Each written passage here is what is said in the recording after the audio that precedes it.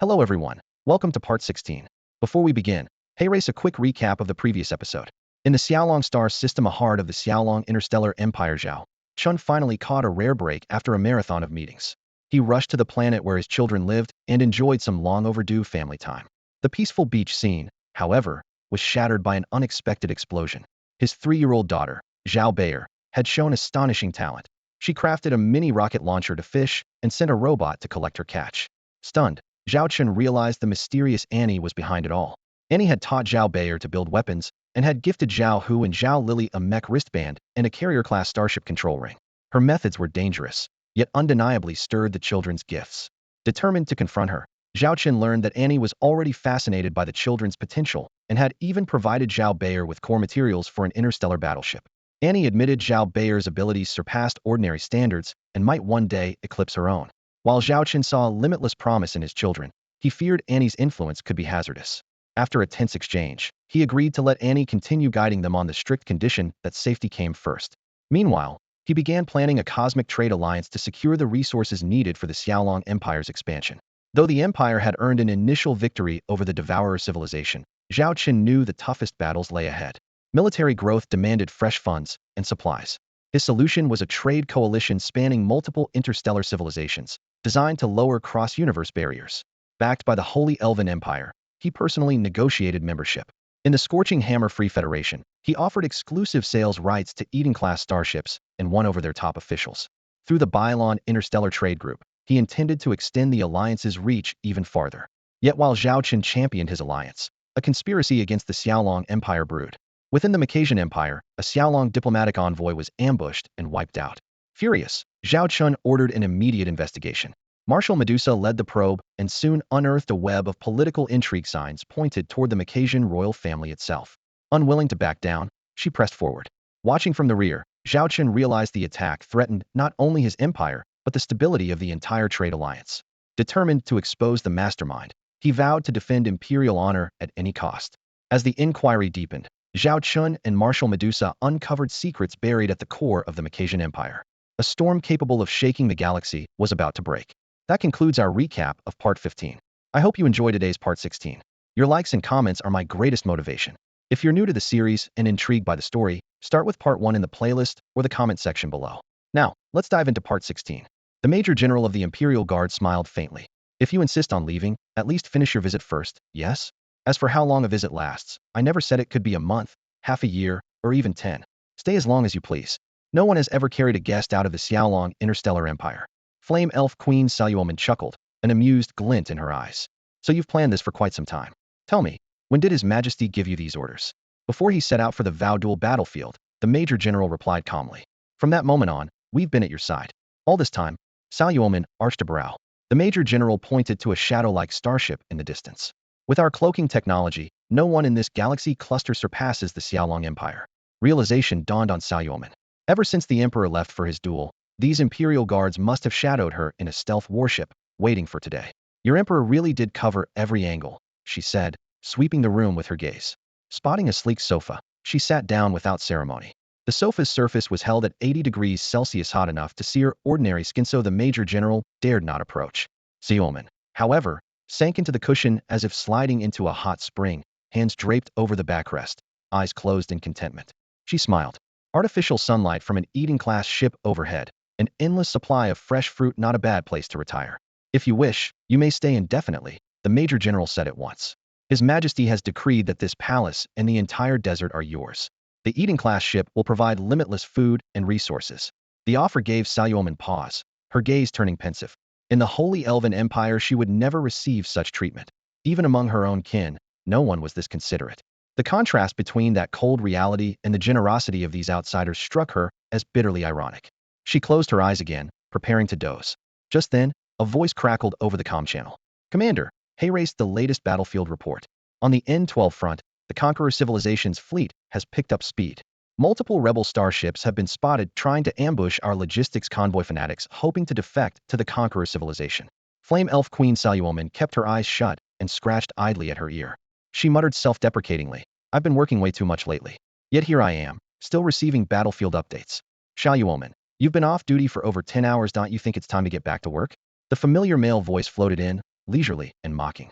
Xiao Yuomen stiffened. It was unmistakably Aeonians, king of the lunar elves. The flame elf queen snapped her eyes open. Blinding white lights glared overhead. She was in the operations center, rows of holographic screens, streaming data, and busy staff officers. Suspended in the air was a gigantic holographic battle map displaying star systems, routes, and fleet IDs. Aeonian stood beside it, watching her with an amused smile. Xiao Yuomen sprang to her feet, nearly knocking over a metal chair. Rubbing her eyes, she looked again. Oddly, her hand passed straight through the nearest officer's body. A hologram? She frowned, turning to the smiling Major General Xiaolong of the Royal Guard. What on earth is going on? The Major General dropped the playful look and answered gravely. We've installed a full remote command suite here, Your Highness. Everything you see is a live, zero-lag holographic feed from the front. The entire line is dedicated to you alone. In short, you can now synchronize with headquarters and take direct control of the battlefield. At his words, and at Aeonian's half-smile, Shioman burst out. I thought I was brought here to rest. After barely a dozen hours, you've just moved me to a new place to work overtime? Aeonian's booming laughter echoed through the situation room. No one understands this war against the conqueror civilization better than you. You left me every plan and every officer, but a battle you command personally costs fewer lives and raises our odds. Or would you rather watch our interstellar legions die in vain, Supreme Commander? His last line dripped with teasing. Narrowing her eyes, Xiao Yuomen retorted, and this isn't against regulations? Aeonian spread his hands. Around them, the officers burst into good-natured laughter. To hell with regulations. The staff officers chimed in. The fools upstairs don't grasp the brutality of war. That order may look cruel, but the sacrifice is necessary for victory. History will prove us right. To us, Your Highness is the real Supreme Commander, and of course you are too, King Aeonians. Their banter dissolved the tension into the camaraderie they had missed. Pointing at the tactical display, Aeonians grinned. Well, have you forgotten how to command after just a dozen hours of sleep, Flame Elf Queen? Xiao Yuomen curled her lip in a cold sneer. Please, when I was leading troops, you were still playing in the mud. With that, she strode up to the holographic battle map. Her smile vanished, replaced by the stern composure of a commander. The staff gallery fell silent, every officer switching to a wartime channel, their eyes locked on the holographic image of the Flame Elf King, Xiao Yuomen. Instruments hummed and data flickered, separated by vast vacuum. She still seemed to stand with them on the flagship's bridge. Report every sector's status for the past 10 hours, Xiao Yuomen ordered, her voice calm and crisp. Yes, ma'am. Staffers projected their compiled intelligence onto the light screen. Forward line coordinates, attrition ratios, supply line integrity, each figure plotted to meter-level precision. Xiao Yuomen nodded at the accurate items, occasionally gesturing. Firepower is excessive here, shift 30% to the flank. Any discrepancy was corrected on the spot. A stroke of the stylus generated a fresh set of operational orders. All revisions were stamped with the seal of the Kagaya Elf King, Aeoniensi, then encrypted and dispatched to the outer fleets. Field commanders executed them at once, yet as they read the familiar phrasing and saw Aeoniensis' signature, uneasy questions remained unspoken. None realized the plan was still Xiao Yuomen's. Aeoniensi was simply her white glove. At the side of the command center, Aeoniensi stood with arms crossed, visibly more relaxed than when he had entered. A major from the Royal Guard murmured, My lord, the political pressure will fall entirely on you now. What's a little weight? Aeoniensi chuckled. If Xiao Yuomen can bear it, so can I. If victory is within reach, any price is trivial. Please convey my thanks to the Xiaolong Emperor and Secretary Lilith. Their setup was invaluable. At once, the major replied with a nod. Xiao Yuomen was fully immersed in the tactical simulation, eyes fixed on the star map, as if she had forgotten she had been seized mid-journey and brought to the Xiaolong interstellar empire. During a brief lull, Aeoniensi looked up and casually stated his relocation preferences. By the way, if you're sending me to a fallback planet, pick one where the stars aren't too dense. Unlike Xiao Yuomen, I dislike heat no more than 3 hours of daylight, an annual average under 5 degrees, but not colder than -5. The major laughed. Understood. He'll relay every detail to Secretary Lilith. When the Holy Elven Empire learned that the Flame Elf King Xiao Yuomen had been intercepted by the Xiaolong Interstellar Empire, it lodged a formal protest, and did little else. Severion's hopes now rested on the Xiaolong Interstellar Empire. Even the planned interrogation of Xiao Yuomen became little more than a formality. For the Holy Elven Empire, it was no loss at all. In fact, it saved them the trouble of deciding what to do with the Flame Elven King, Xiao Luoman. Meanwhile, the fighting on the front lines against the conqueror civilization continued, but command had already passed to the new Kagaya Elven King, Aeoniensi. Aeoniensi kept Xiao Luoman's scorched earth policy, but applied it with far harsher methods. The 12-hour grace period Xiao Luoman once granted taxed planets to evacuate was cut to 6. For native inhabitants too weak to resist, yet unwilling to leave, Ao Niensi ordered the dispersal of a specially engineered sleep fungus. Entire neighborhoods, fields, and mines fell unconscious in seconds. Silver-white automatons then swarmed in, packing the sleepers onto interstellar transports as if they were cargo. There were mishaps, some suffocated, others awoke with broken limbs or purple bruises, but the casualty rate remained well below that of a violent military assault. Protests flared everywhere, yet the newly elevated Supreme Commander of the Alliance refused to bend. "You may object. I will proceed," he replied, curt and icy. Those who had once opposed Sha Luoman now felt they had ousted him for nothing, awkward and powerless. A breakthrough came several weeks later. The Xiaolong Interstellar Empire announced a major victory. In the shattered universe Swan, its armadas had gained overwhelming dominance in the X-System campaign and were on track to finish the war within the Oath Duel's 6-month limit. When that happened, they would redirect fleets to reinforce the main front against the Conqueror civilization. The news blazed like a white-hot flare, instantly boosting morale across multiple interstellar civilizations. With hope in sight and sacrifices already made, most powers chose to grit their teeth and hold out. Riding this wave of optimism, opposition to Ao Niensi quickly subsided. The Conqueror civilization's intelligence service intercepted the bulletin too. In their flagship's command hall, a holographic star map flickered, red and blue points interlaced. Grand Marshal Kaiwensi glared at the display, fists clenched. If we'd launched a full offensive immediately, this never would have happened. Those few days of delay let them fortify and roll out these cursed tactics. Months have passed, and we've taken only a handful of universes, he roared, slamming his fist on the table, and not one of them holds resources we can convert into combat power anytime soon. Envoy Merceslite stood nearby, fully aware that Grand Marshal Kaiwensis' remark was a veiled jab at his earlier blunder. Merceslite remained silent under the war room's dim lights, offering no defense. Being duped by the enemy was an indisputable fact he could not deny. After a moment, he looked up at the marshal on the far side of the holographic map and said in a calm, yet resolute voice, "When the campaign ends, report my mistake to headquarters however you like. Whatever punishment they decide, I will accept. Right now the only thing that matters is bringing this war to a close as quickly as possible." He spoke slowly, each word striking home. The Xiaolong Interstellar Empire is about to finish its oath duel with the devouring civilization. If they can defeat the devourers, their military strength must be extraordinary. Once they are free to join this conflict, the pressure on us will double. Humph. I don't believe the Xiaolong Interstellar Empire is truly worthy of being our opponent. Kaiwensi snorted, disdain coloring his voice, though his eyes never left the holographic star map. Densely packed fleet icons flashed in the projection beam. He added in a low voice, "In any case, ending this campaign swiftly is our top priority. The theater we now control has completely exited the White Hole interference zone." Merceslite instantly grasped the marshal's intent and frowned deeply. "We absolutely cannot launch a covert strike behind their lines at this stage. Small raids are meaningless, and we lack the lift capacity for a large-scale assault. If anything goes wrong, the corps we send could be surrounded and wiped out on the spot, and we would have no way to rescue them. This risk is too great." "Risky?" Kaiwensi slammed his palm on the edge of the hologram, his gaze icy. "Show me one battlefield order that isn't risky. If you can't stomach a little danger, go home and mind the children." Reining in his temper, he continued, "You yourself said the Xiaolong fleet group will soon pull back from the front. I don't think much of that fleet, but the battle is already bogged down. If the enemy suddenly gains another elite force, the war will drag on even longer, and that would hurt us badly. So we must secure a decisive advantage before they withdraw." Hearing Kaiwensis' plan, Merceslite's frown deepened. "There's no need to gamble like that. Even after the Xiaolong Interstellar Empire pulls back, they'll need time to recuperate. We can consolidate the territories we've already taken. At the current pace, we might not end up with half the final map, but at least a third is well within reach." Kaiwensi glanced sideways at him, his tone suddenly mild. "You've never read the history of the Xiaolong Interstellar Empire, have you?" Merceslite froze, surprised by the question. He truly had never studied that history. All he knew was that the Xiaolong Interstellar Empire possessed formidable fighting power. Grand Marshal Kaiwensi raised his hand, and a holographic file materialized every scrap of intelligence they had collected on the Xiaolong Interstellar Empire. A giant light screen slowly unfurled at the center of the command hall, its surface alive with shifting borders, legion numbers, economic charts, and casualty ratios from every foreign campaign, all updating in real time. Envoy Merceslite, standing at his side, was stunned.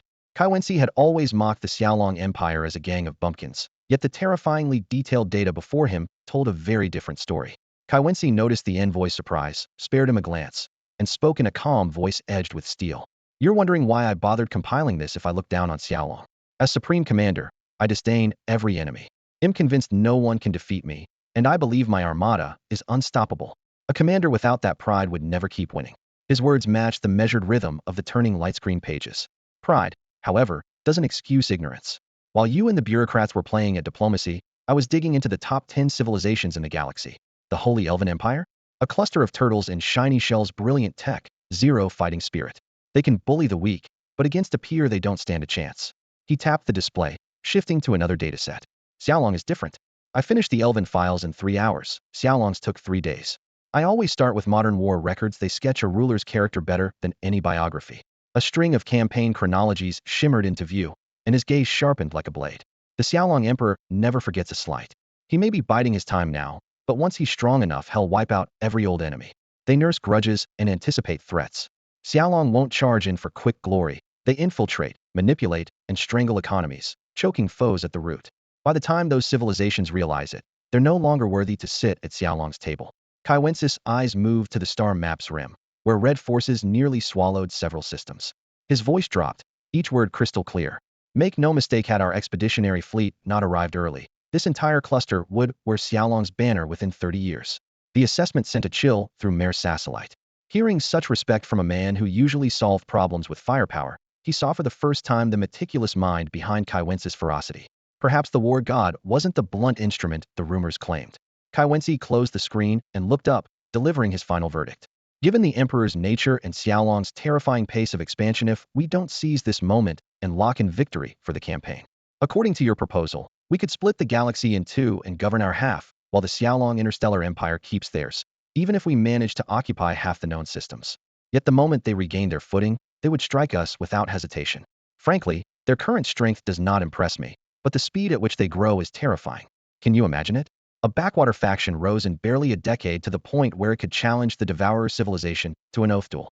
Order noticed them early on and sent the Black Legion and several Claw Legion task forces to invade, but the Xiaolong Interstellar Empire stopped every fleet. At that time, they did not possess a single T6 warship. Granted, Order might not have been able to project T6 vessels into this universe either, but you know what it means to fight Order. Few can withstand that kind of fear. Somehow they forced Order to halt the invasion, and that gave them room to rise. Since then, they have fought Order in every conceivable way, expanding and strengthening themselves without a moment's slackening. They understand that two tigers cannot share one mountain. A decisive battle is inevitable, and they will never miss a chance to grow stronger. Facing a civilization like that, can we afford to let them breathe? No. Give them even an instant, and they will watch us like starving wolves on the plain, ready to tear off a piece of flesh. Grand Marshal Kaiwensis' expression hardened as he spoke. Envoy Merceslide even caught a rare flicker of tension in those granite Aisa look he had almost never seen on Kaiwensis' face, proof of how seriously the Marshal viewed the Xiaolong threat. Kaiwensi fixed his gaze on Merceslide, his voice low and final. I'm not asking for your opinion, I'm informing you. The battle plan is set. The only detail left is the exact target. He turned to the holographic war table, his stare gliding over one star coordinate after another. We have one shot, and only one correct choice. If we choose wrong, months of work will be wasted, and at worst we'll be carrying our own heads when we report to His Excellency. Merceslide opened his mouth to object, then closed it. Kaiwensis' resolve was rock solid, and words would not move him. Seeing no other option, Merceslide sighed. Since the decision is made, at least tell me the details of the operation. Where exactly do you intend to strike? Since he couldn't intervene, the least he could do was figure out the lunatic's plan. If everything went to hell, someone would have to bail him out anyway. Grand Marshal Kaiwensi stood before the vast holographic battle table, his heavy cloak brushing his ankles while his eyes drilled into the mesh of glowing star systems. Special Envoy Mersasi Light made no effort to rush him. He lounged in a plush grav chair, a crystal drink in hand, ice chinking softly against the glass. The silence between them stretched for more than half an hour. At last, Kaiwensis' arm fell, and his fingertip stabbed a flickering light. Hit this sector, he said in a low voice. Mersasi Light followed the gesture, unable to hide his astonishment. The target was neither the Xiaolong Interstellar Empire, nor the Holy Elven Empire, nor even a normal-sized system. It was a zone labeled simply Mini-Universe. Yet that tiny pocket had recently become pivotal to the entire cluster. The data showed 1. Highest average starship traffic. 2. Top 10 direct economic output, with indirect gains even higher. 3. A single species inhabiting it, Waxianzi, or flower fairies. The galaxy nicknamed them money sprites. From that universe, they founded the Waxianzi Federal Tribes, specializing in interuniversal trade. After aligning with the towering Xiaolong Empire, they rocketed into the top 3 trading powers in the cluster, each one, everyone knew, backed by Xiaolong. Invaders from the Conqueror civilization had now set their sights on the Waxianzi universe. It's nothing but a merchant's hub, Mersasi Light frowned. Apart from endless caravans, they have zero military muscle. Why pick it? You're looking at it too narrowly, Kaiwensi replied, voice like ice. This is one of the Xiaolong Empire's hearts. Mersasi Light tapped the map, still incredulous. One of their hearts? That sounds exaggerated. Kaiwensi stood firm. For a giant like the Xiaolong civilization, lifelines weren't tied to one or two homeworlds. Munitions, agriculture, science, trade, finance, each domain was anchored in multiple planets. It's like a Mordos behemoth, Kaiwensi went on. I got a specimen for my birthday 600 meters tall. If one of its balls dropped, it'd flatten me. He spread 10 fingers. A Mordos has 10 hearts, each keeping a different body section alive. Lose a few and it might look fine for a while, but take out the critical ones and it's in agony. It slows to a crawl, and Dwell it can't even keep its food down. Grand Marshal Kaiwensi pointed to the Waxianzi Federation universe. This heart may look unimpressive, he said, but to the Xiaolong Interstellar Empire, it is indispensable. He stood before the operations hologram, tapped the star map, and a light screen flared to life, outlining crimson arteries that carried a third of the Empire's lifeblood. Envoy Mersaslight, do you know what we have done during the 2.5 years we were preparing for our oathbound duel with the Devourer civilization? Kaiwensi lowered his hand, his gaze as sharp as a blade. Mersaslight froze, stunned by the data. The Xiaolong Emperor handled this personally? Exactly, Kaiwensi said, voice low and steady. His Majesty approved and advanced an entire structure. For major banks, a cross-universe investment fund, a galactic trade alliance, every policy built around this heart. The display shifted to the latest economic report. 1. The Waxianzi Federation universe directly supplies 3% of the Empire's annual output. 2. Through transshipment, financing, and technology transfer, it indirectly supports 10%. 3. It keeps the Empire's overall growth rate up by 3%. 4. Over 35% of our external trade orders, shipping, and projects must pass through this universe. Kaiwensi tapped each figure, then locked onto a red warning line. Right now, Waxianzi traders provide 40% of the total strategic supplies for the Xiaolong fleet on the dual front. Remove this heart, and their lines of battle, finance, and logistics collapse in a chain reaction. We cripple their plans in this sector and tilt their war with the Devourer civilization all in one strike. Mersaslight was momentarily speechless, then steadied himself. It sounds flawless. How many fleet groups will you deploy? He pulled up the logistics report, brow furrowed. Even if we activate every spatial projector, we can move only 10 million starships in one wave, and that ignores withdrawal and resupply.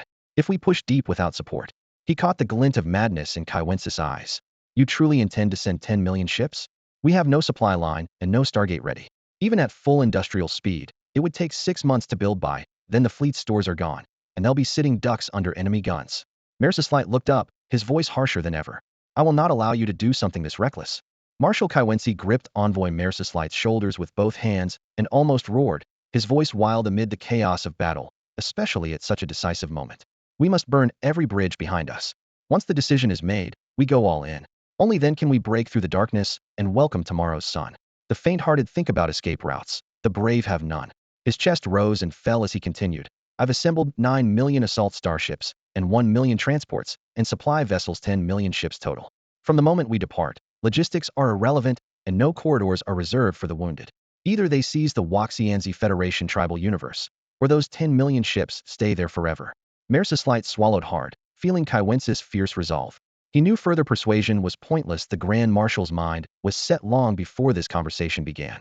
Kaiwensi released him and strode to the stellar sandbox. Laser lines mapped the Waxianzi Federation tribal universe within the wider cluster, and he tapped a key node. Look, this is almost the perfect hub of the entire cluster. Once we hold it, we control every subsequent offensive and can even split the cluster in two. The scattered minor civilizations will surrender after the slightest show of force. We've used this tactic countless times, and you know it. Mersaslight certainly did. He had taken part in more than one such campaign. According to the current assault route, Kaiwensi said, sweeping his hand as a light beam extended, the main force will advance along this axis. If all goes well, 3 months at most, and we'll open a corridor straight to the Waxianzi Federation tribal universe. He pressed the point. Besides, the so-called allied military fleet of this cluster is dug in on our main front, and the Xiaolong Imperial Armada is locked in a death duel with the Devourer civilization. In that scenario, our 10 million elite starships flash into an undefended universe. How much resistance can they really mount? Kaiwensi raised one finger. 1 hour. Give me 1 hour to wipe out the garrison fleet. 10 hours to secure the entire region. He added, we call it an assault, but our real task is to protect the newly taken universe and keep the enemy from disrupting our advance. Mersaslight fell silent. 10 million crack starships. With the enemy's main force committed elsewhere, if they truly launched a blitz of that scale at that point, the opposition would have almost no way to strike back. At that moment, even Special Envoy Merceslite felt his resolve waver. Grand Marshal Kaiwence's battle plan was simply too compelling. A massive tactical hologram hovered in the center of the command hall, its stars, planets, and dotted warp lanes forming a three-dimensional star map. Fixing his eyes on the crimson line marked surprise assault, Merceslite weighed his options. Headquarters had given them only one directive: find a way to secure this galaxy cluster. If the results fell short, he would be the one held accountable. Worse, the initial negotiations led by him had already been stalled for several days. It wasn't long, but anyone looking for a scapegoat would seize on it, and his rivals would be eager to see him slip. The more he thought about it, the more convinced he became that Kaiwence's plan was his best chance. Fine, you have my support, he said at last, his voice ringing through the hall. Kaiwence offered a slight nod, his gaze drifting past the holoscreen toward the distant stars. Whether the envoy agreed or not, this operation would proceed, but Merceslite's endorsement would smooth out layers of bureaucratic red tape. I'm taking personal command of the strike force 10 million warships, Kaiwence declared, swiping a hand through the projection so the red trajectory extended across the map. The rear sector is yours. Just keep the supply line secure. I've issued direct orders to every frontline commander. They'll follow them to the letter. Merceslite's heart lurched. He looked up sharply. I accept everything else, but you leading the armada is out of the question. You are the Grand Marshal, our highest military authority. You can't risk yourself. Send me instead, just not you. Kaiwence shook his head, unyielding. This phase is critical and involves simultaneous jumps. We could lose contact at any time. I won't be comfortable unless I'm there in person. If all goes well, they'll push even deeper with the fleet. As for safety, 10 million elite ships will be guarding me. Unless the enemy brings triple that number, they won't lay a finger on us. And if they do strip 30 or 50 million ships from the front to surround me, the main theater will be wide open for your forces. Merceslite hesitated, then gave way. All right, I'll agree on one condition. Leave part of the drop equipment reserve behind. If anything unexpected happens, promise me you'll put the bigger picture first. Understood, Kaiwence said, waving off the concern. With the decision made, preparations kicked into high gear. Crews sorted the fleet, restocked munitions, and recalibrated jump drives. 10 million top-tier warships lined up like an endless river of steel beneath the shipyard lights. Kaiwence ordered full assembly in 3 days, and the entire logistics network began to turn like a single, high-speed gear. And so, as this branch of the Conqueror civilization shifted its forces into position, the operation truly began. Hidden among the fallen universes, the Xiaolong interstellar empire's cloaked reconnaissance ships, planted there long ago, detected the strange redeployment. The Empire's Ghost Scout elite task force had not been fully reassigned to support the shattered universe of Zwan, where the so-called Oath Duel was unfolding. To supply the front line with real-time tactical data, High Command purposely left a portion of stealth vessels lurking in the shadows of every battlefield. Intelligence gathering yields the greatest return for the smallest investment, so this arrangement had never been reduced. Now, that residual network had caught an unexpected bombshell. The bridge was dim, tactical holograms flickering in the air. An intelligence chief, clutching freshly decrypted files, hurried past the busy consoles and strode directly to the captain's platform. Captain, critical intel. What have you found? The captain looked up, his voice low.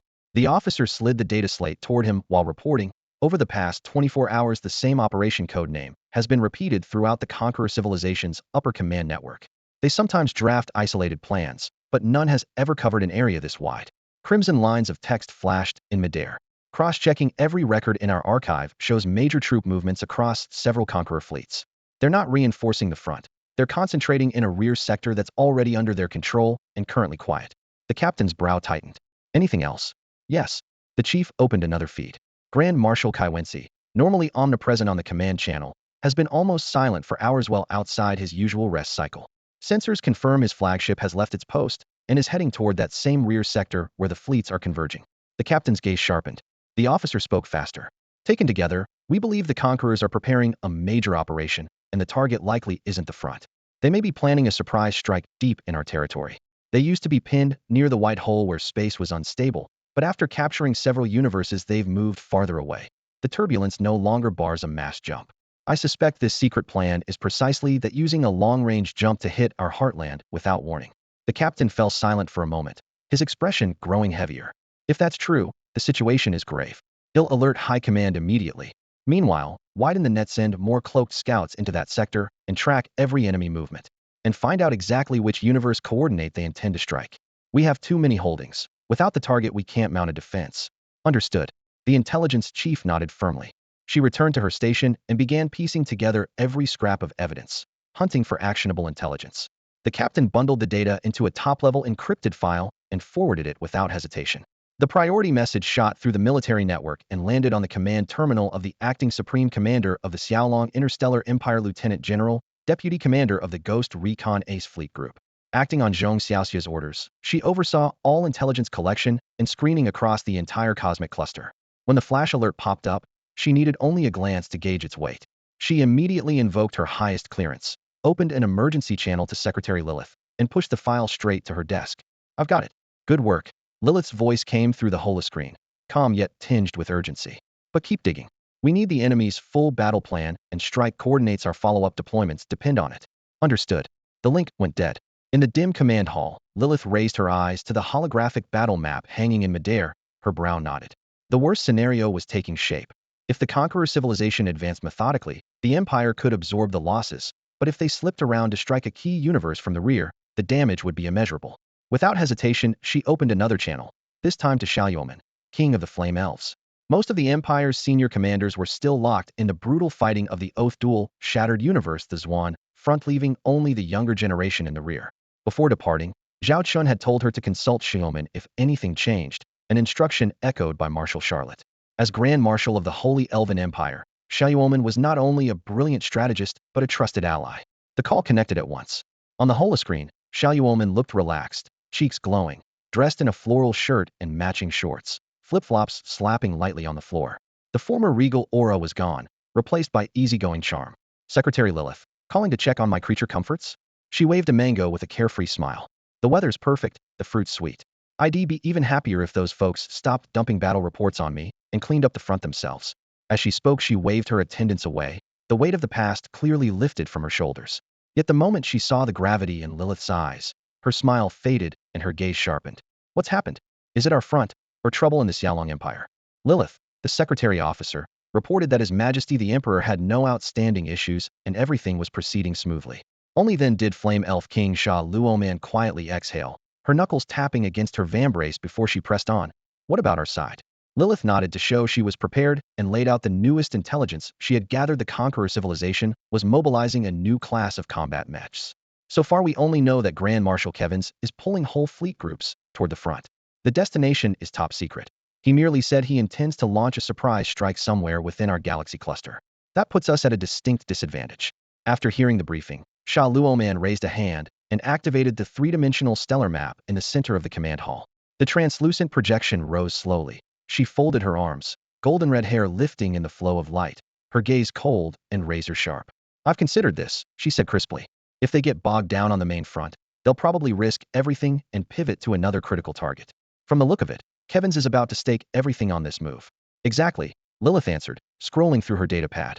"Our biggest problem is that we don't know their precise objective and our forces are stretched too thin. We're reacting everywhere and dictating nowhere." Sha Luoman paused, then traced a glowing line across the map. "Pinpointing the target isn't that hard. If they intend to take a gamble, they won't pick a backwater system. They won't waste time on isolated, underdeveloped regions." As she finished, she flicked her wrist and wide swaths of space dimmed to rare source or remote sectors of the cosmos. All of these are off the table. In moments, gray blotted out 80 or 90% of the display. "What about the areas just behind the front?"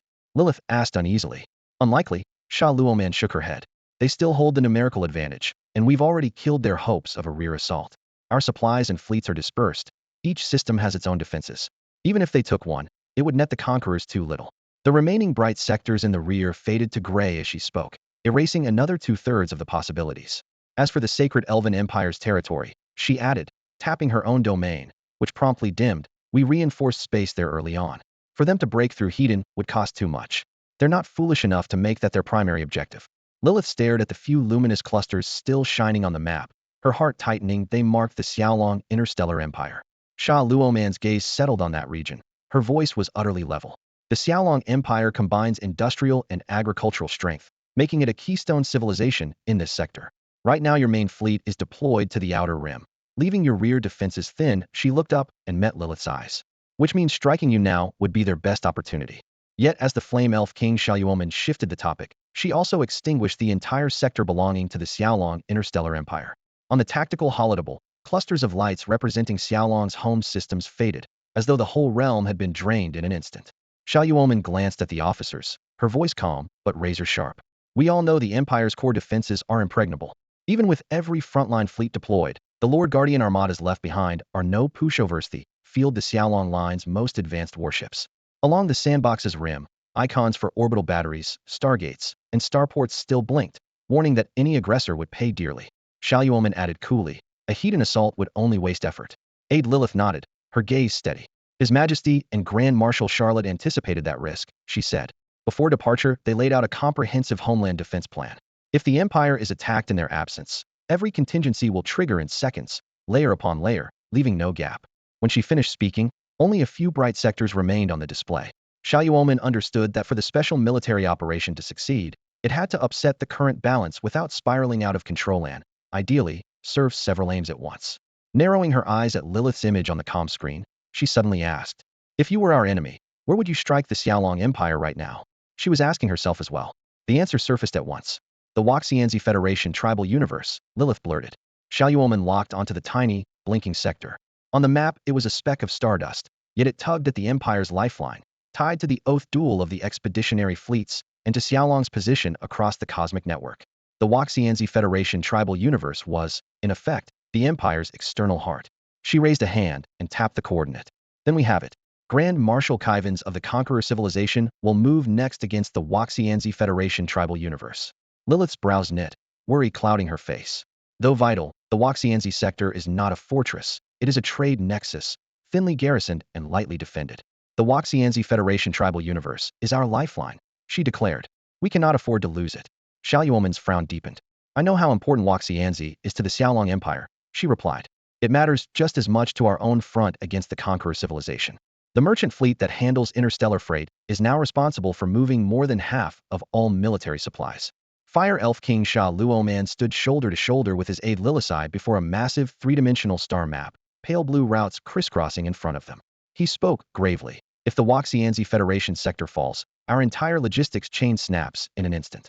That region happens to be the hub of the whole cluster, which is exactly why the Xiaolong Interstellar Empire built its transcosmic trade core there in the first place. Lilisai nodded, conceding that his logic was flawless. Her voice was low but edged with anxiety. Do we have any real chance of holding the Waxianzi sector? Even as she asked, she felt her confidence slipping if the enemy dared launch a surprise attack. They must have massed an enormous battle fleet, while the Empire had almost no reserve forces left. Silence settled over the room. Xiao Luoman's brow tightened as he tapped the rim of the map, his gaze drifting across the projected stars. At last he spoke. We can't lose it. We have to rush reinforcements. They'll find a way to push part of our elite fleet there immediately, but your side needs to move at the same time. Lilisai rubbed her temples. The problem is we don't know how many battle groups they'll commit or how much we need to counter them. As many as you can spare, Xiao Luoman replied, his tone unyielding. Lilisai drew a deep breath, as though she were making the hardest decision of her life. Understood. They'll scrape together every mobile fleet I can, draft a list, and hand full command over to you. Just promise me one thing: hold the Waxianzi Federation sector. Please. She bowed deeply. Xiao Luoman answered with a solemn nod. He knew this hub meant more than the future of the Xiaolong Interstellar Empire. It would shape the outcome of the Oath Duel and the Conqueror Civilization campaign. Days ago, the sector was a footnote in the war. Now it was its very heart. Bylon Interstellar Trading Group, headquarters. CEO Huaya Lanlan was reviewing the latest shipment manifest when an encrypted emergency signal from the Empire's chief secretariat flashed across her console. The moment she saw the header, she froze, then scanned the room. Everyone out now. Until I say otherwise, no one comes in. Veteran staff dropped their files and left without hesitation. The younger ones, puzzled but silent, followed suit. In less than 15 seconds, the spacious office was empty, and Huaya Lanlan took the call. That's where things stand. On the other side of the video window, Secretary Officer Lilisai looked tense, as if the entire weight of the war room rested on her shoulders. The moment her report ended, Huaya Lanlan merely offered a faint smile and nodded. I think I understand. Lanlan quickly summarized the intel. The Conqueror Civilization's Legion fleet has been beaten on the main front, and our Xiaolong Legion can already see victory in the Oath Duel theater. So they've decided to gamble everything on a surprise strike, targeting the Waxianzi Federation universe. Lilisai nodded and added the latest reconnaissance. They've already assembled at least 5 million starships, and the number keeps climbing. We can't predict the final scale. She paused, then shifted the focus. I don't need a full battle update. Just tell me, how do you need us to cooperate? Lanlan stayed silent for 2 seconds, eyes fixed on the screen. Lilisai unfurled the contingency plan. The Waxianzi Federation sits at the throat of the entire cosmic cluster. If the Stargate falls, the consequences will be catastrophic. We'll throw our Legion fleets at the Conqueror's strike force Hedon, but I'll be honest, we're not certain we can hold. Her words came faster. The Stargate is immovable, but trading groups can relocate. The Bylon Interstellar Trading Group is critical to our rear-line supplies. I've marked several sectors and systems inside the Xiaolong Interstellar Empire for your advanced migration. You have to keep current routes open while gradually shifting assets and personnel. 2 tracks, running in parallel. Lanlan nodded to show she had grasped it all. So our forces will defend the gate as long as possible, but we must be ready for the gate, even the entire universe, to be overrun. Meanwhile, we traders need protection and must keep the routes alive during withdrawal. Exactly, Lilisai pressed. Is that a problem? Lanlan waved a hand, perfectly calm. Not at all. Every interstellar merchant knows better than to put all our eggs in one basket. I can't speak for the others, but Bylon keeps 3 fully redundant systems in other civilized regions. Even if headquarters shut down right now, the branches would take over within 3 hours and operations would continue as usual. A confident smile touched her lips. So, Madam Secretary, you have nothing to worry about. Relief showed on Lilisa's face. Then please initiate evacuation protocols at once, prioritizing civilians and frontline staff. She looked at the screen intently and closed with steady resolve. But we do need to leave a few of us behind. Because the Stargate routes need human oversight, their efficiency plummets without a crew. Huaya Lanlan fixed her gaze on Lilith, the secretary across the holoscreen, her voice calm yet firm. I'll handle the evacuation, but we still need a team stationed near the gate. Lilith's brows tightened, worry plain on her face. Before she could speak, Huaya Lanlan continued, you don't have to worry about us. When the frontline fleet can no longer hold this universe, alert the gate crew and give us 1 hour to pull out. A faint smile touched her lips, as if she were talking about something routine. Lilith understood the lethal risk behind those words. She took a deep breath and nodded gravely. Understood. I'll brief the relevant units and grant you real-time access to the Fairy Federation's combat data. If you need anything from us, just say so. All right. Likewise, let me know if you need anything on your end. Huaya Lanlan's eyes were clear and steady. We're interstellar merchants normally, we just trade goods, but right now we're in the same boat. If the Fairy Federation's universe falls, we can find a new foothold. If the Bylon Interstellar Trading Group is destroyed, we can rebuild. But if the Xiaolong Empire itself goes down, then the future disappears for all of us. Lilith heard the pledge of loyalty in every word. She nodded once more. Got it. Stay in touch. The connection cut off. Huaya Lanlan exhaled slowly and pressed a button on her desk. The heavy alloy door slid open, and the staff waiting outside looked up in unison. Come in. They filed into the room and formed a line before her. There's an urgent mission, Huaya Lanlan said, leaving no room for debate. The group fell silent, ready for orders. Things have escalated. The Conqueror civilization lost on the main front and now plans to strike our universe. Secretary Lilith just told me the Empire will send a Legion fleet to fight here, but the front is stretched thin. They can't spare many ships right away, so there's no guarantee we can hold this sector. We need a backup plan. From this moment, we split into 5 teams as outlined before. Team 1 activate the 2 reserve branches immediately. In 3 hours, take over basic business operations from headquarters. In 12 hours, ensure the branches can run the entire operation if HQ goes down. Understood, Team 1 replied in unison. Team 2 will handle contingency planning. Our universe sits at a critical transport hub. Right now, more than 70% of the interstellar trade routes under our control rely on the Stargate in our universe. If our universe falls, Huaya Lanlan said, standing before the holographic conference table, her voice calm and forceful, you must immediately activate the contingency plans. Keep every trade route open and cut time losses to the absolute minimum. Don't settle for a single plan. Prepare for every possibility, including the worst-case scenario. Total collapse of the surrounding sectors with our universe at the center. She projected a list of directives onto the light screen. First, battlefield supply orders have the highest priority on every route. Whether they're destined for the Conqueror civilization's frontline or under contract to the Xiaolong Interstellar Empire, they must arrive on schedule, no exceptions. Yes, ma'am. The room echoed. Team 3, Lanlan continued. Turning right. Audit every high-value facility and piece of equipment in the universe. Anything irreplaceable whose loss would have major consequences. Then add the key technical staff. Finish the report and arrange evacuation within 12 hours. Destination, the Xiaolong Interstellar Empire. Understood. The team leader replied, taking notes. Team 5, Lanlan said, facing the opposite side, compile a complete personnel list and draft phased evacuation plans. Also prepare a roster for those who will stay behind. They may leave only after we receive official word that the Xiaolong Interstellar Empire has abandoned this universe. Put my name at the top. I object. A flower fairy from Team 5 stepped forward. You're the CEO of the Bylon Interstellar Trading Group and the leader of the Flower Fairy Federation tribes. You can't stay. You'll remain behind and take command. That's an order, not a request, Lon Lon answered, her gaze sharp and her tone unyielding. The flower fairies exchanged uneasy looks, but fell silent. She surveyed the room. That's all I have for now. Speak up if you have additions. If not, move. The Conqueror fleets could appear any moment, and we can't waste a single second. Yes, ma'am. With no further objections, the team scattered. The silent command hall erupted into activity as data flickered across the light screens. Though shaken by the prospect of losing their home, the seasoned merchants quickly settled into their tasks rerouting fleets, securing cargo, encrypting communications. An interstellar trader's creed is to stay calm amid chaos. Amid the bustle, the office door burst open. Huaya Lanlan looked up to see her sister, Huaya Nini, storm in, face flushed with worry and anger. Why am I on the first evacuation list to the Xiaolong Empire? Nini's voice trembled. I refuse. Your sister'll stay to the very end. If you're not leaving, neither am I. Lanlan noticed the redness around her sister's eyes. Setting down her datapad, she walked over, gently cupped Nini's cheeks, and spoke softly yet firmly. Nini, listen to me. The Xiaolong Empire's universe may become our main base in the future, and I need someone I trust there to keep watch. I don't trust anyone else, so we'll take care of it myself. Huaya Lanlan tapped her chest and spoke lightly. Staying behind isn't that dangerous. If I can't hold the line, it'll simply slip away. Remember when we hauled cargo together? I faced risks far worse than this and still came back in one piece. I value my life only by staying alive. Can I keep making money? Huaya Nini wrapped her arms around her sister's waist, her voice trembling. But what's there to fear? Lanlan tilted her chin. The Xiaolong Interstellar Empire promised me a Pret 7-star cruiser. Secretary Lilith said so herself. That ship's legendary fast enough to scare you. If trouble shows up, it'll be gone in a flash, and no one will catch me. Eyes rimmed with red, Nini raised her hand. Then Pinky promised me.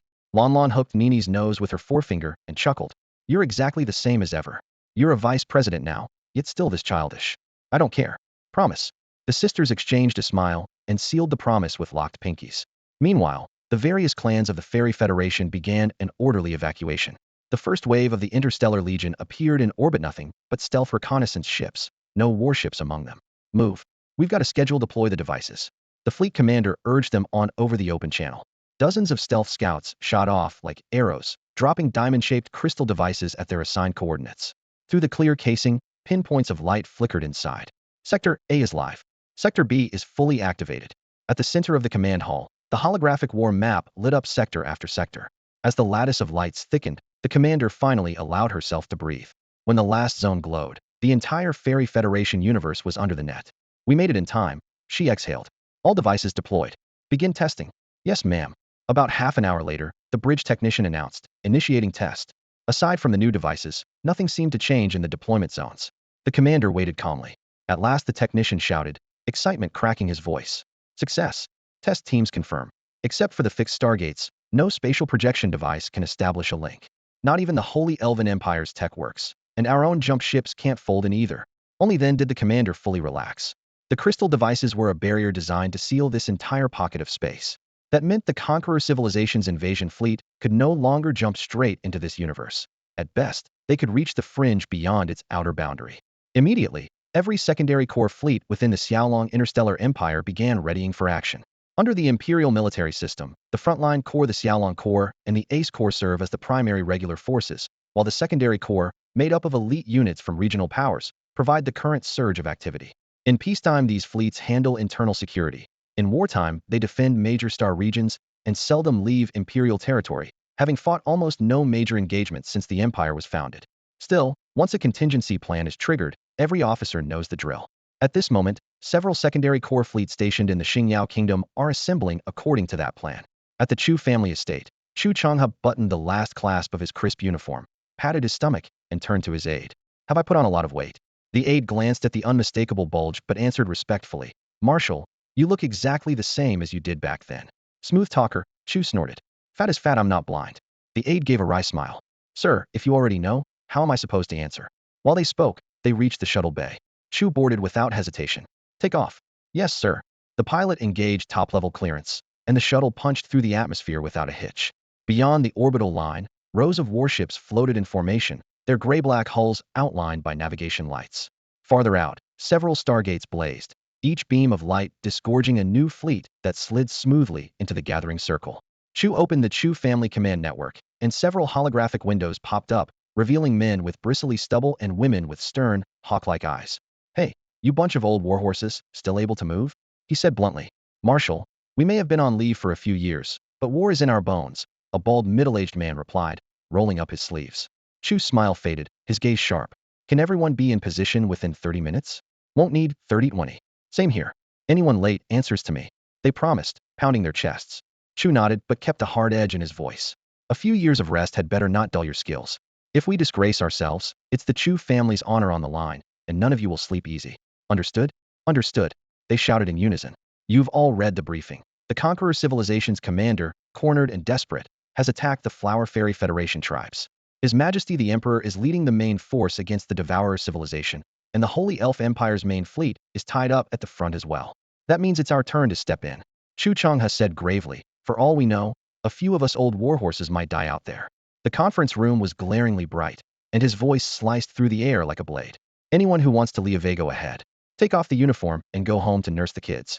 But once we head out, if anyone loses their nerve, don't blame me for forgetting our old friendship." "Marshal, do you really think so little of us?" A graybeard officer on the left slapped the table and stood. "We may be older, but we haven't forgotten a single skill, and we want break in battle. I've been bored stiff these past years. I'd rather die on the front line than rot in a deck chair listening to those pencil pushers complain, than cleaning up their mess. 3 months Agami cousin's great-grandson, no less invoked my name on some planet, bullying people and humiliating a man in front of his own wife. Does he think our family wants to lose its head? I dealt with him under imperial law on the spot." The other veterans chimed in, hearty laughter exploding through the cabin. Chu Changha allowed a slight smile. Then his expression hardened. "Relay my order. Once the Chu Corps fleet is fully refitted, we depart at once." "Yes, sir." The communications officer snapped to attention. The Chu Corps is one of the few interstellar legions in the Shining Kingdom that still keeps its original designation. Everyone knows why. The Xiaolong Emperor favors those who pledged early and earned merit. As long as they avoid major missteps, they enjoy status and privilege. The Chu Corps was even placed in the Emperor's personal roster, cultivated as a second-tier elite force. At present, the Corps fields a uniform Xylon-class fleet 1 million ships. That's right, 1 million. Their order of battle centers on a T5 flagship, with T4 and T3 ships as the main body and escorts, matching the standard Xiaolong configuration from 3 to 5 years ago. Chu Chang's own command ship is a T6 battleship personally gifted by Zhao Chen, proof of the Emperor's favor. Though their overall combat power still lags behind the Conqueror Civilization's legions, they're more than enough to surround the Waxianzi Federation's tribal universe and buy time. Meanwhile, in another sector of space, inside Angel territory, jump flashes bloomed like rivers of fire. Xiaolong and Angel warships formed mixed columns, converging along a single corridor, the Holy Dragon Angel Legion. As the Angel's only unit still capable of long-range expeditions, their Angel-class ships had never been weak. They were only a shade below Xiaolong craft in the old days, and were therefore never scrapped. Now, integrated with Xiaolong vessels, their combat strength has climbed even higher. "Report, Your Highness. The Holy Dragon Angel Legion will finish assembling in 15 minutes. 3 million warships will depart on schedule." The announcement echoed through the vast command hall. Angel Queen Talia lifted her chin, excitement blazing in her eyes. It felt like an eagle on the step catching the scent of fresh blood. The king of the sacred angels stood before the main bridge's holographic screen, addressing the projected figure of the Supreme Commander Talia, leader of the Holy Dragon Angel Corps Fleet Group, in a grave, measured tone. "Talia, this is your fleet's first cross-universe campaign, and the enemy is a quasi-T7 interstellar civilization. I know the pressure is immense and the casualties may be severe, but for the greater good, we must carry out Secretary Lilith's orders at any cost. The Flower Sprite Federation universe is vital to the Xiaolong Interstellar Empire. We angels have chosen to shelter beneath that great tree. If it falls, we fall with it." Talia bowed, her wings folding tight, her gaze steady. "I understand." As the link closed, combat alerts blared almost simultaneously across every planetary defense sector of the Xiaolong Interstellar Empire, and long-hidden, obsolete Xylon-class warships were reactivated. The Empire's fleets are renowned for ruthlessly pruning outdated hulls every few operational cycles. 1. Heavily damaged ships that have undergone repeated overhauls are sold off. 2. Vessels still in fair condition are kept in-house, either granted as rewards to vassals or sold at deep discounts to private militias. These once mothballed ships were now drafted en masse, freshly renumbered, and dispatched to rally points, a clandestine tide of reserve power. Elsewhere, the Flame Elf King, Sharoman, stood in the tactical command hall, studying a holographic sand table of the Flower Sprite Federation universe. A translucent membrane of light, like a giant bubble, covered the entire star region. "Report." The adjutant's voice cut through the hush. "The The spatial blockade network is complete and has passed all tests. Except for established stargates, any T6 level or lower jump or projection tech can no longer penetrate the Flower Sprite Federation universe. Charlemagne gave a slight nod. She knew the mysterious figure behind this defense-wielded black box tech far beyond standard limits. She herself had been shocked when she first heard of it. The light membrane might buy time, but the true outcome would depend on how many fleet groups could reach the front. Fresh intel arrived at that very moment. The Conqueror civilization had already dispatched more than 6 million starships for the invasion, and the number was still climbing. No one knew how many more assets their commander had in reserve. Worse, the average combat capability of those ships exceeded anything the Flower Sprite Federation and its allies could currently field. It felt like an eagle on the grasslands catching the scent of prey. The air was thick with the promise of an oncoming storm of blood and steel. Only the Xiaolong core fleet is a true match for the Conqueror Armada. Holding the Flower Fairy Federation's universe under gunfire that can rip the stars apart is like dancing on a razor's edge. Yet that is exactly the task before them. Report. Incoming transmission from the Flower Fairy Stargate. The operations hall's main holoscreen flared to life, projecting the tall figure of a Flower Fairy officer. Her uniform was immaculate, the seven-petal crystal badge on her shoulder gleaming in the light. Flame Elf King Sha Luoman narrowed his eyes. Flower Fairies are not all gentle interstellar merchants. A few outliers do exist.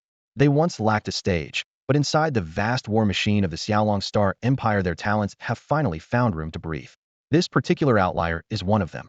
Hua Yu, Supreme Commander of the Flower Fairy Guard Fleet Group. Do not underestimate this freshly minted guard fleet. Few Flower Fairies enlist. So many crew members are alien soldiers funded by the Bylon Interstellar Trade Consortium. Calling it Balin's private army would not be wrong. Recruitment standards are looser than the Empire's, and many soldiers washed out of Xiaolong units have joined the Guard instead without taking a pay cut. Though based beyond imperial borders, outsiders privately refer to them as the Emperor's favorite bastards left in the wild. The reason is simple. The entire fleet sails Xylon-class warships, including several flagship-grade T6 vessels, underscoring its strategic value. Speak, Sha Luoman said curtly. Hua Yu's voice was clear. 12 T6 Angel City fortresses are transiting the Stargate into Flower Fairy space. Once the drop is complete, you will have 10 hours to position and deploy them. 12 T6 Angel City fortresses. Sha Luoman's heart skipped a beat. The Xiaolong Empire had once shared every detail of this defensive technology with him, so he knew its capabilities better than anyone. Because of their staggering cost and technical demands, the front could only field a pared-down version, the T6 Flame Elf City Fortress. It was less capable but cheaper and faster to build, a stopgap against the conquerors. Now the genuine T6 Angel City fortresses were arriving in bulk. The Empire was clearly shifting its strategic center here. These things can use a Stargate? Sha Luoman could not help asking. Hua Yu nodded. I only confirmed it recently. Angel City fortresses can transit a gate, but both ends must be the largest, top-tier cross-universe model. Fortunately, the Flower Fairy Stargate was built to exactly that specification, so it meets every requirement for the transfer. Your Majesty, Fire Elf King, there are still a few things you're entitled to know. As she spoke, General Huaiwei of the Blossom Fairies raised her hand, pulling up an encrypted file whose access was instantly granted to King Charlemagne. There's still something I don't know? Charlemagne arched a brow, her curiosity clearly piqued. A holographic screen unfolded in midair, revealing a brand new stellar map of the Blossom Fairy Federation. Charlemagne took one glance and froze. The terrain matched the old chart perfectly, yet the key markers were utterly different. Symbols once denoting ordinary asteroids now read Angel City Fortress. A seemingly unremarkable asteroid belt had been relabeled Defensive Work Sector, and the barren worlds once written off as uninhabitable now glowed with red icons. T6 planet-scale cannons, high-density shield matrices, vast hangars for capital ships and drone swarms. Even the spaceports that bustled with merchants had been renamed as austere military starports. In the span of a few heartbeats, the commercial trade lanes in Charlemagne's mind had turned into a galaxy-wide war machine armed to the teeth. You really do play your cards close, she said, half admiring, half mocking. How long has it been since you joined the Xiaolong Interstellar Empire? And under everyone's nose you've remade the whole sector. The traders flying back and forth would never guess they're threading a superweapon that could fire at any moment. Would they? Huaiwa smiled faintly. We're simply doing business. Doing business? Charlemagne's lips twitched. When negotiations fail, do you tie your partners to a planet-killer cannon? Joking aside, she knew the Blossom Fairy merchants were famously honorable, rarely resorting to force. The hologram contracted. Huaiwa dropped her playful grin and spoke solemnly. From this moment on, every fortification and stronghold is yours to command. All right, Charlemagne drew a long breath. Give me a moment to process this. The unexpected windfall shattered all her previous battle plans, yet it filled her with newfound confidence. Wearing a wry smile, she plunged into fresh simulations. 12 angel cities, several asteroid defense lines, T6 cannon worlds opportunities everywhere she looked. Next time I fight for the Xiaolong Empire, I'll ask what else they're hiding first, she muttered inwardly, even as her hands worked without pause, merging the new fortresses with her existing forces and rapidly iterating her defense plan against the conqueror civilization. Time slipped by amid the feverish redeployment. The 12 newly revealed angel cities, together with those long embedded in Blossom Fairy space, now formed the backbone of a vast, unexpected arsenal. The tally of angel cities had suddenly climbed to 18. The Flower Sylph Confederation never occupied a vast stretch of space, and 18 angel cities were enough to cover every critical point. At the operations table, Flame Elf King Sharoman marked 18 strategic nodes, then personally assigned each city to the coordinates where life and death would be decided. Fresh reports from the front followed at once. The Conqueror Civilization's armada had swelled past 8 million ships, and the buildup showed no sign of slowing. The figure weighed on Sharoman like a mountain. His gauntlet hand unconsciously dented the edge of the tactical console. Not every message on the comm channel was grim. In the flare of a Stargate jump, several unfamiliar flagships arrived in Confederation space, and the channel erupted with incoming call alerts. The first image to pop up showed a white-haired, silver-bearded officer. His uniform was weathered yet immaculate, a golden character reading Chu gleaming on his chest. Sharoman knew at a glance that this was no desk-bound general, but a veteran of blood and fire. "Greetings, Commander Sharoman," the old man boomed. "I am Chu Changha, Supreme Commander of the Chu family armada dispatched to reinforce your front. A full roster of 1 million warships is en route through the gate. From this moment on, the Chu family armada obeys your every order no matter how perilous. We will carry it out without hesitation." He snapped a crisp salute. A second window lit up. This time it was a breathtaking angel with snow-white wings and golden eyes so beautiful that even an elf would pause in admiration. "Commander, I am Talia, Supreme Commander of the Holy Dragon Angel Armada," she said, projecting a data slate. "Tactical profiles and formations for 3 million warships have been uploaded. In the battles ahead, my forces will act entirely under your command." Sharoman returned the salute. Talia turned, her gaze meeting Chu Chang's. The two had crossed paths before in this universe, and after a brief greeting they moved to their stations. The wave of reinforcements was only beginning. Starshine Royal Armada, 1 million warships standing by. Sacred Radiance Armada, 1 million warships completing their jump, awaiting orders. Warhammer United, 100 Beasts, Dragon, Federal Kingdom, and Tiger Dragon Armadas, a combined 2 million warships assembled. Owl Dragon Demon Armada, 1 million warships ready for deployment. One commander after another appeared on the command channel, their oaths and statistics weaving across the holoscreens. Though many of these fleets could not match the raw power of Sharoman's elite Owl Dragon Armada, some still fielded aging T3 class hulls. Every unit had thrown itself into the defense without a trace of doubt. Watching the cascading fleet IDs, Sharoman felt a fierce heat swell in his chest. In this frigid expanse of space, the reinforcements were turning the void into a true sea of fire. And still they raced headlong to his side. From start to finish, not a single moment had been wasted. Had this mobilization fallen to the Holy Elven Empire, the proposal would have passed through several Elven kings, and then the High Council for debate, and a votia process that could have dragged on for many cycles.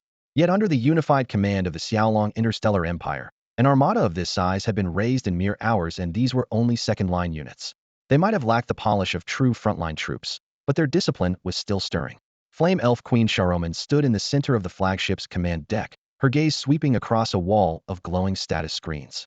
Shock mingled with gratitude in her chest. "Thank you for your selfless support," she said, and at once assigned every incoming fleet to its sector, vowing to defend this region of space with all she had. Given such absolute trust, she would not let anyone down.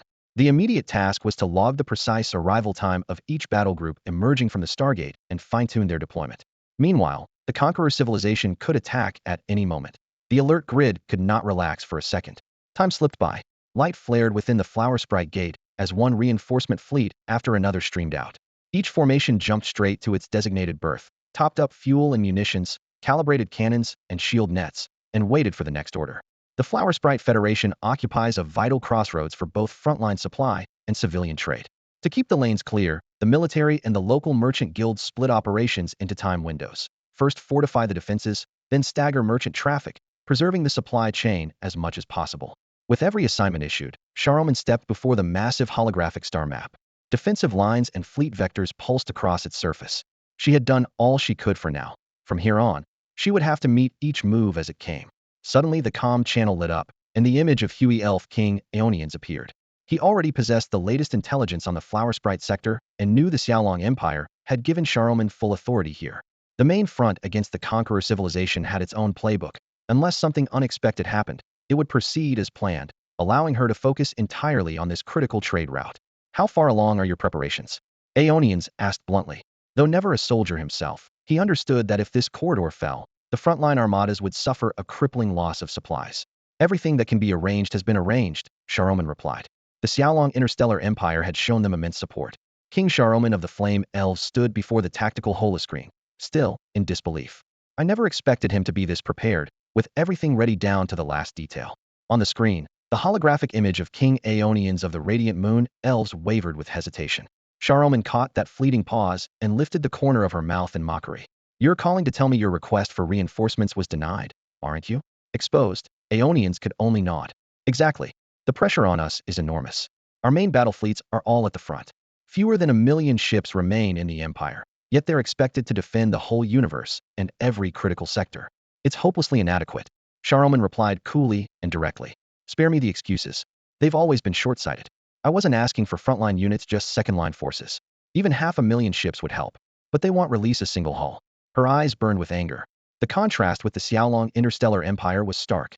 While their own primary fleets moved to the Shattered Swan universe for the Oath Duel, they still managed to divert 10 million second-line ships to support the Waxianzi Federation. Yes, they worried about homeland security too, but they knew what had to be done. Within 1 hour of the alert, orders were issued, and within 3 hours the senior commanders of every relief fleet reached the Waxianzi Federation. The rest of the 10 million ships would arrive within 30 hours. Such decisiveness and efficiency put everyone else to shame, and that was the true source of Sharoman's anger. Aeonians was silent for a long time. He knew better than anyone the Holy Elven Empire's real condition, outwardly a towering tree, yet hollow inside, ready to fall at the first strong wind. But entrenched hierarchy and tradition kept anyone from taking the first step toward reform. They'll figure something out, he said at last, drawing a deep breath. If I have to, they'll bypass command and pull a few fleets off the front line to reinforce you. Robbing Peter to pay Paul. Sharoman shook her head with a bitter laugh. Forget it.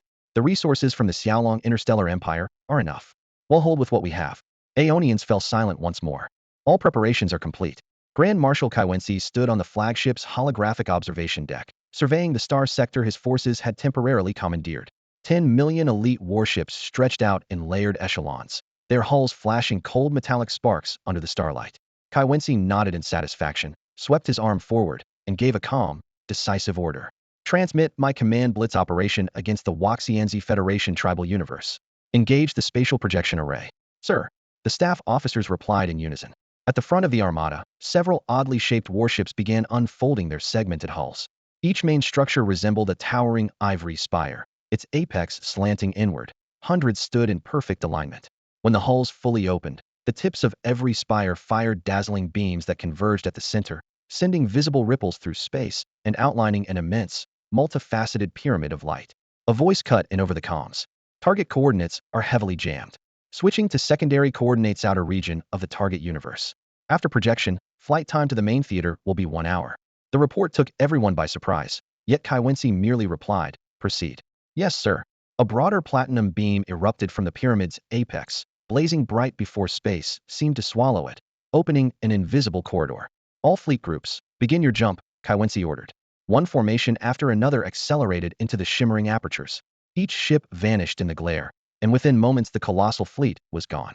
Far off, a Xylon-class stealth reconnaissance ship recorded the entire sequence and transmitted the footage at once.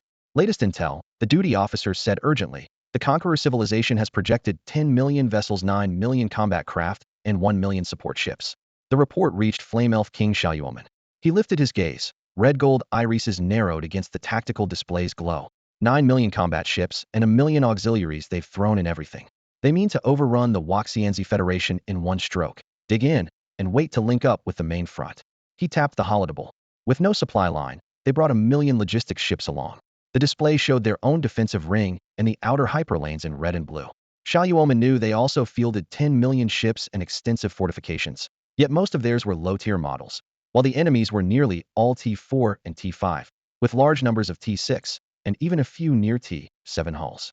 On paper the numbers matched, but in real combat they would be badly outgunned. He set that thought aside and spoke steadily. Relay my orders. The Waxianzi frontier is to prepare for battle. All defenses to full alert. Any interstellar warship that crosses the frontier into the Flower Fairy Federation galaxy shall be deemed hostile. If it enters our firing range, destroy it immediately. Flame Elf King Sha Luoman stood at the center of the operations room, his gaze blazing. He issued an additional order on the spot. Dispatch cloaked reconnaissance ships at once to determine exactly how much strategic material the Conqueror civilization's supply and transport vessels are carrying.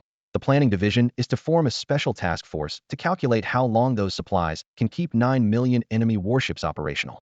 As the command left his lips, red lines flared across the tactical projection wall, and the entire Flower Fairy Federation galaxy shifted to maximum alert. Flower Fairy Federation galaxy. On ordinary days, this expanse buzzed like a market that never closed.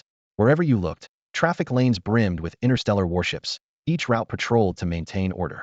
Its traffic density led every known star system, spawning the occasional spectacle of starship gridlock. Merchants of every stripe and transport craft of every faction once flocked here in dazzling prosperity. Today, it feels as if someone pressed delete. Over 90% of the vessels have vanished. Only a few routes still host freighters streaking through, skipping every waypoint and barely easing their thrust as they rush to complete the last supply runs. Starfields that once glowed bright and festive are dark and desolate. Trading ports that once roared with noise are now packed with battleships, assault craft, and escort vessels. Military sentry posts rise at intervals outside the ports, each one sweeping the void with a crimson scanning beam. Bylon City, a headquarters of the Bylon Interstellar Trading Group and the nerve center of the Flower Fairy Federation galaxy, was normally swamped with crowds, its streets and corridors jammed with tourists and traders. Now its promenades are so empty you can hear boot heels ringing on the metal decking. A few days ago, Bylon City issued an emergency evacuation order. All non-essential personnel were to leave within 24 hours. After the deadline, anyone not on an official evacuation ship would remain in place under further instructions, for every external route had fallen under military control. More than 90% of the Flower Fairies have already withdrawn to safety. Those who remain are largely stationed in Bylon City. The city is the brain of the entire Federation. Holding it means holding the nerve center of the war. Behind towering glass curtain walls, two Flower Fairies stood side by side before a floor-to-ceiling window. Xiaowei, do you think our homeland can survive this? The younger one gripped her companion's hand, her knuckles white. Xiaowei squeezed back, forcing composure, yet the scene outside shook her. The familiar city looked utterly alien. She had worked here for years, stared at this view countless times so often that she had grown bored of it and longed to move her desk. Staring at the unfamiliar scene, she swept her gaze over the drab, alien skyline and suddenly missed the sights she used to complain about. The plain streets, the boisterous markets, the vine-covered skywalks, all of them felt priceless now. She drew a deep breath, looked up at the sky plated with a shimmering defense grid, and said firmly, "We'll make it through this. The Xiaolong Interstellar Empire has sent countless armadas. The Xiaolong Emperor hasn't abandoned our home, and we will hold the line." They all knew that if the battle went badly, headquarters would issue an immediate evacuation order. The plan was already on every wrist: terminal routes, timetables, rally points, everything needed to keep them safe. Yet that very thoroughness only made them less willing to leave. This world was the home they had built with their own hands. None of them wanted to run when it mattered most. "What are you looking at?" A clear voice sounded behind them. They turned to meet the calm eyes of Huaya Lanlan, the president of the colony. "Madam President." They saluted. Huaya Lanlan saw the red rims around one woman's eyes and knew what troubled them. She laid a hand on their shoulders and said, gentle yet resolute, "I understand what you're worried about, but trust me, we have the protection of the Xiaolong Interstellar Empire. Even if the enemy overruns our galaxy for a while, keep your faith. When the Xiaolong Emperor returns in triumph, we'll drive the invaders out and rebuild. Remember, home isn't a fixed sector of space. Home is wherever we stand together." Reassured by her words, the two women finally let their tears flow and clung to each other, shoulders trembling. Time crawled by under the weight of tension. The overall defense of the Waxianzi Federation's realm kept unfolding. With every troop movement dependent on Stargate transfers, both manpower and power core calibrations needed time. Meanwhile, the first arriving task forces raced toward the outermost defensive ring, determined to win those precious minutes for later reinforcements. The first to reach combat stations was the famed Chu family armada. "Move like you've got fire under your feet. Take your positions now. The enemy's already mid-jump, and anyone who drops the ball will answer to me." On the flagship's command deck, Fleet Marshal Chu Changha stood before a holographic battle map. Unfamiliar coordinates and streams of data scrolled in front of him, but his expression remained steady. Years had passed since he'd been on the front line, yet the instant he took command, the old thrill of battle surged through his veins. "Report." Fresh intel from a Xiaolong stealth scout flashed onto the main screen. The Conqueror civilization's main armada had entered outer space at a bearing directly ahead. "They're on our side of the grid," the officer said, voice quavering. Chu Changhe didn't even bother to frown. He clapped the young officer on the shoulder and boomed. What's to fear?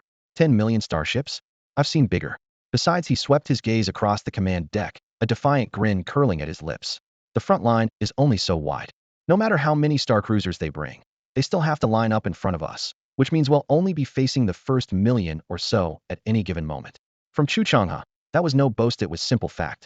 The Waxianzi Federation's tribal universe is tiny, its entire territory barely a tenth the size of an ordinary sector in the enemy's realm. In a theater this cramped, even a fleet tens of millions strong can't put all its guns on the line at once. The upside is obvious. Chu's forces need only absorb the fire of that front rank, roughly a million warships. The downside is just as clear. Though the enemy can't swarm them simultaneously, a limitless stream of reserves can keep the barrage at full intensity. The sector that will take the first and heaviest blow is exactly where Chu's armada now stands. Inside the flagship CIC, Marshal Chu Changhe raised a hand. Patch me through to the entire Chu Corps fleet. Aye, sir. The adjutant snapped to attention and opened the channel. Seconds later, the Marshal's hologram materialized on every bridge and at every console across the armada. Greetings, everyone, I'm Chu Changhe, your commanding officer. He opened with the broad grin that had become his trademark. I haven't shown my face much these last few years, so the fresh recruits may not recognize me. Remember this mug who signs your paychecks? I do. His hearty joke rolled through the open channel, easing the tension. On their own flagships, several veteran generals nodded. Same old Chu. The grin faded. His tone hardened. You already know the situation. The Conqueror civilization invaders from another universe are preparing to flood this tiny cosmos. Until now, the Holy Elf Empire has held the front. Their last two commanders, the Flame Elf King Xiaoman and the Moon Elf King Aoniensi, have done a first-rate job. I don't care what the pundits say. This is how the war has to be fought. If it weren't, the Conquerors wouldn't be so desperate for a blitz right here. His gaze seemed to pierce every viewer. Some of you may wonder why we're throwing ourselves into a fight so far from home. Let me spell it out. When the lips are gone, the teeth soon follow. He pointed to the star map, at the universe marked Waxianzi Federation. This is the stronghold of the Waxianzi interstellar traders. For years, our entire cluster's commerce has relied on them. More important, His Majesty the Xiaolong Emperor and the Xiaolong Corps, now locked in an oath-bound duel with the Devourer civilization, depend on these traders for much of their supply chain. If the Conquerors take this universe, they'll sever the aorta of the Xiaolong Star Empire. His fist struck the console, the metal ringing. Make no mistake, everything the Conqueror civilization is doing here is aimed squarely at us. Right now, our fates are inseparable. Chu Changhe stood at the flagship's holographic podium, swept his gaze across the bridge, and declared in a ringing voice, if we lose this position, more than half the civilizations in this galaxy cluster will be crushed. When that happens, the supply lines of our Xiaolong interstellar empire will be severed. Today, the Chu Legion stands here not only for the Flower Sprite Federation's territory, but for the very future of the Xiaolong Empire itself. For years, the empire has been strong, our homeland secure, and no one has had to fight over a single mouthful of food. Why? Because the empire stands. If it falls, the peace we now enjoy will disappear overnight. We fight here for ourselves and for every family behind us. Everyone who sheds blood beside me today is my brother. Let us fight the enemy to the bitter end. Fight to the end. Fight to the end. Fight to the end. Fight to the end. A thunderous roar burst from every ship in the Chu Legion, the alloy hulls seeming to resonate with it. Long-dormant battle spirits blazed anew, for this legion had once been the most celebrated ace of the Xingyao Empire, and today they would forge glory once more. As the speech ended, the holographic screen shifted to reveal a figure of living flame, the supreme commander of the campaign, the Flame Elf King Sha Luoman. Chu Changhe saluted. Your Majesty, your orders? Sha Luoman's face was grim, her voice measured. Marshal Chu, you already know the situation. 10 million warships from the Conqueror civilization have reached the outskirts of the Flower Sprite Federation space and are closing on your sector. In 30 minutes, they will engage your forces heat in. I understand, Chu Changhe replied, eyes blazing. We will hold the line. Unless I fall, no enemy ship will cross this threshold. Sha Luoman studied him, confirming that his resolve was no empty boast. I will coordinate the follow-up operations. Until new orders arrive, you and your legion must hold your current position. When orders come, execute them without hesitation. Is that clear? Crystal clear. A soldier, orders are everything. Chu Changhe struck the breastplate of his armor in affirmation. As the transmission ended, the Flame Elf King Sha Luoman offered a solemn salute through the screen, for she held the warrior before her in genuine respect. Even this spirit alone puts them light years ahead of those hidebound nobles of the Holy Elven Empire. As time passed, the Conqueror's vast armada crept ever closer to the Fairy Federation's outer defense line. Some defensive fleets jumped in from rear starports. Others reformed their ranks in deep space, and the whole sector tightened like a bowstring drawn to its limit. A battle that could decide the course of this entire campaign and the future of two civilizations was about to erupt. Flame Elf Queen Sharoman stood in the flagship's main command hall, her gaze fixed on the giant holographic sand table at the center. Powered by the Xiaolong Empire's high-speed communication grid and live feeds from cloaked recon ships at the front, the display reproduced every fleet maneuver and every surge of energy with pinpoint precision. In the projection, the Conqueror's forces looked like a dark river of metal rolling toward the line, while at the very front a banner embroidered with the character Chu fluttered high, marking the Chu clan armada's position. They commanded a full 1,000,000 warships, yet standard safety spacing meant the narrow front could field no more than 300,000 at once. If the Conquerors packed their formation to the limit, they could throw in 500,000. 500,000 against 300,000. A brutal clash was imminent. Sharoman remained silent for a long while. The strengths on each side were obvious. The Chu fleet was anchored by the T6 Fortress City of Angels, ringed with heavy emplacements and backed by top-tier Xylon-class warships, an ideal setup for defense. The Conquerors, however, could hurl endless waves of superior ships and swallow the line whole. Holding this sector would be a nightmare. A staff officer spoke quietly. "My queen, should we prepare a relief force?" The Chu Armada's commander is Chu Changhe, a close friend of the Xiaolong Emperor. His granddaughter now serves as the fleet's operational commander with the rank of Imperial Marshal. If anything happens to Chu Changhe in battle, we will have trouble explaining ourselves. The concern was not misplaced. Many interstellar powers feared personal ties could compromise the chain of command, and the Holy Elven Empire was no exception. Sharoman understood her officer's worry, yet her expression stayed calm.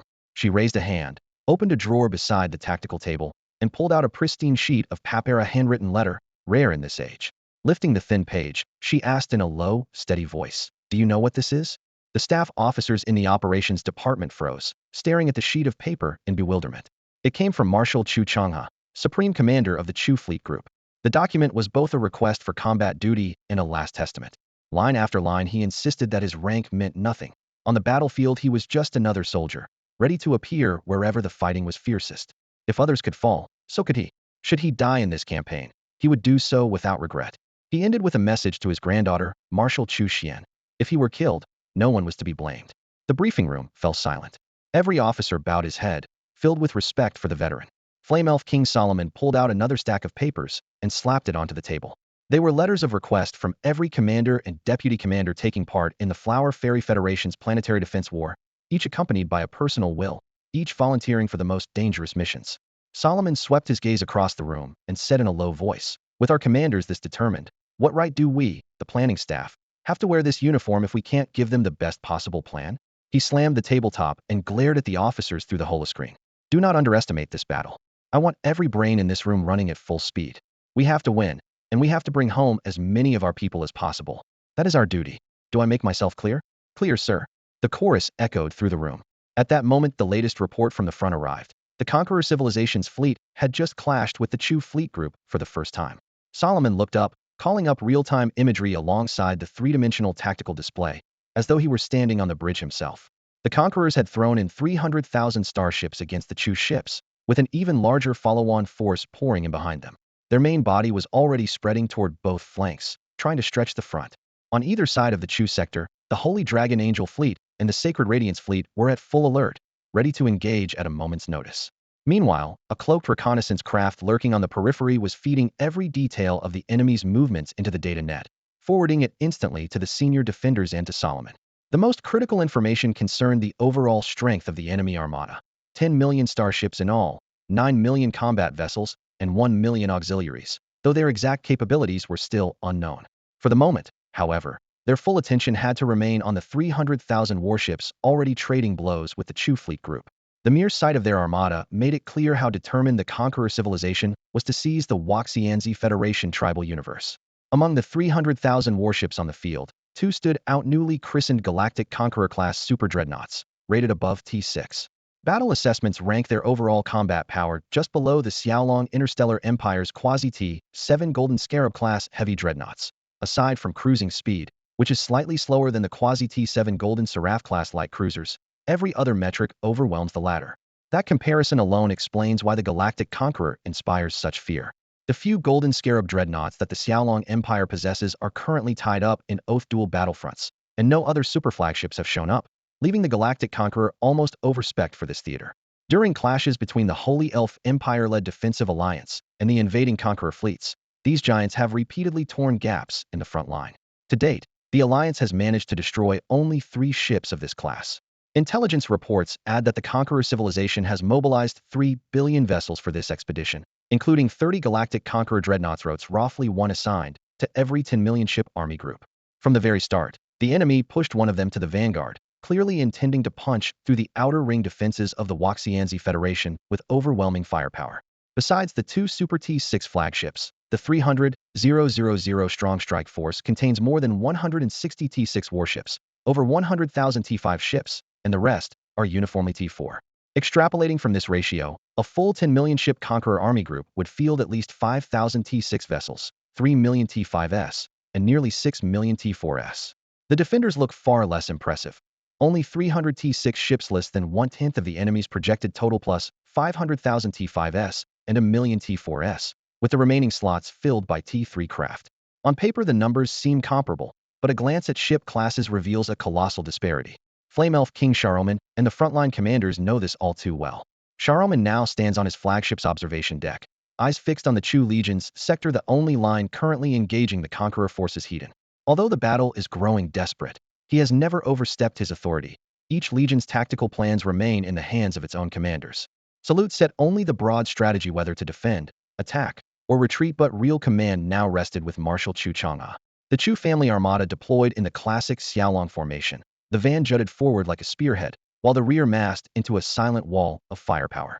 Arrayed there were T-5 Scarlet Reaper heavy strategic missile cruisers, T-4 Hell's Angel heavy missile cruisers, T-3 Inquisitor heavy missile cruisers, along with T-5 Spear of Sin heavy artillery ships, and T-4 Medusa heavy artillery ships. All turrets were locked, every missile bay half open, yet not a single round had been fired. They were waiting for the marshal's order. At the front, gunfire flashed in sheets and shock waves washed across the shield barrier. Even so, the missile and artillery ships remained motionless steel giants in uneasy sleep. Off the flank, the Conqueror fleet had already tangled with the defenders, and casualties were appearing among Chu's vanguard, but still no fire command came. Then hundreds thousand soft strike fighters and drones erupted around the enemy formation, so dense they darkened the void. The foe was grabbing for orbital supremacy. Relay my orders, every missile ship and every artillery ship, saturate the target zone. Before the words fully left his lips, the guns roared. High-density shells knifed through vacuum, trailing white-hot wakes, as though igniting deep space itself. An instant later, a swarm of strategic missiles poured from their launchers, a sudden storm of warheads. The Conqueror task force snapped up an interception grid, beams and slugs weaving a luminous shield. Blossoms of fire bloomed around their hulls, gorgeous, lethal. The barrier lasted only seconds before the artillery tore it apart. Star shields shimmered, fractured into rainbow cracks, then shattered like glass. The barrage slammed into bare hulls. Explosions ripped across decks. Apart from a few T-6 capital ships that clung to life, the rest were helpless, breaking into drifting wreckage. The strike landed squarely on the enemy spearhead, cleaving vanguard from support and carving a vacuum corridor through the center. Chu's forward line fell back several kilometers, regrouped, reloaded, and recharged their shields, snatching a precious breath before the next clash. This was the calculation Marshal Chu Chang'e had waited for. At that moment, the T-6 Angel City fortress embedded within the Chu Legion's battle line roared to life. Warning beacons flickered atop its towering control spire, and the entire stronghold shuddered like a giant machine waking from hibernation, its massive power conduits clacking into place. Grand Marshal Chu Chang'e stood at the center of the command dais, his voice firm and decisive. Relay my order. Long-range squadrons are to rearm immediately and prepare for the next barrage. He knew the bloodiest stage of the defense had only just begun. Across the void, an enemy Super T-6 Reaper Conqueror-class battlecruiser was gliding closer, nearly inside mutual firing range. Moments later, an urgent bulletin arrived from the Zon front of the shattered universe. The Xiaolong Interstellar Empire confirmed that the Conqueror civilization had launched a surprise attack on the rearward Hua Xinzi Federation tribal galaxy, committing 10 million starships at once. Inside the Empire's flagship, the adjutant manipulated a glowing holoscreen while briefing Zhao Chen. Was this passed to the Supreme Commander? Zhao Chen sat as steady as stone, eyes sharp as blades. It was mirrored immediately. Grand Marshal Charlotte should already have it, the adjutant replied, just as an encrypted video feed opened on the tactical display and Charlotte's image appeared. Zhao Chen dispensed with pleasantries. What's the plan? Charlotte spoke quickly. We hold the advantage on the Oath Duel front, but the enemy's numbers are enormous. Eradication will take 1 to 2 months. The Hua Xianzi tribal galaxy is critical. Losing it is not an option. Lilith has assembled 10 million second-line warships under Flame Elf King Saruman. Their stats lag behind, but they can hold the line for now. Zhao Chen frowned. That's a second-line core. Their genetic data can't be recovered. If they die for good. Plenty of friends are their Grand Marshal Chu Changhe among them. I don't want a single mistake. Can we cover both fronts? Charlotte saw the worry in his eyes. She knew the Iron Commander always softened for those he cared about. He'll find a way, she promised. He'll get you a workable solution as soon as possible. Zhao Chen sighed. I know I'm adding pressure, but the situation leaves us no choice. I'm your Grand Marshal. Sharing that burden is my job, Charlotte said with a reassuring smile. Then cut the link. Silence returned, broken only by the quiet scroll of data. Zhao Chen leaned back and rubbed his temples. Months of battle in Zon had pushed him to the edge, body and mind alike. He longed for home in the Xiaolong system, for the spacious courtyard and 3 lively children. Closing his eyes, he could still see Charlotte and Lilith at the end of the hallway, the kids racing around him. He hadn't seen them in nearly 4 months. They had surely grown taller. A faint smile touched his lips. When this war ends, he murmured, barely audible, I'm going home. The adjutant heard the vow, her eyes softening with sympathy, yet she held her military silence. There was nothing she could do, no other way forward. She could only stand quietly to the side, compress the reporting cycle for the intelligence galaxy again, and relay any movement on the battlefield the instant it happens. Zhao Chen issued the order in a low voice. Yes, sir. When the brief acknowledgement faded, only one thorny issue remained before him. Chu Changhe had already departed for the front, and he was uncertain whether to tell Chu Xian. After a long silence, he opened the encrypted channel to the 2nd Legion of the Xiaolong fleet. At that moment, Chu Xian was directing operations in the most complicated sector, C. Unlike the X system or A10 system, where explosions lit up the void, this region was riddled with countless small engagements, as if a single chess player were playing 30 boards at once. When the holoscreen lit up and the image of the Xiaolong Emperor appeared, Chu Xian froze for half a second, then sprang to her feet and stood ramrod straight. Your Majesty, your orders? Within the imperial hierarchy, most directives came through Grand Marshal Charlotte. A direct audience with the Emperor was rare for any marshal. Zhao Chen stared at the screen and spoke in a deep voice. There is something I have considered again and again, and I have decided to inform you. You have the right to know. The almost emotionless tone made Chu Xian's heart skip. She forced a smile. Please speak, Your Majesty. According to the latest intelligence, Zhao Chen continued in his steady, unquestionable cadence. The commander of the Conqueror civilization has been unable to break through on the main front in our home universe cluster. So he has diverted 10 million starships for a direct strike on our Rear the Flower Fairy Federation tribal universe. You understand its strategic value. Chu Xian nodded in silence. Rear defense is being coordinated by Secretary Lilith. She has assembled an equally large second-line fleet for reinforcement under the command of the Flame Elf King, Solomon.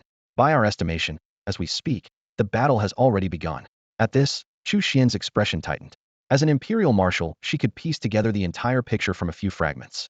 After a moment, she drew a slow breath and asked softly, Is the old man once again leading the Chu family fleet in person? Zhao Chen inclined his head. The Chu family fleet is one of the second-line main forces in this deployment. Lilith urged the old marshal to hand over command as advanced in years, but he insisted that since taking charge of the Chu family fleet, he has never missed a single operation, and that will not change now. Unable to dissuade him, we have placed him in command of the relief force. Chu Xian fought to suppress the worry in her eyes and said nothing more. Zhao Chen added, Rest assured, Lilith has assigned the Royal Gene E-Guard to accompany him. Should any threat arise, they will guarantee Marshal Chu's safety at any cost. Zhao Chen's tone left no room for doubt. At that moment, Chu Xian broke into a smile. Your Majesty, you don't have to worry about me. She laughed. I know my old man inside out. When something like this happens, he'll be the first one on the front line. With his stubborn streak, even Lilith can't talk him down. If you went yourself, it'd be no use. He'd give you the full performance. Tears, tantrums, and threats of hanging himself. Her tempo was light, as though she were mocking her father's obstinacy, yet Zhao Chen sensed that the levity was her best armor. She straightened her uniform and continued in a self-deprecating mutter. Just keep everything running as normal. The old guy's tough. He's not about to die. He told me to come home and look after him, and while I'm at it, bring the entire battle group to celebrate his birthday. I said that was an abuse of power, couldn't do it. So he compromised, just show up with one flagship, a near T7 warship. TCH, the older he gets, the more ceremonial he becomes. When I get back, I'm giving him an earful. Checking the time, she let her smile fade. Your Majesty, I have another meeting. If there's nothing else, he'll sign off now. With that, Chu Xian cut the connection for the first time ever. The holoscreen blinked out, plunging the command room into silence. Zhao Chen drew a long breath and cursed this damned war under his breath. He couldn't change the situation, so he sent word through an aide. Lilith must keep Marshal Chu and every other key figure safe. Even if the Flower Fairy Federation cluster falls, we can't lose those people. Meanwhile, the Xiaolong Interstellar Empire was in just as much trouble, and the Devourer civilization was in total disarray. Since the fighting in the X system turned sour, the 4 reinforcement battle groups at the front had become little more than window dressing. Some offered lip service. Others withdrew outright.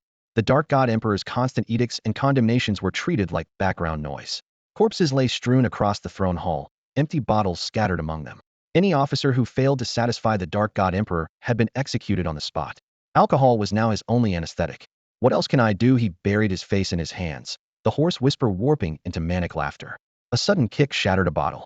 If I can't have peace, they'll drag every last one of you to hell with me. Frontline, Flower Fairy Federation cluster. Behind the Chu battle group's defensive line, Fortress Angel City came fully online.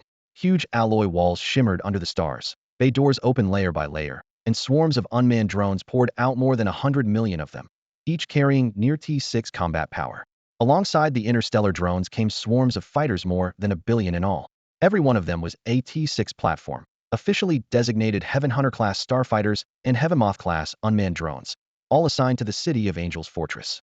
In addition to these nimble craft, 30,000 T5 Celestial Guard unmanned frigates stood ready on the battle line. Their numbers were modest next to the fighters. Yet in this theater, 30,000 T5 warships were far better than none at all. The outer shell of the City of Angels bristled with tier upon tier of turrets. Most striking were 10 super fortress cannons, each as large as a small mountain and thicker than the main guns of any battleship. Around them, 1,100 orbital heavy guns, 20,000 rapid-fire energy cannons, 200,000 secondary batteries, and 1 million quad-barrel laser CIWS woven iron curtain of fire, arming the entire fortress to the teeth. Marshal Chu Changhe now stood before the flagship's holographic display, reviewing classified data on the fortress. Once protected by the highest encryption of the Xiaolong Interstellar Empire, each entry worthy of a place in military engineering history, the files were now open to every senior commander engaged in the war. T6 City of Angels Fortress. Tech Tier, T6. Armor Rating, T6 Composite Plating. Starshield Capacity, 5 billion units, with an automatic wartime regeneration of 1 billion units per hour. Maximum diameter, approximately 6,300 kilometers. Mass, 63.8 billion tons. Crew, 2 billion. Weapon systems. Super Fortress Cannons 10. Orbital Heavy Guns 1,100. Rapid-Fire Energy Cannons 20,000. Secondary Guns 200,000. Quad-Barrel Laser CIWS 1 million. Heaven Hunter-class Starfighters 1 billion. Heaven Moth-class Unmanned Drones 30 billion. Missile Launch Cells 5 million. Standard Interstellar Missiles 1 billion. Support Assets. T5 Celestial Guard Unmanned Frigates 30,000. Shipyards 3,000. Special Capability, Long-Range Spatial Jump. Chu skimmed the figures, his heartbeat quickening despite himself. Lilith's confidence that 10 million starships could hold the Conqueror civilization here was clearly no idle boast. These fortresses were her real trump card. With a full garrison fleet attached to each one, they truly could block her, even annihilate a massive enemy force hidden. Following the latest operational order, the Chu core fleet snapped into formation. Shield ships in the van raised their star shields, fire support vessels in the rear fixed their coordinates, and the whole array gleamed like a drawn blade. Simultaneously, the Fortress 10 super cannons completed their charge. An instant later, 10 searing beams white to the edge of color stabbed across the void. Their reach dwarfed the main batteries of any standard T6 warship, and they instantly found and pierced the approaching Conqueror T6 starships. Where the beams struck, enemy star shields collapsed to zero. Heavy armor peeled away as if sliced by a torch. Bridges, engines, and weapon nodes detonated one after another. Within seconds, the once menacing Conqueror vanguard had been reduced to drifting wreckage and blazing fireballs. To obliterate an entire spearhead in mere heartbeats and so effortlessly made the corner of Chusai twitch. Had he not seen it for himself, he might have thought it a simulation. At this rate, perhaps even the enemy's rumored Super T6 warships are nothing to lose sleep over after all. Send someone to speak with the commander of Angel City Fortress. If a Super T6 class enemy warship appears, can we count on this weapon to destroy it? Chu Changhe immediately ordered his aide to open the highest level encrypted channel to the Fortress command, allowing no mistakes. Before his words had faded, all 1,100 orbital cannons on Angel City's outer wall lit up with deep blue pulses. Blinding beams pierced the black vacuum, illuminating a vast sector of space. Compared with previous full-power salvos, however, the energy at the muzzles was several grades weaker, and the range had shrunk to cover only the inner combat ring, just enough to deter the swaying vessels hugging the line. Even so, the fortress entry into the battle instantly shifted the balance. Within 30 minutes, the Conqueror civilization's advance had slowed visibly. The frontline coordination system streamed the latest combat reports to the flagship in the rear, and Grand Marshal Kaiwensi received the data the moment it arrived. What? Our assault is stalled? His roar made the tactical holoscreen shudder. 100,000 tactical cursors mapped onto the bulkhead. His armada of 10 million elite warships was supposed to smash every barrier and drive straight into the target universe. Now it was stuck against the enemy's line, a reality he found impossible to accept. Yais, Grand Marshal, the liaison officer reported, head lowered. The enemy has massed large numbers of ships along our main axis and erected multiple defensive layers. A military fortress has joined them and is seriously disrupting our push. Our planned rate of advance? Kaiwensi asked, face dark as iron. The officer hesitated, then raised a single finger. Half speed? Kaiwensi's brow tightened. 10%, the officer whispered. Kaiwensi sprang to his feet, his armor clanging against the deck. Grand Marshal, it isn't negligence on our part. The defending fleet is simply too strong, the officer tried to explain. Useless rabble. Kaiwensi bellowed. He swiped a hand across the holodable, switching the projection to the entire war zone. Millions of Conqueror fleet icons overlapped the engagement line, almost motionless. He had thought he could sit back and await an easy victory. The enemy's defenses were supposed to last a single day. Yet after only a few hours, the projected gains amounted to a mere tenth. How could he not be furious? Which formation is holding us? He growled. It is the second-line fleet of the Xiaolong Interstellar Empire, the officer answered cautiously. While not as powerful as their first-line forces, every ship carries Xylon-class systems, so their combat capability remains high. Worse, they field huge numbers of missile and heavy artillery ships that keep saturating our approach routes. And that fortress, I suspect, is at least T6, perhaps even above. Praise for the enemy echoed around the compartment until Kaiwensi's patience snapped. He stepped forward and delivered a ringing slap. Are you telling me the elite fleets of the Conqueror civilization can't even break a second-line formation? If that's true, we might as well raise a white flag now. He thundered. I didn't mean that, the officer stammered, clutching his cheek as he staggered back. We are only experiencing a temporary setback, and in overall combat strength we still hold the advantage. We can shatter the enemy's defenses once our 10 million-strong elite armada is fully deployed. Just give us a bit more time. The subordinate remained half-bowed, fingers pinching the bridge of his nose, his voice barely audible. Time. Fine, they'll give you 3 days. If you haven't taken this sector's defensive line exactly as I ordered within 72 hours, every one of you will answer to me.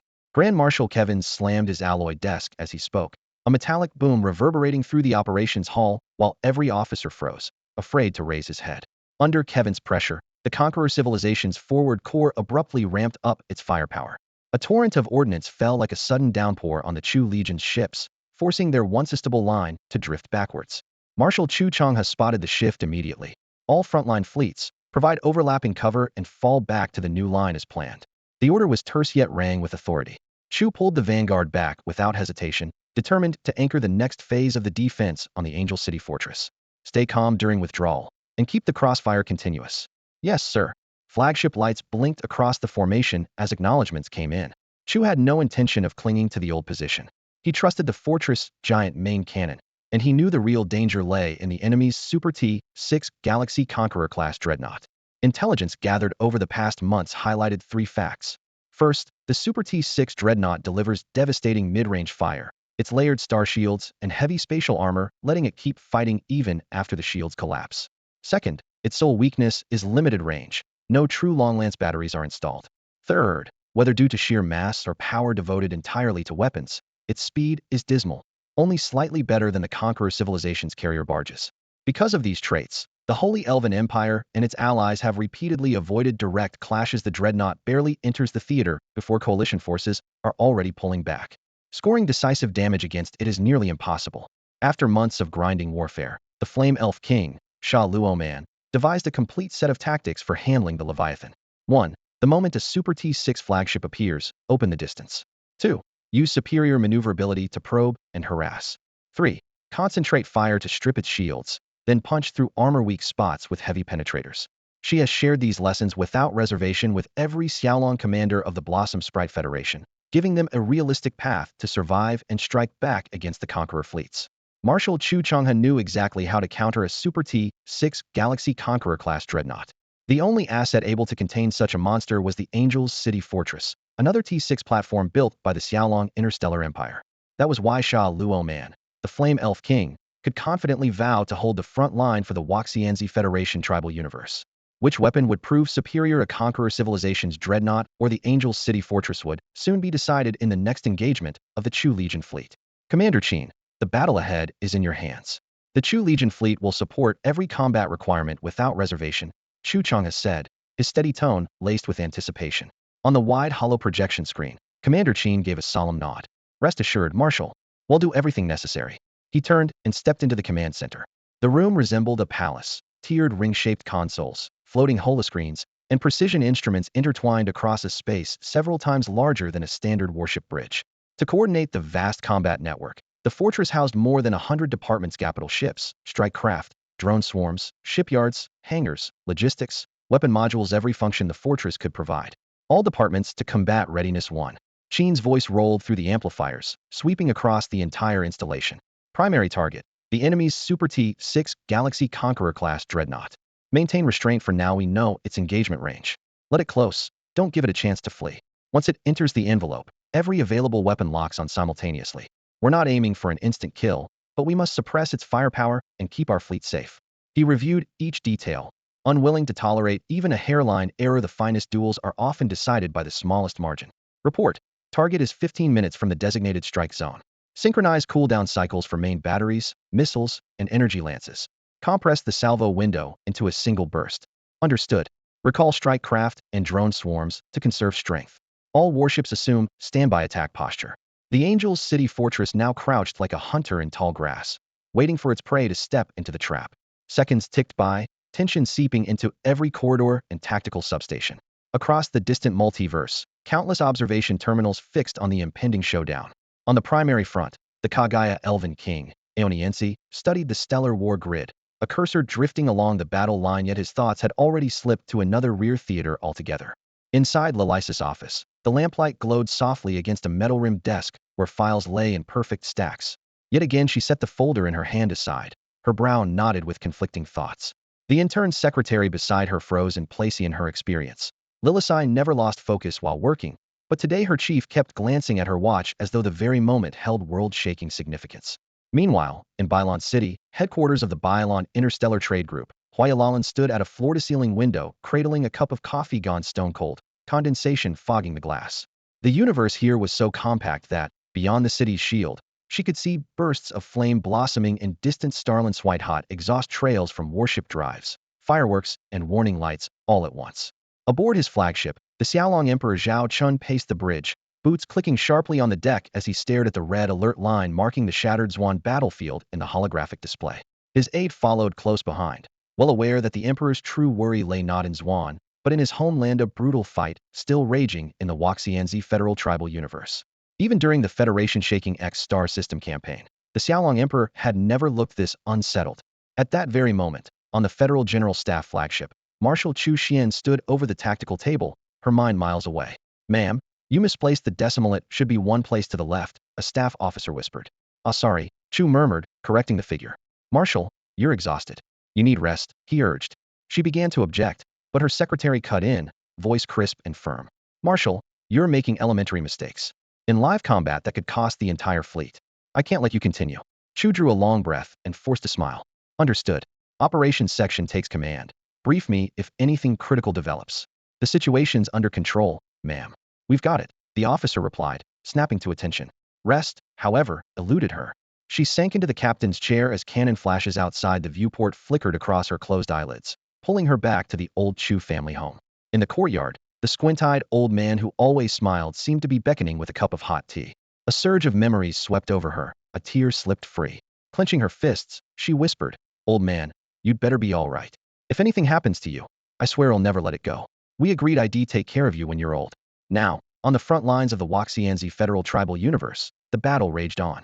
Marshal Chu Changhe watched the colossal Super T-6 Galaxy Conqueror-class battleship draw ever closer, its weapons already testing the Chu family armada's defensive line. He refused to call Angel City Fortress for aid. Commander Chen had his own plans, and comrades must trust one another unconditionally. "Report. The enemy vessel has entered the designated kill zone."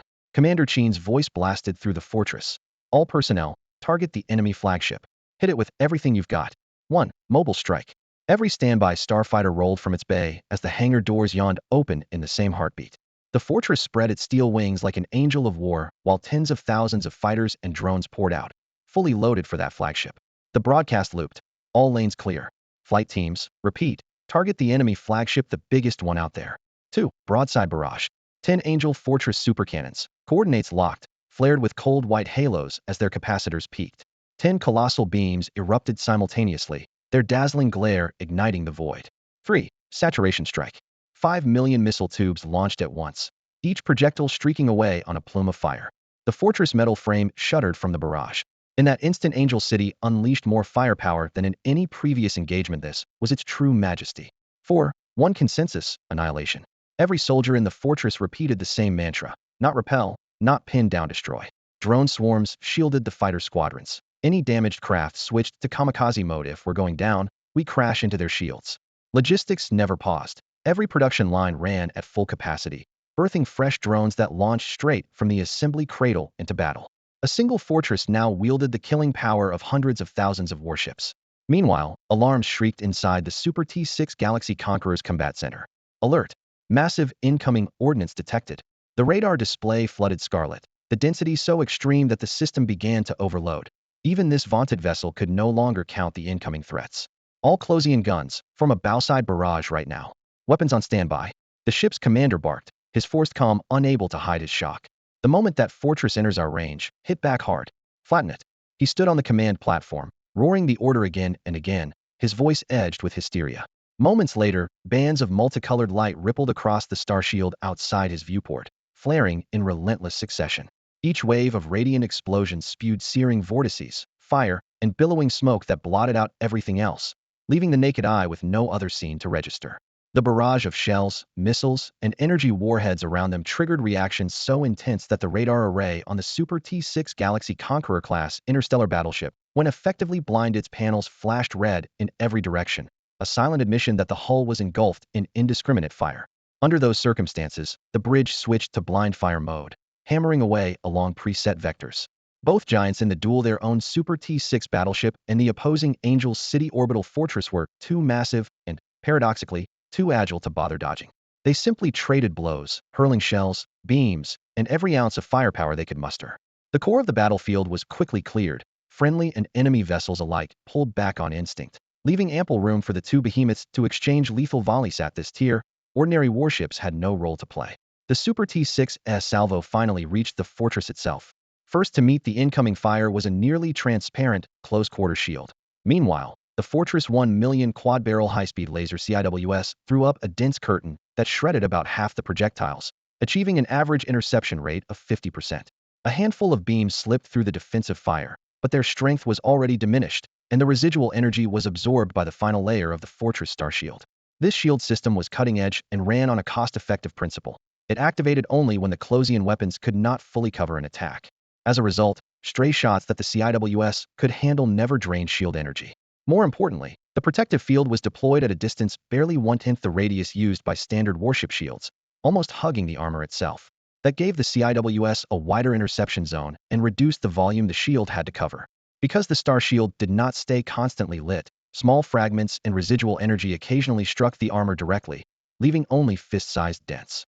For the colossal Angel City Fortress, such marks were insignificant after all. Even the thinnest section of its outer shell was 30 meters thick. This fortress still relied on T6 grade armor technology. The Starshield system would activate only when incoming fire exceeded a preset defensive threshold, then intercept automatically. To guarantee flawless trigger accuracy, its decision logic, power distribution, and armor stress feedback had to operate in perfect sync. The slightest miscalculation could make the system turn on itself, literally smashing its own defenses.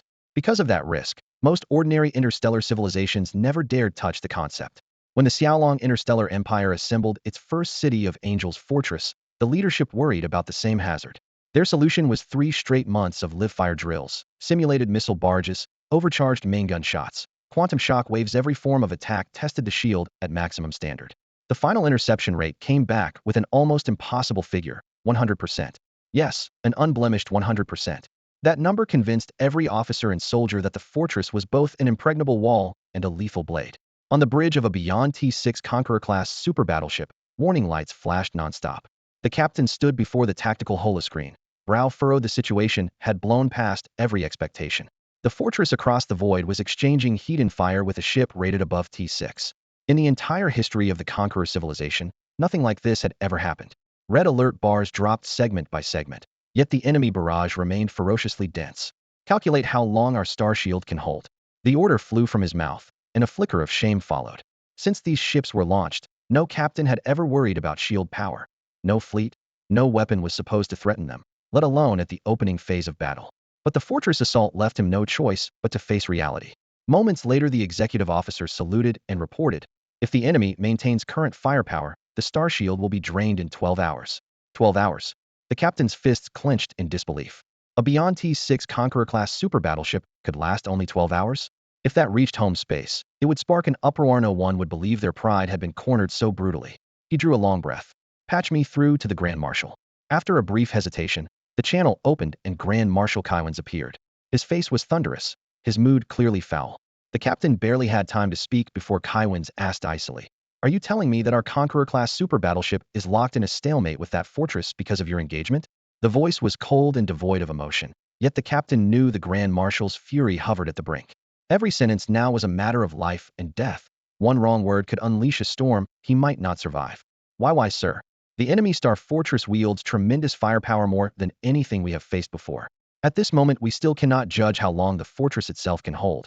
But if their attack intensity remains unchanged, our star drive shield will last no more than 12 hours. That is the confirmed situation. I consider this intelligence critical and am reporting at once. Please decide our next move. 12 hours.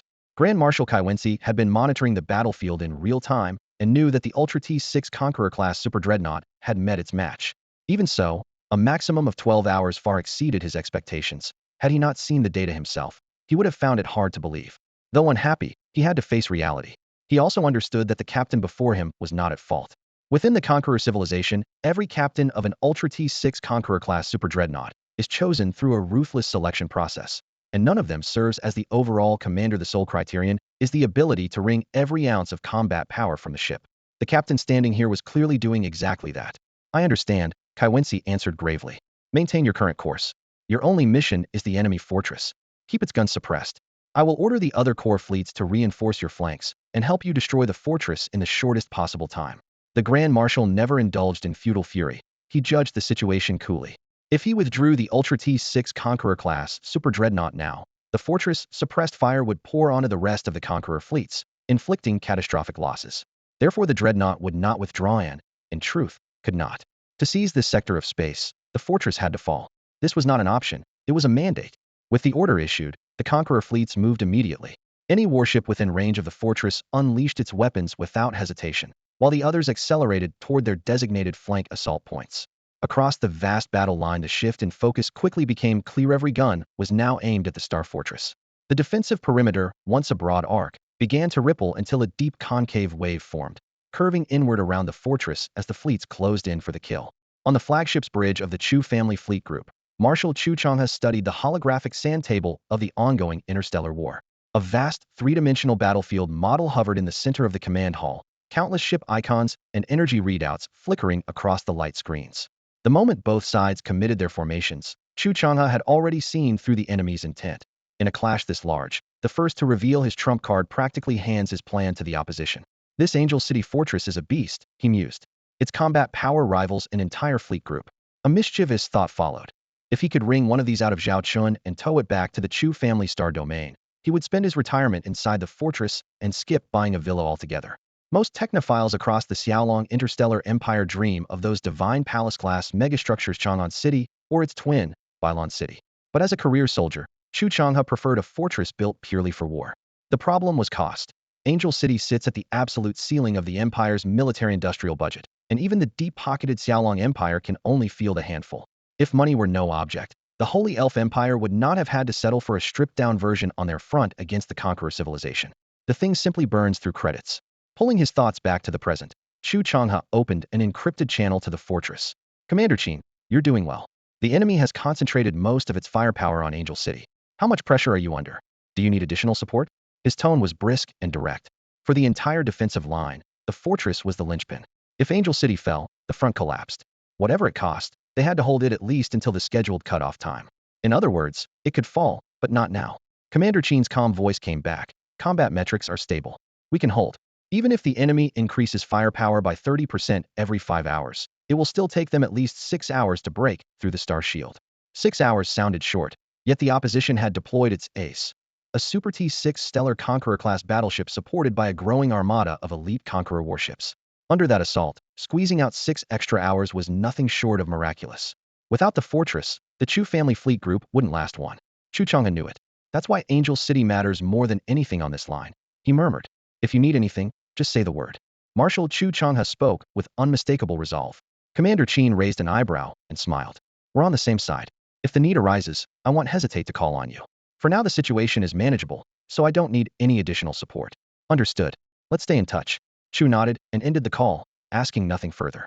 The channels fell silent, but outside the command hall the roar of artillery never stopped. Every hour whole squadrons of starships were reduced to glowing wreckage.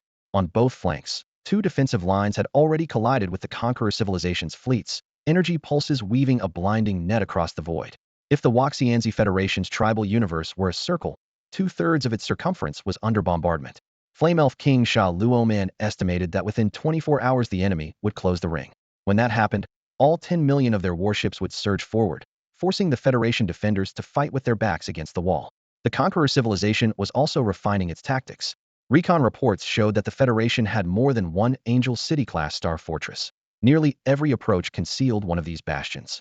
The universe had become a bristling hedgehog, and no breach came easily. Grand Marshal Kai Wensi knew the deterrent power of an Angel City fortress, but he had only one Super T-6 Galactic Conqueror-class dreadnought at his disposal. Rather than divide his forces, he chose to pile even more firepower onto the primary assault axis where the dreadnought operated, determined to punch through. Trying to batter a fortress on any other front, even with superior numbers, would cost him dearly. Consequently, in front of the Chu legion's lines the Conqueror civilization poured in ever more ships. Dense laser beams and plasma torpedoes turned the battleground into a furnace. Since the first salvo, the Chu legion had been losing nearly 100,000 vessels an hour.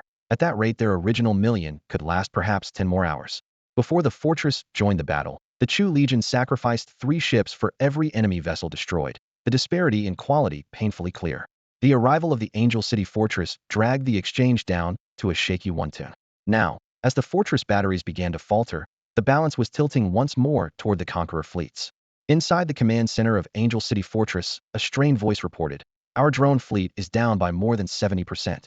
Fighter losses are above 60%, capital ships over 50. Supplies are at 50%, and the star shield is down to 40. The officer rattled off the grim numbers in one breath as the tactical hollow in front of the command dais pulsed with angry red alarms. While the bad news kept coming, Commander Qin calmly studied the casualty charts. The problem wasn't her tactics. The enemy had simply brought an almost unwinnable fight. The centerpiece of their Linnea T-6 plus Galactic Conqueror-class Super Dreadnought formation, flanked by thousands of escort ships pouring fire into the fortress. Its dense point defense grid could even intercept the fortress main gun lances. However advanced Angel City was, it was still a lone stronghold taking on the entire Conqueror fleet Hedon. Qin glanced at the countdown timer, drew a long breath, and opened a secure channel to Marshal Chu Chang'e. "Marshal, I have bad news." Marshal Chu had already guessed what she would say from the frontline data. He nodded, face grim. "At our current rate of attrition, the fortress can hold for an hour at most," Qin said. "Total destruction could come at any moment. Please prepare to withdraw." "I understand," Chu replied in a low voice. "If you and Angel City hadn't held out this long, my Legion's fleet would have collapsed days ago." Before they could end the call, a third window burst onto the tactical display. Only one person had the clearance to cut in: Sharaman, king of the Flame Elves. "Hope I'm not interrupting," Sharaman said with a half-smile. Then his expression hardened. "I have the latest numbers from your line and the fortress. I'm issuing new orders." Marshal Chu and Commander Qin straightened, eyes sharp. "Angel City Fortress is at its limit, and the enemy Conqueror is still intact," Sharaman said crisply. "If we lose the fortress guns, the Chu Legion will pay a terrible price. To preserve our remaining strength, the Chu Legion will begin an immediate withdrawal while covering the fortress evacuation. Work out the details yourselves. The objective is to reach the second defensive line with minimal losses." Marshal Chu inclined his head. The facts were undeniable. Yet when Sharaman said, "Abandon this line," his fist tightened. Abandon it just like that? The thought burned in Marshal Chu's chest. This is unavoidable. Without the cover fire of Angel City Fortress, Marshal Chu, how much longer can the Chu Legion hold the front 3 hours? 5, maybe 10? Instead of letting the entire armada turn into cosmic debris, it's wiser to fall back. A retreat is not a defeat. Our second defensive line is already in place. Once your fleet reaches it, They can resupply and return to the fight. Solomon, king of the Flame Elves, spoke from the flagship's main display calm, yet undeniably resolute. As his words faded, Marshal Chu Chang's white-knuckled grip on the armrest slowly slackened. Solomon's analysis had eased the tension tightening inside him. Very well. I have other matters to attend to, Solomon said, skimming data on the holoscreen before lifting his gaze. Handle the withdrawal on your end. If you need support, call me. Agreed? Agreed. Chu nodded. The link closed, Solomon's image vanished, and only the bridge's cold white lights and the low hum of machinery remained. Now, only Marshal Chu and Commander Chen of Angel City Fortress stood on the bridge. Chen turned to him, direct as ever. Since these are Lord Solomon's orders, we need to pin down the details at once.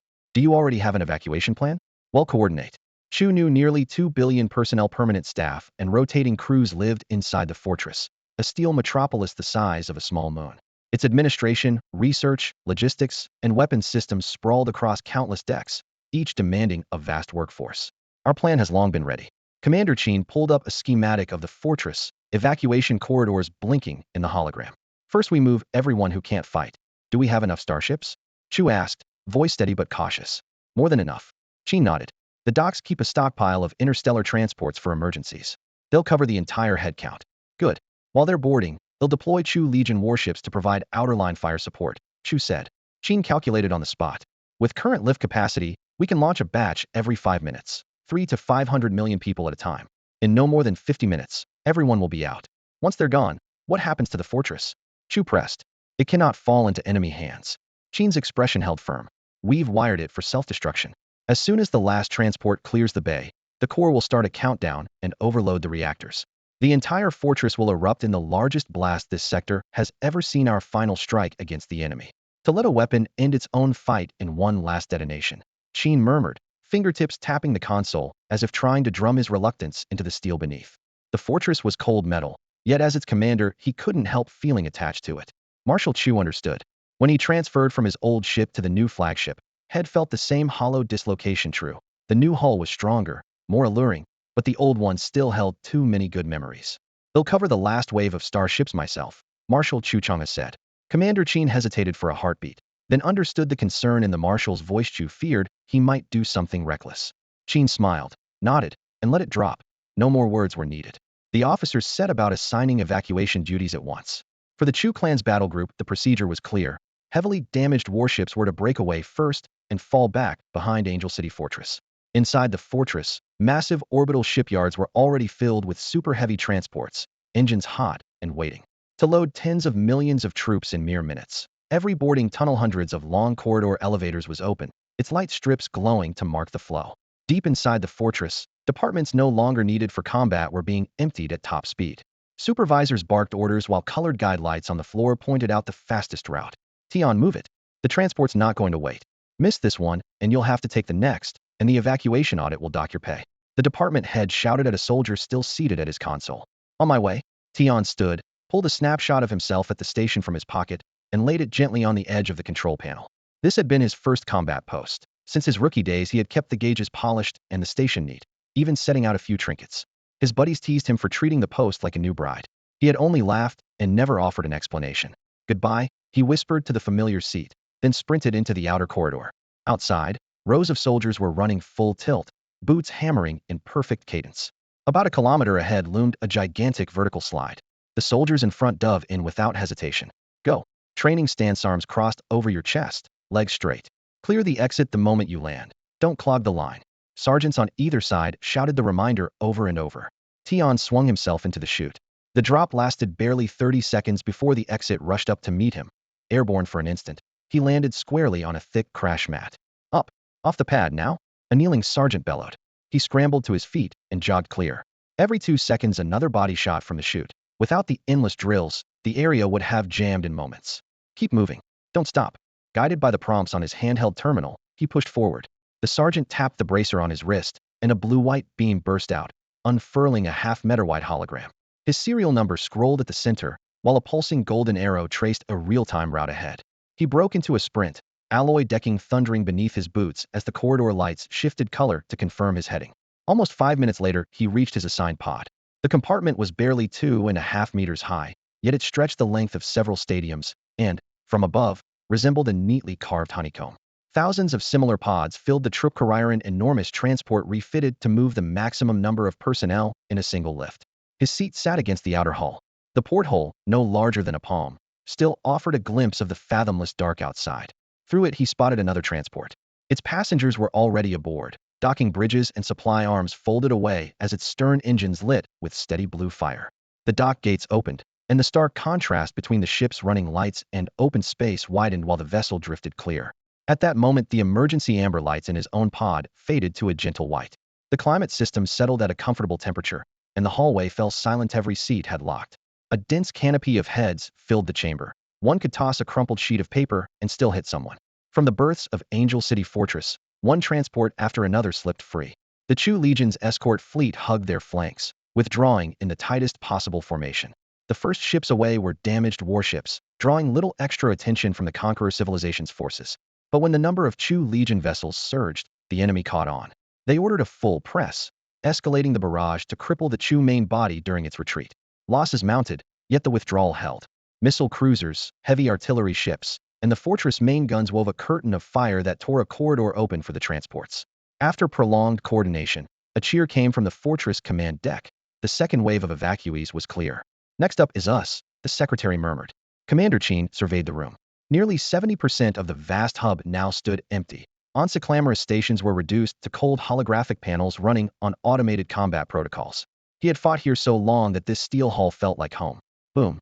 A jagged blast slammed against his eardrums, and the alloy walls shuddered. "Warning! Warning! Warning!" The alarm screamed.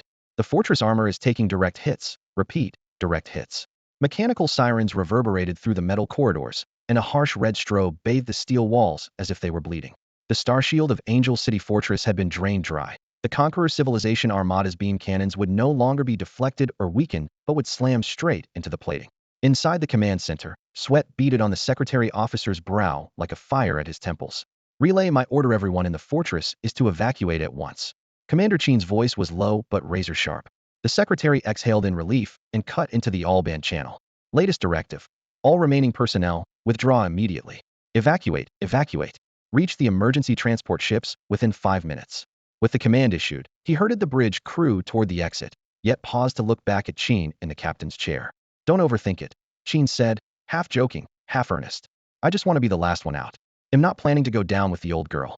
The quip loosened the secretary's shoulders, but he still waited until every other officer had cleared the room. In the hush that followed, only the warning lights danced across Chen's epaulets. He drew a deep breath, patted the seat whose leather sheen told of long service, and walked to the hatch. Turning for one final glance at the post where he had held full command for the first time, fortress control, not a starship bridge, yet packed with memories, said quietly, "Goodbye." In the corridor, evacuees jogged past. Most had already launched in earlier waves, so the passageway was clear, but explosions and violent tremors kept everyone's pace brisk. The fortress forward face was a scorched iron plate. Under the armada's relentless barrage, entire sections of armor sheared away. Main and secondary batteries, along with every hull turret, lay gutted, broken barrels sparking in the dark. Laser fire bored fist-sized holes in the plating, molten metal dripping from the rims. All firepower was concentrated on the front, creating a twisted symmetry, a devastated facade, and an almost untouched rear. At that moment, the Conqueror civilization began deploying boarding craft, trying to punch through the breaches and storm the interior. The fortress had caused them enough headaches to force a change in tactics. That, in itself, was proof. The technology woven into this interstellar bastion still eclipsed even the advances of the Conqueror civilization. Capturing the Star Fortress intact would be a tremendous boon to the Conqueror civilization.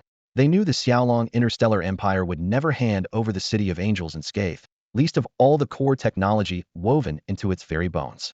The fortress was undoubtedly rigged with layered self-destruct routines, yet the Conquerors still chose to gamble, deploying thousands, even tens of thousands, of Marines to board and take control. If the plan failed, the loss of a few thousand troops was, in their eyes, an acceptable price for such potential technology. The operation commenced.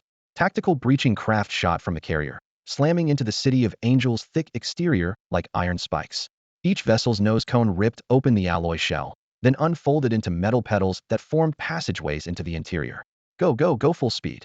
The assault commander roared over the channel. "Primary objective, power core. Secure it, and we can freeze every self-destruct protocol. Move." While Conqueror Marines flooded the fortress, Xiaolong guards and civilians rushed to evacuate. Commander Chen reached his designated transport right on schedule. "Sir." The sergeant on duty snapped to attention the moment Qin stepped through the airlock. Tension easing slightly. His greatest fear had been the commander failing to get out in time. How far along is the evacuation? Qin asked, planting himself by the viewport and watching the stream of people still pouring aboard. The sergeant pulled up a holographic display. Rows of numbers flashed into view. The City of Angels housed 2 billion people, and 99.95% had already been evacuated. That left fewer than a million still inside. Given they'd had barely an hour, the feat was astonishing proof that the staff officers had wrung every corridor and every minute for maximum efficiency. But Qin's brow remained knit. How much time do we have left? 1 minute, the sergeant replied. 1 minute, Qin echoed, his eyes sweeping the hatch as if he could see through the crowd. If anyone's still aboard after that? The sergeant straightened, reciting the regulations word for word. Per fortress evacuation protocol, anyone not aboard within the allotted time must wait for the next transport.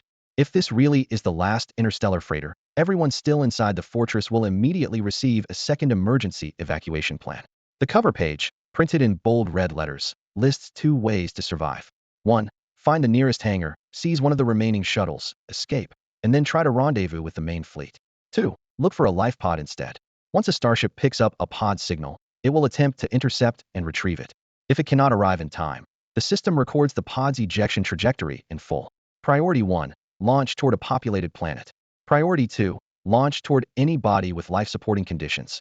If neither exists, leave the pod drifting at a relatively safe set of coordinates in open space. Each pod carries enough supplies to keep one soldier in deep stasis for up to 10 years. The moment a pod is activated, its core processor assigns it a unique ID to be located and recovered by specialized rescue teams after the war. The mechanism comes from the Xiaolong Legion fleet, whose logs show one soldier sleeping for 6 months of computer time before being found, an experience he later described as nothing more than a brief dream. If the pod is captured en route, external life signs and a hostile energy field automatically cancel stasis.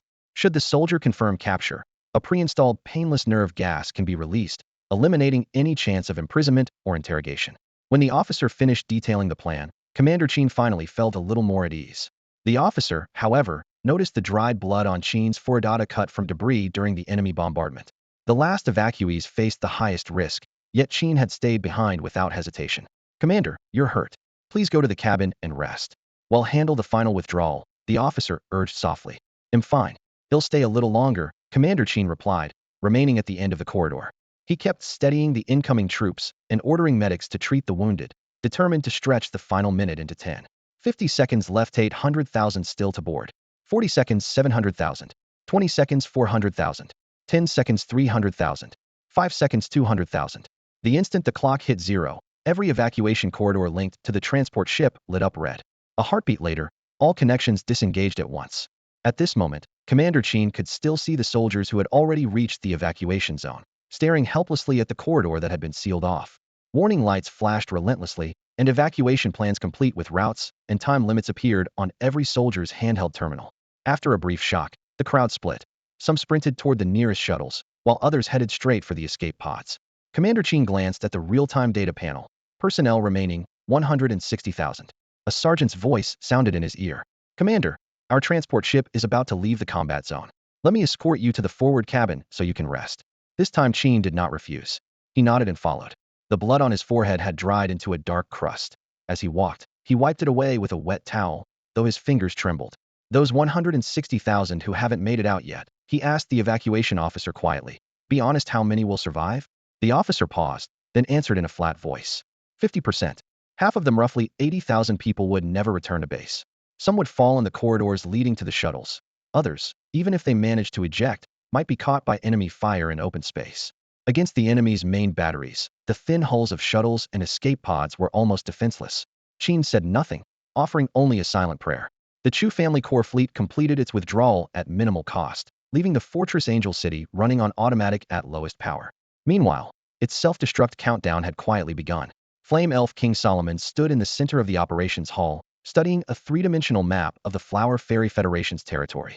A glaring gap had opened in the blue zone representing the Chu family core. The enemy had punched through the original line, and the Fortress Angel City was marked fallen. Blue flags retreated to the secondary defensive line. The Flower Fairy Federation's territory was small, and this second line was also the last barrier before the Flower Fairy Stargate. It, too, was anchored by an Angel City fortress and 500,000 warships, all waiting for the next assault. A communications window suddenly opened. On screen, Marshal Chu Changhe looked contrite. Your Majesty, I'm terribly sorry we lost the line so quickly. Before he could finish, Solomon raised a hand. In this war, no one bears the blame. It was never a fair fight. The enemy is simply too strong. Aside from the Angel City Fortress, we have virtually no advantages left. On top of that, you still have to stare down the enemy's Super T-6 Galaxy Conqueror-class dreadnought. On the holographic screen, Solomon, the Fire Elf King, kept his voice low but calm. I'm already impressed you've held out this long. Marshal Chu, pull the Chu Legion fleet group back behind the secondary defense line for rest and resupply. You have 6 hours after that. Be ready to re-enter the fight at a moment's notice. You know we never had many warships to spare. Grand Marshal Chu Changhe snapped to attention. His reply rang out like steel. Your Majesty, you are the supreme commander of this battle. Wherever and whenever you give an order, the Chu Legion fleet group will obey without hesitation. Solomon nodded once, said nothing more, and ended the transmission with a wave. The holo display vanished, leaving only the muted hum of engines and instruments in the command deck. Chu let out a slow, heavy breath, but the knot in his chest refused to loosen. They had predicted the fall of the first defense line, yet facing the reality was another matter. Now only one last barrier stood before the Waxianzi Stargate, and the enemy would throw everything they had at it, determined to punch through quickly and seize the gate. If the gate fell, their real objective would be achieved, severing a vital node in the Jiaolong Imperial Trade Network. The fleets still trapped inside the Waxianzi Federal Tribes universe would lose their logistics support and begin an irreversible countdown. The significance of the second defense line was obvious. Fortunately, a temporary resupply zone had been set up behind Angel City Fortress. More than 100 massive supply ships floated in formation like a steel beehive against the stars. Any warship needing provisions simply followed a preset lane into its berth, where mechanical arms clamped on, refueled the reactors, and patched the armor no more complicated than a ground vehicle pulling into a gas station. All units, make the most of your time. Missile cruisers take priority, Chu ordered from the command platform.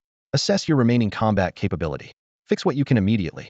Anything you can't repair, and that might affect battle readiness, file a detailed report at once.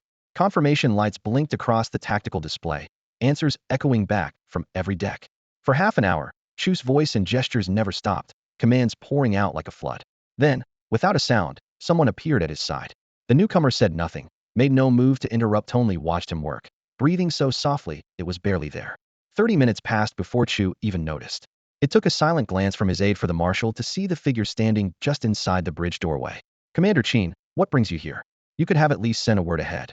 Marshal Chu Changhe immediately recognized the visitor Qin Ting, commander of Angel City Fortress, who had fought at his side in the last brutal engagement. The flagship's command center was awash in bright light, a vast holographic tactical map floating above the consoles, every fleet and defensive line clearly marked. Qin Ting's eyes swept across the glowing screens, his voice tinged with both admiration and helplessness. I found a few free minutes and came to pay my respects to the old marshal. Catching his look, Chu Changhe asked, I heard you're pulling out? Yes. The orders are final, Qin Ting replied, his expression darkening. Angel City Fortress has fallen. Staying here serves no purpose. Our forces are boarding transports in waves, returning through the Stargate to the Xiaolong Interstellar Empire. I'm on the last lift. He glanced at the timer on his wrist and smiled faintly. Less than 30 minutes left, so I slipped away to say goodbye. They had been strangers, yet the last battle had forged a quick bond. That day the Chu Corps had entrusted its flank entirely to Angel City Fortress, and the fortress in turn had left its rear to the Chu Corps. Without that mutual faith, the first defensive line would have collapsed long before. Chu Changhe slapped Qin Ting's shoulder. Go with a clear mind. Well, hold the line. The Waxianzi Federation tribal universe will stand. As a fellow commander, he understood how it felt to be pulled out while the fight still raged. Qin Ting drew a deep breath and nodded. I believe you will. When this is over and you reach the Xiaolong Empire, the first round is on me. Done. Chu Changhe laughed, gripping his hand. It's a promise. Farewells complete, Qin Ting boarded the transport. Through the porthole, he took one last look at the battlefield. In the distance, the shattered ramparts of Angel City Fortress still clung to life. The lights of Bylon City, hub of the Bylon Interstellar Trade Group, still burned, though they might be swallowed by flames at any moment. The Stargate loomed ahead, and within minutes he and his people would pass through it. Shame stabbed at him felt like a deserter, yet orders were orders. All he could do was pray that the remaining fleets would hold. 24 hours. According to the latest frontline intelligence, under the Conqueror civilization's relentless assault, the second defensive line could last no more than 24 hours. 6 hours after that, the Stargate would fall. 10 hours later, the Waxianzi Federation tribal universe would be completely overrun. At that point, no matter how many combat units remained, their fate would be sealed total annihilation. Flame Elf King Xiaoman stared solemnly at Secretary Lilisai through the holoscreen as he delivered his report. 24 hours? Lilisai jerked her head up, her voice edged with disbelief. She glanced instinctively at the tactical map. 10 million Federation starships, and several Angel City fortress celestial behemoths that had once inspired unshakable confidence were now being forced to decide life or death in a single day. Xiaoman met her doubt heated, his tone steady yet heavy. Their fleet numbers match ours, but they field 2 to 3 times as many T6 and T5 capital ships. Outgunned, we have no choice but to maneuver around them. On the map, a crimson breach pulsed ominously the point where the Chu clan line had just collapsed. Xiaoman traced the projection, calling up real-time data. 1. Conqueror formations on the other fronts are only delivering pinning fire, meant to fix our forces in place. 2. Their main battle group is pouring through the Chu line, aiming to seize the Stargate and cut our logistics. 3. If they strike from the rear, the remaining Angel City fortresses will wither and fall. He lowered his gaze, resignation creeping into his voice. Once that fortress falls, the entire Waxianzi Federation campaign is finished. Lilisai pressed a hand to her temples, breath quickening. The flames were already at their doorstep. Were they truly about to abandon this universe? There's still a sliver of hope, Xiaoman said, eyes blazing like molten rock behind his visor. We must keep reinforcing, flooding the battlefield with ships until we drain their ammunition. The conquerors brought only 1 million supply and transport vessels, and they have no other line of resupply. If we can force them to run dry, the Waxianzi Federation can still hold. Lilisa's frown deepened. You want us to throw our own fleets into their guns until they're out of shells? Even with all her pragmatism, she couldn't ignore the brutality of such a plan. Isn't there a more proactive way, something like striking their supply fleet so not a single shell reaches the front? She asked, speaking faster now. Xiaoman shook his head. I thought of that first. But they came prepared. They have 6 million warships on this front, and the remaining 3 million guarding that 1 million strong logistics fleet. No matter how well the battle is going for them, their commander refuses to redeploy a single escort. Breaking through a screen of 3 million warships to strike their supply fleet will require a force of Xylon-class starships equal to theirs in both number and capability. Cold light filled the conference room as a tactical holomap projected the impenetrable wall of escort vessels before everyone. The casualty estimate blinked in crimson. 3 million, an uncompromising figure. Still, Secretary Lilith, if I may speak freely, can we even scrape together 3 million Xylon-class ships at the moment? Silence spread among the senior officers. Lilith understood better than anyone. 3 million was fantasy. Even finding 100,000 frontline Xylon-class hulls in the entire Xiaolong sector was next to impossible. Give me some time. They'll find a way, she said at last, swallowing her frustration before leaving to scrape together whatever she could. Flame Elf Queen Solomon watched her go in silence. Lilith had already squeezed every ship and crate of supplies she could, yet the Conqueror Civilization's armada was determined to crush the Blossom Sprite Federation, refusing to leave them the slightest opening. More ships? Where could she possibly find more ships? After a long pause, Solomon opened an encrypted channel to the one remaining source of power she could still call upon. The screen lit up, revealing another highborn fire elf who looked almost like her twin, the deputy commander of the Flame Elf Royal Armada and, in effect, the highest-ranking officer left. Composed yet visibly strained, Solomon spoke. Things are dire on my side. I need your support. The officer on the other end could hear the rare note of pleading in her voice. Solomon said no more, staring at the screen. Every coordinate, chart, and battle plan was already embedded in the encrypted packet. All that remained was the answer: could they come? Devourer Civilization Universe. Meanwhile, the atmosphere within the Devourer Civilization sector of the cosmos had turned eerily tense. Lords and governors across the star realms sensed that the Oath Duel had begun, while civilians, studying shipping manifests, noticed that more than 90% of the warships had vanished, a disappearance too large to conceal. To suppress the news, the central regime decreed that no media outlet was to report or even mention the Oath Duel. Violators would be charged with treason.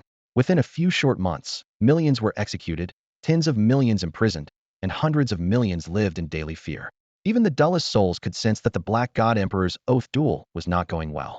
When a war is on the brink of failure, what comes next? Every species under the Devourer Civilization knew the answer all too well. Because of the sworn duel, the Black God Emperor began stockpiling military supplies on a massive scale, and part of that stockpile was siphoned directly from civilian resources. At first, prices across the Devourer Civilization's universe rose by only 30 to 200%, painful, but still bearable. The steepest increases hit goods that had short-term substitutes, so most people could still muddle through. But within weeks, the pace of inflation snapped its leash and bolted out of control. The first casualty was hard currency, crystal ore.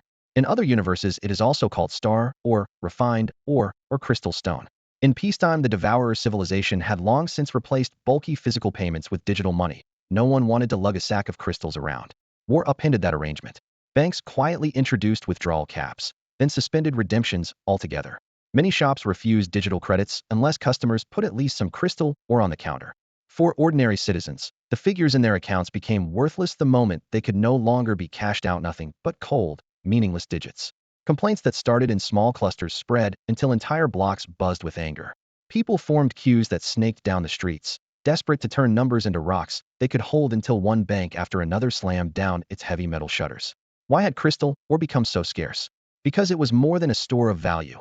It was the core material for building interstellar warships and a reservoir of concentrated energy in its own right. Almost every mining world produced it, and the major universes had long treated it as a shared hard currency. Now the front lines were starving for supplies.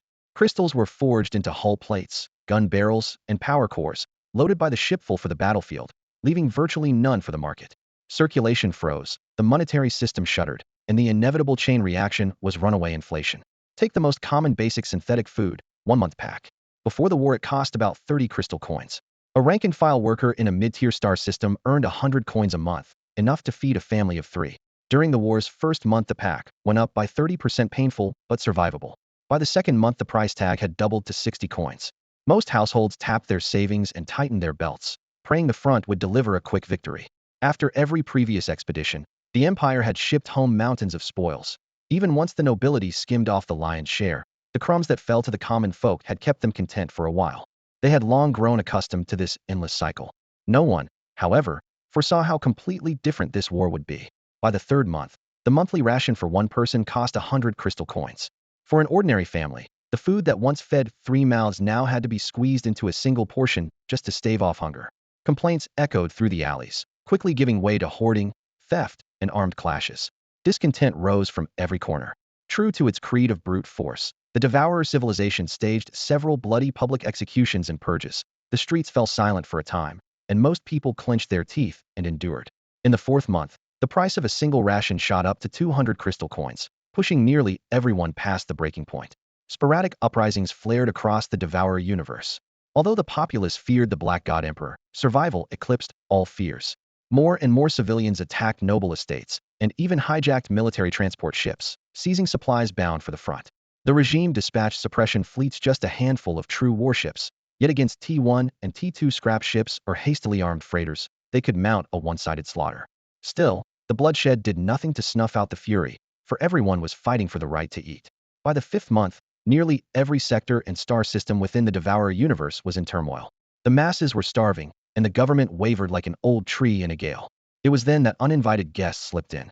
Somewhere in deep space at the galaxy's edge, the black expanse warped and trembled.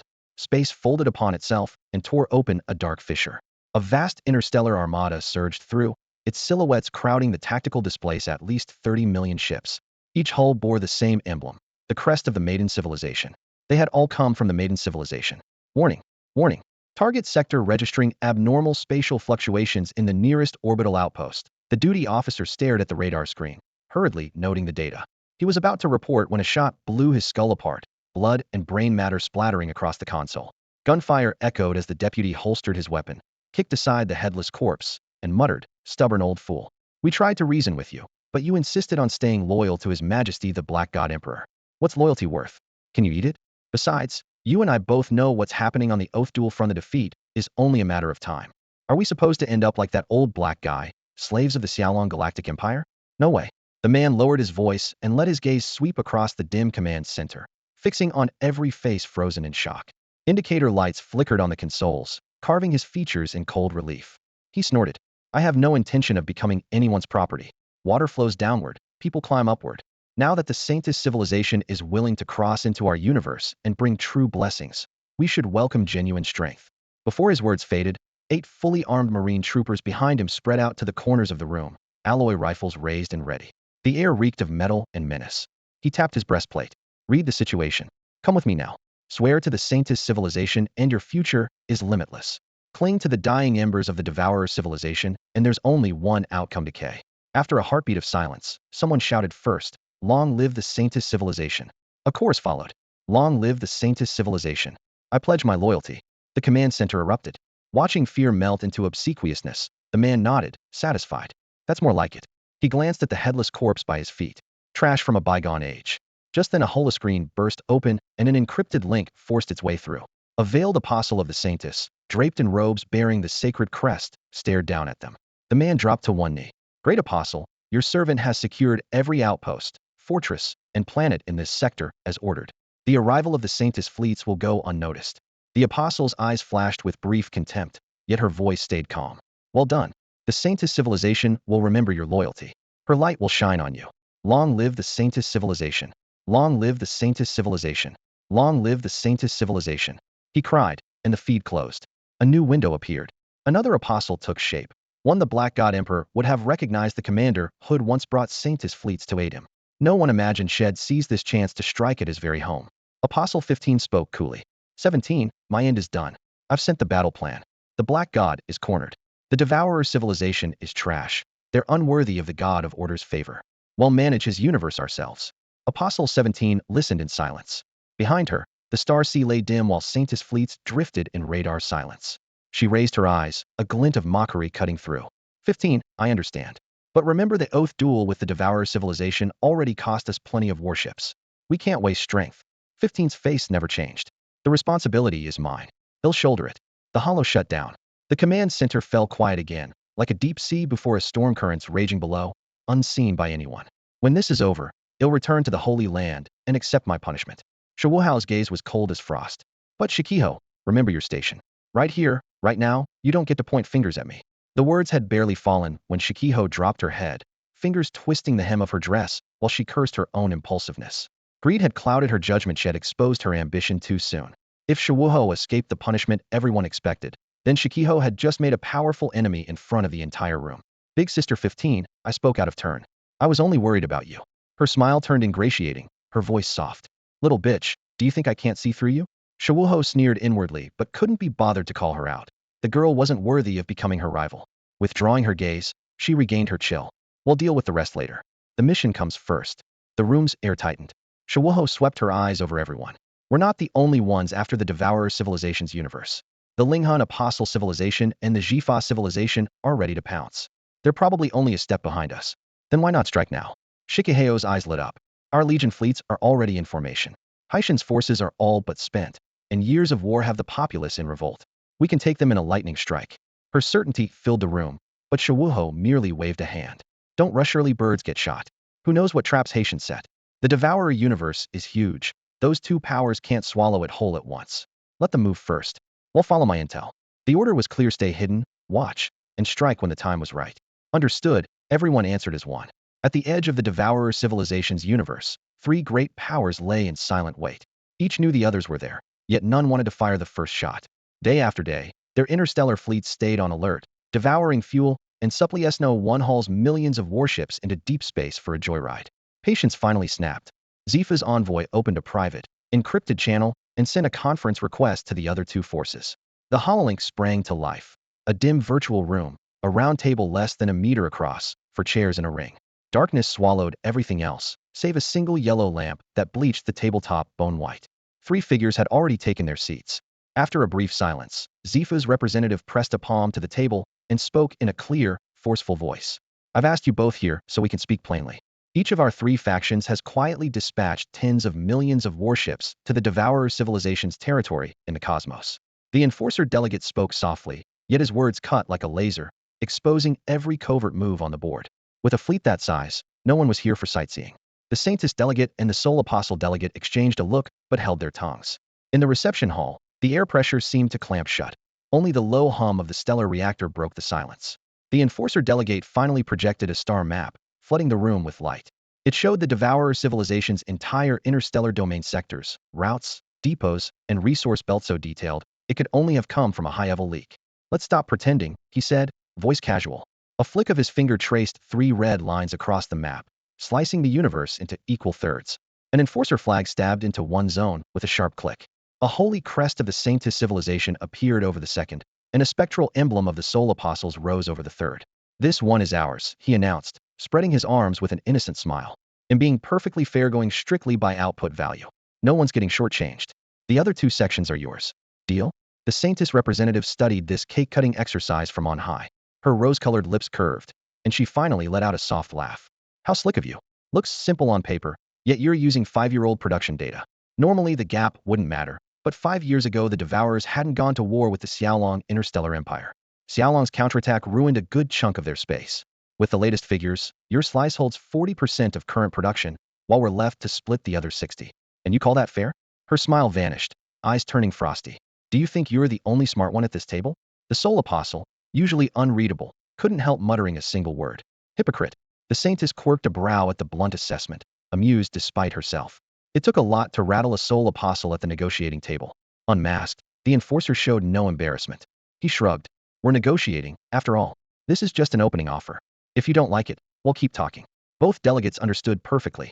Head floated a trial balloon if they were foolish enough to accept. Head walk off with a windfall. If not, head haggle indefinitely. Either way, his side had already done the math. Whatever the final deal, the enforcers would never come out behind. The Saintess Civilization's envoy had come well prepared, and, more importantly, showed far more sincerity than her counterpart. She unfurled a three-dimensional star map across the conference table. Thousands of light points traced the veins of the sector, layering information in midair. While the Enforcer Civilization's delegate had offered nothing but a single line of data output from 5 years ago, her file displayed 2 decades of annual yield charts, detailed breakdowns of every resource, rarity indexes, required tech levels, transport demands, even administrative overhead. Bright red trend lines stood out. Systems that had been rich 5 years prior but were now depleted were circled and annotated. The notes blamed a series of raids by the Xiaolong Interstellar Legion on the Devourer civilization bombardments that had crippled both mining and industrial worlds. She emphasized that the ore was still there. Restoring production, however, would demand massive capital to rebuild facilities and anywhere from a few to a dozen years of repairs. Every cost and milestone was spelled out. Arms folded, the enforcer delegate scrolled through the data expressionless. With intelligence this transparent, skimming a larger share of the pie in secret would be nearly impossible. This is the current state of the Devourer civilization, the Saintess envoy said, voice calm, yet pressing. If we're going to divide it, we can't judge by surface value alone. Take this cluster loyalist territory under the Black God. The locals worship him without question. Whoever takes over will need extra personnel and resources just to pacify them, or governance will be a nightmare. That hidden expense belongs in our calculations as well. She smiled at the enforcer. He waved her off, impatience showing. Spare me the speech. Let's hear your plan. Raising her hand, she summoned 10 distinct allocation proposals in floating light screens. These are preliminary drafts based on current conditions. Pick the one you can live with, and well tweak the details. Lock in the broad strokes first. Iron out the minor differences later. It'll save us all time. The Soul Apostle delegate nodded. No objections. Fine. The enforcer looked over the 10 options, each annotated below. In the first plan, the territories were wildly unequal if you measured by sheer size, at least. That makes it 5, 2.5, and 2.5. On the holographic star map, 3 color-coded regions glowed in sharp relief.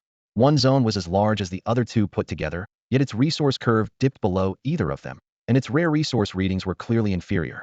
Choosing that option meant trading sheer acreage for richness of yield. The remaining proposals were skewed in their own ways, a reminder that real fairness is always relative. The Xingnu civilization's envoy had anticipated this. Her draft was far more rigorous than the rough outline the Xifaz envoy had shown earlier. In the end, each of the 3 delegates chose a different plan. The divergence surprised no one. The Xingnu envoy simply nodded, deleted the unused files, and kept the 3 selected versions. She merged them and fed the composite into the tactical AI, ordering it to overlay common ground and isolate the disputed areas. In less than a minute, a revised allocation floated before them. She took charge of the discussion. Pointing to the lighted panels, she advanced line by line. If you insist on that resource system, you'll have to yield on the other one. You can't pocket every advantage. The bargaining echoed through the holochamber as the 3 sides haggled over every lane, every planetary belt, even each energy satellite. After several rounds of tug-of-war, a draft acceptable to all 3 in principle finally emerged. Any objections? If not, well sign, and the terms are binding. Should anyone renege, the other 2 will join forces and wipe the violator out completely. As the Xingnu envoy spoke, her gaze locked on the Xifaz representative, leaving no room for misunderstanding. The Xifaz envoy smiled faintly, spreading his arms with solemn confidence. Our civilization honors its word. Breaking a pact is rebellion against order itself. Then let's sign. The Linghunsherto envoy stamped their seal on the scroll-like contract. The Xingnu and Xifaz envoys exchanged a look and pressed their own crests down hard. The treaty took effect at that instant. According to the clauses, the 3 fleets would launch simultaneously in 6 hours. Within 24 hours they were to seize every star system held by the Tunchi civilization, sever its supply lines to Zhuan in the Shattered Universe, and withdraw all forces currently stationed there. The Xingnu envoy confirmed. Agreed? Agreed. The Xifaz and Linghun Shirto envoys replied in unison. Thus the Xingnu, Xifaz, and Linghun Shirto civilizations formally finalized the division of the Tunchi spoils. They now resembled three wolves standing shoulder to shoulder, ready to tear into the flesh of a former ally. The appointed hour arrived quickly. Almost to the second, their armadas jumped from port in a flawless, fluid sweep. The decision to strike had never been in question. The only barrier had been how to split the loot. With that settled, they were eager to carve up the prize before anyone could dream of a different outcome. The Saintis Armada advanced with disciplined efficiency. They moved at lightning speed to seal every stargate, starport, and strategic node in the sector, then launched tiered strikes against all local forces. Before each engagement, the commander screened her targets. If the fleet belonged to a provincial lord, a surrender message filled the comm channels. Under the looming silhouette of the Saintis civilization's titanic battleships, those regional powers found refusal almost unthinkable. Everyone on the front understood the reality. The Devourer civilization was on the verge of collapse. The Dark God Emperor could barely protect himself, and the Saintises, Enforcers, and Soul Apostles had already stabbed him in the back. Fighting for the Dark God now was nothing short of suicide. The Saintis response to the Dark God Emperor's frontline fleets was colder and more exact. A single wave of focused fire crippled the flagship's main engines and fire control array not enough to destroy her, only to leave her adrift. Then the final ultimatum arrived. Shut down your drives, power down your weapons, and surrender unconditionally before the timer expires. Any detected sign of resistance meant instant annihilation of the entire formation. With this seamless routine, the Saintis legions took control of an entire theater within hours. We are the Saintis civilization, guardians of the Great Order. The Devourer civilization has strayed under the Dark God's misguided rule. Swear your loyalty to us, and we will grant you shelter and prosperity. The holographic image of a Saintis played on loop across every captured world and every starport display. Among the three factions, the Saintis methods were already considered merciful. The Enforcers were another story. They negotiated with no one, seized every local resource and territory, and at the slightest hint of defiance fired their main guns, reducing cities and everyone in Themto ash. Planets turned into blood-red hell's capes overnight. Their efficiency was terrifying. Within days no voice of dissent remained in Enforcer space, because those who dared speak had died in silence. The instant the corridor between Devourer space and the Shattered Swan universe was cut, the Dark God Emperor received the awful news. At the same moment, the residual mobile fleets of the Saintises, Enforcers, and Soul Apostles slipped away from the Zwan front without a word, leaving only a silent vacuum. Their intentions were unmistakable. Those bastards. Traitors. Faithless curs. The Dark God Emperor bellowed on the flagship's bridge, his blow flipping a console and denting the alloy deck. Shattered holoscreens rained sparks while surrounding officers turned deathly pale. No one spoke. Everyone prostrated themselves until his fury ebbed. Moments later, an adjutant crawled forward, dropped to both knees, and kept his eyes lowered. Your Majesty, the situation is decided, he said, his voice trembling yet steady. We've lost all contact with the home universe. I believe it's now entirely under Saintis, Enforcer, and Soul Apostle control. Our supply lines are cut. The supplies we have on the front lines can sustain our Legion fleets for at most 2 weeks of combat. If the Xiaolong Interstellar Legion launches another offensive as fierce as the last one, we won't survive a single week. By then they won't even need to keep firing. Our warships will be helpless, their ammunition and fuel completely exhausted. The report hung heavy in the flagship's command hall. Haitian Dihuang slumped against the captain's chair, his gaze dim, as though his very soul had been drained. After a long silence he asked in a low voice, how many combat-ready fleets do we still control? The officer hesitated, then forced out his answer. No more than 70 million warships. The old number still echoed 300 million ships. After nearly 5 months of brutal fighting, only 70 million remained. Worse yet, a three-front betrayal had made the situation even more catastrophic. This remnant could not endure for long. All around the hall, those kneeling said nothing. Their silence spoke louder than any words. The battle was lost.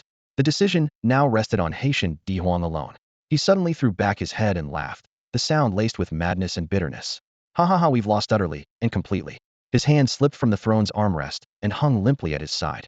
The supreme ruler who once commanded an entire devouring civilization was now little more than a defeated man. When the laughter faded, he closed his eyes for a moment and spoke quietly. Since we've lost, there's no point in a futile struggle. Contact Xiaolong Dihuang. Tell him I want to meet face to face. The unexpected order stunned everyone present. Though they had suspected this moment might come, hearing the command still left them conflicted, for they knew exactly what it meant. The officer who had spoken earlier rose shakily and bowed his head. At once, Your Majesty. This once proud subordinate now walked with hollow steps, his straight back forever bent. Alone on his throne, Haitian Dihuang drifted through old memories. Every step of his long reign had felt like treading thin ice. Any misstep could plunge him into the abyss. In the end, he had still lost completely. Deep inside, he whispered to himself, "Enough, I've lived long enough. It's time to rest, truly rest." Before long, the officer returned and knelt. "Your Majesty, we have established contact with the Xiaolong Interstellar Empire. They have provided coordinates. They require you to transfer to one of their warships there and proceed directly to Xiaolong Dihuang for a personal audience. At the same time, they demand that our entire fleet withdraw from the current front line, shut down all drives, and observe a temporary ceasefire." The arrangement was undeniably humiliating, but the roles had reversed, and there was no room for negotiation. Haitian Dihuang nodded calmly. "Understood. Make the preparations." His voice was steady, betraying no emotion at all. On the bridge of the interstellar command ship Dragon Emperor, Zhao Chen watched a figure clad in black armor stride inside. The newcomer was Haitian Dihuang. The moment he stepped onto the bridge, he said nothing. Instead, he slowly scanned the surroundings, as if appraising the command center of the flagship that had just defeated him.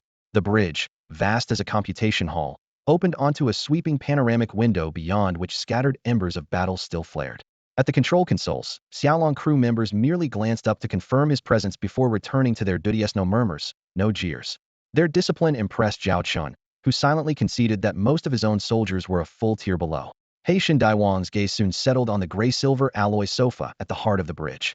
Zhao Chen sat there, fingers tapping the armrest, expression calm. When their eyes met, the armored man walked forward, the metal inlays of his suit catching the light with a cold gleam. He stood half a head taller than Zhao Chen, yet at close range sensed no advantage. The other man's presence was just as commanding. "Please, have a seat." Zhao Chen flicked a finger, and a sofa identical to his own materialized behind his guest with a crisp metallic chime. "Your Majesty, the Haitian Emperor is accustomed to thrones," Zhao Chen said lightly. "I wonder whether an ordinary couch will suffice." "No reason it shouldn't," Haitian Dihuang replied, turning to sit. The heavy armor landed with a dull thud. "It's certainly more comfortable than those fellow skulls." Even on the flagship of the Xiaolong Interstellar Legion, his aura remained steady. After a brief silence, he looked up. "I'm surprised you chose to meet me here. I expected a conference room, perhaps even a deliberate delay, so someone could humiliate me first." Zhao Chen spread his arms, half teasing, half sincere. "That sort of power play was an option, but I'm more curious if I had gone that route. How would you have responded?" Haitian Dihuang paused, clearly having considered the scenario, then answered plainly, "To the victor go the spoils. I lost the sworn duel. Any humiliation would be normal." Zhao Chen applauded softly, a genuine smile on his face. "You do take things in stride." In truth, he admired the man's composure and had not expected him to request an immediate post-battle meeting. Zhao Chen recalled their first clash. Had they met under different circumstances, they might have become kindred spirits. He set the thought aside and spoke evenly. "All right, what do you want to discuss?" "I'm willing to concede the sworn duel," Haitian Dihuang said, getting straight to the point. "On conditions?" Zhao Chen arched an eyebrow. "If it were mere surrender, there would be no need for this meeting."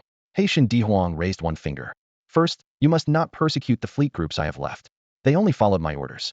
If someone must be punished, let it be me. Spare them." Zhao Chen nodded without hesitation. "That's acceptable." The armored man lifted a second finger. "Second, during our duel, the Saintess civilization, the Enforcers, and the Soul Apostles betrayed me. They attacked my home universe and have now cut it off from me. I can tolerate defeat, but I will never tolerate betrayal." The voice of the Black God Emperor rolled through the silent command deck of his flagship, low and unyielding. Behind his obsidian-inlaid throne, a massive star map outlined the turbulent region of his universe, and the icons of 3 invading armadas pulsed in harsh red light. "You will drive those 3 armadas out of my universe, and you will not persecute or enslave any interstellar species within it. You must guarantee their basic right to survive." He pronounced each word like a verdict. On the opposite side of the holographic link, Zhao Chen, Emperor of the Xiaolong Interstellar Empire, raised an eyebrow in mild surprise. For all the Black God Emperor's conquests, he was asking nothing for himself. "Anything else?" Zhao Chen silenced a nearby alarm with a wave, his gaze steady. "Nothing more," the Black God Emperor replied, folding his arms as his black cloak draped over his armor. "So long as you keep those 2 promises, my fleets will surrender to you unconditionally." Zhao Chen studied him for a moment, then spoke openly. "To be honest, those terms are not hard. The first I accept. I am willing to accept the second as well. But there is a complication. You've probably heard that my rear lines are on fire." He brought up another star map and pointed to a blinking coordinate on the front. "A conqueror civilization from another cosmic cluster is attacking my territory. A critical hub is under heavy assault, and I have only second-line forces defending it. My plan was to crush your main fleet, then redeploy my strength to drive them out. In the short term, I truly cannot afford a war in your universe." The Black God Emperor regarded him, a trace of surprise in his eyes. You are honest. Am always honest with an opponent who shows sincerity, Zhao Chen said with a shrug. After a long silence, the Black God Emperor spoke. I can concede the second condition, but give me a deadline. How long until my universe is reclaimed? I won't let tens of millions of soldiers remain in exile forever. Zhao Chen tapped the tactical console, thinking. I can't give you an exact date. We don't know whether the conquerors will send more reinforcements. If they do, I must secure my own borders first. Hey race my offer once I finish with them. I will move against your universe immediately and expel the 3 factions. 10 years at most. His tone was candid. 10 years was the bottom line he had calculated. He knew the devour-ridden universe was rich in mass, and if the Black God Emperor's authority could help its species submit to the Xiaolong Empire, the gains would be immense. If his rear lines were not burning, he would have sent a relief force at once. 10 years the Black God Emperor ran the timeline in his mind, then finally nodded. On a cosmic scale, 10 years is brief. I accept. The 2 emperors locked eyes. Embers of war flickered across the star map, yet so did the possibility of future alliance. Everything Zhao Chen had said was the simple truth. The Xiaolong Interstellar Empire really is caught in this predicament right now. They can't very well ignore their own crisis and go deal with the Devourer civilization's universe first. Zhao Chen fixed the Black God Emperor with an intrigued stare. I never thought you'd make this choice. Honestly, it's not what I expected. Oh, you assumed I'd fight to the last?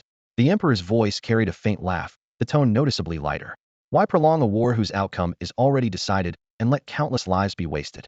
If I could see even the slightest chance of victory, I wouldn't be standing here. Zhao Chen arched a brow, then let it go. So you're surrendering. About Order's side, he trailed off, the meaning obvious. The Black God Emperor shook his head with a wry smile. Do you truly think I would ever swear genuine loyalty to Order? The question piqued Zhao Chen's curiosity. The Emperor raised his hands to the helmet, unclasping it bit by bit. Until this moment, neither Zhao Chen nor anyone else had the faintest idea what the Black God Emperor looked like. From the day the Devourer civilization emerged, its ruler seemed to have appeared alongside history itself, shrouded in mystery.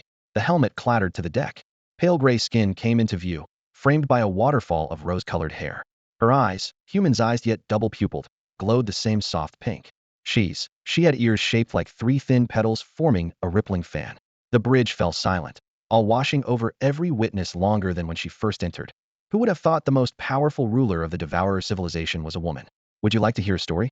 The Black God Emperor no, the Black God Empress asked gently. Zhao Chen snapped his fingers. A service droid slid over, placing tea before the Empress and peanuts, sunflower seeds, and drinks in front of him. The Empress gave the spread a glance, reached straight for the most expensive bottle, tapped the neck, cracked it clean off, and drank deeply. I've lived for several thousand years, perhaps tens of thousands. I've lost count, she began. I grew up on an ordinary planet, with parents and siblings like anyone else. Back then, our civilization had only begun to explore the starsway, barely maintained small colonies on nearby worlds, and shuttled research crews at best. One seemingly ordinary night, a brilliant light enveloped me. When it faded, I was in a strange place where thousands of people, all taken from every corner of my homeworld, had gathered. A so-called god suddenly appeared. It materialized before the crowd and coldly announced that they had been selected for a trial, warning that an interstellar armada would soon invade their homeworld. Survival inside the god's arena was their only hope of saving it.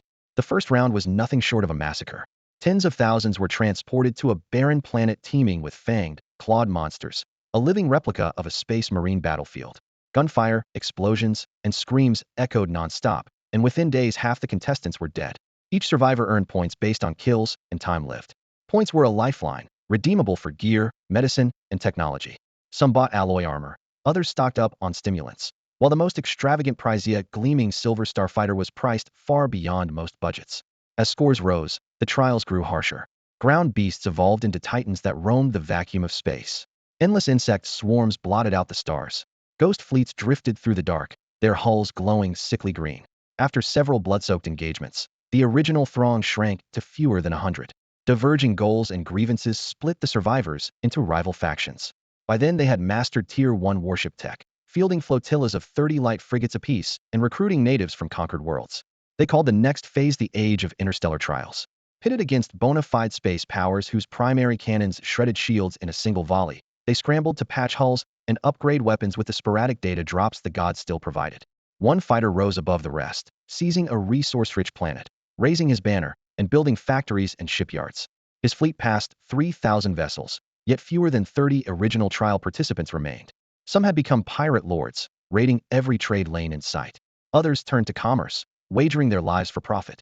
A handful vanished into balmy paradises, intent on living out their days in peace.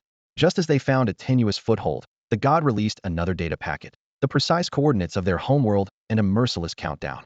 When the clock hit zero, a foreign fleet would strike their birthplace. Shocked, the splintered factions hurriedly formed an alliance and prepared to head back. Zhao Chen listened, spellbound, as the numbers ticked in everyone's mind.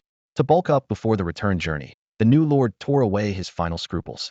He ordered looting, burning, and killing on every conquered planet.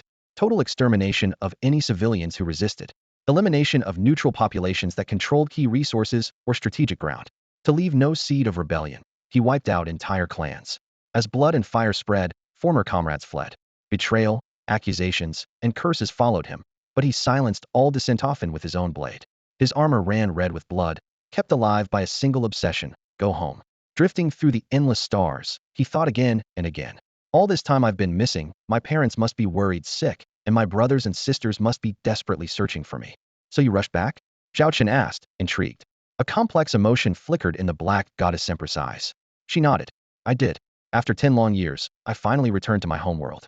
For a decade, almost every day and sleepless night, she had imagined that homecoming, her parents waiting at the door, her brothers and sisters gathered around her. 10 years. Father must have aged a lot. Our people rarely live past 80, and he was already 50 when I left. Her voice was low but steady. Mother has probably cried countless times. She's always been quick to tears. I used to sit beside her, handing her tissues. She recalled the night she left for her studies. Her mother clung to her, sobbing for a long time, and her eyes were still swollen the next morning at the farewell. I've been gone 10 years. What does she look like now? Has she taken care of herself? When she spoke of her younger siblings, her tone softened. They've always been so well behaved. While I was away, they listened to our parents without complaint. Whenever I came home, they would stand in the doorway, blinking up at me. All they wanted was a small present. Something I picked up on the way back could keep them happy for half the day. She gave a faint smile, then sighed, almost in self-mockery. When the neighborhood kids bullied them, I was the one who stood up for them.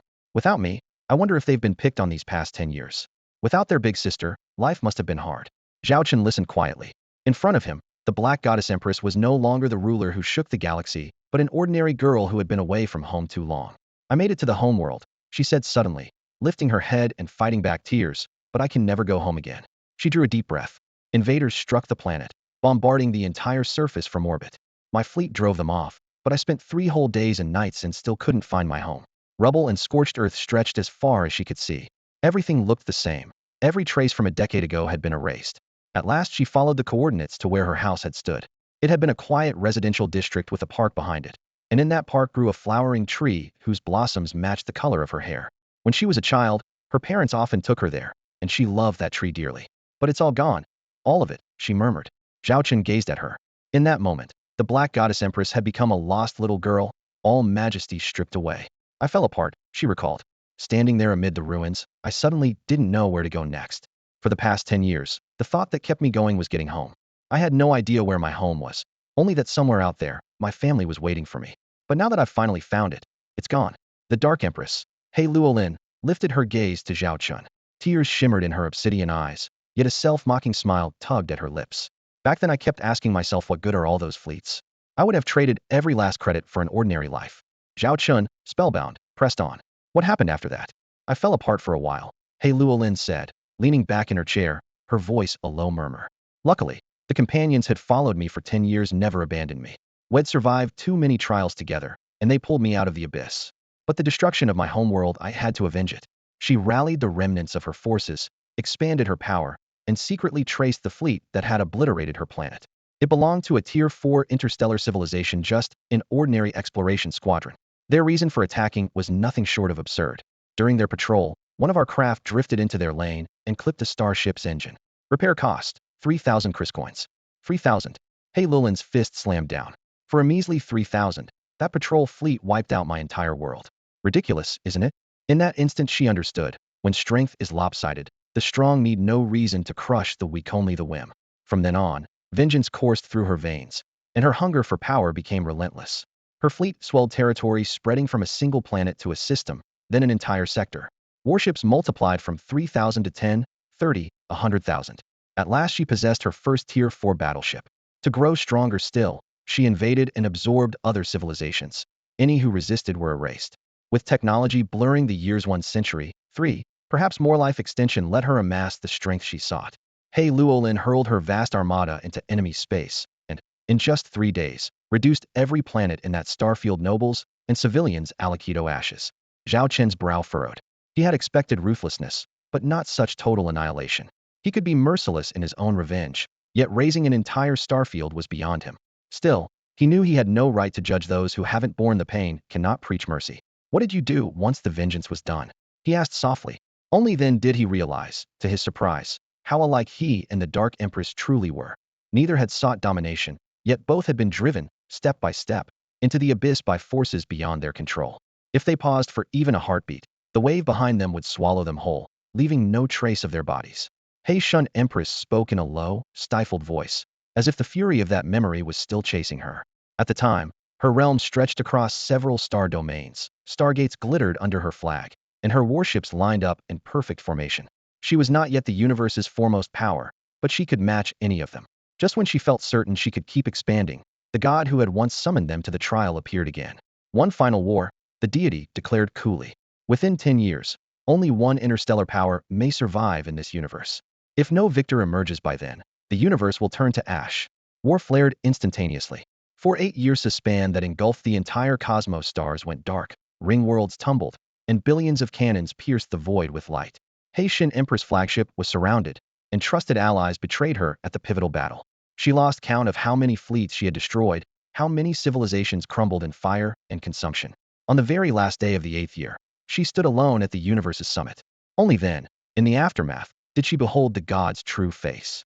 That god was at order? Zhao Chen ventured. Haitian Empress nodded. Yes, it was order. Order explained that every trial served to select administrators, agents dispatched to clusters of universes to enforce its rules. By its own code, order could not strike directly at non-threatening civilizations, so it fostered black gloves, devouring civilizations, saint maidens, and other proxies sent to purge worlds below T6, sometimes barely T5. Destruction would fall on the black gloves, allowing order to claim it never broke its own commandments. Everything I possess came from it, Haitian Empress said with a bitter smile. A hound that survives the arena is still only a hound. Zhao Chen fell silent. He suddenly realized how closely their fates aligned his very existence. His system's power, all stemmed from some higher force hoping to raise a civilization strong enough to challenge order. He, too, had been a pawn on the board. Now he intended to become the player. That's the story, more or less, Haitian Empress said with a shrug. Just then Zhao Chen noticed fine cracks spreading across the skin of her arm, racing toward her cheek. What's happening to you? He asked, startled. Don't imagine that. Just because I'm a dog raised by order, it lacks ways to keep us on a short leash. Empress He Shun's voice was husky as her fingertips brushed across her chest. A thin, vicious crack spread over her skin. After surviving every trial, each of us so-called fortunate ones was implanted with a seed in exchange for Order's technology. The moment Order suspects betrayal, that seed devours its host's life energy. She raised her hand, revealing a faint, dark red glow pulsing in her palm, the seed's core. It's already begun to activate. My life is on a countdown. Is there no way to stop it? Zhao Chen frowned. If we were a Tier 7 tech civilization, maybe we could turn the tide, she said with a bitter laugh. But we're only Tier 6. If a solution existed, would I, the Xingnu civilization, or any other interstellar power still choose to live as someone else's dog? At this, her gaze dropped, equal parts remembrance and remorse. You're not afraid of death? Zhao Chen pressed. Death lost its weight for me long ago, she sighed. What burdens me is the loyalty of those who still follow me. Power, status, none of it matters as much as that little house where my family waits for me to come home. She looked Zhao Chen straight in the eye, her tone earnest. That's why I want you to take back the Devourer universe. Better it falls to you than to those 3 brutal civilizations. I've seen what you can do in the cosmic forum compared with them. You're almost gentle. Giving my universe to you is the last good deed I can manage. The cracks kept spreading. Her once bright pink hair faded strand by strand to gray, her features aging before his eyes. She resembled an old mother who had already accepted death, calmly arranging her affairs. After a long silence, Zhao Chen spoke. If I could keep you alive, would you want to live? Empress Haitian froze, then let out a soft laugh.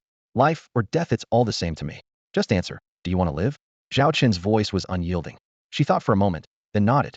If I must choose, yes. I still have one obsession: time-travel technology. Order forbids us from studying it. But if I could break that barrier, I could go back to that planet, that home. Even one day would be enough. Her eyes glimmered with a light had never seen in them before, the faith that had carried her this far.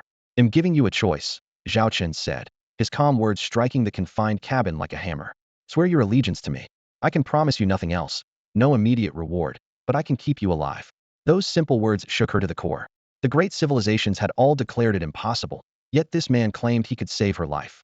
I know you don't believe me right now, but since you've already accepted that death is inevitable, why not trust me for once? Zhao Chen's voice was calm, yet it carried an irresistible resonance. He lifted his eyes to the dark goddess empress. There was no mockery in his tone, only the statement of an indisputable fact. This costs you nothing, does it? If you feel you've lived long enough, then forget I said anything. He spread his hands as though explaining to an old acquaintancer, offering her one last choice. Honestly, I can't guarantee success. The dark goddess empress remained silent, her gaze sharp as a blade. She could tell Zhao Chen wasn't lying, but did he truly have the power he claimed? The question sparked a complex glimmer in her eyes. We were enemies, she said in a low voice. That battle alone sent more than 1 billion starships into the void. Shouldn't you hate me? Zhao Chen shrugged. We were opponents past tense. It's over. You lost. I won. That's all there is to it. He lifted his palms in a pacifying gesture. Once the outcome is settled, hatred is pointless. Her lips tightened, but she finally nodded. She couldn't deny she had lost everything. Precisely for that reason, she had to know his real intent. Your terms? She asked, meeting his eyes. Zhao Chen smiled and leaned forward, a flash of shrewdness in his Gazean unmistakable sign to anyone who had ever faced him. An offer that was hard to refuse, yet never free. My terms benefit you as well. He laced his fingers on the table. You've never let go of the devouring civilization universe. If all goes well, you'll become its new executor. Frankly, no one is better suited. She narrowed her eyes. You want me to work for you? That sounds too cold, Zhao Chen said, tapping the tabletop. I'll free you from order's shackles, and we'll cooperate. You'll govern the new devouring civilization universe, but under my oversight. Specifically, you'll have no diplomatic authority and no direct command over the military. Internal governance. Thought hat's yours.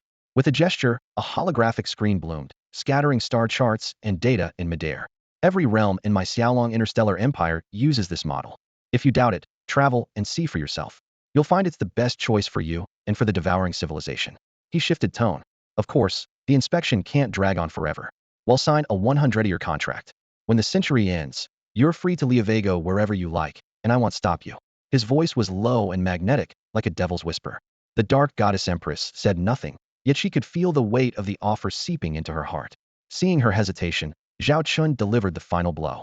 You've heard, haven't you? Your stronghold has already been carved up by those 3 factions. They were your allies. While you fought me, they moved in and seized your territory. Noble of them, don't you think? He let out a short laugh. When they pledged support for your duel with me, they were playing both sides. If you won, they'd bask in your victory and claim their share. If you lost, they'd take everything anyway. If you lose, they'll move in on your territory and pluck you like a ripe peach. The lights of the steel bridge flickered in Zhao Chen's eyes as he continued. I can't stand backstabbers. If you're willing to come over to my side, I'll give you a chance. Right now, in the Oath duel you still command more than 50 million starships, and in the Devourer universe your followers are still intact. He'll open the gate, take those fleets, go back, and settle the score with the 3 civilizations. He gave a rueful smile. But I can't offer much help for now. My own backyard is on fire until the Conqueror civilization is dealt with. My hands are tied. Whether you fight or not is entirely up to you. The Haitian empress fell silent. Zhao Chen's last words hit home. She could accept losing a fair duel, but a knife in the back was unforgivable. If she had any wish left, it was revenge. She had thought that chance was gone, yet here it was. They'll give you a moment to think, Zhao Chen began. No need. She raised a hand, cutting him off. They'll take the deal. Worst case, I die trying. Her tone was calm. She was braced for the worst.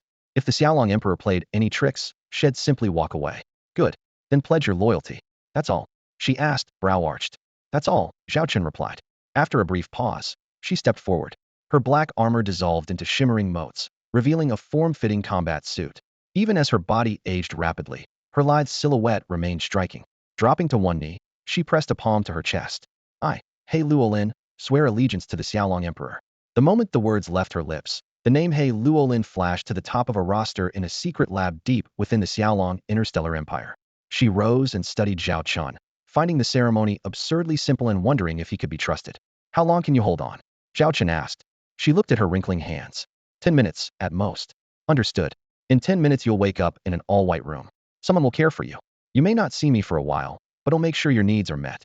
After that, my people will bring you back here as fast as they can. The fleets are waiting for your command. One more thing. If they don't hear from you, how long can they maintain their current status? If Empress He Luolin fails to return in time, and the Devourer armadas grow impatient and strike again, things will get ugly fast. Without my direct order, those armadas will stay put for 7 days, provided no one threatens them, Empress He Luolin added. Her voice was still commanding, yet the erosion of age clung to every syllable. Zhao Chen counted quickly and nodded. 7 days, that should do. His gaze rested on He Luolin, as though he could see the last sparks of her life guttering beneath her worn imperial armor. He Luolin, go greet your new life.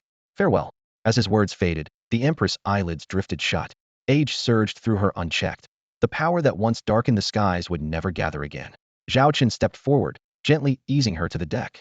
The instant she touched the plating, gray fissures spiderwebbed across her skin, and she crumbled into fine ash that the vents carried away. The ruler of an entire starfaring civilization vanished without warning. When the final mote dispersed, the taut string in Zhao Chen's heart snapped. The oath duel was over.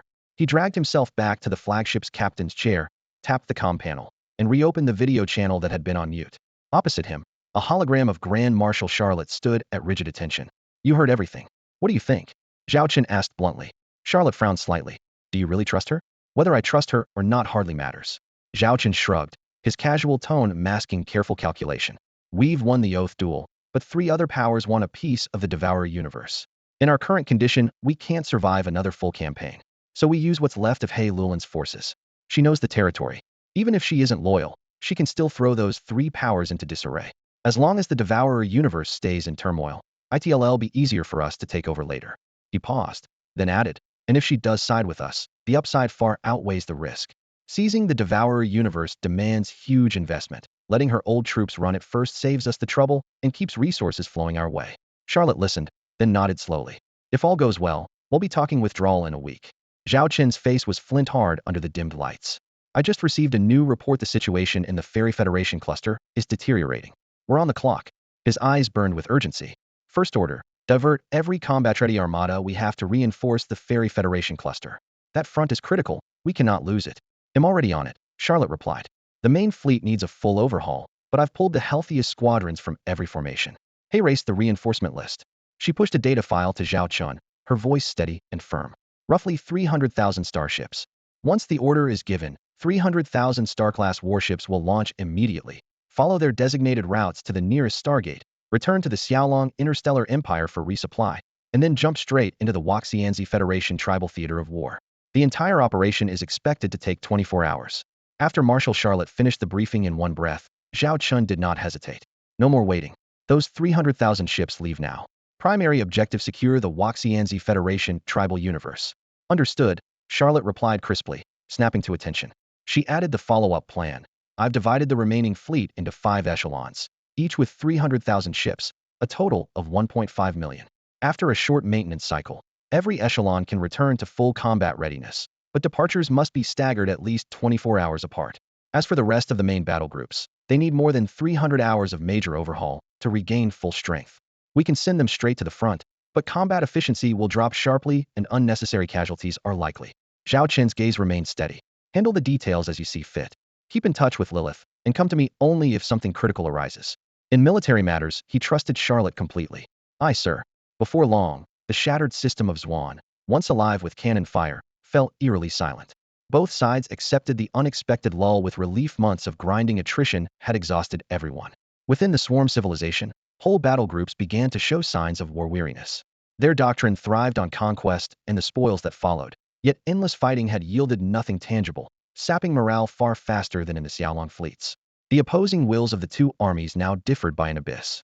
On the flagship's bridge, the stars beyond the transparent viewports drifted in somber silence. Zhao Chen stood with his hands clasped behind his back, thoughts churning. By now, the Dark Empress He Luoling should already have been reborn. Order, he whispered to himself. I've removed a piece from your board. Is this your first real loss? Once, you saw me and the Xiaolong Armada as insects. Today that insect has taken a bite. Soon, it will challenge your throne. At the same moment, in a top-secret facility of the Xiaolong Interstellar Empire, rows of nutrient pods rose from the deck. Inside the transparent chambers, clone bodies slid along to an assembly zone, where harvested frontline biodata was injected. White light flickered as data synced with flesh, reviving soldiers who had fallen in battle. Finally, an extra encrypted pod unlocked automatically. Clear suspension fluid drained away, and a slender yet powerful figure emerged from the mist. Her lashes fluttered, her eyes slowly focused under the lights. She lifted a hand to her chest, her voice hoarse but resolute. He Luoling, am I truly alive again? He Luolin gazed around the stark white room. Under the cold overhead lights, The pristine walls and ceiling were almost shadowless. Hundreds of hospital beds stretched away in perfect rows, each flanked by a silver medical robot, whose articulated arms made delicate adjustments to 4 lines and monitors. Except for He Luolin, everyone in the beds lay in deep, unbroken sleep. Their quiet breathing mingled with the rhythmic beeps of the equipment to form a steady background hum. Suddenly, the sharp click of military boots echoed closer and closer. He Luolin, the Black God Empress, turned toward the sound and saw a woman in a tailored uniform striding up the aisle. A warm smile lit the newcomer's face, and her eyes held an effortless allure. She was no ordinary human of the Xiaolong Empire, but a near-human species gifted with natural charms one He Luolin had encountered before in her own universe. "Greetings, Your Majesty He Luolin," the woman said, stopping at the foot of the bed. "I am Lilith, Chief Secretary of the Xiaolong Interstellar Empire, sent by the Emperor to receive you. How does your new body feel?" "New body?" He Luolin repeated, looking herself over. Aside from appearing much younger than she remembered, nothing felt out of place. Her joints, muscles, and even the faint currents of energy matched her old body exactly. Lilith nodded. "Yes, we used replicant technology to grow a clone, then infused it with your complete genetic and consciousness data, allowing us to revive anyone who has died." He Luolin narrowed her eyes. "I've heard of your resurrection program. It's how the Xiaolong Empire keeps pulling fallen soldiers back from the front, sending veteran after veteran into battle. Your fleet's prowess likely has less to do with lofty ideals than with the fact that most of your crews are battle-hardened old hands." Lilith offered no denial. Without this black technology, the Xiaolong Interstellar Empire could never have maintained such high standards after so many brutal wars. She shifted the topic. "How do you feel now?" "Honestly, it's extraordinary," He Luolin admitted. "It's as if my original body has been polished and renewed, no discomfort at all." Lilith nodded in satisfaction and gestured for her to move. "Most people need bed rest after revival, but you woke only 3 hours after the procedure. Our soldiers take at least 24. Since you're as alert as anyone, you're free to get up and walk." Taking the hint, He Luolin threw back the blanket and swung her legs over the side of the bed. Only then did she realize she wasn't wearing a single stitch. Her clothes lay neatly folded at the head of the bed, and Lilith, her aide, pointed to them. "Your clothes are right here by the pillow. It's fine, you'll get dressed later," the Black Goddess Empress, He Luolin, answered casually. After countless years of life, scenes like this no longer fazed her. She stood without touching the bed rail, her bare feet meeting the cold metal floor. The faint chill told her that the nerves in this body were every bit as sharp as they should be. Raising a pale arm, she rotated her wrist under the lights, then studied the full-length mirror. The face staring back was identical to her original form. "Our cloning technology reproduces 99.99% of any species' genome," Lilith explained. "When we revive someone, we fabricate a fully compatible body and tune its physical age to match the subject's genetic age. True immortality doesn't exist if a 100-year-old soul is crammed into a 30-year-old body. Rejection sets in. Best case, revival fails. Worst case, the consequences are catastrophic. We never allow that." She paused, then added, "There are exceptions. Beings like you, whose lifespans are essentially endless, show only mild rejection, so we can tweak the bonus age slightly. Our researchers are still debating why." He Luolin flexed her fist, knuckles cutting a clean arc through the air. Blood thundered in her veins. She felt better than she ever had. The inhibitors once implanted in her flesh were gone, and every chain seemed broken. Exhilarated, she hopped around the room like a child, silver hair tracing bright loops behind her. Lilith merely glanced aside and kept her professional smile. "Lady He Luolin, would you please get dressed first? I need to show you around. Besides, your body has just been restored. It needs energy." "Energy?" He Luolin blinked, puzzled. Then her stomach growled loudly, and she understood Lilith meant food. Ever since she had joined the devouring civilization and been remade by order, her lifespan had skyrocketed, and she could go years without nourishment. At banquets, she would only nibble for form's sake, usually ignoring any appetite at all. Only now did she feel the long-forgotten signal called hunger. The table was soon heaped with dishes. He Luolin tore into roasted meat with both hands, sauce trailing down her fingers, then scooped up a basket of bread and devoured it in a few bites. Manners forgotten, she ate like a beast desperate for fuel. "Please, Lady He Luolin, there's no need to rush. It's all yours," Lilith said, watching the deity gorge herself. She couldn't help thinking that anyone walking in would never connect this scene with the Black Goddess Empress who had once ruled the pinnacle of the devouring civilization. It had been ages since food tasted this good. The Dark Empress He Luolin had her mouth crammed with food, her belly already round and tight. If it hadn't been swelling uncomfortably, she could easily have swallowed another entire table's worth. She let out a long breath, massaged her stomach, leaned half reclined against the back of her chair, and muttered, "Let me rest for a bit. They'll keep eating in a moment." "Still hungry?" Her secretary Lilith jerked in surprise, disbelief etched on her face. They were seated at a regular window table rather than in a private room. Through the wide floor-to-ceiling glass, they could see streaks of traffic around the spaceport, while inside the restaurant was just as lively. Most of the patrons were soldiers and officers who had only recently been resurrected and were recuperating here. Coming back to life seemed nothing more than a brief interlude to them. They swapped stories of how they'd died as casually as vacation chatter. Hey Llewellyn swept her gaze around and murmured thoughtfully, "Now I understand why I can't beat you people." Lilith straightened her sleeves and got to the main point. "His Majesty has informed me that you are willing to partner with the Xiaolong Interstellar Empire. I still need to draft the finer details. I've added a few minor conditions, see if they're acceptable. If not, we can discuss further." Hey Llewellyn's violet gold eyes narrowed slightly as she listened in silence. "First," Lilith said, raising one finger, "the name devouring civilization can no longer be used. Before your admission, that civilization was our enemy, and the term is burned into people's memories. For future cooperation, I suggest you change it immediately and draw a clear line from the past." It was plainly a demand that Hey Llewellyn sever herself from the old devouring civilization, yet she waved it off. "Fine. Give me whatever name you like, and I'll adopt it. Honestly, I never liked devouring civilization. The other two insisted, so I lost the vote 2-1. I was going to switch it to Black God civilization as soon as the vow duel was over anyway." "Pick whatever sounds normal," Lilith said with a shrug. "As long as it's clearly distinct from the old one. A name is only a formality." Hey Llewellyn nodded. She fully accepted and understood this small condition. Lilith added, "There's another point the Emperor didn't spell out earlier. You'll still manage the former devouring civilization's universe if that's not in question. But we'll have a say in future appointments. To start with, any diehard loyalists and families rooted in the old order cannot be allowed to exist. They must go. Secondly, a few clans remain addicted to warfare. Depending on the situation, we'll either eliminate them or sideline them. That's basically all. In addition," Secretary Lilith added with a smile, "you may choose your own personnel, but the final list must be confirmed by the Xiaolong Interstellar Empire. Rest assured, as long as the candidates are suitable, our Secretariat won't interfere." "No problem. I understand your requirements perfectly," Empress Hey Llewellyn replied with composure. Relieved by her straightforward answer, Lilith let out a quiet breath. She had worried the Empress would cling to the old command structure and cause friction, but that concern now seemed unfounded. "Anything else you'd like to add?"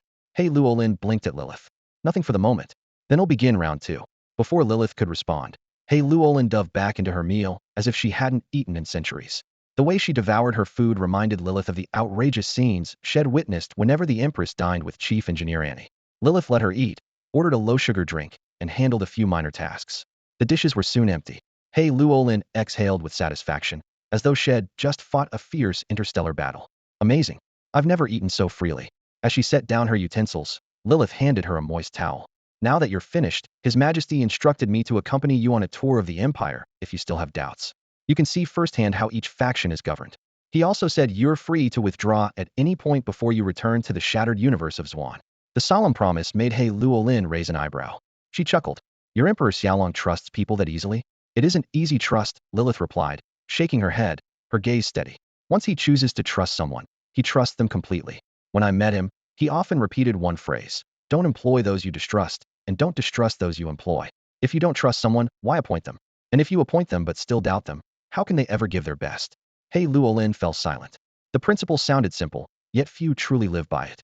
Suspicion is second nature to intelligent beings, especially those in power. That Zhao Chen, Emperor of Xiaolong, could uphold it was both astonishing and admirable. No wonder the Xiaolong Interstellar Empire has flourished under his rule. Dark Empress Hey Llewellyn strolled across an unfamiliar planet, with Secretary Lilith at her side. The population here was remarkably diverse. Humans counted for less than 10%, and no single species exceeded 15, so the concept of a majority race simply did not exist. Their city bore none of the soaring skylines found in cyberpunk worlds. Sand-blasted scars marked every corner, and a stark sense of barrenness hung in the air at first glance. The planet looked like a resource-starved backwater. Yet Hey Llewellyn noticed the light in the pedestrian's eyes, a glimmer of hope for the future. She recalled the devouring civilization universe she had once ruled. The farther one traveled toward its fringes, the more blank and numb those faces became, driven only by instinct to survive. This planet lay just as far from the Xiaolong Interstellar Empire's political center, and by rights should have been even bleaker, yet its people still fought to live full lives on these parched streets. Hey Llewellyn understood the Empire's history well. It had begun as the Starshine Empire in the southern cosmos, now renamed the Xingyao Kingdom. The Xiaolong Star Domain and Xiaolong System belonged to that realm. In any regime, the core enjoyed the finest resources while the frontier lagged behind an imbalance no system could entirely escape. When she had first been resurrected, she had witnessed the Xiaolong system's flourishing vitality, an authentic prosperity unmatched in the devouring civilization universe. This planet sat at the Empire's northernmost edge. Its coordinates marked it as the outpost farthest from Xiaolong's core. Orbiting too close to its sun, it had lost nearly all surface water and greenery, turning the settlement into a mosaic of cracked earth and faded hues. Along the streets, elevator shafts and stairwell openings punctured the ground or reached toward the upper levels like rows of steel throats. Both Lilith and He Luolin wore hooded cloaks that concealed their faces. No passerby guessed that the woman beside He Luolin was the Empire's highest-ranking secretary. Though they seemed to wander alone, more than 100 guards shadowed them from rooftops and crowded walkways. Anyone who approached Lilith within 300 meters was instantly identified by the security network. Should a person show the slightest sign of instability or potential danger, subtle measures would steer them toward a safe zone, never allowing them near. "Chuck, what brings you here?" When a city security officer spotted a man wearing a thunderous expression, he walked straight over and clamped a hand on the man's shoulder. The man was Chuck. "Still sulking?" The officer muttered, half cajoling, half pulling Chuck beneath a street lamp. "I told you it was a routine personnel appointment. I know you've never accepted Schuer, but last year's performance numbers don't Lieha really did outdo you, right? And yes, his father happens to be district chief, but that doesn't prove the process was rigged. If you still doubt it, I can take you right now to review every step of the appointment paperwork." Chuck's face remained dark and his breathing heavy. The officer kept his left hand firm on Chuck's shoulder while his right hand drifted up to his earpiece. A crisp order cut through the line. "Chuck has been unstable lately. Do not let him get within 100 meters of the chief secretary." Outwardly calm, the officer felt his heart hammer. Just hours earlier, he had been drafted into an ad hoc protection unit. Lilith, chief secretary of the Xiaolong Interstellar Empire, had arrived on the planet in secret, and this city was her first stop. The mission was simple: remove any potential threat from her vicinity. Right now, Chuck was a possible wildcard. "You're doing fine," the voice continued lightly, "but your eyes keep wandering. You looked toward Her Excellency 7 times in the last minute. If a professional assassin were here, they'd already have traced your sight line to the target."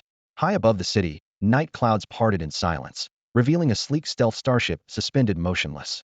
Originally a reconnaissance craft, it had been upgraded with extra firepower and a troop bay. Inside, 2 full squads of interstellar marines, several T-5 combat drones, fighters, and powered armor stood ready. Should anything go wrong near Lilith, these assets could break through the clouds in under 3 minutes. In the ship's command bay, a wall of holographic screens glowed at once. One displayed a live feed from the planet's sector executive's office, now occupied by Marines and technicians in full battle gear. The executive was forbidden to leave, and every channel of communication was under real-time surveillance. Any order he issued or received had to pass the guard team's scrutiny. The office had become both liaison hub and an exquisitely polite detention cell. Layer upon layer, link after link, the security net around Lilith tightened, blending plainclothes officers on the street with the invisible starship above and its latent heavy firepower. Within the hierarchy of the Xiaolong Interstellar Empire, the chief secretary's importance even eclipsed that of Grand Marshal Charlotte. Without Charlotte, the empire would lose its claws and fangs. Without Secretary Lilith, it would be like losing a heart, so no matter what, they had to keep her safe. Elsewhere, the Dark Empress He Luolin stood at the center of Elevator K-10, a gigantic platform of about 500 square meters, ringed on every side by sturdy alloy rails. "This is Elevator K-10. Please stay behind the barrier," a mechanical voice droned overhead. Warning placards fastened to the rails announced 3 simple bans. 1. No climbing the barrier. 2. No throwing objects. 3. An exaggerated drawing of a man unzipping his pants and relieving himself. Each ban was followed by its penalty in glaring red letters. Hundreds of passengers crowded the platform dwarfs, minotaurs, avians, lizard-folk cavalry, one of them under 3 meters tall. Bulkier species had to use the heavy load lifts and weren't allowed here. More than half the riders were covert guards assigned to protect Secretary Lilith. Their clothes looked ordinary, but their vigilance never slipped. The rest of the passengers, unaware, simply thought the lift was unusually busy. "Daddy, when can we go back to the surface?" The childish voice belonged to a little minotaur girl with milk-white horns, perched on her father's broad shoulders, eyes shining. "What's so great up there? Why do you keep thinking about it?" Her father asked, rubbing her calves. "Your mom and I used to live topside wind and sand every single day." Remembering those hard years left a tangled taste in his mouth. Yet the world they had escaped was exactly the one his daughter dreamed of. "I've never seen it, so it sounds exciting. On the surface you can watch the real stars, not just a sky dome." She locked her arms around his head, rocking with excitement. "When I grow up, I'll serve on a starship and see the galaxy myself." "Fine, fine. As long as you study hard, you can become the family's first crew member," he laughed, his deep voice full of pride. Their mother stood quietly beside them with a bamboo basket. Inside lay a few rough-looking items, round, gray-brown fruit, and several long, yellowed leaves. The father frowned. Why do you buy that again? I earn enough now we don't have to scrimp. They're not even pretty. What's wrong with them? The mother asked, parting the basket's top. They once kept our whole family alive. It's been ages. I miss the taste. The girl peered inside. Mom, what are they? The round ones are sandball fruit, and the leaves are Russell leaf. Her mother said patiently. When your dad and I lived on the surface, we ate them every day. Your brothers and sisters grew up on them, too. You can make 3 or 4 dishes, steam them, stir-fry them, salt for savory, sugar for sweet, or dip them in sauce. As she spoke, her gaze softened, as though those lean years were suddenly close enough to touch. The bull-headed father smacked his lips and said, I'm so sick of this stuff I could throw up. I'm telling you now, I'm not eating it. If you want it, help yourselves. Tonight we're having braised beef brisket over rice. As he spoke, he pointed at the plate with obvious disdain. The carriage instantly filled with lively chatter as everyone debated seasonings and cooking times, their words flavored with the warmth of everyday life. Hey Luolin, the Dark Empress, listened in silence, as if transported back to her distant youth, back when she was just an ordinary girl who could still get excited about a simple dinner. The train sped on, and the view suddenly widened. Ahead lay an underground city revealed in full. It wasn't the oppressive neon labyrinth one might expect. Instead, it resembled a small rural town transplanted below ground. The streets were broad, the buildings a familiar mix of brick, tile, and metal. The air was noticeably humid, a welcome respite from the arid surface. Overhead stretched an azure artificial sky. Clouds drifted lazily. A gentle breeze brushed their faces. Though the dome was only a kilometer high, the meticulous play of light and shadow created the illusion of boundless space, making it easy to forget they were beneath the earth. Scanning the horizon, Hey Luolin spotted a coastline and mountains at the town's edge. They were nothing more than convincing holographic vistas, yet combined with the thundering railway beneath her feet and the mountain-shaped barrier at the tunnel mouth, they could deceive any newcomer into thinking the town was hemmed in by natural terrain and that the only route to another city was through a mountain pass by train. Such thoughtful design went a long way toward easing the alienation of subterranean life. Pockets of greenery dotted the city, lakes lay still as mirrors, and residents of many species strolled at leisure.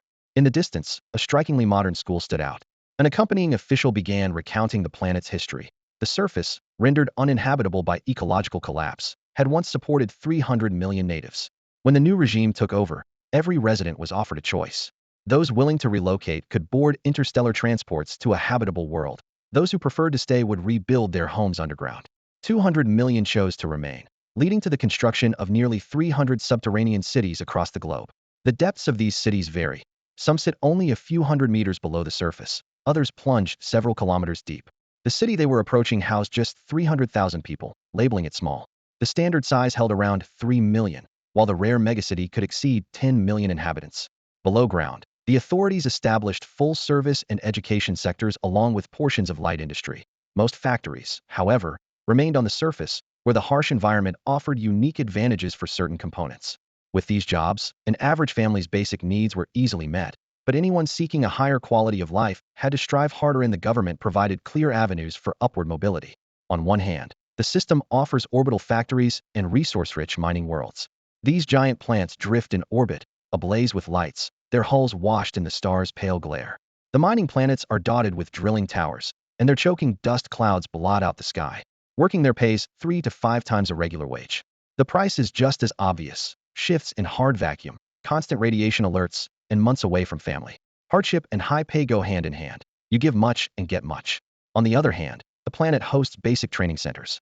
Low, tidy classroom blocks ring the city limits, opening their doors to any adult sentient who wants retraining.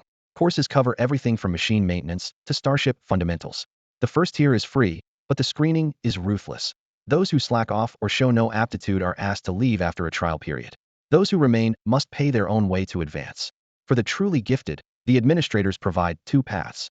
First, the best students can be fast-tracked to mid-level colleges elsewhere in the system, where holographic lecture halls, training decks, and tactical simulators feel like paradise to the underclass.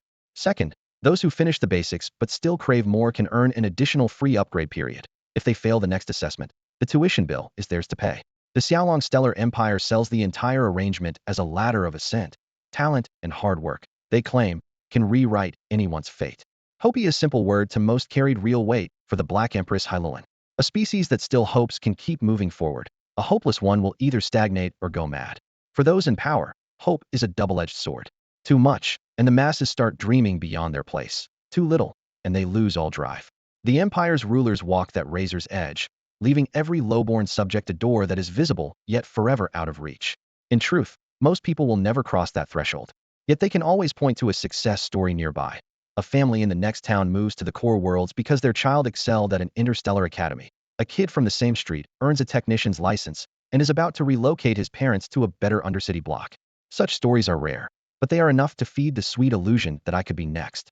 Illusion dilutes resentment, buying the empire a veneer of peace and a manageable order. It took the Black Empress Hylulin only a few minutes to dissect the Xiaolong Empire's method. After all, she too governed a devouring civilization. None of this was news to her. But she also knew that turning an idea into reality was far more complicated than merely thinking about it. Before any initiative could be rolled out, the biggest hurdles usually surfaced in the mid-level bureaucracy tasked with putting it into action. Policies that looked flawless on paper were often gutted on their way down the chain of command, undone by private agendas in the middle. Take the promotion study quotas, for example. The directive allocated 1,000 slots per year, yet once implementation began, half were quietly reserved by powerful managers for their own supporters. Of the remaining 500, another half were traded away by petty power brokers at the lower rungs. By the time the policy reached the grassroots, hardly any opportunities were left for truly gifted people without connections. A system that had seemed sound in theory ended up warped in practice. The lift descended with a muted rumble and settled at the bottom. When the metal gate slid open, passengers filed out while new riders squeezed in, everything running smoothly.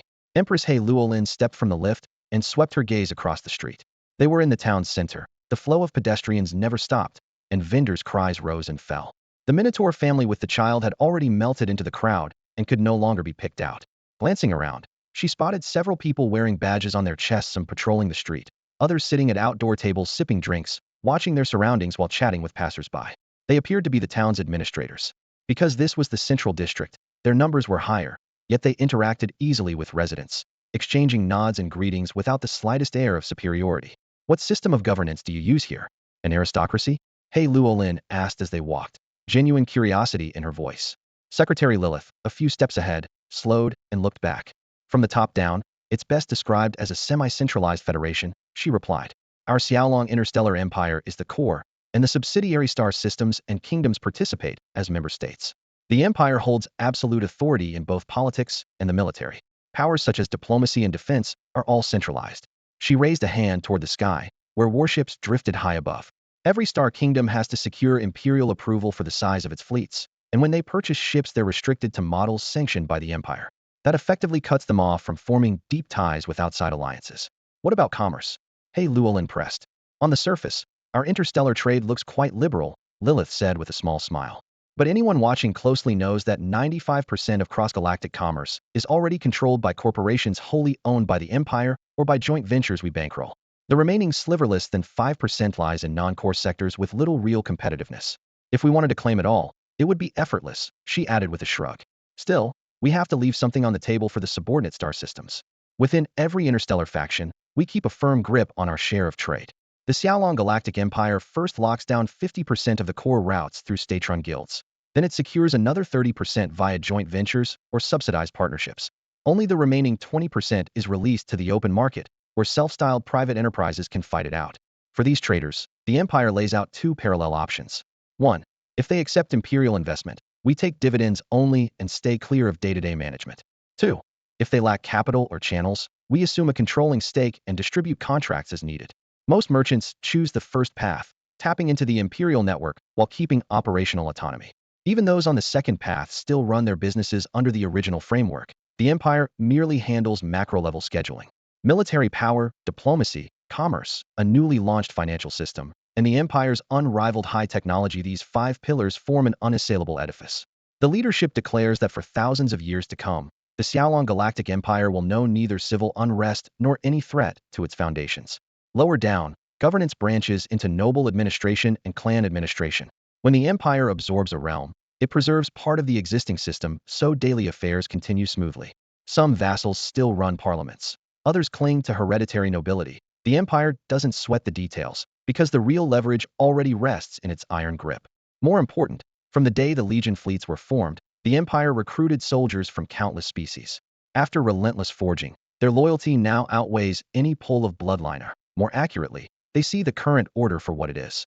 Veterans sidelined by age, injury, or choice are reassigned to subordinate realms as lords, administrators, or garrison commanders.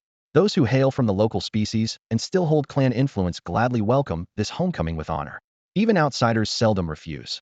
Armed with imperial connections and generous perks, they know how much easier life is when the capital is on your side. A shortcut to the Empire's core power? Who would say no? These deeply rooted agents are expected to secure at least 3 more generations of prosperity for the Xiaolong Galactic Empire. After hearing the entire plan, Haitian Empress Hailuo Lin narrowed her eyes at Secretary Lilith across the table. You're really laying everything bare? Aren't you worried I might take it the wrong way? Lilith shrugged and replied with disarming candor. Your Majesty, you're no novice. You'd figure out our long-term strategy sooner or later. Better to put the cards on the table. If anything displeases you, we can negotiate at any time. His Imperial Majesty of Xiaolong has always been perfectly sincere about that. Lilith's secretary blinked, her expression deceptively innocent. Could we refuse such sincerity? Decline it today, and by dawn the Xiaolong fleet will be on the doorstep, plasma cannons at the ready. Then we can discuss sincerity and whether we feel moved. After a brief pause, she adjusted her cuffs, her calm tone edged with steel. Naturally, we want hand over power wholesale. Someone must keep watch. She inclined her head toward the massive imperial crest behind her and outlined the Xiaolong Interstellar Empire's oversight apparatus. First, the apex, the Royal Jinui. This intelligence arm reports only to the Emperor. Its operatives move in shadow, tracking the subtlest shifts among the ruling elite, every whisper reaching the throne first. She allowed herself a confident smile. And under my authority, there is another branch. New is relative. It has operated for years, yet few notice it with the Jinui in the spotlight. The Hydra Imperial Inspectorate, answerable directly to my office. 1. Overt power. The Inspectorate tours every sector. Break imperial law and they intervene on the spot, executing swift justice. 2. Legal framework. Imperial law-empire-wide statutes binding on all territories. Its core safeguards the basic rights of every species. Slavery is abolished without exception. Penal system. Capital punishment is gone. Crimes once punishable by death now mean exile to lethal frontier worlds where radiation, dust storms, and extreme climates drain life within months, leaving at most 3 miserable years. Regional statutes. Localities may add regulations, minimum wages, housing standards, and the like, never below imperial law. All additions require approval from the imperial legislature before taking effect. 3. Covert power. The Inspectorate covertly monitors nobles and mid-level officials, wielding the right of immediate arrest. The more remote the system, the more frequently undercover inspectors appear, ensuring no one mistakes distance for autonomy. She tapped the tabletop, reclaiming her audience's focus. You may believe this town's peace is merely a symptom of our newborn empire, but in every new civilization, smug dignitaries emerge parading scant victories while trampling every boundary. Her gaze hardened to ice. We don't deny heroes their comforts. Their fiefs and bonuses are rightly earned. Yet if their reach grows too long, if greed knows no limit, she snapped her fingers into a cutting motion. That hand will be severed. Lilith's closing words carried the chill of drawn steel, leaving no room for doubt. The Dark Empress He Luolin regarded Secretary Lilith with mild surprise. Sensing that flicker of doubt, Lilith lowered her voice, a gentle curve to her tone. Your Highness, scenes like this play out almost daily in the Xiaolong Interstellar Empire. Hydra intelligence files a blacklist of at least 100 people every day. Our territory spans thousands of star systems, and we have more than 1 billion officials with real power. In a population that large, a few bad apples are inevitable. The real danger isn't their existence, but letting them fester until they cause a much bigger disaster. She paused, raised a hand, and a holographic screen blossomed before them, crimson dossiers suspended in midair. So far, the highest-ranking parasite Hydra has rooted out is a retired major general. The woman's face appeared, her battle scars as stark as her medals. She once served the Xingyao Empire, then fought with one of the first Xiaolong fleets for more than a decade. She died in battle 5 times and was revived 5 times. Doctors finally warned that one more death could shatter her mind. Reluctant to lose her outright, the Empire forced her to retire and granted her the title of Sector Executor, putting hundreds of systems under her rule. Lilith flicked a finger, expanding the timeline. At first, she merely placed family members in low-level posts. Hydra knew and looked the other way. When one rises, the whole clan rises. But step by step, she crossed the line. Lilith's voice turned abruptly cold. When Hydra laid the evidence before me, I hesitated for a long time. But when the Emperor saw it, he spoke a single word: punish. The display shifted to her record during the 2 years after her promotion. At first, she refused cash bribes. Controlling a sector, money meant nothing to her. Then the bribers sent handsome men of every species. Plain-featured and past 40, she still had no shortage of admirers thanks to her power. Soon she was lost in nightly revelry. In 2 years, more than 9,000 men were delivered to her palace. Lilith skimmed over the faces, her words quickening. The Empire has no monogamy laws. If everyone consents, it's no crime. The problem is that soon even the tributes weren't enough. She began hunting them down herself. When anyone refused, she used force. Hei Luolin's brows rose slightly, holographic light flickering in her violet gold eyes, as though she could already see the dark tides surging through that sector. Lilith closed the screen, her words falling like cold iron. When they refused, she simply took them by force. Lives were lost because of her excesses, and she used her authority to bury every trace. In her eyes, she was once a major general of the Xiaolong Interstellar Empire, and now the governor of an entire sector. Killing or abducting a few people meant nothing. Major powers and noble houses sent handsome men to please her, and she repaid them with lucrative contracts, mining rights, and colonial governorships. Her protection hung like a shadow over every planet in the region. As time passed, more and more people openly ignored imperial law. Some even advocated reviving slavery, treating civilian species as property, feeding them only cheap synthetic rations, and forcing them to labor without rest. The situation deteriorated rapidly. A few disgusted factions tried to submit impeachment papers, but she struck first, silencing them in blood. The heads of several clans, interstellar merchants, and even retired Xiaolong officers whose ranks were lower than hers all died on her orders. Once the Hydra intelligence network gathered conclusive proof, they handed the file to me. It was the most serious abuse of power since the new imperial system had been founded, and it involved a former major general. None of us dared to judge the case ourselves. The report reached the Dragon Emperor. He read it in silence, then issued one icy command. Every Xiaolong officer involved will be punished without exception, and the civilians from other factions will face the same harsh justice. With the Emperor's decree in hand, we moved immediately. In less than a day, more than 3,000 suspects were arrested. The great house backing the former major general suffered. Most. Over 500 of its members were taken, leaving only a few distant relatives untouched. The sector's leadership was purged. Even officials who had merely turned a blind eye were reassigned to obscure posts with no hope of promotion. The Emperor personally stripped the woman of her rank and insignia. In the interrogation room, she was loud and defiant, claiming her service and sacrifice entitled her to privilege. But when the guards brought her before the Emperor and she met his eye so cold they seemed to freeze the air, her voice died. She bowed her head and never raised it again. In the Xiaolong Empire, every officer is commissioned by the Emperor himself. Even when the medal is pinned by a Grand Marshal, the Emperor stands witness. On that day, Grand Marshal Charlotte stepped forward, approached her former subordinate, and delivered 3 hard slaps. The disgraced woman had once served as Charlotte's aide for only a few months before her lack of talent saw her transferred. Yet 10 years later, she had still climbed to the rank of Major General. Afterward, Grand Marshal Charlotte dealt with the disgraced Major General in person. By then, the Xiaolong Emperor had already announced to the entire star sector that every rank and honor granted to the man was revoked. It was the first time in imperial history that an officer of flag rank had been stripped of his commission. The Emperor intended to carry out the execution himself, but Grand Marshal Charlotte refused him to his face. On Judgment Day, she walked past the honor guard with a regulation laser pistol in hand. Her voice was cold as steel when she stopped before the condemned officer. The marshal's hands are too clean for the likes of you. The crack of the shot sliced through the silence. The former major general collapsed, and billions of citizens watched it happen live. The warning could not have been clearer. In the days that followed, retired officers with dirty ledgers turned themselves in. Because they came forward voluntarily, most received lenient treatment. Their privileges and decorations were annulled, but the fortunes they had already amassed were enough for a comfortable retirement. Those who refused to cooperate and whose crimes were proven faced a 3-month dragnet by the Jutush Intelligence Bureau. The number of arrests shocked the military's upper ranks, and every retired flag officer understood that no amount of merit could shield them. When Secretary Lilith finished recounting this history, Empress Hei Luolin was still stunned. Memories of her civilization-devouring past flooded back, along with the champions once chosen beside her by order. Even then, some had lost themselves the moment they tasted power. She had looked the other way as long as they stayed clear of the people she cared about. As a result, she never intervened when her subordinates crossed the line. At first, that indulgence let her forces expand at lightning speed. But when the wars ended and conquest had to give way to governance, the rot surfaced.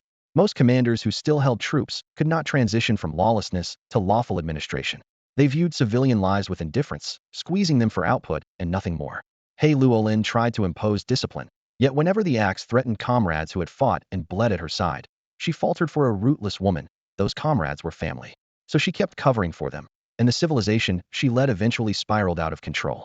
Only now, after watching the Xiaolong Emperor sever corruption with a single stroke, did she realize that if she had acted with the same iron will from the start, her realm might have become as orderly as the Xiaolong Interstellar Empire. But history allows no do-overs. Had she taken that path, she might have lost the people's hearts long ago. You've done remarkably well, Empress He Luolin said sincerely. So, Your Majesty, where would you like to go next?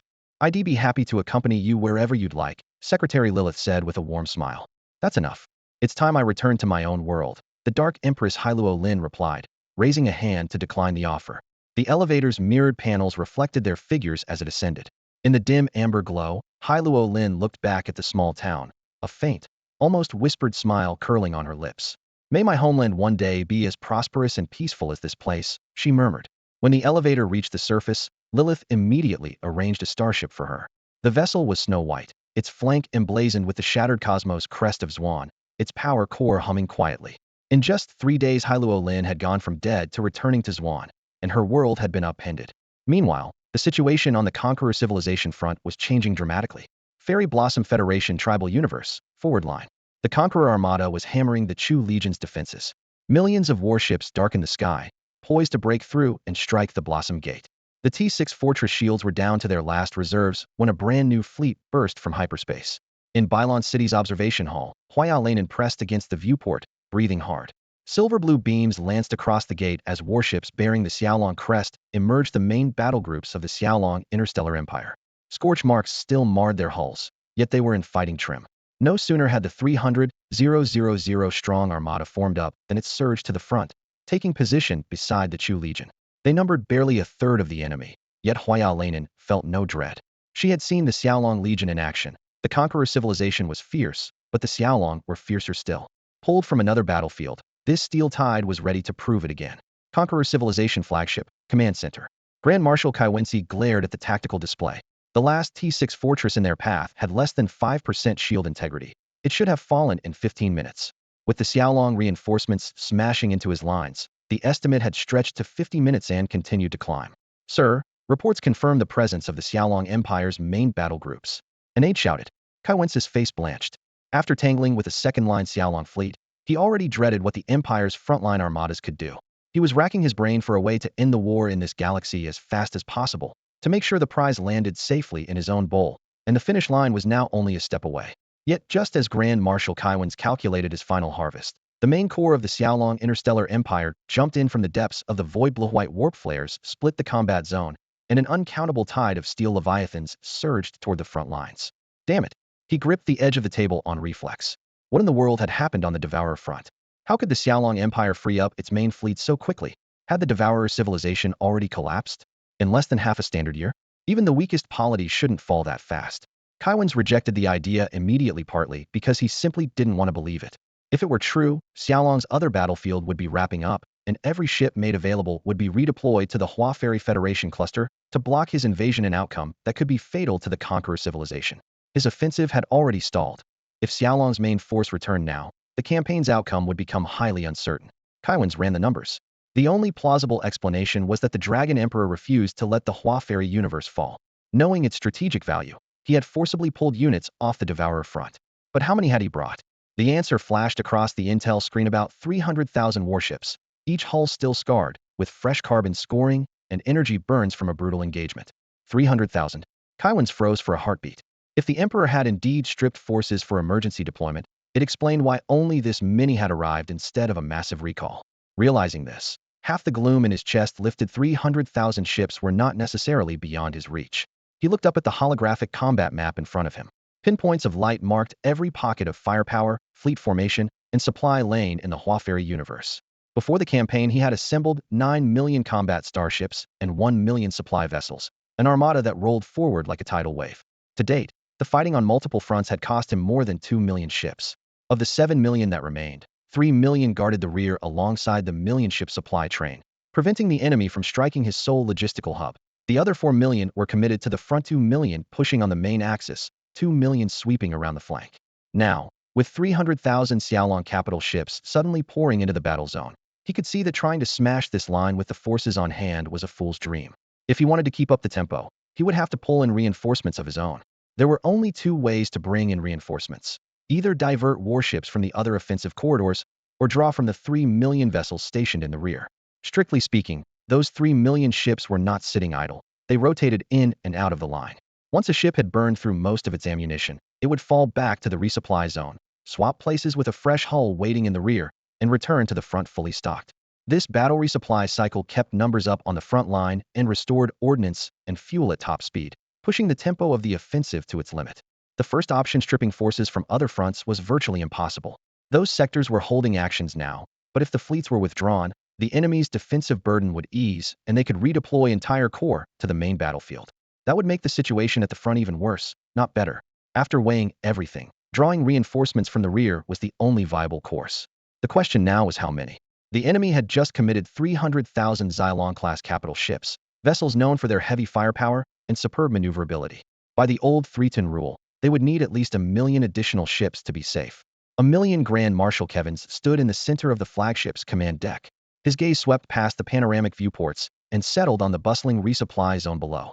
Thousands of supply ships were docking. Robotic arms fed crate after crate of ammunition into the bellies of waiting warships. Half of all stores had already been consumed since the war began, and only 500,000 supply vessels still required tight escort. Signal the rear. Divert 1.5 million starships to the main front immediately. Kevins ordered without hesitation. The enemy had reinforced with 300,000, and he would answer with 5 times that number. Besides, the star shield of the Ngawei fortress was on the verge of failing. Once the fortress fell, the enemy's defensive firepower would be cut in half, and mopping up would be child's play. Within minutes of the order, the entire rear command chain was humming. 1.5 million starships surged along preset vectors, their colossal engine flares streaming like a river of stars against the current as they raced toward the main battlefield. Meanwhile, aboard the flagship of the Chu family corps that guarded the sector, Marshal Chu Changhe was taking an urgent holocall from his granddaughter, Chu Xian. The bridge lights were dim, and a tactical projection hovered between them. Worry and anxiety filled her face. Grandfather. Chu Xian exhaled in relief when she saw that Chu Changhe was unharmed. But Chu Chang's brow remained furrowed. In a low voice, he demanded, Xian, the Xiaolong Star Empire is locked in a sworn duel with the Devourer civilization right now. Why were you ordered to pull back at such a critical moment? Did you come back on your own authority? And you actually volunteered for the mission in front of the Emperor of the Xiaolong Imperium. Marshal Chu Changhe showed no relief at her return. Instead, concern flickered across his brow, fearing his granddaughter might have broken regulations to shield him. Standing at attention, Marshal Chu Xian reported crisply, Grandfather, that never happened. The duel between the Devourer civilization and our Xiaolong Stellar Empire is under a temporary truce.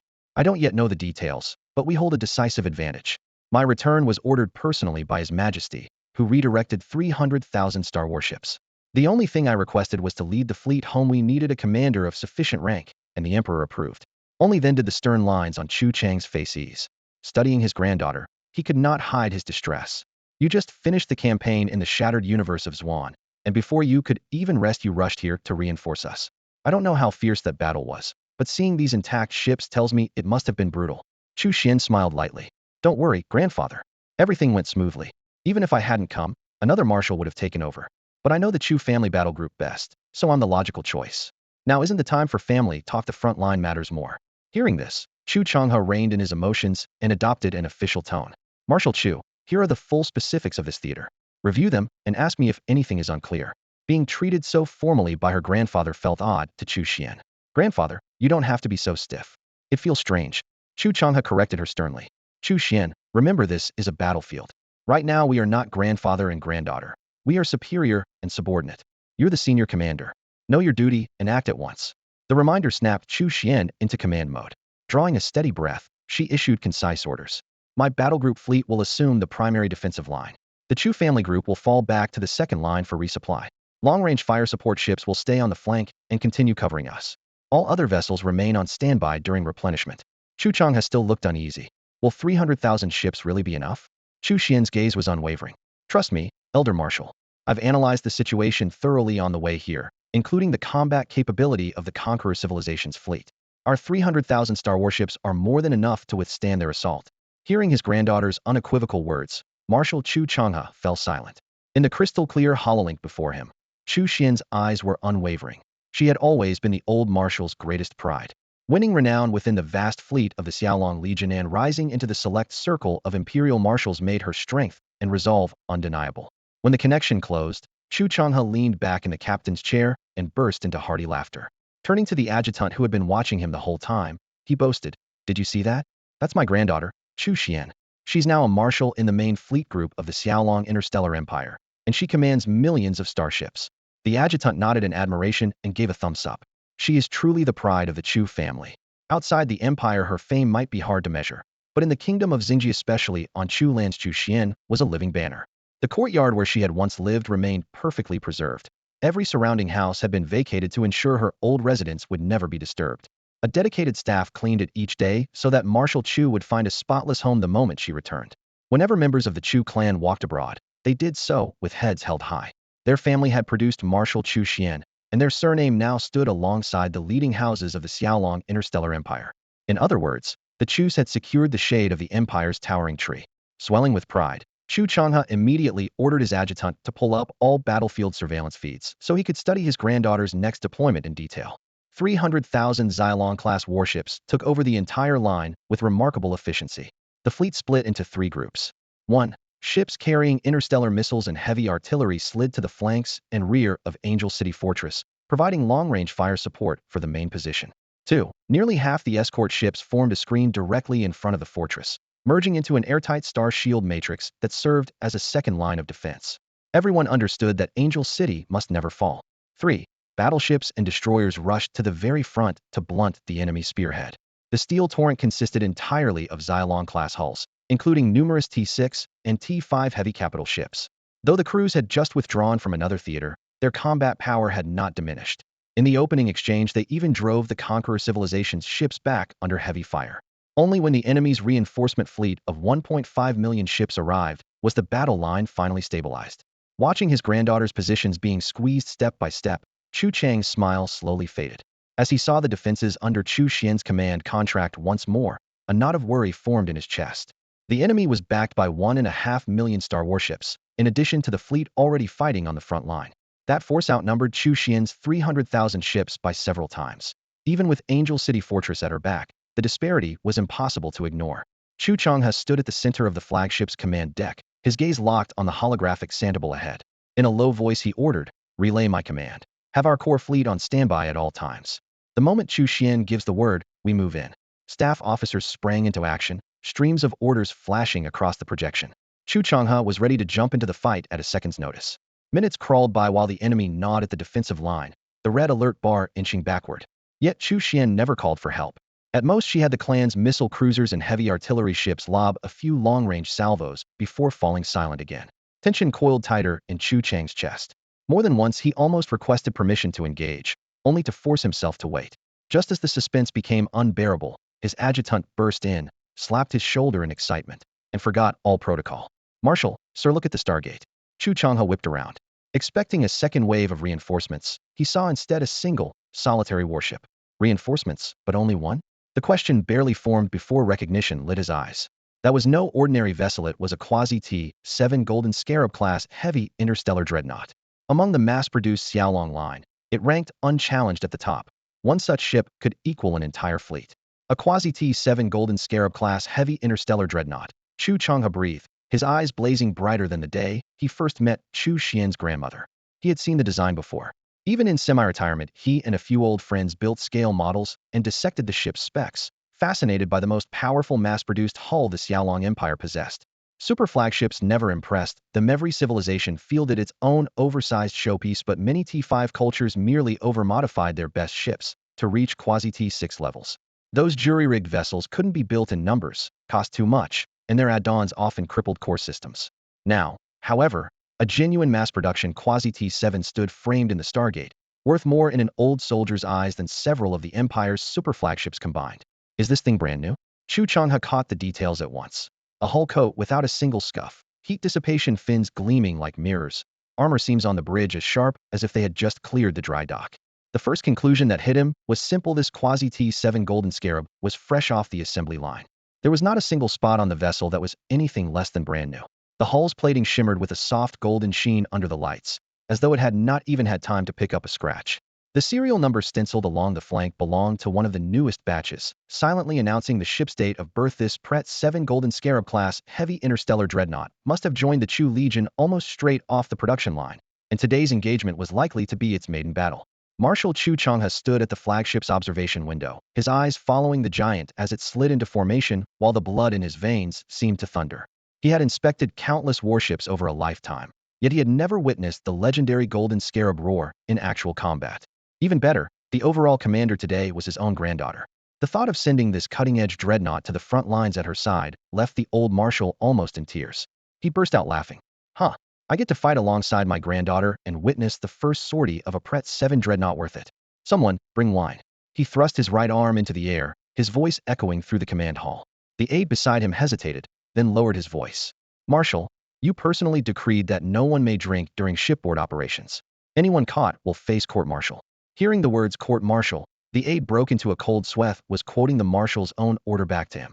Caught between loyalty and duty, he shifted awkwardly, eyes cast aside. Chu Changhe froze for half a heartbeat, then withdrew his hand with a rueful smile. Ah, I forgot. The alcohol ban had been his own creation. A man might take a sip at any other time. But once an interstellar vessel entered combat, the words not a drop were harder than a gun barrel. He kept strictly sober himself and required the entire Chu Legion to do the same, punishing every violation without exception. Years earlier, the Legion had been reassigned to rear area duties and had seen no major action for a long while, so morale had grown lax. Patrol missions continued, yet the rule held firm. Within 6 hours of departure, no one was to drink. During a surprise inspection, a young officer's blood alcohol level was found grossly over the limit. The fool had simply forgotten how many shots he had taken. When the report reached Chu Changhe, the old marshal erupted in fury. If one test revealed a violator, how many more had slipped through? After that, the Chu Legion, once a sword dulled by disuse, was forced to hone its edge in a sweeping campaign of discipline and reform, ensuring the force would never lose its combat power to rust. To this day, the alcohol ban remained ironclad, and no one enjoyed immunity. Chu Changhe gazed at the projected image of the gleaming dreadnought, drew a deep breath, and pressed his emotions back into his chest. Seeing this, the aide immediately offered a glass of water in place of wine. The marshal raised it as though it were strong liquor, drained it in one swallow, and fixed his eyes once more on the battlefield about to ignite. And that is why, in the battle ahead, he would tolerate no lapses. Although the Chu Legion's fleet is classified as second tier, its skill in battle is razor-sharp, enough to inflict heavy losses on the conqueror civilization's armadas. Feeling upbeat, Marshal Chu Changhe blurted, I could really use a drink. The moment the words left his mouth, he clasped his hands behind his back, fixed his deputy with a cool, testing stare, and added, I don't actually want liqueur, just wanted to see whether you'd stick to regulations. Well done. The aide almost rolled his eyes. Chu's thirst had looked anything but staged, yet discipline held, and he merely bowed in acknowledgement. The brief interlude passed as quickly as it came. At the far edge of the battlefield, a burst of light flared in deep space as a brand new Quasi-T-7 Golden Scarab-class heavy interstellar dreadnought emerged from warp, its massive hull casting shadows over wreckage-scarred void. Summoned by imperial order, Marshal Chu Xian immediately assumed command. Reporting for duty. Quasi-T-7 Golden Scarab-class heavy interstellar dreadnought 013 has arrived to provide support. My ship stands ready to follow Marshal Chu Xian's directives, awaiting combat orders. On the bridge, the newly appointed captain snapped to attention, eyes steady. Though the vessel had only just left the shipyard, her resume spoke for itself. She had once commanded an entire expeditionary fleet and had been among the first officers to take T-6 warships into combat. Serving as executive officer on a Golden Scarab-class dreadnought, she had mastered every fire control and maneuvering system, and now, on this fresh commission, she finally held the captain's chair. The department heads under her were equally impressive. 1. Most crew members had more than 3 years of active service and ample combat experience. 2. A handful of gifted junior officers, only a year out of the academy, had been assigned to accelerate their growth under live-fire conditions. Because of that depth of experience, the new dreadnought needed only a short shakedown before racing to the front.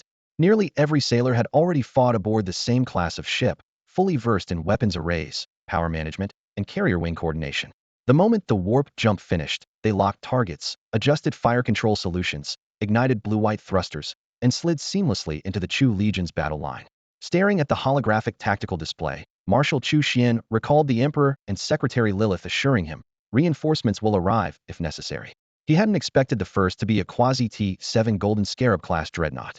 Perfect timing, he murmured, then glanced around the command deck, composed and decisive. Enough talk, let's get to work. Your ship will proceed to coordinate and hold position. You are to act as a stationary fire support platform.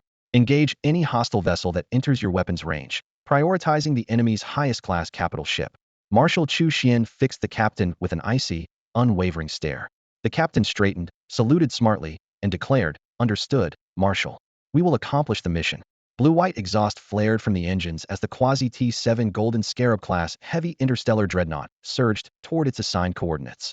The massive hull, shaped like a metallic beetle, settled into position with deliberate confidence at the very front of Angel City Fortress, a razor-sharp blade held to the throat of the battlefield. Though its bulk narrowed several firing arcs for the fortress guns, firepower was no longer the focus, survival and suppression were. In that role, the Scarab class was the perfect shield and spear. The moment it locked in place, the tactical balance flipped. Across the void, the enemy's Super T-6 Galaxy Conqueror class super battleship, the pride of the Conqueror civilization, fleet immediately throttled back, then scrambled out of the danger zone. Earlier exchanges had already drained its star shield reserves, and the dreadnought's first broadsides came the instant it drifted into range. A storm of fire tore through the vacuum, stripping away what was left of the battleship's failing shields. One heartbeat longer, and the flagship would have been annihilated, a loss the Conqueror civilization could not afford. They had no choice but to retreat. With their flagship forced off the line, the Conqueror fleet's frontal firepower collapsed. The assault faltered as if someone had slammed the pause button. Their advance slowed to a crawl. Meanwhile, the Golden Scarab hung over the front like an impregnable wall of gleaming alloy. Report. Since that Quasi-T-7 Golden Scarab-class dreadnought took position, our offensive has stalled. We've suffered massive ship losses and gained nothing. The frontline commander, pale-faced, delivered his encrypted transmission to Grand Marshal Kevin's. Kevin's brow furrowed. He had anticipated reinforcements from the Xiaolong Interstellar Empire, but not that they would send only one ship and one of this caliber. In a localized conflict, a single supercapital like this outweighed hundreds, even thousands, of standard vessels. All he could field in response was a lone Super T-6 Galaxy Conqueror-class battleship. Continuing a frontal slugging match would bleed him dry. Divert 500,000 more warships to the front. Press the attack at any cost. Kevin's growled. His fists tightened. And get me Envoy Malsaslet now? Under mounting pressure, the Grand Marshal realized that without a bolder gamble, he would never breach that golden barricade. Cornered, he prepared to risk everything on one more throw of the dice. On the main battlefront of the Conqueror civilization's armada, Envoy Malsaslet received a transmission request from Grand Marshal Kaiwensi. Inside the command deck of the colossal flagship, blue light from the tactical hologram rippled across Malsaslet's face. He raised a hand to connect, and Kaiwensi appeared at once, his expression grim. The collar of his uniform darkened with sweat. The Marshal's first words were a demand. Pull every combat-ready Super T-6 Galaxy Conqueror-class super dreadnought and dispatch them by intercosmic jump to the Flower Sprite Federation Tribal Theater immediately. Such a request was tantamount to throwing the Conqueror civilization's sharpest trump card onto the table in a single bet. Malsaslet refused almost without thinking. He straightened up, eyes like blades. No. The video feed quivered with the Marshal's agitation. Kaiwensi drew a deep breath, yet could not hide his fury. Malsaslet met the ashen face on the screen and asked bluntly, Kaiwensi, be honest. Is the fight on your side going badly? Kaiwensi's fingers dug into the armrest until it creaked. He ground out, there are problems, yes, but we're this close. Give me a few more Super T-6 Galaxy Conqueror-class super dreadnoughts, and I can take the Flower Sprite Federation universe. Once that falls, the entire front will turn in our favor. Send the ships now. The Super T-6 Galaxy Conqueror class is the Conqueror civilization's ultimate ace. It can perform intercosmic jumps within a limited range, but after one jump the reactors require a long cooling cycle before they can fire again. If these ships are sent to the Flower Sprite Federation universe, they can return only in total victory. Otherwise they will be stranded forever. Worse still, several assault corridors on the main front rely on these dreadnoughts for support, and stripping them away could stall or even collapse any of those offensives. Malsaslet knew all of this, and he still would not yield. Kaiwensi's voice shot up an octave. Malsaslet, don't forget who we are. In this war, I am the Supreme Commander, the one and only Grand Marshal. Obey my order at once. His eyes were bloodshot, his tone on the verge of a scream. It was clear Kaiwensi had lost his grip. Like a gambler who had shoved in every chip, he had committed too much to the Flower Sprite Theater and now stood one move from victory. He would not allow failure. If he had possessed any remaining intercosmic deployment devices, he would already have pulled even more fleets to that battlefield. He had to win the battle for the Flower Sprite Federation universe. His mind held nothing but the resolve to fight to the bitter end, the single-minded desperation of a man already standing at the edge of a cliff. Envoy Malsaslet faced Grand Marshal Kaiwensi and let out a weary sigh. This is my final warning, he said. Stand down at once. Pull your fleets back and break through toward our lines. We're regrouping for a new offensive, and there's still a chance to get you out. If you keep pressing this attack, the entire Conqueror Civilization's campaign in this sector could collapse. Your duty is to manage the wider war, not bleed every ship dry in a single fight with the Waxianzi Federation clans. Kaiwensi noted the envoy's calmer tone, but his reply brooked no argument. He straightened, eyes unwavering. Mercilesslight, I know exactly what I'm doing, and he'll bear the consequences. You see only this corner of space, yet I have to hold the whole line. The Xiaolong Interstellar Empire's war with the Devourer civilization could end at any moment, and right here my battle groups are facing their regular fleets heated. 300,000 starships, just 300,000. Kai Wence's fist clenched. If I hadn't witnessed it myself, I'd never believe ships of equal class could be overwhelmed so completely. And they have millions more like them. Once these Xiaolong-class vessels return from the Vow dual front, we won't stand a chance. That's why we must secure the current front now. The Waxianzi Federation clans occupy a strategic hub. If we fail to take full control, the Xiaolong fleet groups will regroup in no time and strike back. Then we'll be forced into a humiliating retreat. For the greater campaign, we have to take this risk. Mercilesslight heard the weight in his voice. Kai Wenci was famously hard-edged. He would never speak of no hope unless the enemy's power truly staggered him. Clearly, the Xiaolong Empire was far stronger than anyone had forecast, and Kai Wenci had chosen a fight to the finish. Commanders of the Conqueror civilization were renowned for courage and for stubborn resolve. They would not allow a single blemish on an operation under their charge. In truth, two paths lay before them: stand and fight, or withdraw at once. For Kai Wenci, there had only ever been one fight to the last, whatever the price.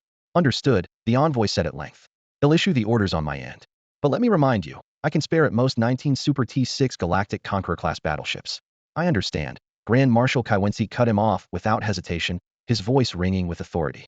Once we seize the Waxianzi Federation tribal universe, every concern will disappear. Their frontline fleets will be stranded without supplies or support, as good as tearing down their own Great Wall. We won't even need a heathen assault file abandon the line themselves. Envoy Mercilesslight managed a wry nod. Unable to sway the marshal, he relayed the order at once. Within minutes, 19 Super T6 Galactic Conqueror-class battleships received new directives: disengage from the current theater, maneuver to the designated coordinates, and prepare for an inter-universe jump. Such a withdrawal could never be hidden from the main battlefront. Inside the command hall, the Huey Elf King Aoniensi stared at the hovering holographic sand table. 19 blood-red icons, each marking a Super T6 battleship, were edging out of the primary engagement zone. His brow tightened. Pulling out their main force means they have another target. His gaze slid to the opposite side of the display: the Waxianzi Federation tribal universe. Shared intel showed that regions still locked in fierce combat, yet firmly held by their allies. Aoniensi wasn't the commander there, but he understood the weight of the Conqueror civilization's earlier failure. They had already thrown 10 million elite warships into a surprise assault and been stopped. The fighting must be brutal. Now, with 19 Super T6 monsters added to the mix, the answer was obvious: the massive ships were almost certainly heading straight for the Waxianzi front. Pressure on the Huey elves did ease in an instant, but their allies on that other line were about to face an unimaginable blow. Send the intel immediately. Aoniensi gave the terse order, swiping a finger across the light screen. The data encrypted and flashed away. He eased back into his command seat, eyes fixed on the sand table, silent for a long moment. He knew how vital the Waxianzi Federation tribal universe was, yet even with the sudden relief on his own flank, he still lacked the forces to reinforce it. After a brief pause, he opened a private channel. The screen lit up, a call signal pulsing. The hard-won stability on the Waxianzi battlefield was about to be tested again. With the arrival of a second Super T6 Galaxy Conqueror-class dreadnought, the heavens seemed to cave in. A third, a fourth, a fifth, each colossal vessel loomed like a mountain range, pressing on the defenders of the Flower Fairy Federation. Even Marshal Chu Changhe, famed for his composure, felt anxiety for the first time. 19 of them. He froze as the latest report hit the command deck. Anyone who had faced a Conqueror civilization Super T6 knew its power all too well. True, they still possessed a single Quasi-T7 Golden Scarab-class heavy dreadnought, but the enemy would soon deploy 19 ships of the same league. The disparity was crushing. Even if the Scarab survived the opening assault, Angel City Fortress behind it would not. One dreadnought alone could not stem the tide. Is their commander really betting everything on this sector? Chu muttered, brow nodded. The situation was unraveling, and he had no mobile reserves left. All he could do was watch his granddaughter and their comrades hold the line and hope they still had a hidden card. The battlefield offered no pause. The second and third Super T6 warships drifted into the Scarab's firing envelope, and both sides unleashed their arsenals. 2 attackers the Scarab might handle, but the tactical hollow showed more vessels spreading into a fan. In moments, for Super T6 giants would converge on the Scarab, and then everything would change. Just as Chu's nerves reached breaking point, the long silent Flower Fairy Stargate burst into blinding light. Reinforcements from the Xiaolong Stellar Empire? Hope flickered in his chest. The silhouettes, however, were not the Empire's familiar angular hulls. These ships were sleek, almost elegant. What filled the screens shocked him and steadied him. They were the mightiest vessels in their cluster outside the Xiaolong line. warships of the Holy Elven Empire. Beside the Empire's crest on every hull shone a second emblem, a tongue of flame, the sigil of the Flame Elven King. Flame King Royal Guard Fleet, reporting for duty. A crisp elven voice rang out on the internal command channel. In that instant, everyone understood. This was the trump card King Shaloman had left behind. He might have lost his throne, but never forged the once personally led the very fleet that had just emerged from the gate. At this moment, Flame Elf King Sha Luoman was remotely directing the battle raging in the Waxianzi Federation tribal universe. She hovered in the flagship's tactical command chamber, translucent data screens reflected in her flame gold eyes. A calm alert flashed. The hollow panel expanded, revealing another flame elf with strikingly similar features, dressed in a deep crimson uniform and standing at full attention. Honored Flame Elf King. The officer's voice rang out. 1,000,000 starships of the Flame Elf King's Imperial Guard Fleet Group have arrived in the Waxianzi Federation tribal universe. Awaiting your orders. Sha Luoman inclined her head calmly. Nuawiya, I am no longer the Elf King of our people. Nuawiya's gaze stayed firm. To me, you will always be the Flame Elf King. No one can replace you. Sha Luoman studied her former subordinate, now a royal candidate, and acting commander of the Imperial Guard. She gathered her composure. In any case, thank you for coming. I know the risk you're taking. You moved 1,000,000 ships with no orders, no authorization. The Holy Elven Empire could drag you before a court-martial. Don't worry, I'll accept full responsibility. Put every decision on me. Nuawiya shook her head instantly. No, the choice was mine. I know how vital the Waxianzi Federation tribal universe is in our war with the Conqueror civilization. As commander, I must fight for the Empire's future. If the Empire calls for punishment, I will bear it without regret. Now, please, give the order your warriors are ready. Touched by her resolve, Sha Luoman took a steady breath. The mission is simple: secure the front line. Fight shoulder to shoulder with the Xiaolong Legion Fleet Group, and follow Marshal Chu Xian without reservation. Understood? Understood. The Flame Elf King's Imperial Guard Fleet Group will fulfill the mission. Nuawiya's reply thundered across the channel. Then her eyes softened. My lord, we have all been waiting for your return. Every officer knows your intentions were misunderstood. Had we followed your strategy from the start, this war with the Conqueror civilization might look very different. Soon everyone will see who was right. The link closed, the screen fading to black. Sha Luoman stared at the dark panel, recalling the young officers she had trained herself. She gave a quiet laugh and shook her head. These youngsters, still playing that game with me. As for reclaiming the title of Flame Elf King, she felt no urge at all. She planned to take a well-earned rest once this battle was over. Zhao Chen had picked a fine place for her to recover, but the fighting left no time to savor it. Right now, Solomon cared far more about the battlefield than any chance of reclaiming the Flame Elf crown. All 1,000,000 warships of the Flame Elf Queen's Royal Guard fleet were now in action. Each vessel lagged behind a Xiaolong-class ship in performance, yet the fleet was still the second strongest mass production model in the galaxy. Sheer numbers bridged the gap, at least for the moment, holding back the Conqueror civilization's armada. Even the appearance of a dozen Super T6 Galaxy Conqueror-class dreadnoughts had not shattered their defenses outright, and for now the line held. At the forward monitoring post, Marshal Chu Changhe watched the scrolling combat data, its flickering symbols cast across his face. He kept telling his staff they could still hold, but the weight in his chest grew heavier. The enemy commander was pouring on firepower without restraint. A dozen Super T6 dreadnoughts pressed forward, ignoring every safety margin and squeezing the battle lines inch by inch. If the gap closed any further, the enemy's tidal wave of ships would slam through. The outcome was obvious. The Royal Guard might slow the collapse, but it could not reverse it. Given time, the advantage would swing irrevocably to the Conqueror civilization. That thought tightened Chu Chang's heart for his granddaughter, Chu Xian, who was commanding on the front line. All he could do was pray the Xiaolong Interstellar Empire dispatched fresh reinforcements soon. Otherwise, the war's result was almost certain. Meanwhile, Supreme Commander Chu Xian and Solomon stood over a vast, three-dimensional tactical display, trading information at speed. Chu Xian said grimly, Your Majesty, even after your 1,000,000 ships entered the battle, the enemy's assault hasn't weakened. Those Super T6 Galaxy Conqueror-class dreadnoughts are throwing everything at us. At the current attrition rate, we can hold 10 hours at most before Fortress Angel City is on the verge of collapse. Once it falls, the rest of the fleet will last perhaps 6 hours before being completely overrun. Solomon's gaze swept the display's growing field of wreckage markers. She drew a slow breath and answered, calm yet resigned, I understand. We've already pushed every limit we have.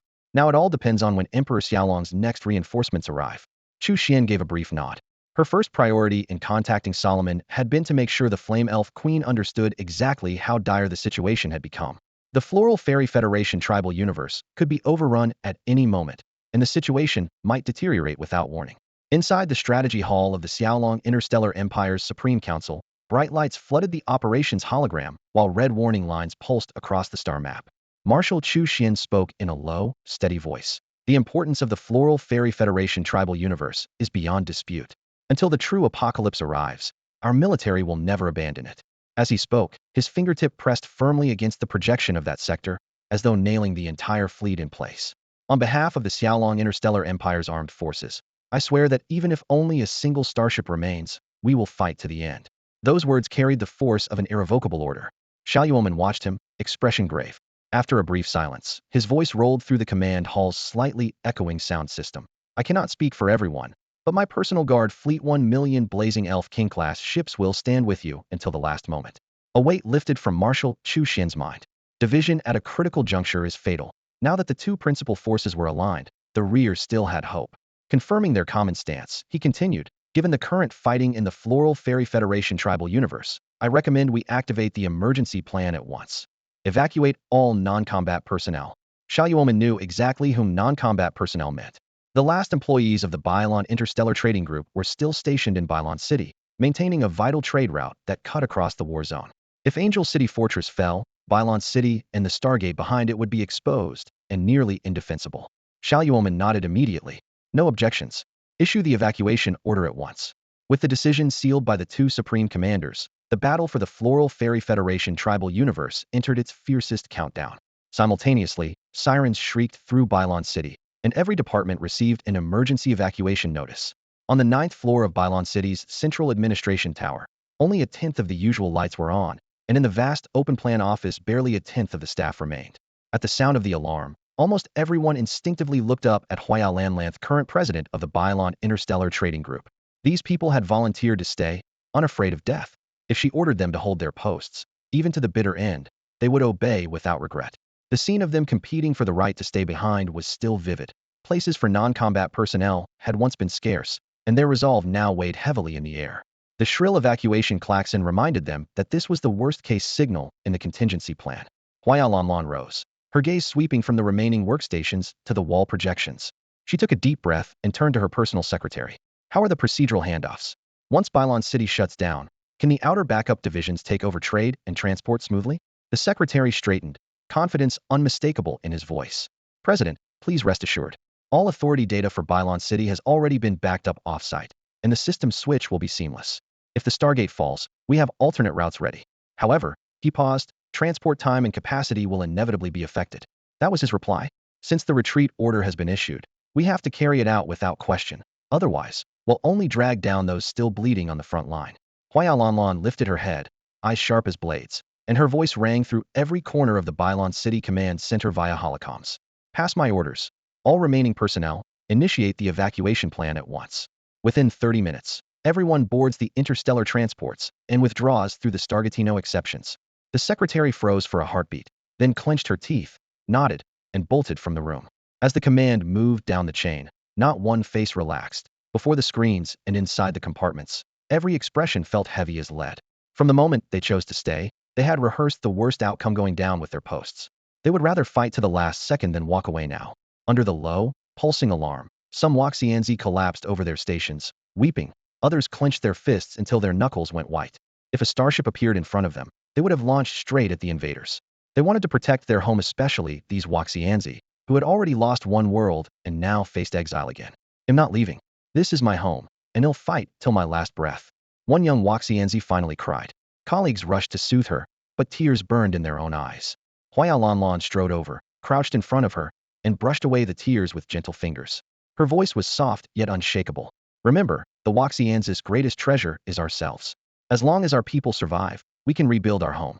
Even if the entire Waxianzi Federation falls, even if Bylon City vanishes, as long as we live and carry our strength, we can create a new universe, a more brilliant Bylon City. I believe in you and in myself. She rose, swept her gaze across the room, and her tone hardened. Now execute the order. Everyone must be gone in 30 minutes. If you're still here after that, don't blame me for the consequences. The warning sent a chill through them. Evacuation procedures surged into motion. The distraught Waxianzi glanced back at her console, fingers trembling over the keys, then let herself be pulled away, turning to look 3 times every step. Desk lamps winked out one by one until only the corridor's dim emergency lights and the glow of Huaya Lanlan's screen remained. 10 minutes later, The empty hall was silent enough to hear air rushing through the ducts. President, over 90% of our personnel have boarded. The rest will be on the ships within 3 minutes. The secretary hurried back, finding Huaya Lanlan standing motionless. She rushed forward, voice shaky but resolute. President, don't do anything reckless.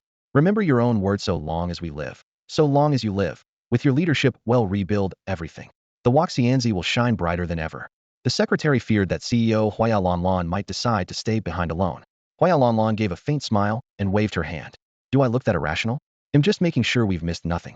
How is Bylon City's self-destruct sequence progressing? Once we leave, if the city is lost, it must be destroyed. It cannot fall into the conqueror civilization's hands. At her words, the secretary's tense shoulders finally relaxed. Rest assured, Madam President.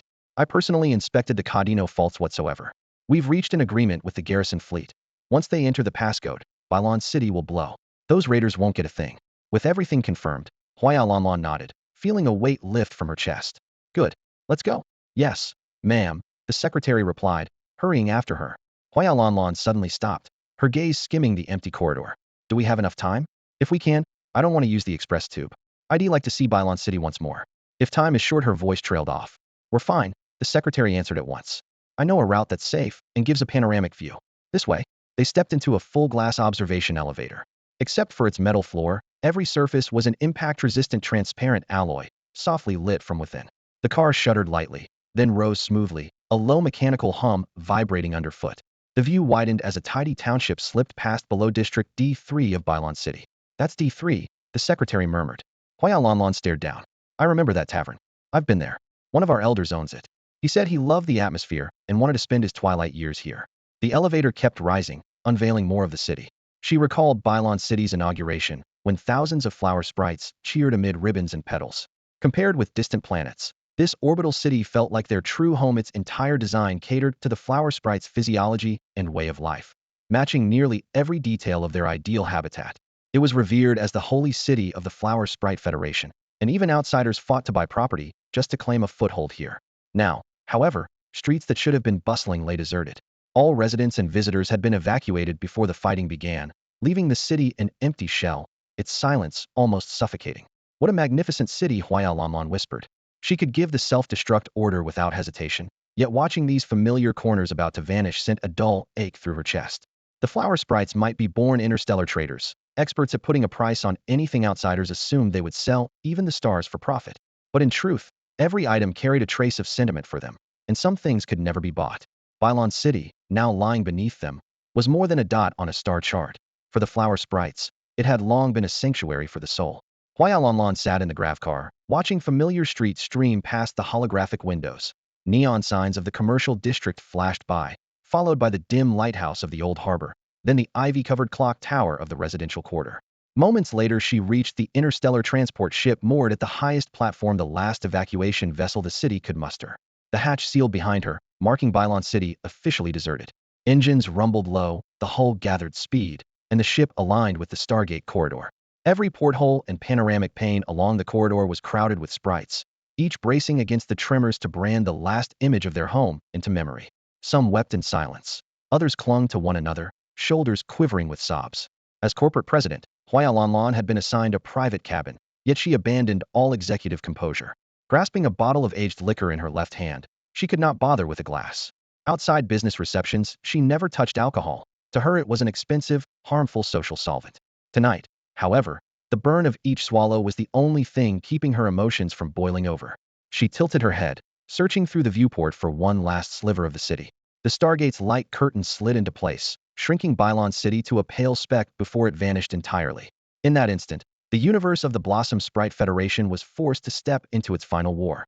Beyond, the armada of the Conqueror civilization advanced under the command of more than a dozen Super T6 Galactic Conqueror-class dreadnoughts, pressing deeper into the Xiaolong Legion's defensive lines.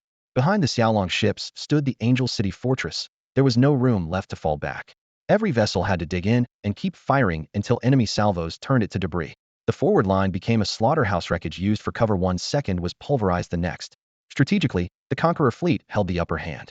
Those Super T6 dreadnoughts, like boulders embedded in a tidal wave, rammed the Xiaolong defenses in relentless succession. The starshield matrix surrounding Angel City flickered under the sustained barrage. Whenever the dreadnoughts focused their guns, weakened shield nodes visibly dimmed. The following volley tore a gap, its residual firepower hammering the secondary shield behind it. One compromised panel after another buckled, until blasts broke straight through to the fortress' last line of defense. The moment a breach appeared, the enemy descended like wolves that had smelled blood. Even fiercer firepower converged in a heartbeat, and the once glistening star shield over Angel City Fortress collapsed in silence as its energy ran dry. The ensuing barrage, unless every round was intercepted by the point defense cannons, slammed straight into the outer armor. Inside the fortress, vibrations rippled through layer upon layer of alloy decking. The closer one was to the hull, the more violent the shaking became, and the lights flickered on and off. In some compartments, the troops knew that only a single bulkhead separated them from the void, so they could hear the steel plates groaning, a warning that the enemy barrage was beginning to warp the armor.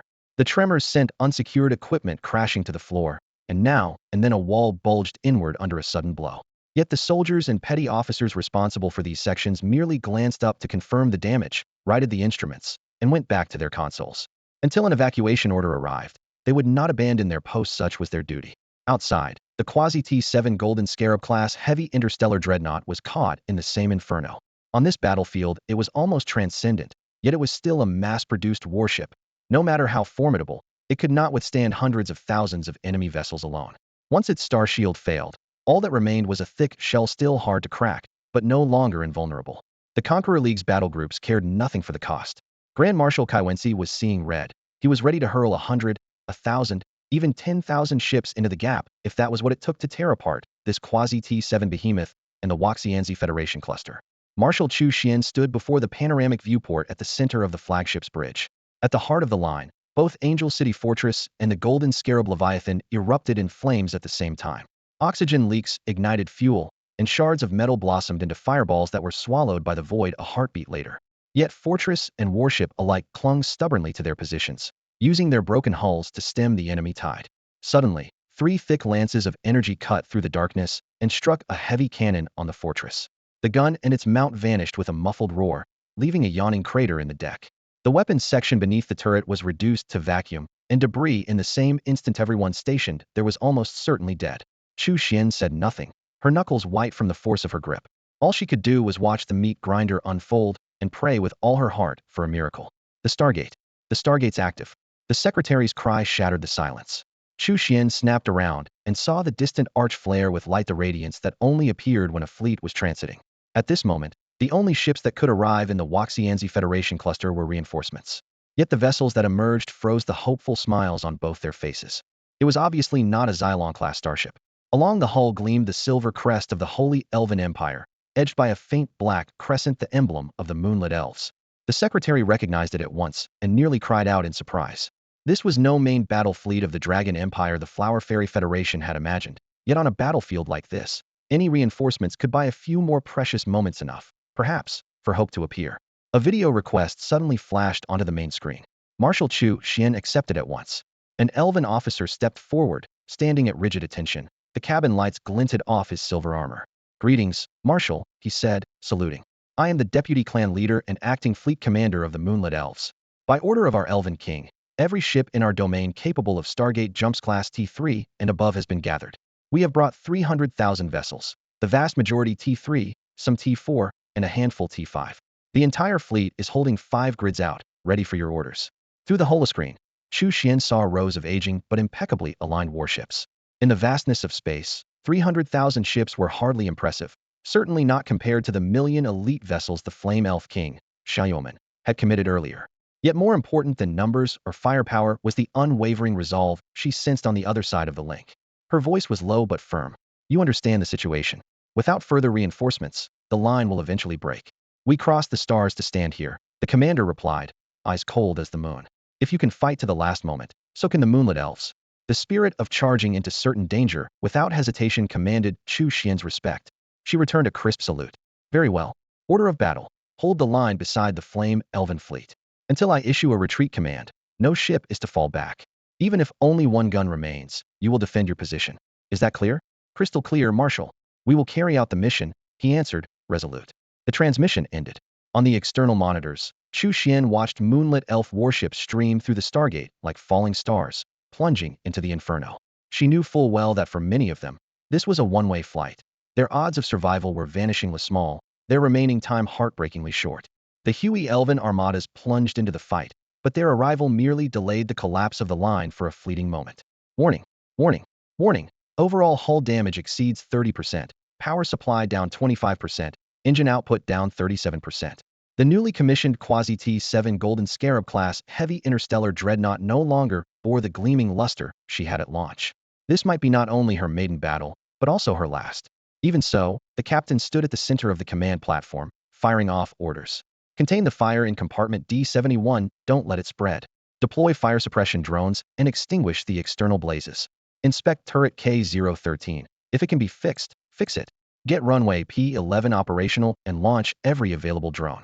Her voice remained cool and forceful, as if she could drag the battered vessel back onto the battle line by will alone.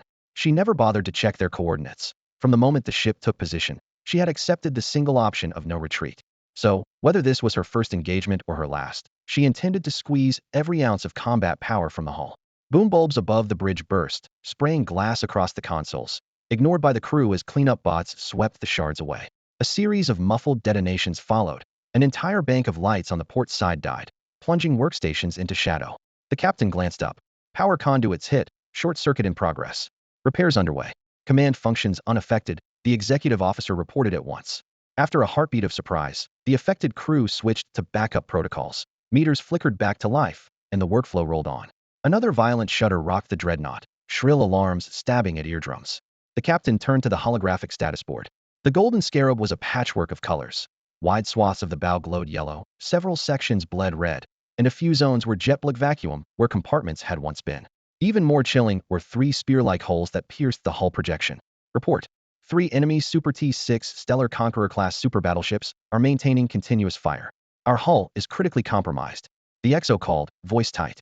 Use the CIWS to intercept whatever you can, the captain said evenly. If you can't, then so be it. Her expression remained unruffled. She had foreseen this crisis long before it arrived. Every tactic has been exhausted, and now we can only leave our fate to the stars. Each minute, more warships erupt into fire and fragments, the gap between the two armadas closing at terrifying speed. Carnage is the only word for this battlefield, and the Conqueror civilization clearly has the upper hand. Grand Marshal Cavins stared unblinking at the tactical holomap, where columns of data pulsed and flared. A near-mad grin tugged at his lips. He looked like a gambler riding his last bet to the end. Just a little more. Just one final step. He shouted, laughing up at the ceiling. Once I take this universe and sever its main star lane, even if the Xiaolong Empire defeats the Devourer civilization, they can't steal my prize. Officers around the bridge rushed to flatter him, hailing his genius and strength. Everyone was certain this universe would soon fall. Then, at the worst possible moment, a string of lights flashed on the star chart far from the main front, out on the rim of this universe. All of them knew what those lights meant. More warships. Sir, radar is detecting a massive fleet on the edge of the universe. The adjutant blurted, cutting off the bridge's rising cheers. Laughter died, and tension snapped through the room. What ships? How many? Cavins growled, barely keeping his voice in check. Our main force is already committed at the front. We've launched recon cruisers for close footage. The feed is coming in now, the adjutant replied. Put it on screen now? The wait felt endless. Bridge lights burned against frayed nerves, each second stretching beyond reason. At last a grainy video flickered onto the tactical display. With no starlight out on the cosmic rim, the first frames were pitch black. Gradually, rings of light bloomed, swelling as they drew closer thruster flares from incoming starships. Hull lines and armored edges took shape behind them. Every heart on the bridge sank. The vessels were without exception Xylong class, their hulls emblazoned with the unmistakable dragon emblem. The Xiaolong Empire had arrived. I want number show many Xiaolong warships are out there. Cavins roared, eyes bloodshot. The adjutant checked the readouts, his voice trembling. Current scans show 100,000 vessels, and the count is still rising. Energy signatures indicate a large concentration of Tier 6 warships, and we're even reading Proto-Tier 7 spikes. Sir, multiple high-energy signatures, all matching Quasi-T7 warships, are closing on our rear at staggering speed. The string of bad news instantly froze the air in the flagship's command center. A holoscreen flared to life in front of Grand Marshal Kaiwensi, showing several gold-painted vessels knifing through the darkness, carving blazing arcs in the vacuum. There weren't many of them, but their gilded hulls clearly belonged to the same lineage as the Golden Scarab-class heavy dreadnoughts we've faced before, only leaner, with cruiser-like lines, and impossibly fast. Everything about the livery and velocity screamed that these were no ordinary ships. Intelligence had reported only two quasi-T-7 designs in current service with the Xiaolong Interstellar Empire, the well-known Golden Scarab-class heavy dreadnought, and a rumored cruiser variant seen only once at the Vow dual battlefield, with zero public combat data. The squadron on the screen marked the first large-scale appearance of that second quasi-T-7 warship.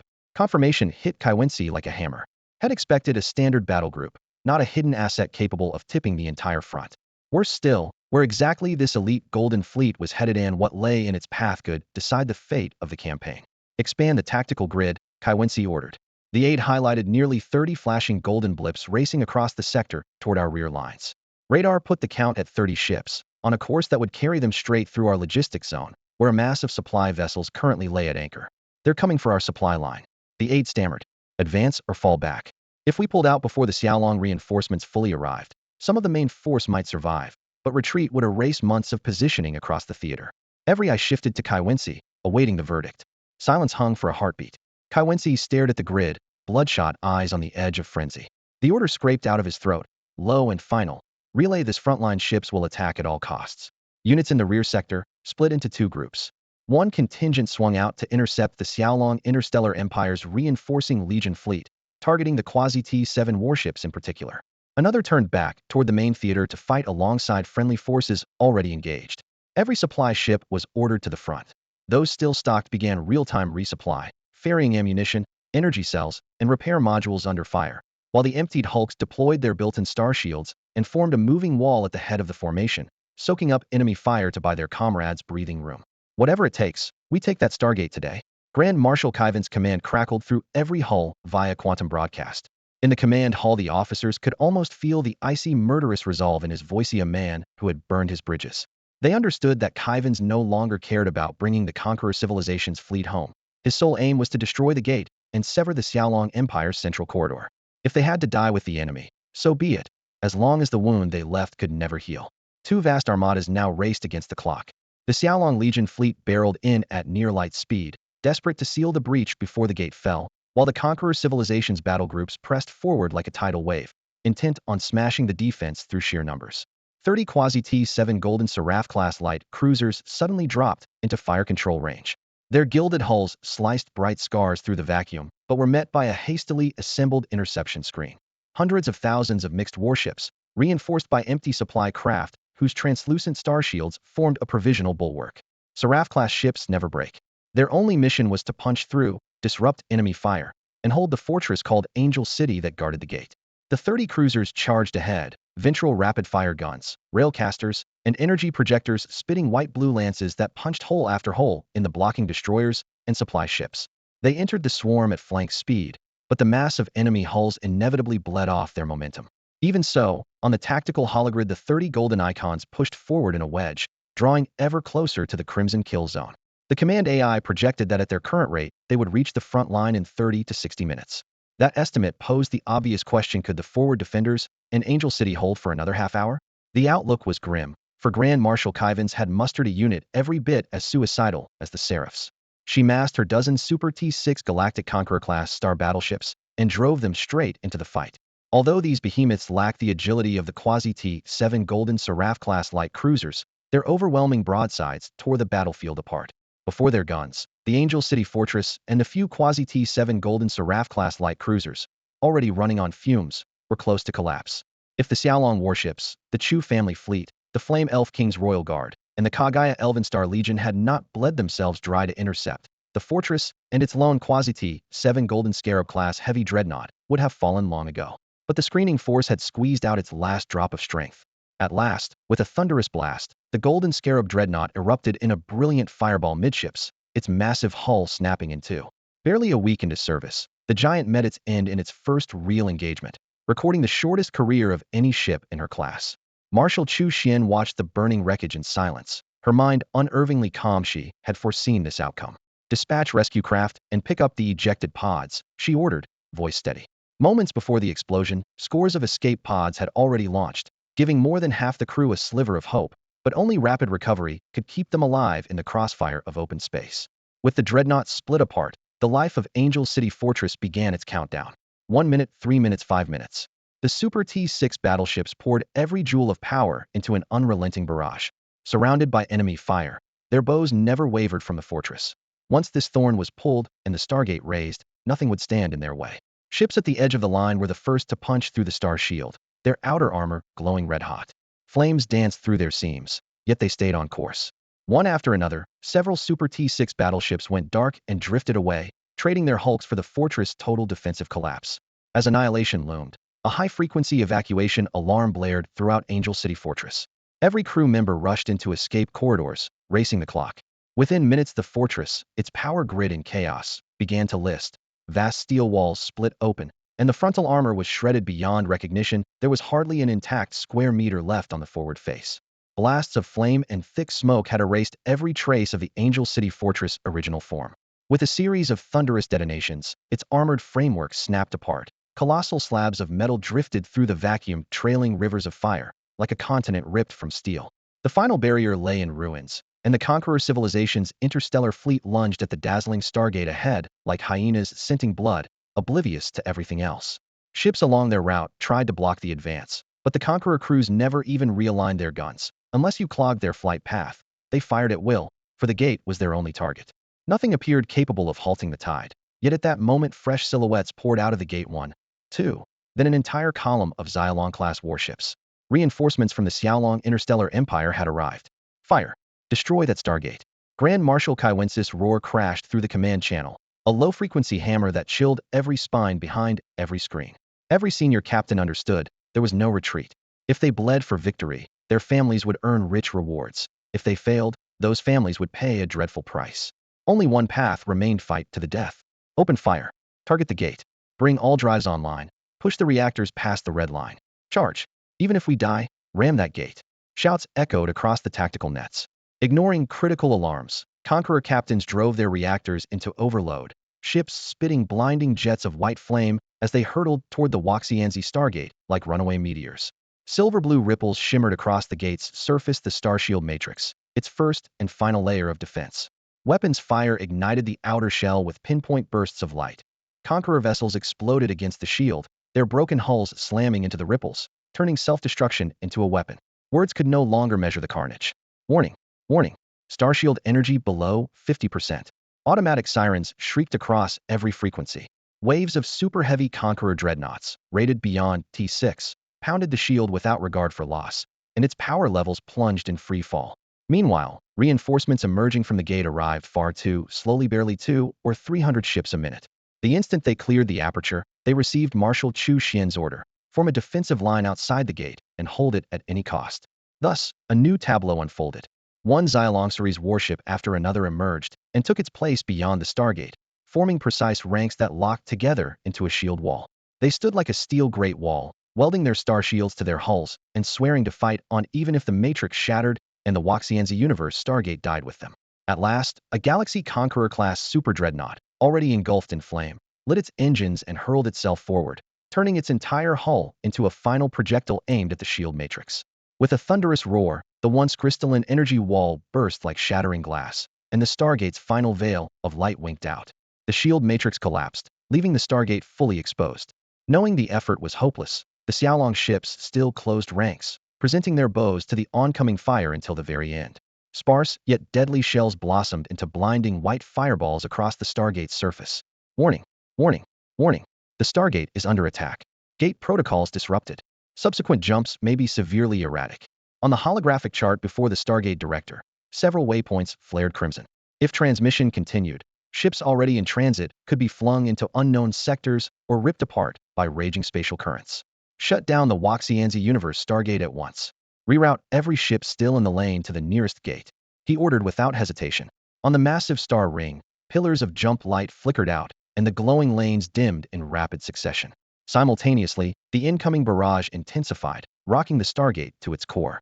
Just then, the flanks of the dozen Galaxy Conqueror-class dreadnoughts were raked by a storm of fire. T-7 Golden Seraph-class light cruisers had broken through and closed to point-blank range. The golden white ships, blindingly fast, skimmed along the dreadnoughts' bellies, their rapid-fire cannons pouring down like torrential rain. Some cruisers even swung broadside in front of the dreadnoughts' gun muzzles, raising their own star shields to take the hits meant for the gate. The most desperate rammed ahead at maximum thrust, driving their armored beaks straight into the dreadnought's flanks. Heavy plating screamed as it tore open, Vast hulls twisted, keels snapped, and compartments slid out of alignment. What should have been a duel of precision fire control and energy matrices had devolved into the crudest, most brutal form of steel and steel brawl. It was the final frenzy of this war. The shattered hull of the last Super T-6 Golden Scarab-class dreadnought slammed into the Flower Sprite Stargate.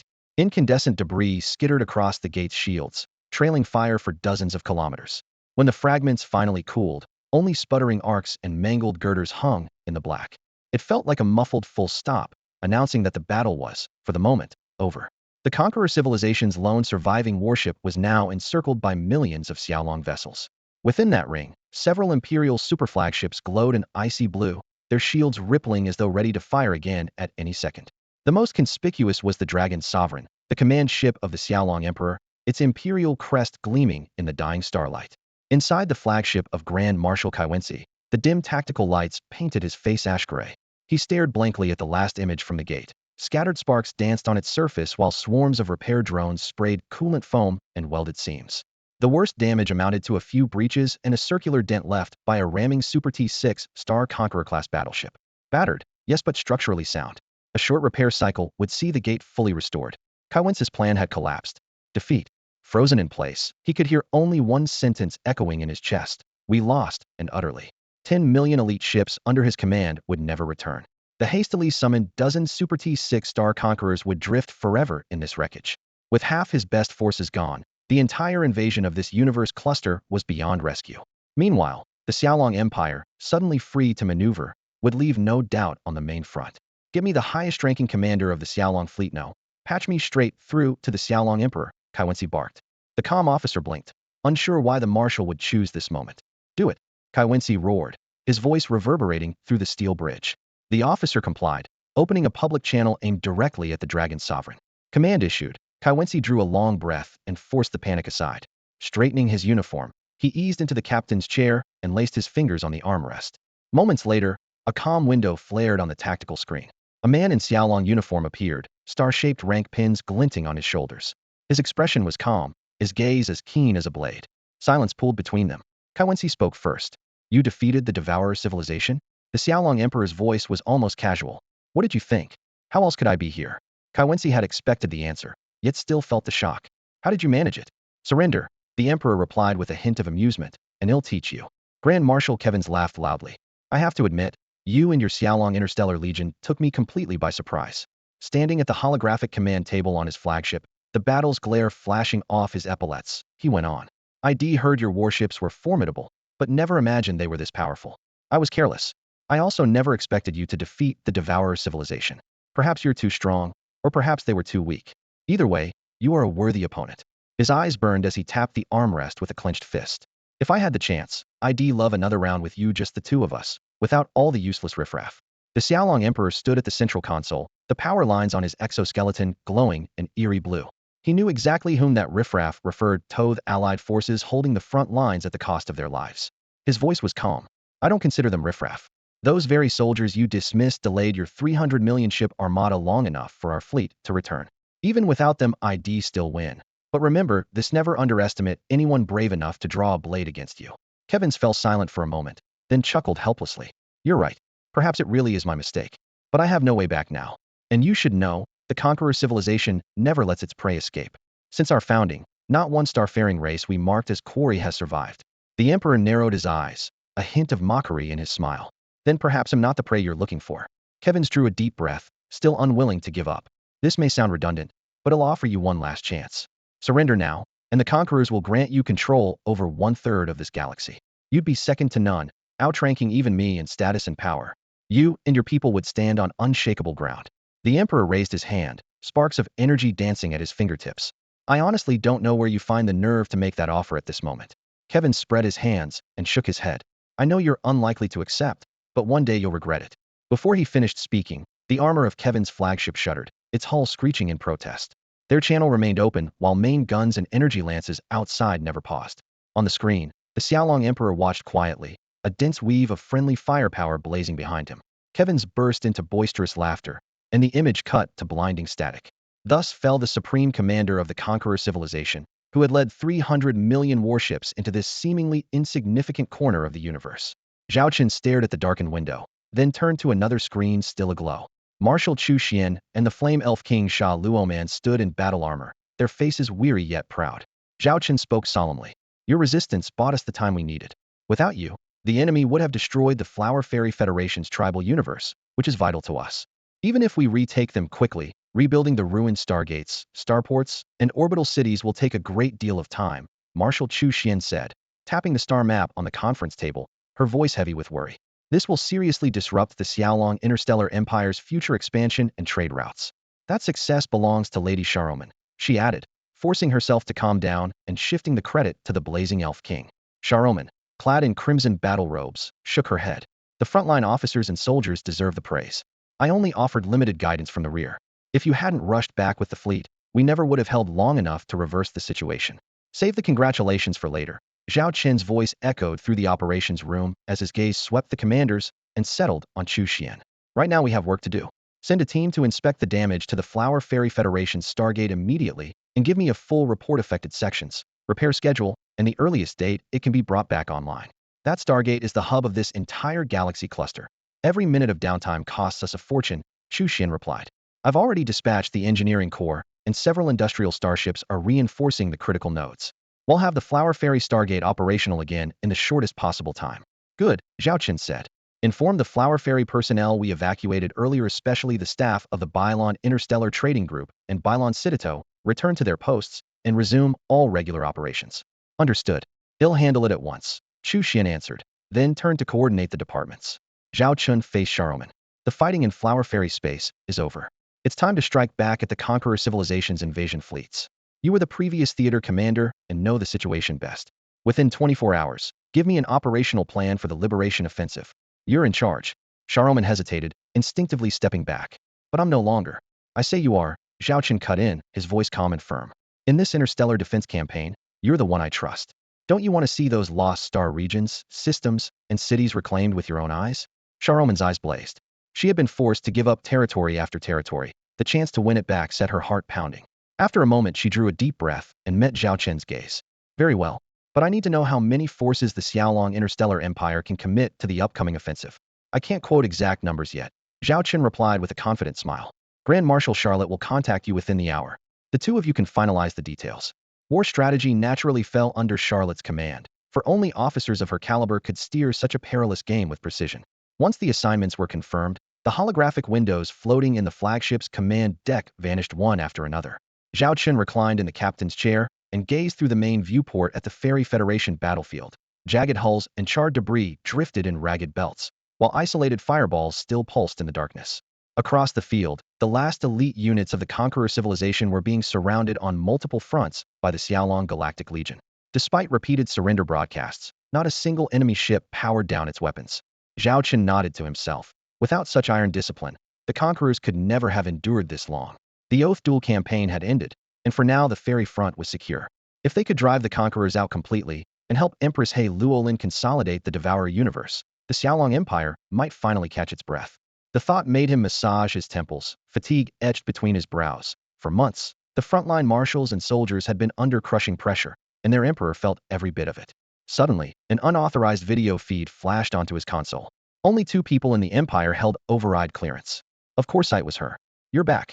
The familiar female voice filled the cabin, and Zhao Chen looked up to see his long-absent chief secretary, Lilith. Haven't seen you in months, and it feels like you've aged a few years, he teased. Lilith rolled her eyes. What woman wanted to hear that? Zhao Chen's smile softened into concern. Lilith, the home front has rested on your shoulders these past weeks. Thank you. A simple word of care meant more than any elaborate ceremony. Warmth flickered in Lilith's chest. You and Sister Charlotte had it just as hard on the Oath Duel front, she replied gently. Her weariness lifted a little at the acknowledgement. She raised a hand, cutting short the pleasantries, her tone turning brisk. Top priority now is to clear the remaining mess. What's the situation at the Shattered Space Zone Theater? Smooth, Zhao Chen reported. Only the cleanup remains, and Empress He Luolin has pledged her allegiance to us. After her resurrection, she returned to the shattered universe of Zwan and immediately began coordinating with our operations. Once she had consolidated the surviving Legion fleets and resources, she set out as planned for the devouring civilization universe, ready to engage the 3 local civilizations in a new round of conflict. With the forces she has left, expelling all 3 powers outright is unrealistic, but she can at least hold them off for a time. During that window, the Xiaolong Stellar Empire must finish its war with the Conqueror civilization, allow its own legion fleets a round of refit and rest, and then rush to the devouring civilization universe to bring that war to an end once and for all. Inside the Dragon Emperor flagship's war room, Secretary Lilith nodded slightly. Everything was on track. She laid out two extreme scenarios. First, the Conqueror civilization might sense the danger and withdraw, shortening the war dramatically. Second, they could instead dispatch additional legion fleets, making the conflict even harder to conclude. Zhao Chen listened and replied in a low voice, "Whatever the outcome, our mission remains unchanged." Lilith nodded again and turned to logistics, ensuring frontline supplies remained uninterrupted and designating starports throughout the Xiaolong Stellar Empire where exhausted legion fleets could recuperate before the next campaign. The meticulous planning eased Zhao Chen's mind. Before the call ended, Lilith reminded him, "Your Majesty, you should find time to receive the commanders whose fleets supported the Waxianzi Federation on the tribal universe front. Their ships fought to the last moment, with none retreating, and their losses were heavy." Zhao Chen had already intended to do so. He was merely weighing how to reward them. Lilith forwarded several files detailing different commendation plans. After reviewing them, Zhao Chen selected one and said, "Implement this." Lilith recorded the decision, and the transmission ended. Leaning back in his command chair, Zhao Chen reflected that without such a meticulous secretary, life on the throne would feel like walking a tightrope every day. After a brief pause, he ordered the Dragon Emperor command ship to summon the commanders who had come to their aid.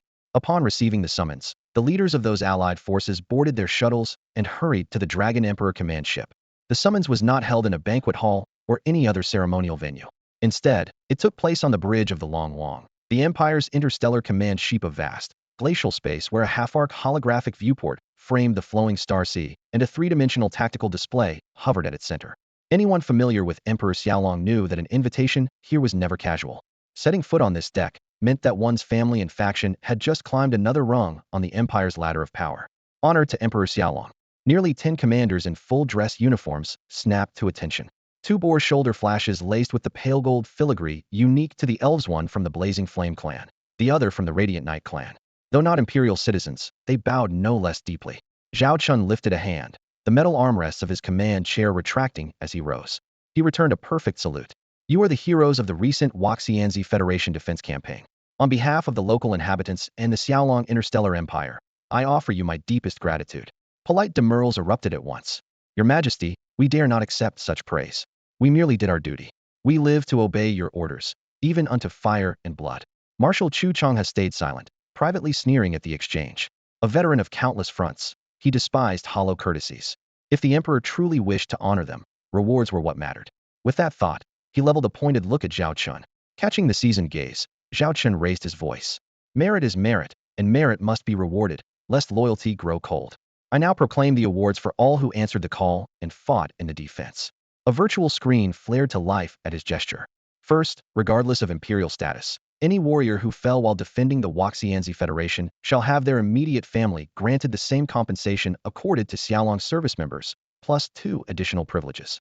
1. Immediate citizenship in the Xiaolong sector with the option to resettle. Housing and living expenses will be fully covered by the Empire. 2. Should they remain in their home system, Imperial liaisons will be assigned to ensure their welfare.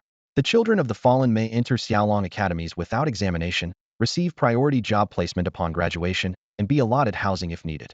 Second, every wounded soldier and every participant in the campaign will receive triple the standard bounty for their rank, issued as Xiaolong consumption vouchers. Zhao Chen paused, letting the words sink in.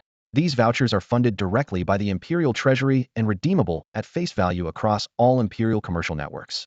They provide concrete benefits while stimulating trade and reducing administrative overhead to gains for one outlay.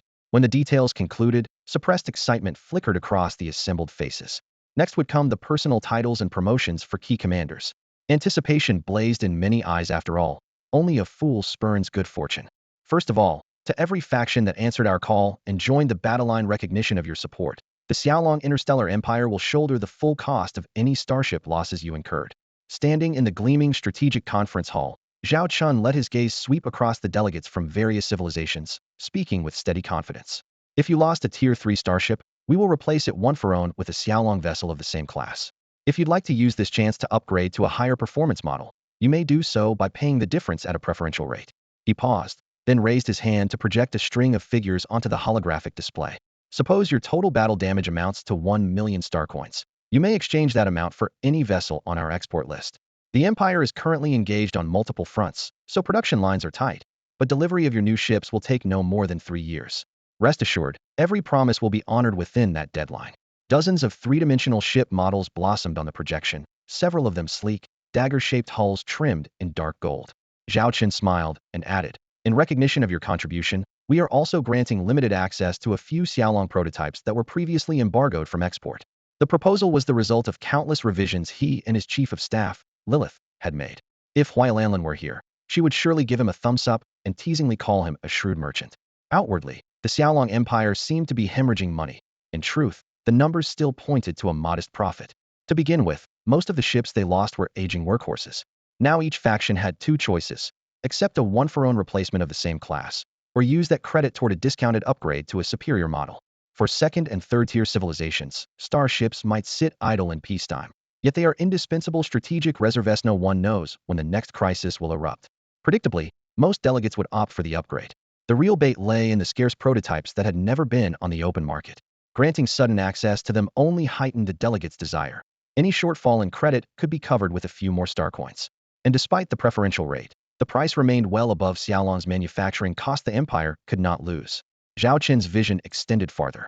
Once these factions modernized their fleets, their combat power would rise dramatically.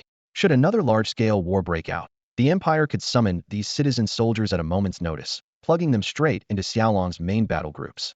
Ongoing maintenance, repairs, and consumables for the new ships would all be sourced from the Empire as well, turning this compensation program into a perpetual revenue stream.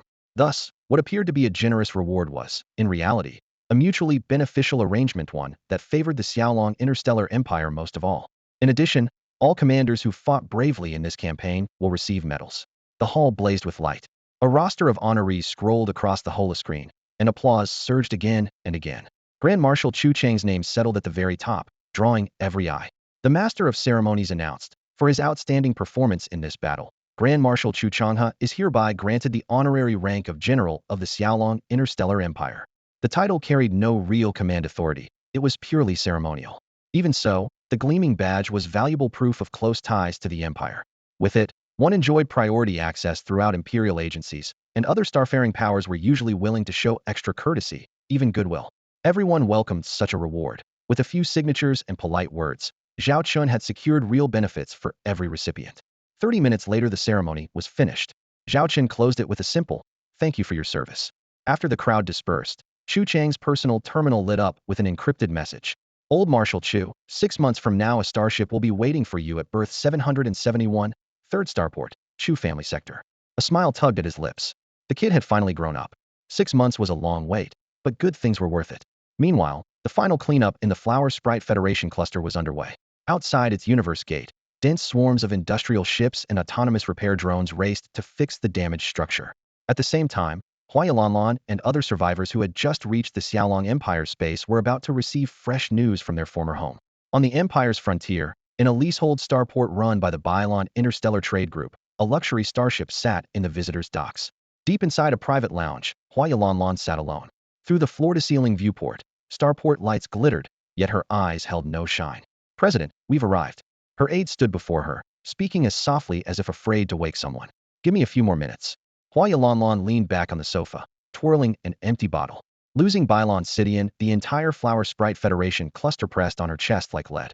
In public she stayed collected. Alone, memories of the home she had built rolled back in painful waves. "President, every department still needs your direct oversight. You can't let yourself fall apart here." The aide couldn't help but urge her on. Huailanlan tipped back the last swallow of liquor and stayed silent. She knew he was right. The universe might be lost, Bailon City might be gone, but mountains of work still waited. Her mind understood, her heart resisted. Minutes slipped by. The bottle was empty. She slapped her cheeks, stood, and said, "Time to get to work." She stepped toward the hatch, just as the aide's handheld terminal chimed with an incoming message. A task now routed to him, because Huailanlan had delegated so much in recent days. Because of the current workload, most intel was being routed to her staff before it ever crossed her desk. Standing by the outer terminal, Huailanlan's aide caught sight of a message flagged top priority emergency. Her heart skipped a beat. What could be more urgent than today's agenda? She glanced at the CEO's door, then opened the file. The screen lit up, and her breath stalled. She scanned the dispatch from start to finish, rubbed her eyes as if to banish an illusion, then burst into the office, voice cracking with excitement. "Madam President, breaking news. We held the line. Waxianzi Federation tribal universe is secure, and Bylon City still stands.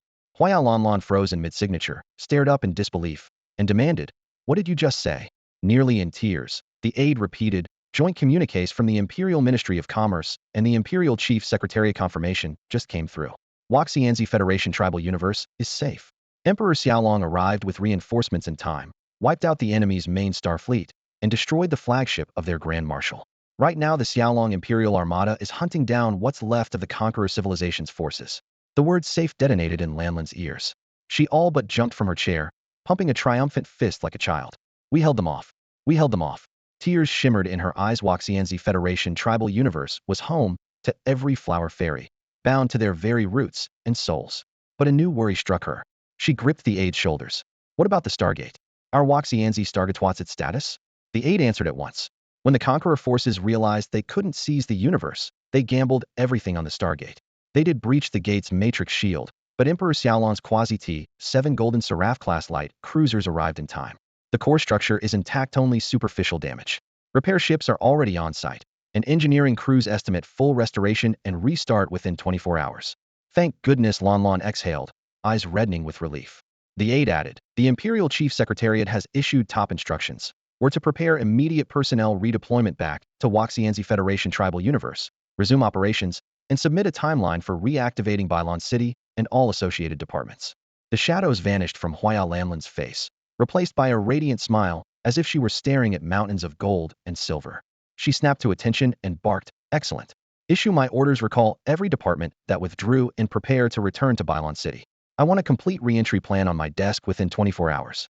When the Waxianzi Stargate reactivates, we will be the first team to set foot in the Federation tribal universe.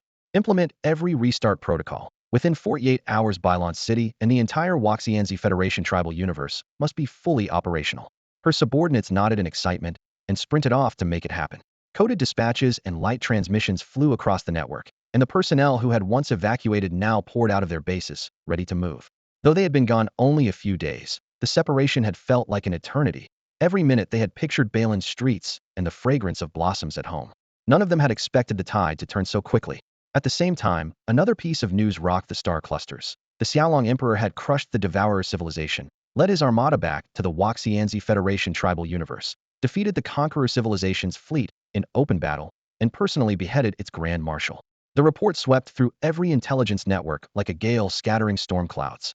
The fear that had weighed on countless civilizations for months evaporated at once. With the Xiaolong Emperor and his interstellar empire standing guard, the Conqueror civilization suddenly seemed far less menacing. Morale surged to the front lines. Fleets that had been holding their ground shifted to the offensive, and several sectors launched the first counterstrikes. Even more startling, the Conqueror civilization failed to exploit any weakness and instead ordered a retreat, sending spirits soaring even higher. Soon a single slogan rang out from rear bases to the battlefront: "Counterattack!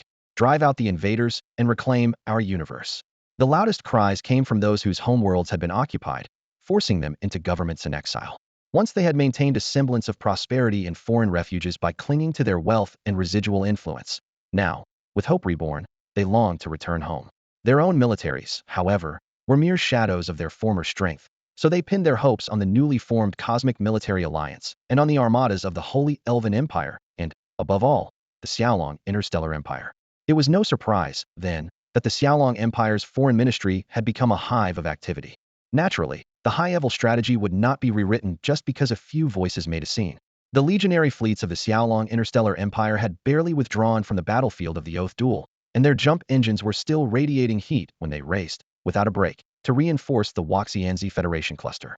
After such high-tempo, continuous operations, the hulls needed maintenance, the crews needed rotation, and the command systems needed recalibration.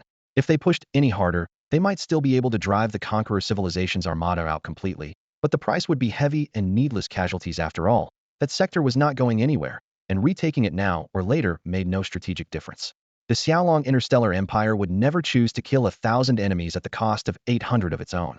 When the subordinate civilizations kept asking for action, the Imperial High Command had only one answer: stall.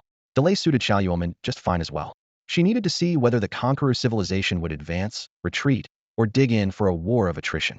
Their next move would dictate her own deployment, a conclusion that matched Grand Marshal Charlotte's assessment perfectly. Therefore, the frontline strategy could be summed up in one word: wait. waiting soon produced results. Inside the Conqueror civilization's armada, command had temporarily fallen to Envoy Malsaslet. The cold glow of a star map projection washed over his face, and the crease between his brows looked tight enough to snap a tactical stylus. His eyes were fixed on an encrypted message sent by Grand Marshal Kyvans, timestamped 10 minutes before Kyvans was killed. Given the time it would have taken to compose it, the letter had been finished even earlier, which meant Kyvans had foreseen his own death the moment the bloodbath began in the Waxianzi Federation cluster. It was at that same moment he issued the order to destroy the Waxianzi Stargate at any cost. The letter laid out several contingencies, the worst of which was total failure. The enemy Stargate would remain intact, their logistics and reinforcement network would keep running, and the 10 million warships along with the Super T-6 Galaxy Conqueror-class dreadnoughts they had committed would accomplish nothing. The latest intelligence in Malsaslet's hands suggested that reality was not quite that dire, yet hardly encouraging. Either the Waxianzi Stargate had been damaged, but the Xiaolong Empire's repair crews were already working around the clock, and it would be back online soon. In other words, 90% of Kyvan's plan had collapsed. The real dilemma lay at the end of the letter, where Kyvans offered Malsaslet 3 mutually exclusive options. 1. Admit the Xiaolong Empire's overwhelming strength and pull out at once. 2. Fortify the territory already taken and fight a protracted, seesaw campaign. 3. Gather the remaining forces and launch a counterattack. When he described the third option, Grand Marshal Kyvans underlined one additional sentence in bold: if you still intend to strike back. At least 300 million more Conqueror home fleet warships must be redeployed to this theater, and they have to arrive within a week. If the reinforcements make it on time, the enemy will never catch its breath, miss the deadline, and the opposition will regroup, wiping out everything gained so far. Because of that, every option that follows is drawn around 2 red lines: time and manpower. 1. Hold every system we currently occupy. A plan Grand Marshal Kywensi favors most. Fortify every inch of the newly captured star zones, yielding not a single parsec. Requirement: at least 100 million additional warships. Without them, a proper defensive depth is impossible. 2. Voluntarily contract the perimeter, keep 2/3 of the area as the core, and abandon the outermost line. Sacrifice the fringe to secure the main bastion and shorten supply lines. Requirement: 50 million reinforcements are enough to sustain the reduced barrier. 3. Worst case scenario: no reinforcements at all, yet Envoy Mare Sassalite still refuses to pull out. Relinquish 4/5 of the occupied space and build a bastion inside the remaining 1/5 while waiting for a new plan. Requirement: the active fleet must stand alone, with no outside help. Grand Marshal Kywensis' dossier lists more than these 3 schemes. It also includes every insight he gained from years of fighting Xylong-class warships and the Xiaolong Legion's fleets. Surprisingly, the file brims with praise for the Legion, rare words from the proud Conqueror commanders, proof that Kywensi genuinely respected their strength. Now, facing the glowing sand table, Envoy Mare Sassalite stands on the knife edge of decision. Push the offensive? Impossible. Kywensi made it clear another assault would need 300 million ships, and the home sectors can't spare that many so quickly. Withdraw? It looks easy, but is the riskiest move. Kywensi is dead.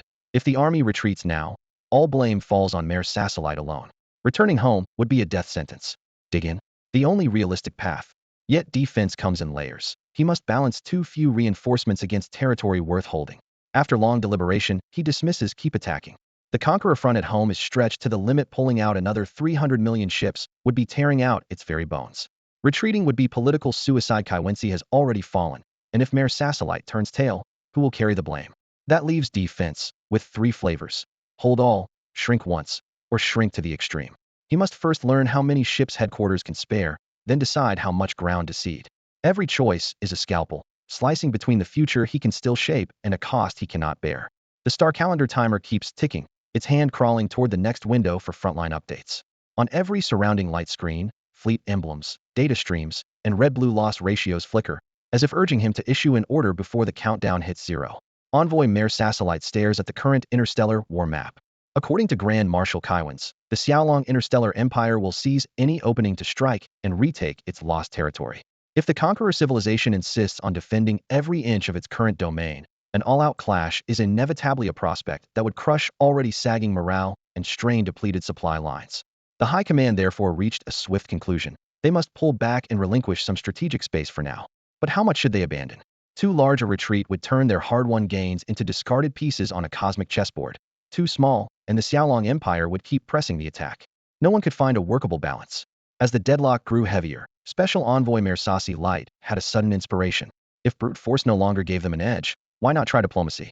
Knuckles tapping the tabletop, voice calm yet urgent, He ordered his aide to contact Huey Elven King Oniensi and propose formal peace talks. To everyone's surprise, the reply came almost at once, and it was affirmative. Within 30 minutes, an encrypted holoconference channel hovered in the center of the war room, leaving only two partly translucent figures, Envoy Mersasi Light and King Aoniensi, facing each other. "Long time no see," Envoy Aoniensi said, tilting his head, golden eyes gleaming with the warmth of an old friend's greeting. Mersasi Light stared at that serene face, his knuckles whitening with suppressed anger. Had it not been for this man's gentle words and sweet lies, the Conqueror offensive could have begun a full week earlier. On a battlefield, 7 days can rewrite countless outcomes. Yet here he was, forced back to the negotiation table. The fire in his chest threatened to leap from his brow, but for the sake of the larger picture, he managed a polite smile. "Your tactics were impressive," he said, voice carefully controlled. "We did underestimate you. I concede that both your Holy Elven Empire and the Xiaolong Interstellar Empire are formidable foes. But from another angle, we might yet be allies on the same front." "Oh, and what makes you think that?" Aoniensi lifted an intrigued eyebrow. Mersasi Light seized the opening, his measured words laced with steel. "Years ago your empire was punished by order, your technology stagnated, and the Devourer's civilization slipped in. Now the Xiaolong Empire has absorbed the Devourers, which will surely anger Order again. Order will soon send fresh proxies to invade your star cluster. Meanwhile, the Conqueror civilization is equally irreconcilable with Order. You have no doubt heard that we have fought the Enforcer civilization Order's watchdogs in our home universe for years. This expedition into your sector is not mere conquest. It is a bid to strengthen our forces so we can finally defeat the Enforcers, resist Order, and, incidentally, protect the universe's crushed under Order's boot." He paused deliberately, allowing the words to sink in. "In other words, we too are thinking of the greater good." "Hypocrite," King Aoniensi thought, keeping the verdict to himself. "In that case, and in the interest of the broader strategy, your Conqueror civilization is welcome to join our coalition. When the time comes, both the Holy Elven Empire and the Xiaolong Interstellar Empire will deploy full Legion fleets to your home sector to protect it and drive out the Enforcer civilization's warships." The moment he said this, the council chamber seemed to darken, and the air grew so heavy that every breath was audible. "You have quite a sense of humor," Envoy Malsaflet replied, raising an eyebrow without relaxing his expression. "Shall we get to the real business?" King Onions of the Lunar Elves leaned back, a faint smile on his lips. "I thought we already were." Ignoring the provocation, Malsaflet glanced at the holoscreen flashing the latest casualty figures after a year of brutal fighting. Both navies were in tatters. "Why not resume the previous negotiations?" he suggested in a low voice. "I concede part of our territory in exchange for a ceasefire," Envoy Malsaflet, Onions said, tapping the armrest with practiced calm. "Hey race, my proposal: take your Legion fleets and go back to wherever you came from. The war ends right there. How does that sound?" "There's no need to press so hard," Malsaflet answered, fighting to keep his composure. Onion's expression turned to ice. "If your home sector had been wiped out overnight, if 300 million enemy warships had stormed in and forced your people to kneel, you might be just as pressing." He leaned forward, his voice cold enough to frost metal. "You're only sitting here because you were hammered on the battlefield. A dozen T6+ Galactic Conqueror-class super dreadnoughts sunk, Grand Marshal Kaiwensi dead. Without those losses, would you tolerate my so-called aggression?" Color drained from Malsaflet's face. "The Xiaolong Emperor was right," Onion said, staring at the main battleship anchored outside the window. "Truth and dignity both reside within gun range. And right now, you are under ours." His gaze cut like a blade. "This war will not end here. Some debts must be repaid 100-fold in blood. But for the sake of the larger picture, I'll give you one chance. Leave. That is the only grace you will receive. Use it wisely." Malsaflet had not expected such an uncompromising stance. He drew a deep breath and tried once more. "If we keep fighting, both sides will lose more crews, more ships, and more worlds to the flames. Does none of that matter?" He searched Onion's face for the slightest crack.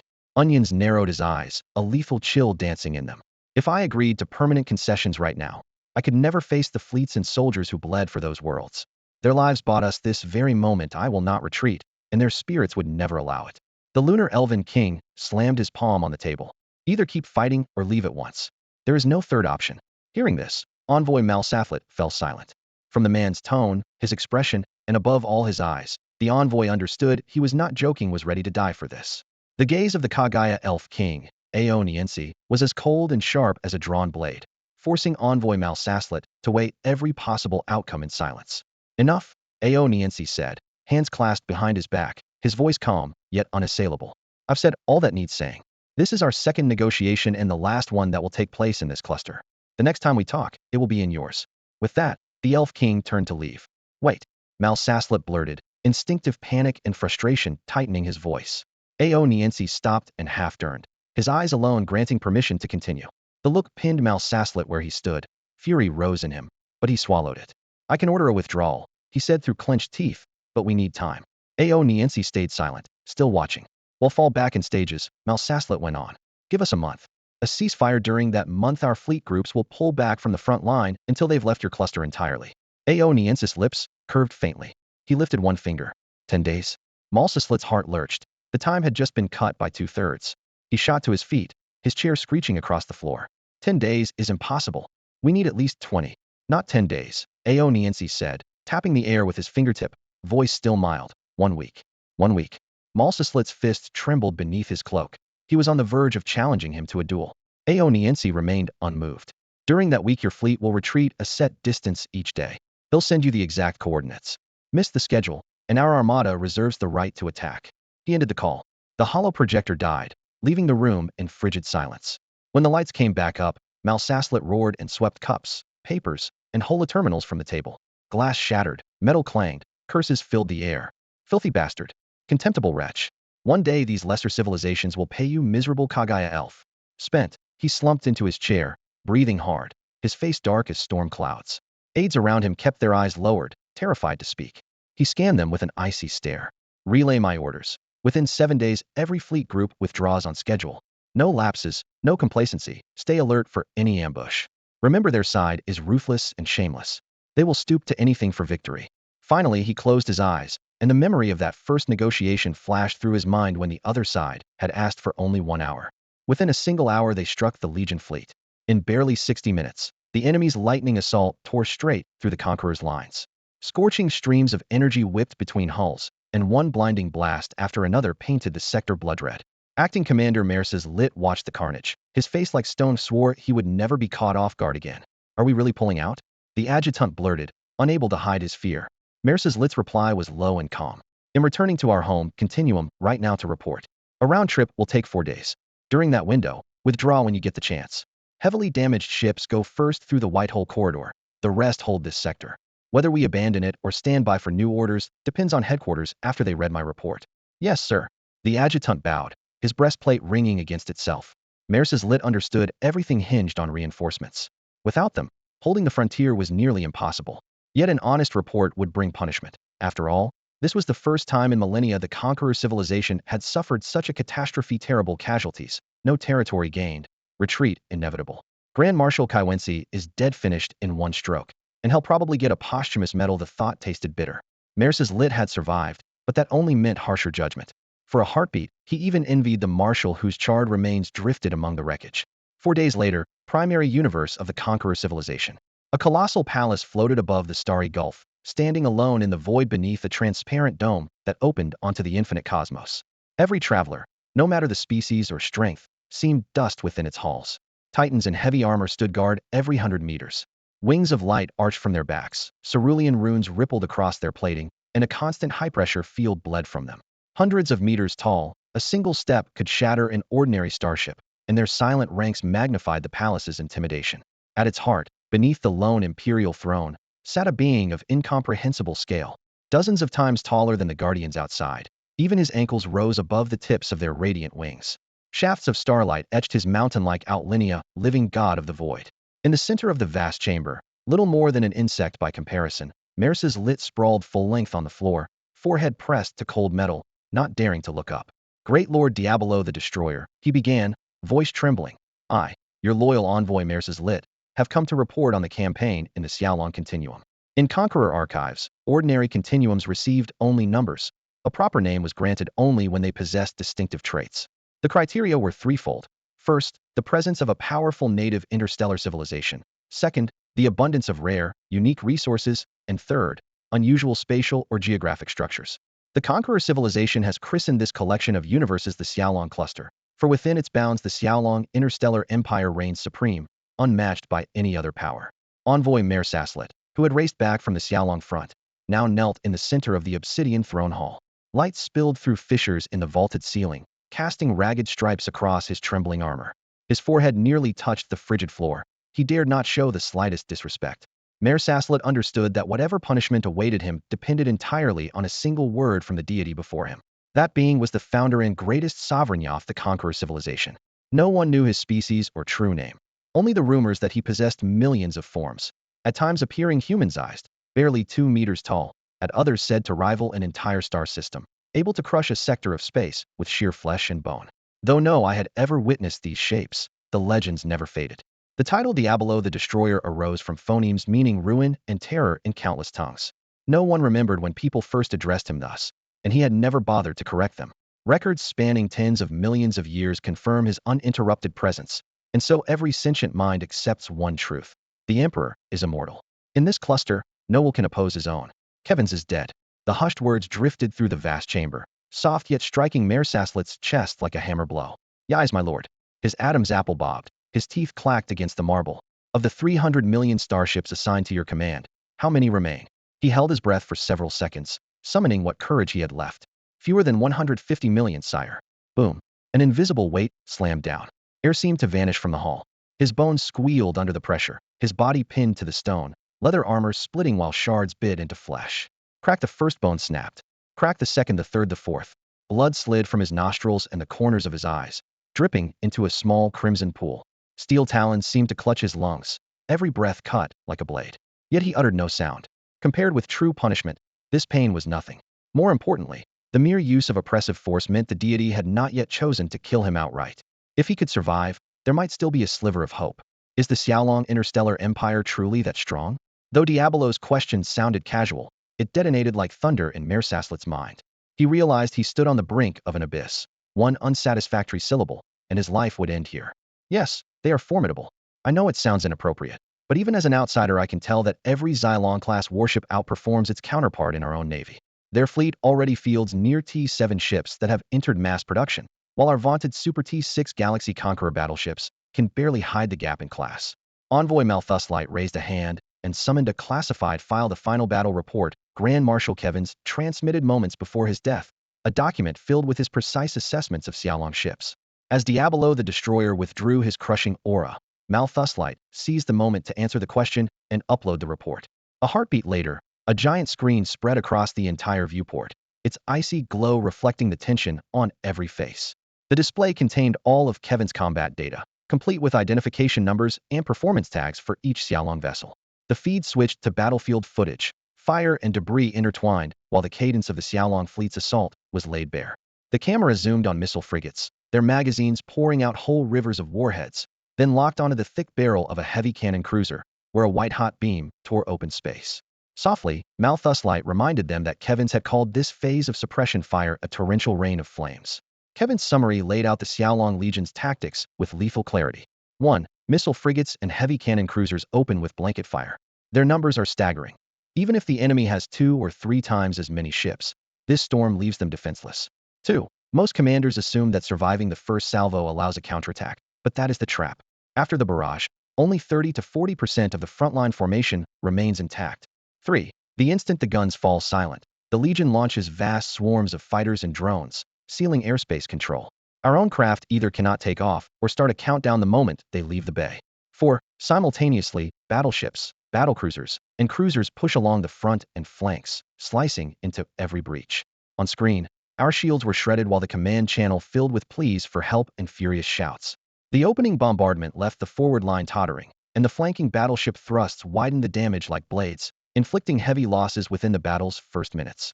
A less disciplined fleet might already have lost the will to fight. Even with first-rate combat training, the next phase was brutal.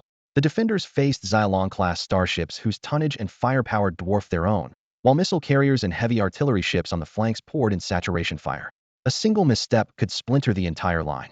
More daunting still were the quasi-T-7 flagships at the forefront, the Golden Scarab heavy dreadnoughts and Golden Seraph light cruisers which moved like twin walls of steel, each one suppressing entire fleets by itself.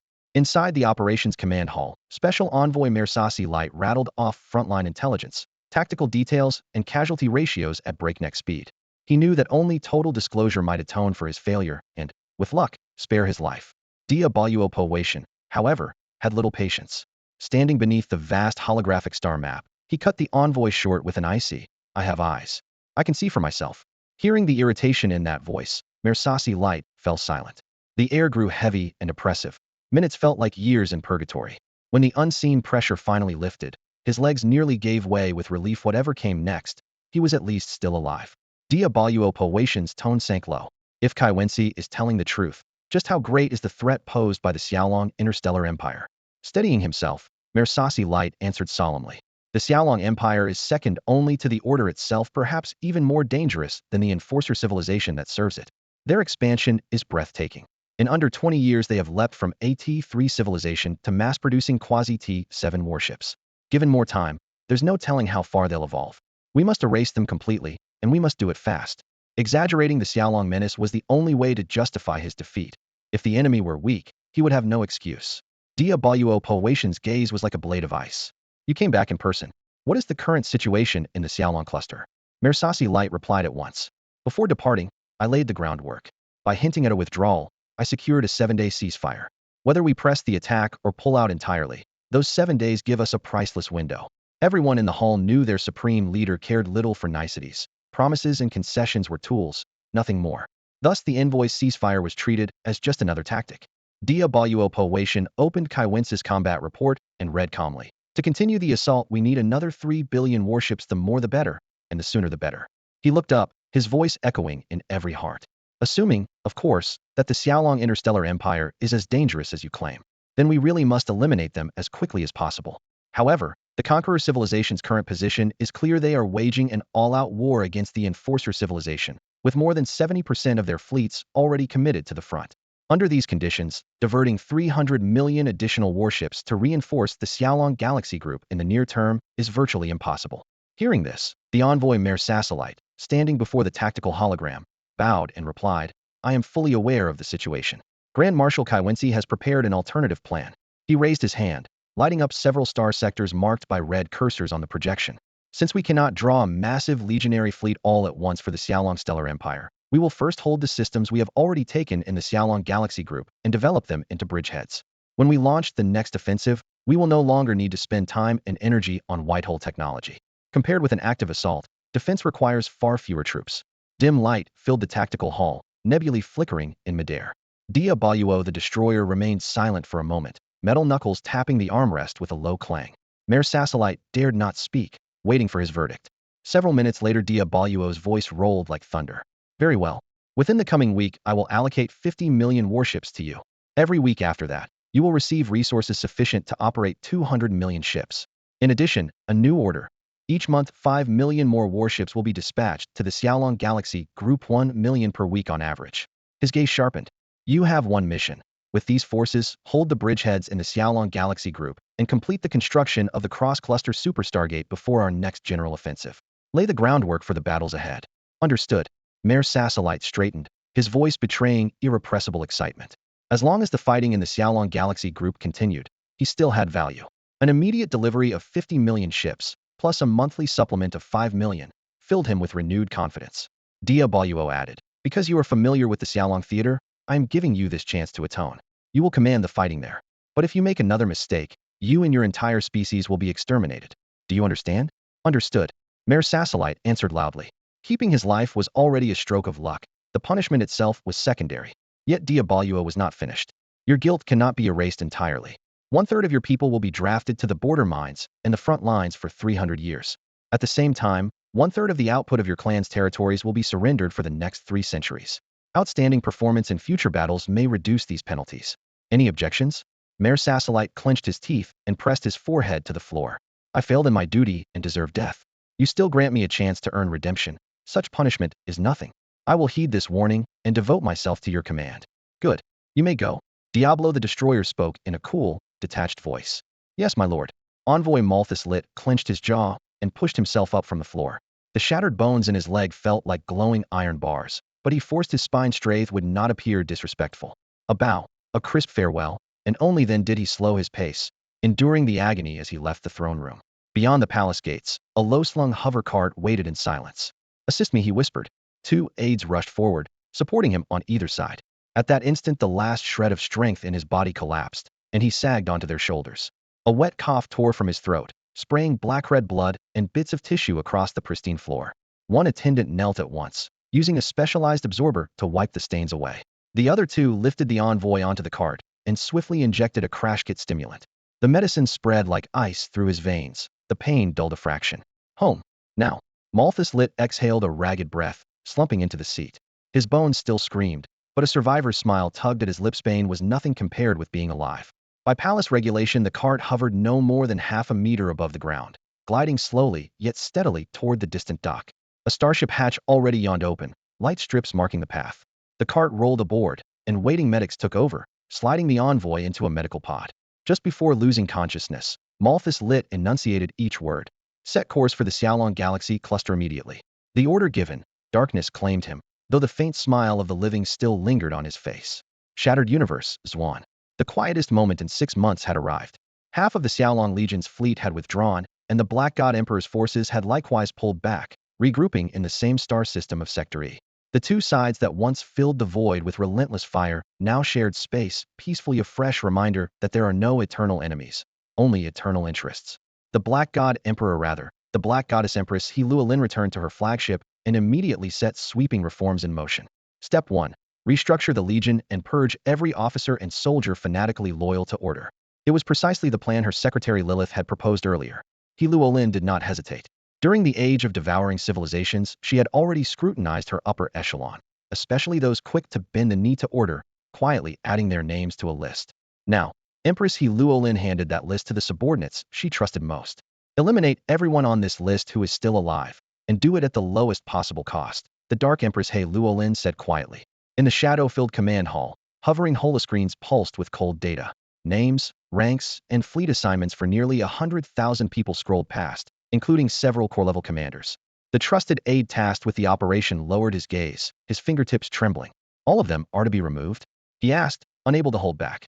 Yes, every last one, He Luolin replied, her eyes hard as forged steel.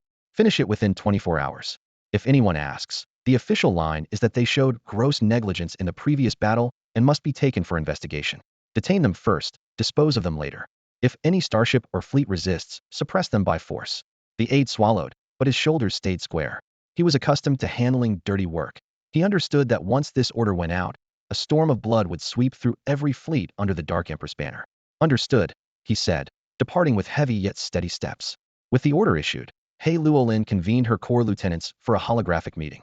A projection table rotated slowly, revealing 10 figures in sequence elite confidence she had cultivated over a millennium and the entirety of her comeback assets. You've likely guessed that the ceasefire at the front wasn't accidental, she began. I have personally traveled to the Xiaolong Interstellar Empire and sworn surrender and allegiance to its emperor. No one slammed the table or wept. A week of ceasefire had given them time to brace themselves. What remained was guilt, frustration, and uncertainty. The Xiaolong Emperor, in his magnanimity, has agreed to back us, she went on. Meanwhile, our home universe, the former Devourer civilization Spherius, being invaded by the Saintess civilization, the Enforcers, and the Soul Apostles. They seized the chance when we faltered at the front to stab us in the back and occupy our worlds. At the word betrayal, cold light flashed in several pairs of eyes. They could accept a defeat in battle, but not a knife from an old ally. I've reached an agreement with the Xiaolong Emperor. He Luolin projected the document before them. From today, we no longer fight for order. Instead, we become a vassal civilization of the Xiaolong Empire. Once they have settled their domestic affairs, they will send us military aid. Our task during this window is simple: retake our home universe. The clauses shimmered with metallic chill, the signatures and seals unmistakable. I signed this treaty on my own authority. I trust you. You've followed me for at least 1,000 years. If anyone cannot accept this arrangement, you are free to leave now. You can relocate to any interstellar civilization you like. They'll give you enough money for your families to live in comfort and wealth wherever you choose. When Empress He Luolin finished speaking, she folded her arms, leaned back in her chair, and let her cool gaze sweep across every projection in the conference room. Of course, she added, you might leave here and pledge yourselves to those 3 rival civilizations. I won't blame you, but if we meet on the battlefield, we are enemies. So decide now. Stay or go? Silence followed. 1 minute. 3 minutes. 5 minutes. The holocom at the far end of the table stayed dark. No avatars flickered out, and no one disconnected. He Luolin rose slowly, tapping the tabletop with her fingers, each tap as sharp as clashing steel. Since no one is leaving, they'll assume you intend to follow me to the end. But if any of you betray me later, you'll be more than enemies. You'll be traitors personally condemned by He Luolin. You all know how I deal with traitors. Don't expect mercy. A senior officer in a dark silver uniform was the first to speak, his voice hoarse but firm. I've followed you for 1300 years, my lady. I'm used to it. Whether you serve Order or Xiaolong makes no difference wherever you point. We march. I don't know those three powers, but I trust the Black Goddess. That's right, we swore our oaths to you, my lady. Several commanders echoed. One by one, everyone present voiced the same choice. They would stay. The show of loyalty still touched He Luolin. Everyone in this room was part of her innermost circle. She had expected their answer, yet hearing their pledges in person warmed her heart. She sat down again and shifted the topic. Since your decision is made, let's move on to business. First, while we served Order, we were called the Devourer Civilization. As of this moment, that name is finished. Her eyes swept the room like blades. From now on, we are the Black God Civilization. Understood? Understood. The room answered in unison. The new name was no whim. He Luolin and Lilith, Chief Secretary of the Xiaolong Interstellar Empire, had weighed it carefully. They had to sever their old ties with Order without stripping the locals of their sense of identity and loyalty to He Luolin. After all, Xiaolong backed the Black Goddess precisely to harness her influence in the region. A total rebranding could have left the common people adrift. Ordinary folk rarely grasp what happens at the top. If we choose a name like Empire of the White Emperor, everyone will assume it's an entirely new regime, and it will be hard to forge unity in the short term.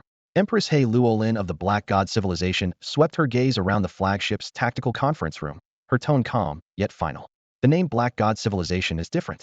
Everyone already knows about the Black God Emperor, so they'll naturally assume this is the civilization he founded himself. With the right propaganda, cohesion will form almost overnight. That's why I insist on using it. She raised a hand, and a fleet organization chart bloomed on the holoscreen, silver warship silhouettes fading in and out. We still have 50 million starships capable of fighting. Forming 50 core-level fleet groups, each built around 1 million ships. 50 tactical lines unfolded on the display, each combat zone marked in a different color. The commander roster will be issued soon, she added. It's nearly unchanged. She paused. Nearly, because the names that did change no longer exist in this universe. With the offensive set, her eyes shifted to the depths of the star map. Next, we return to the former Devourer Civilization universe. I'll choose a suitable landing point, and as soon as we arrive, we'll begin the reclamation campaign. A tap of her finger locked the map onto 3 enemy-held regions glowing red. Our aim isn't to crush those 3 civilizations right away. We'll carve out a sector inside the old universe, establish a beachhead, and set the stage for a broader counteroffensive. Her gaze swept the senior generals and family representatives. This phase depends not only on the fleets at the front. I need each of you to mobilize your own networks. Tell the families in the Devourer universe. We've returned, and we're bringing the power to change the war. Her voice dropped, still unmistakably firm. I don't blame them for temporarily submitting to the 3 civilizations. But now the true rulers have come back, and they know what choice to make. The orders that followed were cold and direct. In every sector our ships reach any sector touched by our fire. If a local house fails to declare its stance within 24 hours, we'll treat it as a rebel force and purge it alongside the 3 civilizations. Houses deep in occupied space may stay outwardly loyal to the enemy for now, but when the moment comes, they must provide us with valuable intelligence to prove their allegiance. The strategists exchanged glances, well aware of the move's deeper implications. He Luolin's plan would jolt the enemy's logistics and administration. The 3 civilizations wouldn't know which powers might defect, and distrust already simmered between native houses and imported officials. Paranoia could easily ignite their internal conflicts. To keep the rear from imploding, those high commands would likely stop relying on local houses and instead pull administrators from their own home universes if they dared. When the time comes, the local aristocracy and the incoming administrators will inevitably split into 2 rival camps. Dark Empress He Luolin had already played out every scenario in her mind. She knew that real war is fought not only on open battlefields but also in the shadows, where the struggle is just as bloody and cruel. Candlelight flickered across her cold, resolute face in the council chamber. Her confidants exchanged glances and nodded. Long years of war had made them masters of this game and keenly aware of how to maximize their advantage. He Luolin raised a hand for silence, her voice calm and authoritative. There's one more matter.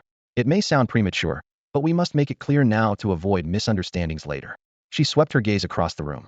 I have reached an agreement with the Xiaolong Interstellar Emperor. We will swear allegiance to the Xiaolong Empire. After we reclaim the former Devourer Civilization universe, domestic governance will remain ours, while diplomacy and external warfare will be under Xiaolong control. Our privately formed armadas will be capped, and in exchange we will gain access to part of the Xiaolong system's technology. She paused, her tone softening yet still edged with steel.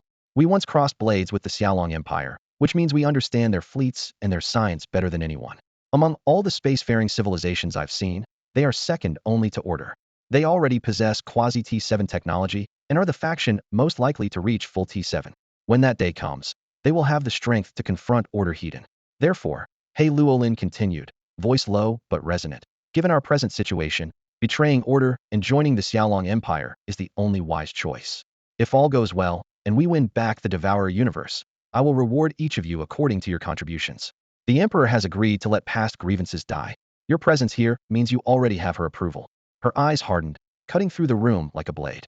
But if anyone betrays us after today, if you secretly align with Order, don't blame me for purging my own house. The threat chilled the air. Her officers sprang to their feet, fists striking their chests as vows rang out. Rest assured, my lady, we will not waver. My loyalty is absolute. If anyone dares betray you, I will behead them myself. The path is clear. This is the best move, and we will fight at your side for a brighter future. The Dark Empress listened in silence, her face unreadable. She knew loyalty never outweighs self-interest, yet at this moment, she needed the unity those oaths provided.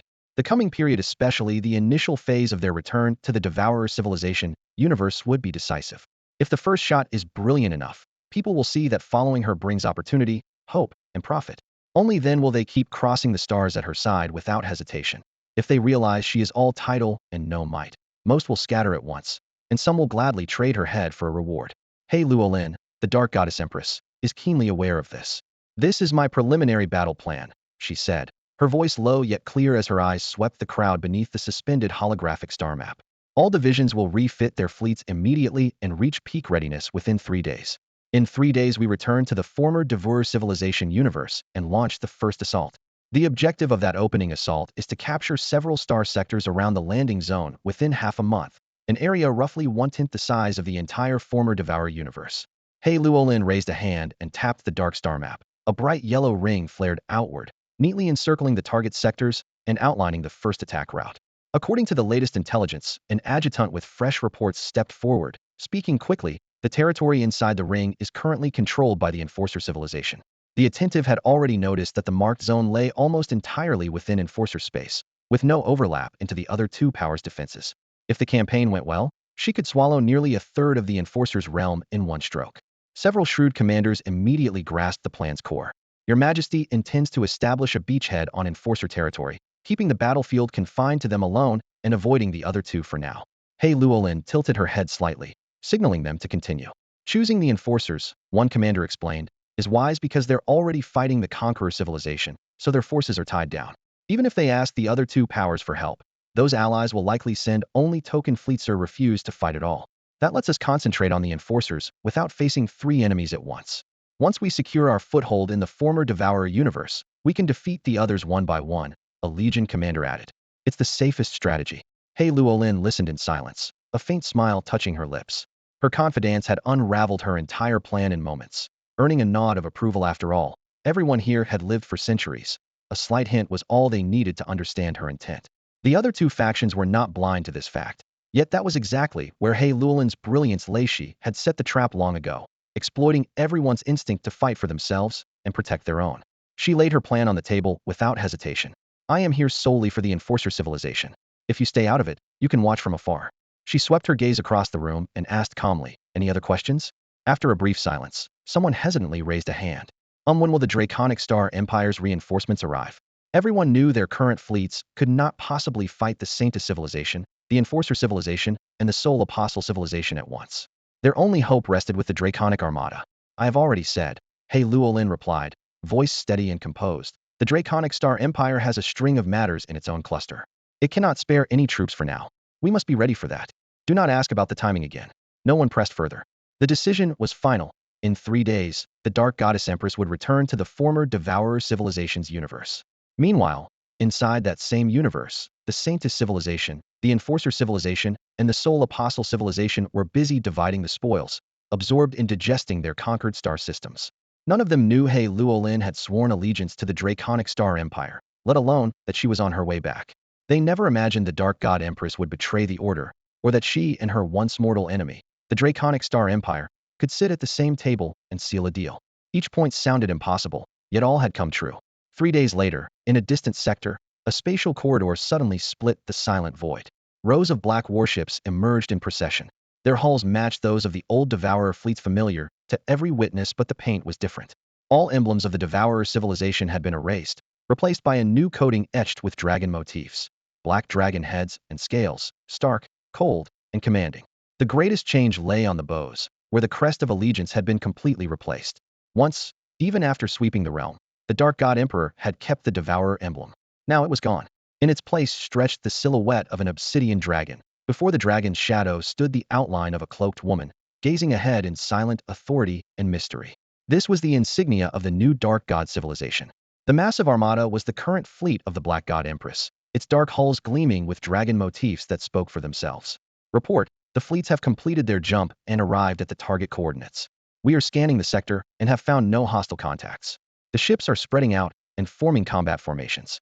The commander's clipped voice echoed across the flagship's comm channel as more ebony vessels poured from subspace rifts, their shining dragon crests unfurling like a storm of steel across the stars.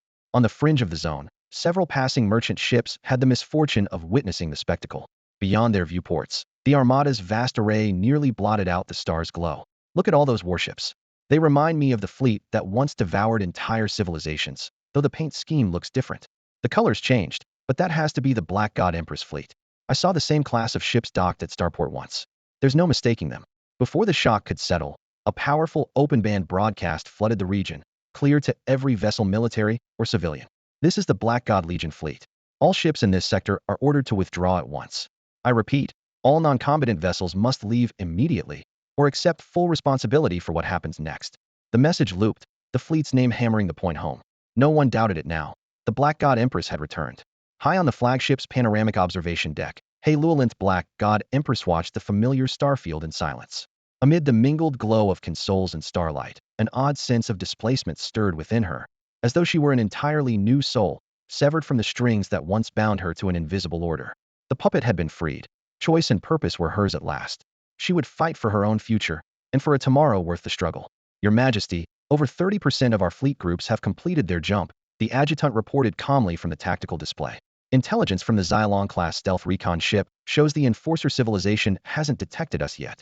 He Luolin's lips curved into a faint smile. Since we're here, let's fire the first shot. I don't want these intruders thinking this place is ownerless. Relay my orders. Every Legion fleet is to commence the planned attacks on all star systems held by the Enforcer civilization. Make them pay for their discourtesy. Understood. The acknowledgement rang in unison across every channel. She added, voice still composed yet edged with steel, and remember, for now we fly only the new crest.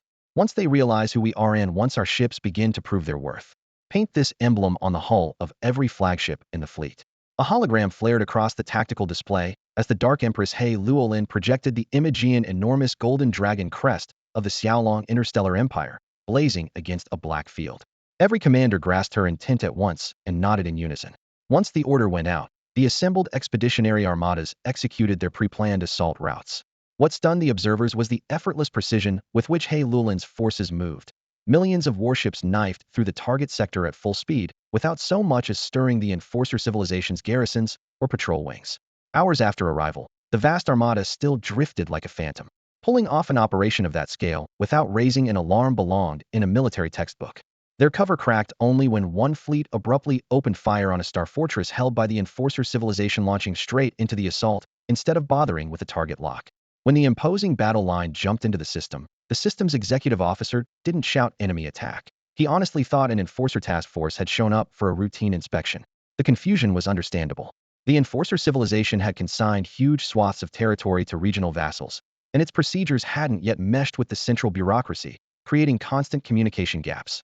Just recently, an Enforcer warship had blundered into a restricted zone and been shot down by automated turrets. The local officials were punished, while the lofty Enforcer officers escaped unscathed. That cautionary tale made the local garrison wary of firing on unidentified vessels. Afraid of another political fiasco, they kept hailing the newcomers for identification codes. Seeing no sign of resistance, He Luolin's ships drifted closer in silence, eager to slide into optimal range before delivering a decisive volley. Thus, the two sides maintained a strangely polite standoff over open channels until a comm window suddenly popped onto the command center's main screen. What in the void is happening out there? A whole battle fleet drops in, and you don't even raise the alarm, bellowed the general commanding the Enforcer forces in the system. It was, in truth, one colossal misunderstanding. The local garrison's sector governor feared that the unidentified starships might belong to the Xiphaz civilization. Meanwhile, the commander tasked with tracking the Xiphaz armada suspected the strangers were part of the local fleet, so he too held his fire. Both sides hesitated, paralyzed by mutual suspicion, until an alert officer sensed something was wrong and sent the report up the chain only. Then did it reach the Xyphas Supreme Commander. What? An unknown legionary fleet is prowling right under my nose. The commander leapt to his feet, bellowing at the holoscreen. On the other end, the sector governor feigned innocence. Aren't those ships yours? He asked, pretending ignorance despite knowing a blunder had occurred. During the awkward pause, the sky erupted. The mysterious vessels swung their turrets and unleashed a barrage on the fortress and the garrison lines. Boom, boom, boom. The floor shook, sirens wailed, and blast waves seemed to burst through the comm channel. The misunderstanding had let the intruders slip into the Closian defense perimeter. Now they were a lethal threat. Damn it, it's an enemy attack. You idiots have killed us. After this battle, I'll see your heads roll. The Xyphas commander snarled, then severed the link in fury. Sir, we've made a mess of things, the adjutant stammered, sweat beading on his brow. Should we form up a defense right away? Maybe we can still. The sector governor, moments ago cringing before the Xyphas, now fixed him with a blade-sharp glare. Find out who those ships belong to immediately, he ordered, leaning in. If I don't have an answer in 60 seconds, you die. Driven by the threat, the adjutant tore through the data. Within seconds he reported, by hull profile, insignia, and drive signature, these vessels match our old legions from the days we devoured civilizations. They're almost certainly the Haitian Emperor's fleet. His image and voice just appeared on the open channel. I'm convinced it's the Haitian Emperor's legionary group. Light flared in the governor's eyes as if head seized a lifeline. Pass the word. All fortress batteries, swing your guns onto the Xyphas warships, and open fire. Hit them hard. Sir? The adjutant blinked, thinking head misheard. The governor's smile turned razor thin. He just threatened to hold us responsible. If we're doomed anyway, we might as well turn on him. If we side with the Haitian Emperor now, we may yet survive. He looked like a gambler pushing in his last chip, eyes blazing with a lore-nothing resolve. Understanding dawned on the adjutant. If the Xyphas offered only punishment, then betrayal was the better gamble, and he was ready to cast his lot. Sir, shouldn't we contact the Haitian Emperor first? A lieutenant asked nervously. Inside the control room, alarm lights strobed while a massive holographic star map projected every detail of the battle. The officer's hand trembled. After all, they were betting on both sides. If the Haitian Emperor ultimately rejected them, this temporarily defecting fleet would be discarded in an instant. The sector governor, however, merely smiled. He lifted his gaze to the black armada advancing across the projection and spoke with rock-steady calm. Do you think we still have a choice? The Haitian Emperor's warships are already at the edge of our system. Whether we look to the future or the present, this star system is certain to fall. When that happens, everyone who stood with the Enforcer civilization will be purged. Our only chance is to pledge allegiance immediately. More than that, the Haitian Emperor has returned to reclaim territory seized during the Devourer Wars, and he needs prestige. If he still chooses to slaughter us after we bow our heads, how many allies will stand with him in the battles ahead? To secure his rule, he will accept those of us who found our way back. Given the recent chaos, defecting to one of the three galactic powers was understandable. The lieutenant's eyes cleared. He nodded vigorously. Understood. He'll open a channel to the Emperor's forces at once. The governor raised a hand to stop him. Keep both the fight and the negotiations running. The more fiercely we prove our loyalty under fire, the higher we'll stand in His Majesty's eyes. If the Haitian Emperor becomes master of the cosmos again, our power will eclipse anything we hold now. He turned toward the glittering sea of stars outside the viewport, already sensing opportunity in the void. True survivors always find a breakthrough in crisis, and this was his moment to flip the board. Minutes later, the communications officer finished routing an encrypted link. Blue-white arcs flickered, and a floating window appeared before the governor. The figure on the other end wore black armor, sleeker and more androgynous than the design in previous intel. Since you face me, why do you not kneel? The voice exploded from the speakers, cold and commanding. The governor's heart jolted. He dropped to one knee, forehead pressed against the deck. That voice, that tone unmistakable. Even if the face was blurred by memory, the sound was branded on his soul. This was the Haitian Emperor. This criminal is of the Isima family. Isima Keeling, third son of a collateral branch, formerly governor of this star system, he declared, voice trembling yet swift. When the Enforcer civilization invaded, rumors spread that your majesty had fallen in the war against the Xiaolong Empire. Forced by circumstance, I defected to the Enforcers and the Tri-Civilization Alliance. They deceived us. Our crimes are grave. My subordinates followed my orders. I alone will bear the full punishment. Finished, he lowered himself once more, awaiting judgment in the most humble posture he knew. Drop the theatrics. Hey Luolin, the Black Empress, spoke in a chill voice that brooked no argument. She had already seen through the crowd's intentions and could not be bothered with empty courtesies. The condemned officer would never dare. The general in a shredded field cloak slammed his forehead against the metal deck, a dull crack sounding as blood streamed down his temple. Every word I speak is from the heart. If your majesty's anger remains, feel free to take my life here and now. He Luolin studied him. A man who could defect so decisively in wartime had clearly made up his mind. Enough, stop putting on a show. She raised a hand to halt his kowtowing. I will not pursue your past offenses. In a moment, I'll issue a proclamation. Anyone who returns before the war's next phase will be pardoned. Remember, we are on the same front. The people you served are nothing but thieves. At the word pardon, the general visibly relaxed, grateful he had backed the winning side. He Luolin added, in this battle first. We can discuss everything else later. Yes, your majesty. We will fully cooperate with the Black Empress Armada, reclaim our territory, and drive those bastard raiders out. The general replied sonorously. What followed was almost effortless. Caught off guard, the Enforcer civilization's forward fleets mounted no meaningful defense, and entire star systems fell in rapid succession. Worse, the Enforcers had yet to consolidate their new gains. Their intelligence network lay in ruins, and information moved at a crawl. 3 days later, the Black Empress Armada re-entered the former Devourer universe, launched several consecutive strikes, then withdrew, leaving the Enforcer civilization in shambles. Meanwhile, far behind the lines, an Enforcer representative was processing routine reports in his office. After an aide's urgent briefing, he stared blankly for half a minute before slamming a hand on the desk. You're certain the attackers are the Black Empress Armada? Not the Saintis civilization? The Soul Apostle civilization? Or the Xiaolong Interstellar Empire? In his view, a knife in the back would most likely come from the Saintis or Soul Apostles. A frontal assault might be Xiaolong style. The Black Empress return was the least likely scenario, yet the data said otherwise. Sir, the evidence is conclusive. The aide projected battle footage. In the hologram, familiar warships streaked through space amid bursts of flame, the very vessels that once belonged to the Devourer civilization and now served under the Black Empress. But each hull now bore a new emblem, the Xiaolong Empire's golden dragon crest. Its meaning was unmistakable, yet the Enforcer representative found the proof almost impossible to believe. It meant the Haitian Emperor's vast armada had formally sworn allegiance to the Xiaolong Interstellar Empire. Inside the Jifa civilization's temporary command hall, their envoy jerked up from the tactical table, his voice trembling despite his effort to stay calm. Impossible. The Xiaolong Empire must have captured a few of the Haitian Emperor's ships and is using them as a disguise. He forced out the explanation, grasping at anything that made sense. Emblems can be forged, this proves it. But can his personal address be forged? The intelligence officer asked, raising the volume of the feed in exasperation. Address? What address? The envoy muttered, bewildered. An instant later, the holoscreen expanded overhead. The Haitian Emperor appeared against a dim backdrop, his stare frigid, every word striking like hammer on steel. In the first half of the speech, he condemned the Order Coalition for allowing the Xingnu, Linghun Apostle, and Jifa civilizations to betray the front line, leaving his forces isolated. Because of this, he declared, my armada and I will henceforth serve the Xiaolong Interstellar Empire. No one had expected him to announce it so publicly. He then outlined the Empire's arrangements for the regions under his rule. 1. The Xiaolong Empire will not interfere with the existing administration of the Devourer civilization territories. 2. The Empire will provide a complete suite of Xiaolong-class technology free of charge. 3. All past wartime actions deemed non-atrocious are pardoned. 4. From this day on, anyone who sides with the Order Coalition will be regarded as a perpetual enemy of the Xiaolong Empire. When the feed ended, the command hall grew quieter than during any previous alert. Compared with the 3 newly arrived coalition forces, the Haitian Emperor's prestige in this sector carried far greater weight. His statement packed more punch than an entire surprise fleet. Updated battlefield data streamed in. His armada numbers more than 50 million vessels, the officer reported.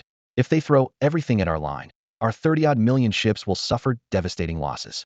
Our only edge is that their fleet just fought a vow duel and is not at full strength. But if they choose a fight-to-the-death posture, our casualties will be staggeringly high. The envoy's expression darkened. He knew that once their losses mounted, the Xingnu and Linghun Apostle civilizations would seize the moment to demand steep concessions, forcing the Jifa civilization to cede even more territory.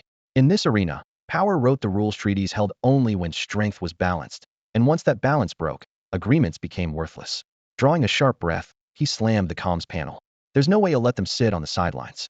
Patch me through to the Xingnu and Linghun Apostle envoys now. The representative of the Enforcer civilization spoke, his face dark. Understood, sir. His aide hurried off, only to return in less than half an hour with news. The delegates of the Maiden civilization and the Soul Apostle civilization had both declined the emergency meeting, citing schedule conflicts. To refuse at such a critical moment could mean only one thing, and the Conqueror civilization's representative understood it all too well. Those bastards want to sit on the sidelines, don't they? He clenched his fists until his knuckles turned white. They're hoping the Black God's traitors and I will destroy each other so they can pick up the pieces? Dream on. He had no intention of becoming anyone's pawn. His only choice was to drag the Maiden civilization and the Soul Apostle civilization into the fray. But, sir, they've already snubbed us, the aide said with a helpless smile. Without real incentives, they'll never back us. Whether they step in or not is no longer their decision. The enforcer representative let out a frosty snort. If they want to watch the fire from afar, it'll muddy the waters for them. He raised his hand, and a holographic galactic map flickered to life, the same star chart once consumed by the Devourer civilization. In the pale blue projection, countless systems and hyperlanes appeared. He quickly highlighted in red several nodes where the Black God Emperor Legion was advancing. Transmit my orders. Fleets in these sectors are to withdraw immediately. Their new course, he tapped the display, encircling a cluster of bright coordinates, is here. The aide's eyes widened. Those withdrawal points lay right inside the Maiden civilizations and the Soul Apostle civilization's core territories. Sir, those regions were never part of our defensive line. I'm well aware. The enforcer representative sneered. They refuse to talk? Fine, I'll force them to. All our fleets will redeploy to their backyard. If their ships dare intercept or open fire, my forces have full authority to strike back. They'll take the heat. He narrowed his eyes, his voice cold as hammered iron. Let's see how long they can stay neutral once the flames reach their doorstep. The aide's expression brightened. Had finally understood. The Black God Emperor Legion was focused solely on the enforcer sectors, leaving the Maiden and Soul Apostle civilizations to watch from the sidelines. By pulling all enforcer troops into those territories, the representative was forcing them to take a stand. Refuse to choose, and we will abandon the worlds threatened by the Black God and kindly garrison your own. Fire on us, and we all go down together. His position was clear. If I can't live in peace, no one else will. What? The enforcer civilization's Legion fleets have pulled out? A massive star map hovered before Empress He Luolin, starlight glinting off the metallic plates of her armor. She lowered her sharp gaze to the intelligence officer kneeling beside her. Affirmative, the officer replied, speaking quickly but without the slightest slip. In every system our Legion fleets attacked, the enforcer garrisons offered no resistance. They simply engaged their warp drives and withdrew. He Luolin's eyes narrowed. Which direction did they retreat? That's where it gets strange. The officer opened a holoscreen, crimson lines tracing the fleet's routes. They aren't heading back to their own territory. Instead, they're plunging into space held by the Saintis civilization and the Soul Apostle civilization, the borders those three carved up when they seized the old Devourer universe. On the map, three colored frontiers overlapped, the situation laid bare. He Luolin let out a cold laugh. Just as we predicted, each side is looking out for itself. Attack one of them, and the other two stand by. She tapped the hologram. Talks with the enforcers collapsed, so they've shoved the battlefield onto their allies' turf. If you want fight beside me, they'll move my fleet onto your doorstep. Fire, and I claim self-defense. Hold your fire, and the sector's ownership is up for grabs. Shameless, but clever. Understanding lit the officer's eyes. Your Majesty, doesn't that give us a chance to seize even more territory? Her eagerness met ice-cold water. He Luolin's voice sank. On paper it looks like our game, but maybe not. If I were the Saintis civilization, I'd first insist the enforcer fleets stop crossing my borders. Then I'd extract limited reinforcements, forcing a joint defense against us. The battlefield stays away from their core worlds, their losses stay low, and we're left to face a three-way coalition. Sweat formed on the officer's brow. So the force we ultimately fight could be a united front led by the Enforcer Legion fleets. Any further expansion will be costly. Therefore, He Luolin said, her gaze like frost, Phase 1 progress? 50%, Your Majesty. 50? At this pace, Empress He Luolin, the dark deity, was clearly displeased. After a brief pause she said, we'll relinquish part of the star domains we'd planned to seize and start building fortifications ahead of schedule.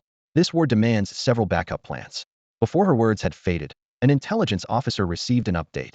The holoscreen in his hand suddenly flared to life. He looked up, a strange expression on his face, and fixed his gaze on He Luolin. She seemed to know exactly why he was there. Is that a communication request from the representatives of those three factions? She asked calmly. The officer straightened in shock. You already expected this? I had my suspicions, He Luolin replied, folding her arms. Everyone understands that the best way to avoid war is to negotiate. Unlike the Xiaolong Interstellar Empire, we once fought on the same side as those three powers, so they probably think I'm still someone they can bargain with. The officer lowered his head, thought for a moment, and ventured. Then your plan is? There's no turning back for us, He Luolin said, her gaze razor sharp. Even if the Order were willing to spare us, which it won't, do you really believe those three powers would hand back what they've taken? Never. If we yield even a little, we'll look like insects to them, and sooner or later they'll devour us completely. The officer clenched his fist. Shall I refuse the transmission? Not yet, He Luolin said, shaking her head. What we lack is time. Remember the Xiaolong front?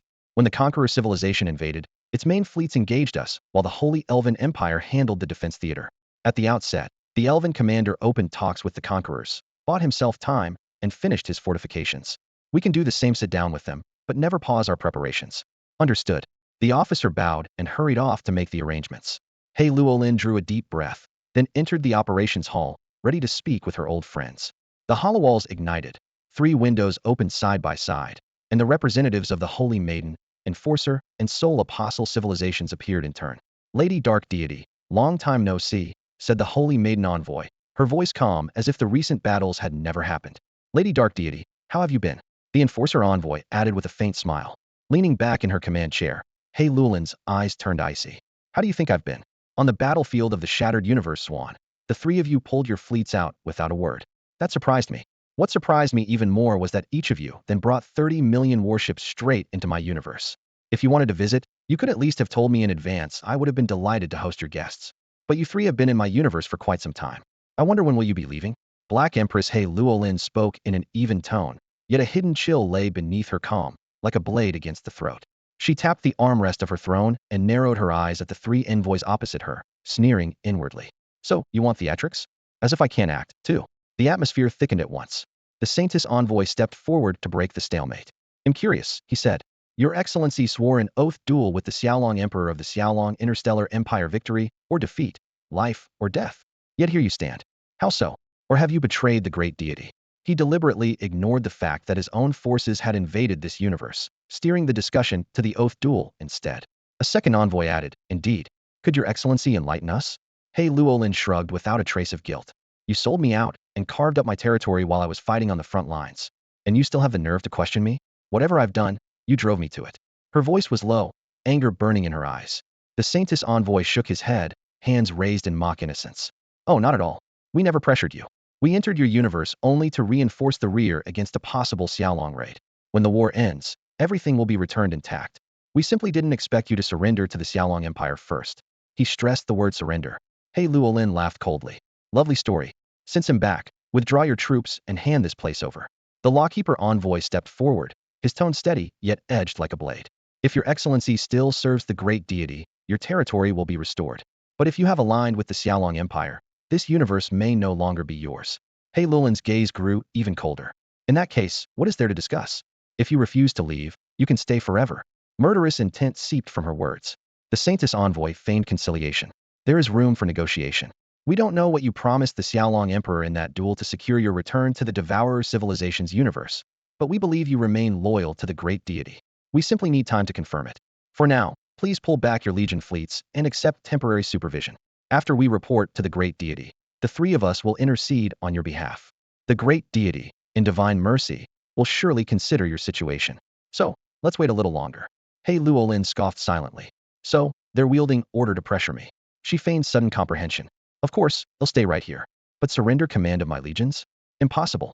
Were you in my position, you'd refuse as well. Instead, how about this? The war-scarred territory once held by the Devourer civilization has been provisionally divided into 4 sectors. I ask only for one of those quarters, enough space for my armada to dock and recover. Once we re-establish contact with the great deity, I will submit to whatever judgment the god decrees. If atonement requires my death, I will gladly accept it. In the holographic council, the Black God Empress He Luolin spoke with fervent eyes and a tone of humble devotion. But this was merely another move in her game. He Luolin knew that getting word to order would take at least a week, perhaps half a month, and at worst several months. If the other 3 powers accepted her plan, she could immediately assume control of that quarter of space, giving her vast armada the respite it needed. Once resupplied, she would tear up every agreement, launch a full-scale assault on the 3 powers, and buy precious time for the reinforcements of the Xiaolong Interstellar Empire. The representatives of the Saintess civilization and the Soul Apostle civilization exchanged glances. A 4-way split sounded fair and promised a quick end to the war. The Enforcer civilization's envoy rejected the offer on the spot, his face like iron. I refuse. He Luolin, for all we know you have already sworn loyalty to the Xiaolong Emperor. If you want our trust, lay down your weapons and await the deity's judgment. There is no other option. His intransigence left the Saintess and Soul Apostle delegates frustrated yet helpless. Most of the star systems currently occupied by He Luolin had originally belonged to the Enforcers. If the proposal passed, they would suffer the greatest loss. With the Enforcers immovable, the other 2 had no choice but to fall in line, at least for now. Before contacting He Luolin, the 3 powers had already convened a secret emergency meeting. Irritated by the Enforcer envoy's earlier scorched earth tactics, the Saintis and Soul Apostle representatives invited him for a friendly chat. Inside the council chamber, the enforcer slammed his fist on the table. I don't care what schemes you're plotting. The three of us are in the same boat, and no one gets to sit on the sidelines and profit. If you want to act against the Black God Empress, he'll pull every fleet back into your territory. Let's see who can outlast whom. His brazen, dead pig fears no boiling water stance shocked and angered the others. Yet they understood that letting the enforcers quit the fight would hurt them as well. In the end, they reached a reluctant agreement. 1. Stall He Luolin for as long as possible. Victory without fighting would be ideal. 2. If talks collapse, both the Saintis civilization and the Soul Apostle civilization must send the same number of legionary fleets as the Enforcer civilization to reinforce the current front. Dark Empress He Luolin stared at the darkened video feed. Her adjutant strode forward and lowered his voice. My lady, what's our next move? We tear the mask off. He Luolin replied with a cold laugh. They think I'm a fool preaching surrender while tallying their gains. In the end, only strength matters. The holographic star map in the center of the room flared to life. For battle zones were ringed in blood-red light, cluttered with icons for every warship and supply line. He Luolin swept her hand through the projection, flipping through layers until even the enemy scout ships' patrol routes were visible. The Xiaolong Interstellar Empire's stealth recon fleet is remarkable, she said. In no time, they've redeployed across every sector we hold. The enemy is moving right under our eyes. Don't be fooled by the label support ships to us, they're worth another 100,000 capitals. Past raids Xiaolong had foiled now made sense to her.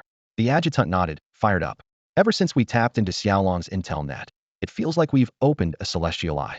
The enemy acts like everything's buttoned up, but they have no secrets from us. It's exhilarating. He Luolin's gaze sharpened.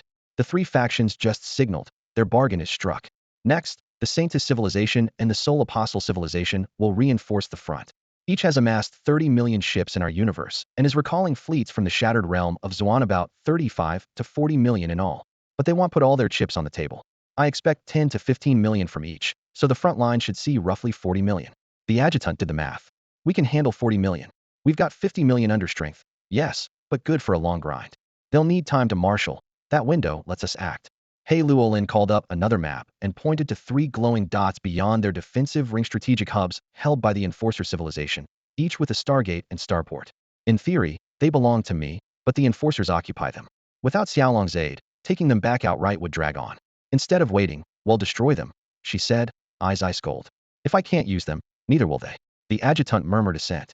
We halt expansion, He Luolin continued. The Enforcers will slacken their guard. Then, at the perfect moment, precision strikes knock out their stargates and starports, slice their logistics in one blow. She dismissed the star map, her gaze sweeping the room like a blade. Her voice was final. We pull back for now, and the Enforcer civilization will grow complacent. Unwilling to take unnecessary losses, the Enforcer armadas had no intention of attacking until the fleets of the Saintis and Soul Apostle civilizations arrived. Black Empress He Luolin seized on this brief lull. She tapped the war table, her voice low and decisive. We strike while their guard is down. Destroy whatever can be destroyed. If not, break contact at once. She hurled a pre-planned holographic map into the air, where 3 blood-red arrows stabbed toward 3 hub systems. 1. Each assault corridor will field 3 million elite warships. 2. Transit time, 1 day. 3. Engagement time, half a day. 4. Whatever the result, withdraw immediately. Xiaolong-class stealth recon ships will guide us in, she added. We must remain unseen until the first shot. Her adjutant logged every word, eyes shining with reverence. Within hours, the Empress had devised a plan this precise. For the follow-up, she flicked her fingertip and tagged the defense phase on another section of the map. The Triparty Coalition will counterattack. Hold your positions. We can last 3 to 5 months. She knew the great battle in the Xiaolong Galaxy Group would not be resolved quickly, so she built in nearly half a year of breathing room. Soon, 3 massive task forces had mustered under her banner. Each counted 3 million ships, numbers that should have lit up every enemy radar. Yet reality proved otherwise. The 3 fleet commanders were uneasy, but once they followed their sealed orders, locking speed and heading to the corridors uploaded by the Xiaolong stealth scouts, they encountered not a single hostile on the entire route.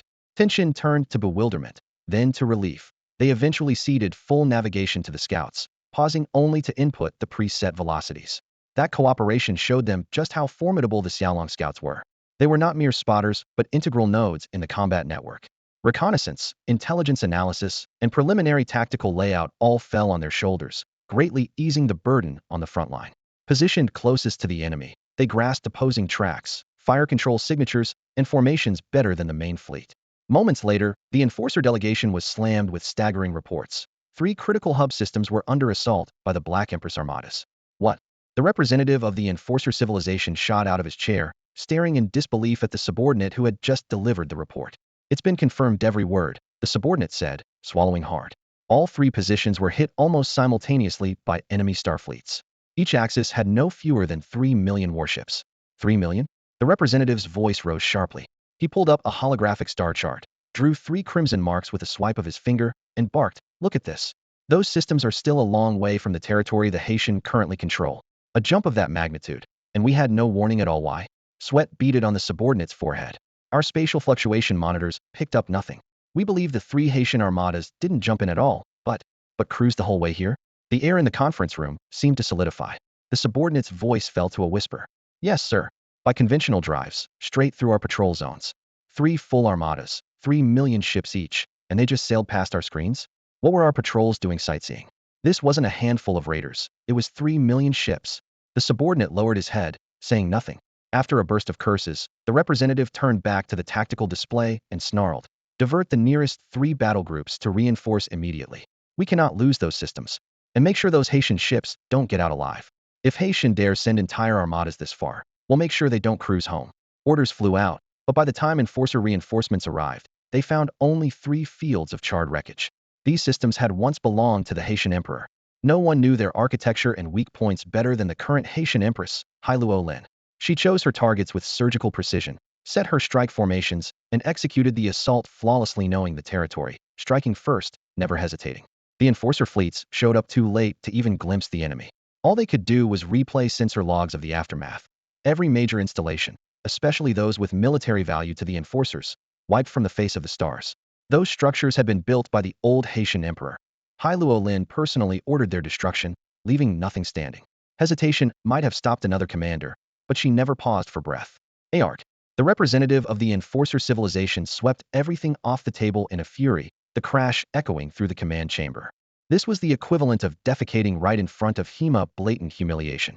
The enforcer civilization's envoy burned with rage, yet remained powerless. The vast armadas of the Saintis civilization and the Soul Apostle civilization had not arrived. If he struck first, those 2 would happily stand aside. After all, it would not be their warships going up in flames. "Just you wait, Black God. You will pay dearly for this." His eyes were bloodshot and his knuckles white from clenching his fists, as if his own lifework had been destroyed. He conveniently forgot that the vessels had originally belonged to the Black God Emperor. They were merely stolen property in the hands of raiders. Inside the former Devourer universe, Zhao Chen's arrangements had forced both sides into a tense standoff, the smell of gunpowder thick in the air. Meanwhile, the Xiaolong Legion's fleets began cleaning house. Xiaolong Interstellar Empire, Xiaolong System. 5 months later, Zhao Chen returned to Chang'an. In the vast, echoing hall he sat upon the throne, his eyes sweeping over the still empty stone steps. "When does the meeting start?" he asked, turning his head. "In 30 minutes, Chief Secretary Lilith replied after checking her wristwatch. Before that, the 3 of us should compare notes." Temporary chairs, set half a step below the throne, were reserved solely for Lilith and Grand Marshal Charlotte. Zhao Chen faced Charlotte.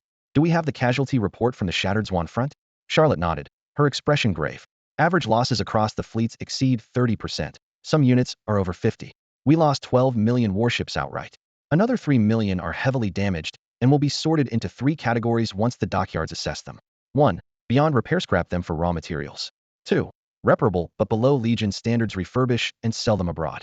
3. Lightly damaged, patch them up and return them to active service." Zhao Chen tapped the armrest as he absorbed the grim figures. They had won, but at a high cost, and the most ironic twist was that the enemy's supreme commander, the Black God Empress, now served under him. Once again, interest trumped eternal enmity. "We have to drive the Conqueror civilization's fleets out of our cluster as quickly as possible," Zhao Chen said, his pace quickening. "We need combat-ready units fast. What's the follow-up plan?" Charlotte answered immediately. "Fleet status is now our top priority. After more than 5 months of high-intensity combat, many ships need refit, but headquarters has drafted a rotation schedule. Next, we'll dispatch warships to the front in staggered waves," she finished. Charlotte laid out her plan to Zhao Chen and Lilith, step by step. She had sorted the warships withdrawn from the front into 3 categories according to their combat damage. First were the lightly damaged vessels, which needed only a brief resupply and could be restored in under 3 days, ready to return to the front immediately afterward. Second came the moderately damaged ships. Once the first batch was back in action, these would be repaired in turn at a slightly more relaxed pace. Last were the heavily damaged units, to be allocated flexibly.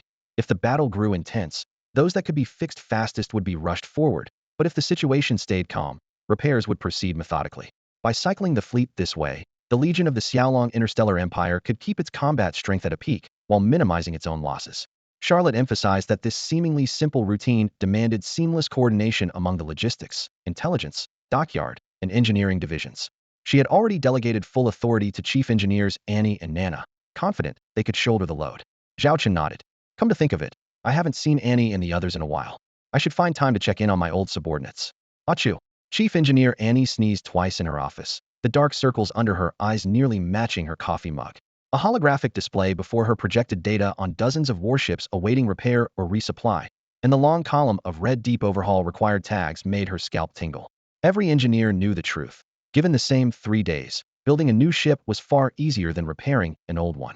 Construction was not faster, but in a highly industrialized process, an engineer needed to sign off on less than 1% of the key nodes, whereas refitting meant boarding the vessel and tracking down every fault personally, even if it was just a single line of bad code. Most problems could still be cleared without incident, yet the handful of hard cases often drove people to the brink. Annie had once survived an almost soul-crushing repair. Just as every system finished rebooting, a hub node flashed an error.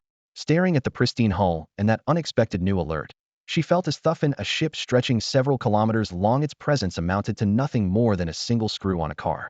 They had no choice but to run another full scan of the star cruiser, take apart the same sections all over again, and screw this bolt back into place. Yet the moment the bolt finally settled, 2 auxiliary thrusters somehow appeared on the console next to it as if the ship were playing hide and seek with its mechanics. That day Annie was so furious she wanted to swallow the entire vessel. She finally understood the brutal truth. Repairing a warship is often harder than building a new one. Who's gossiping about me behind my back? She muttered, stalking across the deck with her toolbox. Ever since these warships had limped home from the Oath Duel battlefield, no one in the dockyard had enjoyed a full night's sleep. Worse still, if Annie knew that the Xiaolong Emperor was on his way to offer condolences, she would probably storm to the edge of the gantry, point at Zhao Chen, and shout, "Stay back. One step closer, and I'm jumping." The Emperor's visits always came with unexpected complications. Meanwhile, Zhao Chen had no idea his concern might push Annie over the edge. He was in the operations hall of Chang'an City with Charlotte and Lilith. "You've just come back," he said, slowing his cadence, "so take a couple of days off." "Charlotte, that goes for you too. You've been at the Oath Duel for 6 months, you've barely seen the children." Charlotte's eyes flashed with exhaustion. Fresh off the front line, they had been sent to reinforce the Hua Xianzi Federation tribes, and the moment they set foot in the Xiaolong system, they were herded straight into this meeting room. Lilith, the secretary, offered a helpless smile. "The Conqueror fleets at the front aren't pressing forward right now, and our capital ships need a full resupply. One day off won't hurt." Zhao Chen and Charlotte exchanged glances. Ever since they became parents, they could no longer charge ahead with the same reckless abandon. The instant they relaxed, their children's faces flooded their minds. During the Oath Duel, they hadn't dared let their guard down, and even back on home soil, they kept burying themselves in work. Seeing their hesitation, Lilith decided for them. "When this meeting's over, forget the paperwork. The 3 of us are going straight to see the kids. We need to remember what we're fighting for." "What we're fighting for," Charlotte repeated inwardly. The children's smiles shattered her defenses, and the formidable marshal finally gave a quiet nod. The 3 soon settled on their immediate priorities and joined the full assembly. As the participants took their seats, the first half of the session reviewed the Oath Duel battlefield, honored the commanders and crews who had distinguished themselves, and emphasized that rewards for rank-and-file soldiers had to be distributed without delay. Because of the delicate situation, mid- and high-ranking officers were given verbal commendations only. Their final rewards will be decided once the war with the Conqueror civilization is over.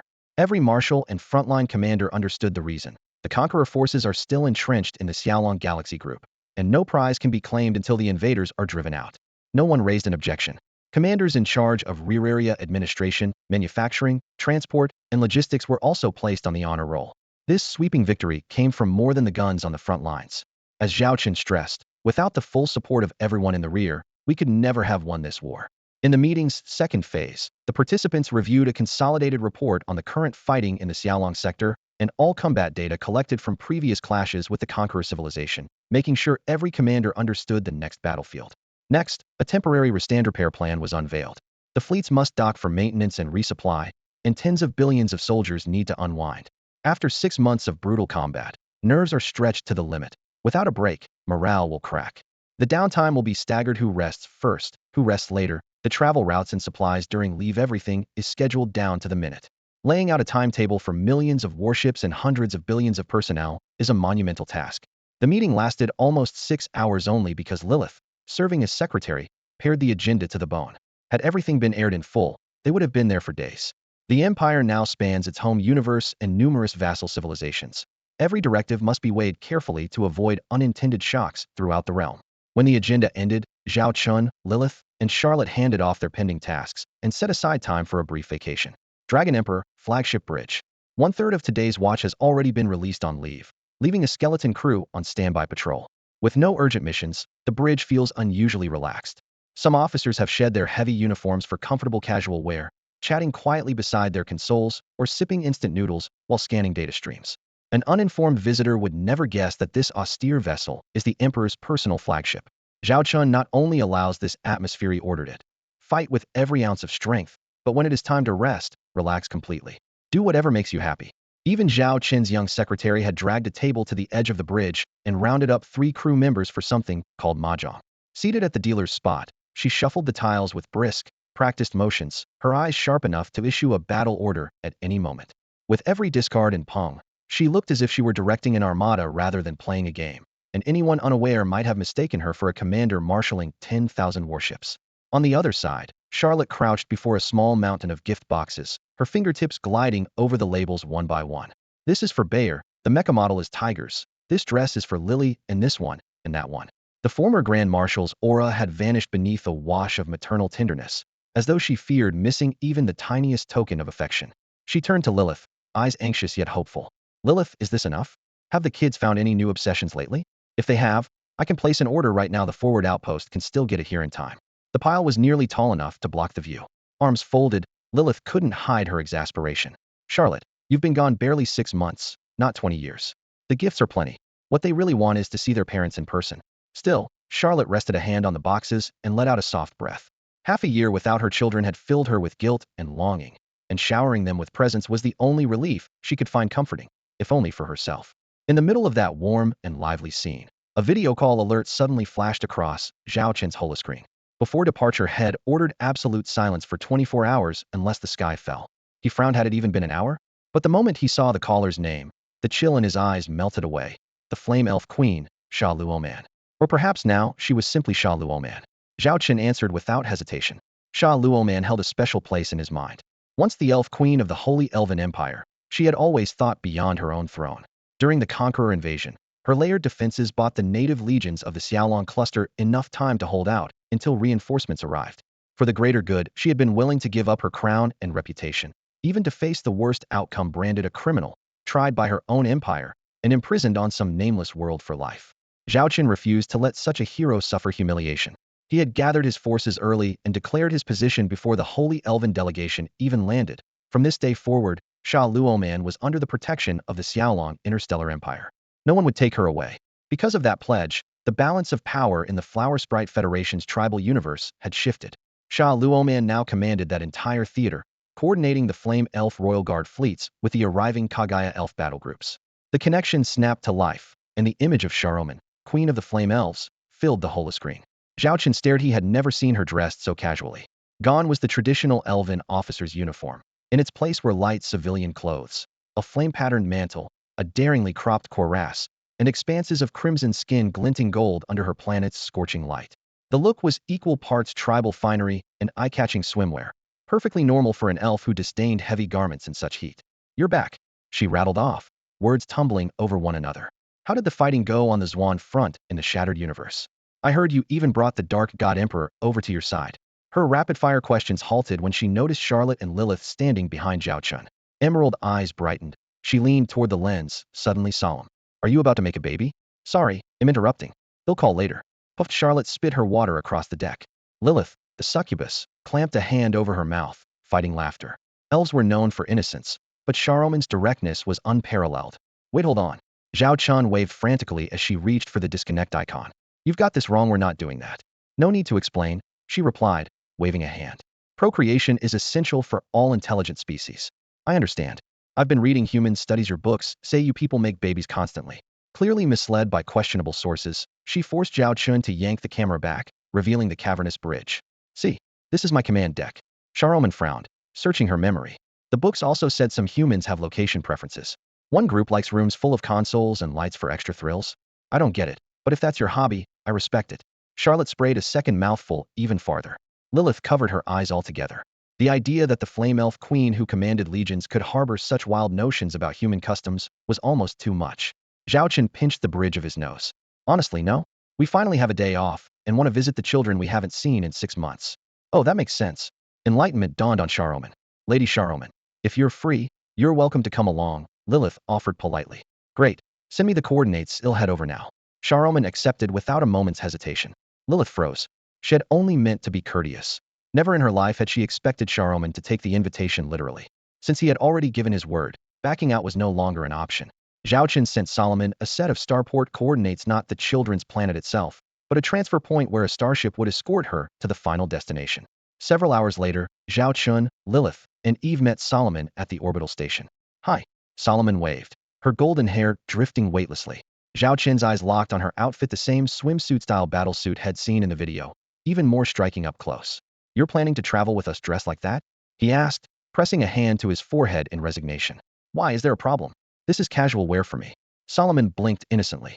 Lilith stepped forward and draped a finely tailored jacket over her shoulders. The color matched the battlesuit, covering most of her skin without hiding her sleek figure. The outfit's fine, but we're heading to a human city. Better to blend in, Lilith said gently. This is much more appropriate. Solomon glanced down at the new ensemble and nodded in approval. Not bad. Let's go. He brought gifts for the 3 little ones. Once they were ready, the 4 boarded the station's shuttle. The craft shuddered as it cleared the docking clamps, then dived toward the planet's atmosphere. During the descent, Zhao Chen and Solomon chatted about the shattered universe known as Zwan. Zhao Chen confirmed that the Dark Empress He Luolin had formally joined the Xiaolong Interstellar Empire. Solomon looked surprised, then composed herself, but cautioned him. Keep that quiet for now. I can accept it, but others might not, especially the hardliners in the Holy Elven Empire. To them, any devourer civilization is pure evil, and the Dark Empress is evil incarnate. If the news leaks, they'll raise an immediate outcry. Right now the priority is driving out the Conqueror civilization. When they're gone, and the Xiaolong Empire stands at the height of its prestige, then you can announce it. By then, King Ao Niensi of the Huey Elves and I will help you neutralize the backlash. Zhao Chen nodded. This was precisely why he had never released the full details of the Oath duel. The public had only seen the Xiaolong fleet return in triumph, and naturally assumed the duel had ended in victory. No one felt the need to speak up at a moment like this. So, do you think what I did was right? Zhao Chen lounged in his seat, studying Xiaoyuomen, who sat diagonally across from him. Is there anything wrong with it? Xiaoyuomen looked up calmly. The best strategy is to win without fighting. You've already clashed once, yet they still have 50 million starships. If you keep pushing, they'll die for sure, but they'll launch a desperate counterattack and you'll pay a heavy price. Accepting their surrender avoids all that. Besides, you didn't just take their surrender. You sent the Black Empress back to the Devourer civilization universe. With her prestige and power, she'll keep fighting there and pin down the Saintess, Enforcer, and Soul Apostle civilizations. That makes it hard for the 3 factions to secure that universe and leaves you an opening to return later. One move, many gains. Zhao Chen listened in silence, nodding to himself. He hadn't expected this battle-hardened commander to be equally clear-headed when it came to long-term strategy. Just then the shuttle touched down with a gentle jolt, breaking their thoughts. A hatch slid open and the boarding ramp extended. Let's go. Lilith stepped out first, leading the others. Crisp air rushed in outside the cabin. A mirror-smooth lake lay nearby, with forests and mountains in the distance. A wooden lodge nestled among the trees, its windows glinting in the sunlight. Nice place. Xiaoyuomen adjusted her cloak. She preferred high temperatures, but didn't mind the serene scenery. Their footsteps had barely stopped when 3 small figures came hurtling toward them. Daddy, Mommy. It was Zhao Chen's children, Zhao Bayer, Zhao Hu, and Zhao Lily. Zhao Chen scooped them up one by one, pressing his face to theirs. It's been half a year. Did you miss me? Of course we did. Then give Dad a kiss. His prickly stubble made them giggle. Zhao Hu tipped back his head, eyes shining. Dad, I can pilot a mech now. They'll show you later. Great. Zhao Chen patted his son's shoulder. Zhao Bayer handed him a palm-sized robot. I built this little bot. It can walk, fly, and even talk. The metal claws waved while its speaker buzzed. Xiaoyuomen stood a few steps away, watching the reunion. Elves lived so long and carried such mild temperaments that family bonds were seldom this intense. After reaching adulthood, they usually formed their own households, and the first few centuries saw occasional visits until time itself wore the feeling thin. The warmth before her struck a chord she hadn't expected. When the greetings wound down, Zhao Chen, holding the youngest, Zhao Lily, turned to the others. Everyone, we have a guest today. This is Sister Xiaoyuomen, a good friend of Mom and Dad. Say hello. The 3 children nodded politely. Hello, Sister Xiaoyuomen. Xiaoyuomen bent to return the greeting and gently patted each of their heads. Zhao Lily gazed at Xiaoluoman, eyes shining. Big Sister Elf, you're so beautiful, she whispered. A soft voice sounded behind her. Lilith bent down, chuckling in her ear. So, is Mommy prettier, or the elf sister? Though still little, Zhao Lily was quick-witted. She blinked and answered at once. The elf sister is beautiful, but Mommy is the most beautiful in my heart. Smooth talker. Lilith tapped her lightly on the head, her tone indulgent. Across the way, Zhao Bayer's eyes glimmered with awe. I know you're the supreme commander of the Holy Elven Empire. Mommy says you're incredible. Supreme commander? Then can you pilot a mech? Does the Holy Elven Empire have really awesome mechs? Zhao Hu crowded forward, face full of excitement. The three naturally outgoing children bonded with Sha Luoman right away. She had never cared much for kids, yet their enthusiasm was infectious, and she spent most of the afternoon playing with them on the beach. When the setting sun finally turned the sea crimson, everyone packed up and headed for dinner. A gentle evening breeze drifted across the sand as the four of them sat around a round table. The tabletop was piled high with steaming dishes. Most of the fruit and vegetables placed conspicuously in front of Xiaolun Zhao Chen's family had clearly considered her diet. Big Sister Elf, this meat is delicious, try it. Zhao Hu dropped his favorite piece into Sha Luoman's bowl. Zhao Bayer shot her brother a glare and muttered, didn't culture class tell you? Elves only eat fruit and vegetables. Zhao Hu froze. Already near the bottom of his class, he felt both embarrassed and guilty. I'll take it back. Sha Luoman pressed down his chopsticks, smiling gently, and popped the meat into her mouth. It's all right. I'm not like the other elves. Besides fruit and vegetables, I eat a little of everything. She wasn't bluffing. Ever since she'd grown fascinated with the Xiaolong interstellar empire and begun studying human civilization, she'd learned that food is heaven was no empty cliché. The empire, famed for its cuisine, had been among the first to provide natural ingredients for all its citizens, freeing them from the bland monotony of synthetic rations and inspiring constant culinary innovation. Once she understood that, Sha Luoman started sampling every human dish she could find, meat included. She had never been one to cling to tradition. If something seemed worthwhile, she tried it. To prove her point, she picked up several more dishes and tasted them with obvious relish. Time with their children always felt both blissful and fleeting. Zhao Chen and the others were about to leave on official business. Yet the three youngsters were remarkably sensible. Instead of crying or clinging, they surrounded the adults and solemnly reminded them, Mom, Dad, make sure you get enough rest, and we'll look after ourselves. The scene was so sweet that Zhao Chen scarcely dared linger. He feared that one more glance might pin his feet to the sand. The shuttle rose slowly, and through the viewport the three little figures on the beach shrank to dots. Zhao Chen gripped the armrest, a tangle of emotions churning inside him. Once we drive out the conqueror civilization and win back the universe the devourers swallowed, everything will get easier, Lilisai whispered, sensing his gloom. Then we can stay with the kids for good. Zhao Chen nodded, though he knew it was wishful thinking.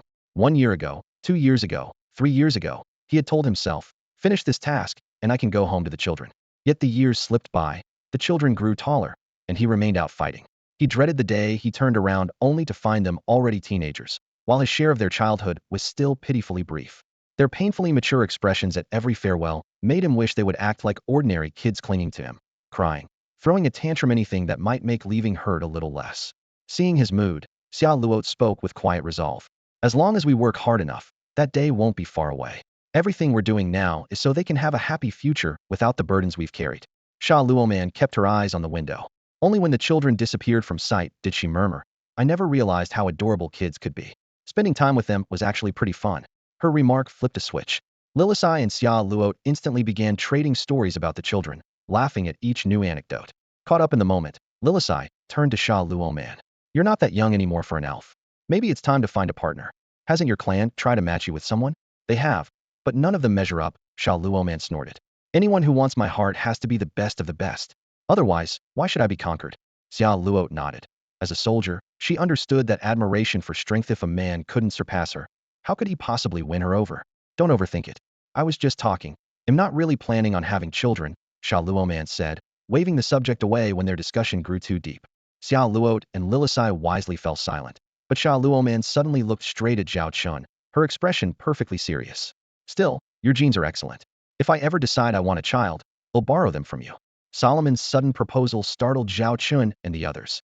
Zhao Chen waved his hand instinctively, his voice flustered. Absolutely not. This isn't something to joke about. Huh, didn't you say we were good friends?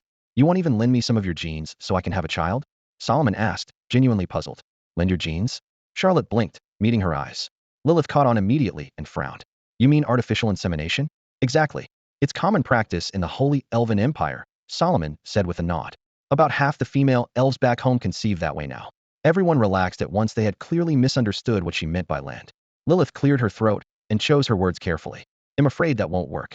Zhao Chen is now the emperor of the Skylong Interstellar Empire, which follows a hereditary monarchy. The next ruler must carry his bloodline. If you were to bear his child, the matter of succession would become messy. In other civilizations, disputes like that have led to civil wars and uprisings. Solomon finally understood and nodded repeatedly. I see. I didn't think it through. Zhao Chen let out a silent sigh of relief. At least that startling idea was off the table. When the brief episode passed, he turned to her solemnly. Now that I'm back, I should clear your name. I'll vouch for you personally and see that you're reinstated as the Flame Elf Queen. During the war against the Conqueror civilization, Solomon had been branded a criminal for several strategic decisions and stripped of her position. Now that the Duel of Oaths was over and the Skylong Empire's focus had returned here, Zhao Chen felt responsible for restoring her reputation. But Solomon shook her head softly. That won't be necessary. My time in the Skylong Empire has been good. I may no longer hold the Queen's title, yet I can still command in Battleland with far less pressure than before. She paused, her eyes dimming. Besides, the accusations weren't baseless. I gave those orders deploying those tactics, forcing the evacuation of entire planets, even authorizing the destruction of infrastructure where people refused to leave, and the use of force against rioters. Those facts are undeniable. Charlotte rushed to interject. You did it for the greater good. Solomon shook her head again. I know.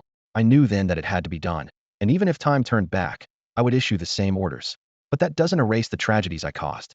She took a deep breath and added calmly. All of us understand that sacrificing a few for the sake of many is sometimes necessary. However, the ones being sacrificed are not us. As Zhao Chen finished speaking, the council chamber fell into a deathly silence. If the roles were reversed, if they or their loved ones were the ones to be offered up, what choices would they make? Lilith, Charlotte, and Shaloman all went quiet. Before they had joined Zhao Chen, each of them had been part of the expendable minority cast aside by a former master, so they were painfully familiar with that kind of suffering. Charlotte spoke first, her voice low yet firm. Sometimes weakness itself is a crime. If you are weak, you can be abandoned at any moment. If you are weak, one day you'll have to abandon your own people with your own hands.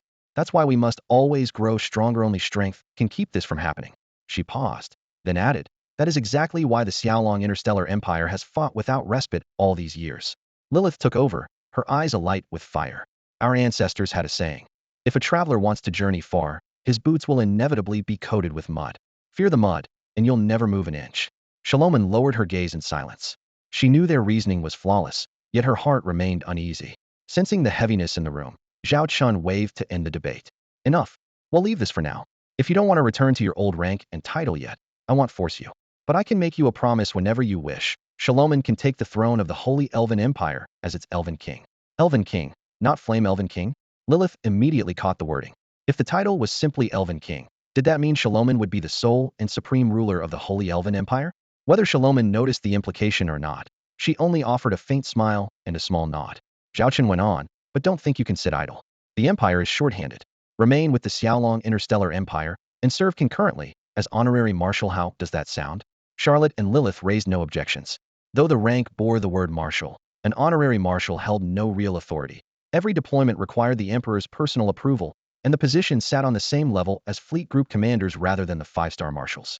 Even so, Shaloman's abilities were beyond dispute. Her brilliant leadership in the Waxianzi Federation clan's universe had won soldiers' unwavering respect. Opinions outside the military might be divided, but veterans knew exactly whom to follow in battle. Zhao Chen was clearly leveraging her prestige and skill for mutual benefit. With terms like these, you can hardly refuse me, can you? Zhao Chen ended with a smile, meeting her gaze without flinching. Shaloman spread her hands and shook her head, helpless yet amused. A person is beholden to the hand that feeds them. Besides, she was still living on a planet provided by the Xiaolong Interstellar Empire, every expense and comfort supplied without question. She really had no reason to refuse Zhao Chen's modest request. As a soldier, her instincts kept her fixed on every tremor along the Conqueror front, and she would not miss any chance to help the lines. After all, they lived in the same galaxy cluster and faced a single enemy. So Sha Luoman agreed. The Flame Elven King who had once presided over the sacred altar was now officially named Honorary Marshal of the Xiaolong Interstellar Empire. On Zhao Chen's order, the news went out on the highest priority channel across the entire cluster, igniting a storm of public opinion in seconds. Everyone understood the signal. Not only would the Xiaolong Empire refrain from condemning Sha Luoman's past actions, it was giving her its full endorsement. Until then, The empire had stayed silent about her, neither condemning nor supporting. Now, the emperor's first decree after returning to the cluster pushed Sha Luoman to the front of his own line, and the weight of that move was obvious to all. The swarm of accusations that had filled the air instantly quieted. In today's cluster, some might look down on the fading Holy Elven Empire, but no one dared underestimate the Xiaolong Interstellar Empire. It was the premier military, technological, industrial, and financial power. Every top title rested in its hands. More unsettling, Xiaolong had already woven a second Xiaolong Empire across other universes, quietly planting stargates and starports like a web that bound every region to its reach, making the entire cluster increasingly dependent on it. A few civilizations sensed the danger behind this encroachment and tried to resist cooperation.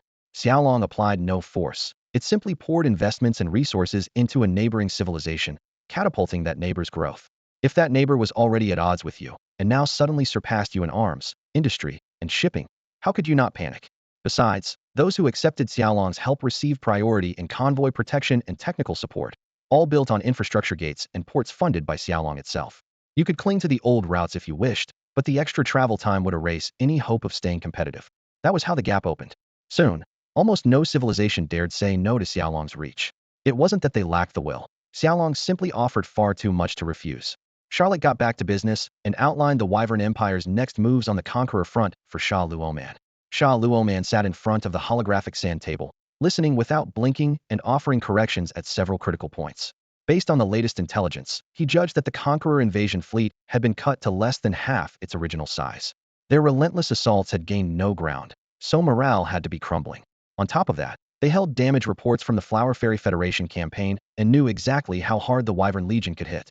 Word had spread that the Legion had pulled out of the Oath Duel Theater with a fleet much larger than the one that fought over the Flower Fairy worlds. A sober analysis would tell the invaders that their remaining forces were nowhere near enough to keep up the offensive. Charging ahead would only pile on more risk. Sha Luoman pushed the scenario further. If he were the enemy's top commander, he would see only two choices, both hinging on fresh reinforcements. With an extra 300 million warships on the spot, the offensive could roll on. But even the Conqueror civilization could not conjure up hundreds of millions of ships at will, so that option was mostly fantasy. A limited reinforcement, say, 50 to 100 million vessels, was far more likely. In that case, the invaders would probably dig in, hold 3 to 5 star systems, and drag the Wyvern Legion into a long war. At the same time, they would rush to build regular military infrastructure, especially super stargates capable of launching fleets across multiple universes. The white hole passages they relied on now were temporary.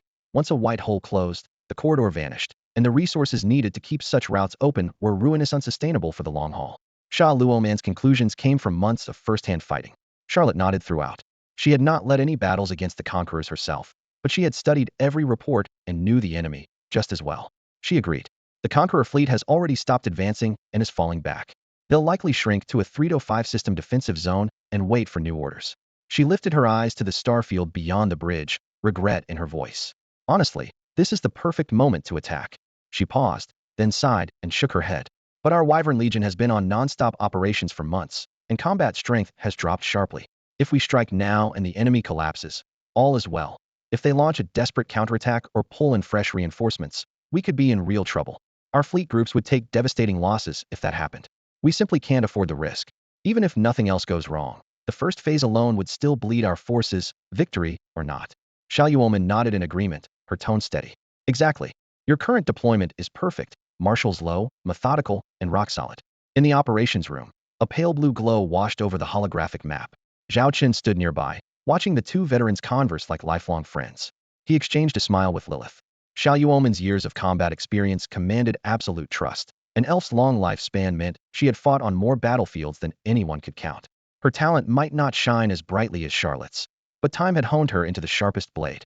Before long, the shuttle settled smoothly in the flagship's hangar. The ramp clanged down, and the group filed out. After brief farewells and crisp salutes, Zhao Chen and his companions returned to their stations, and the entire fleet accelerated back to full operational tempo. Holy Elven Empire High Elven Council.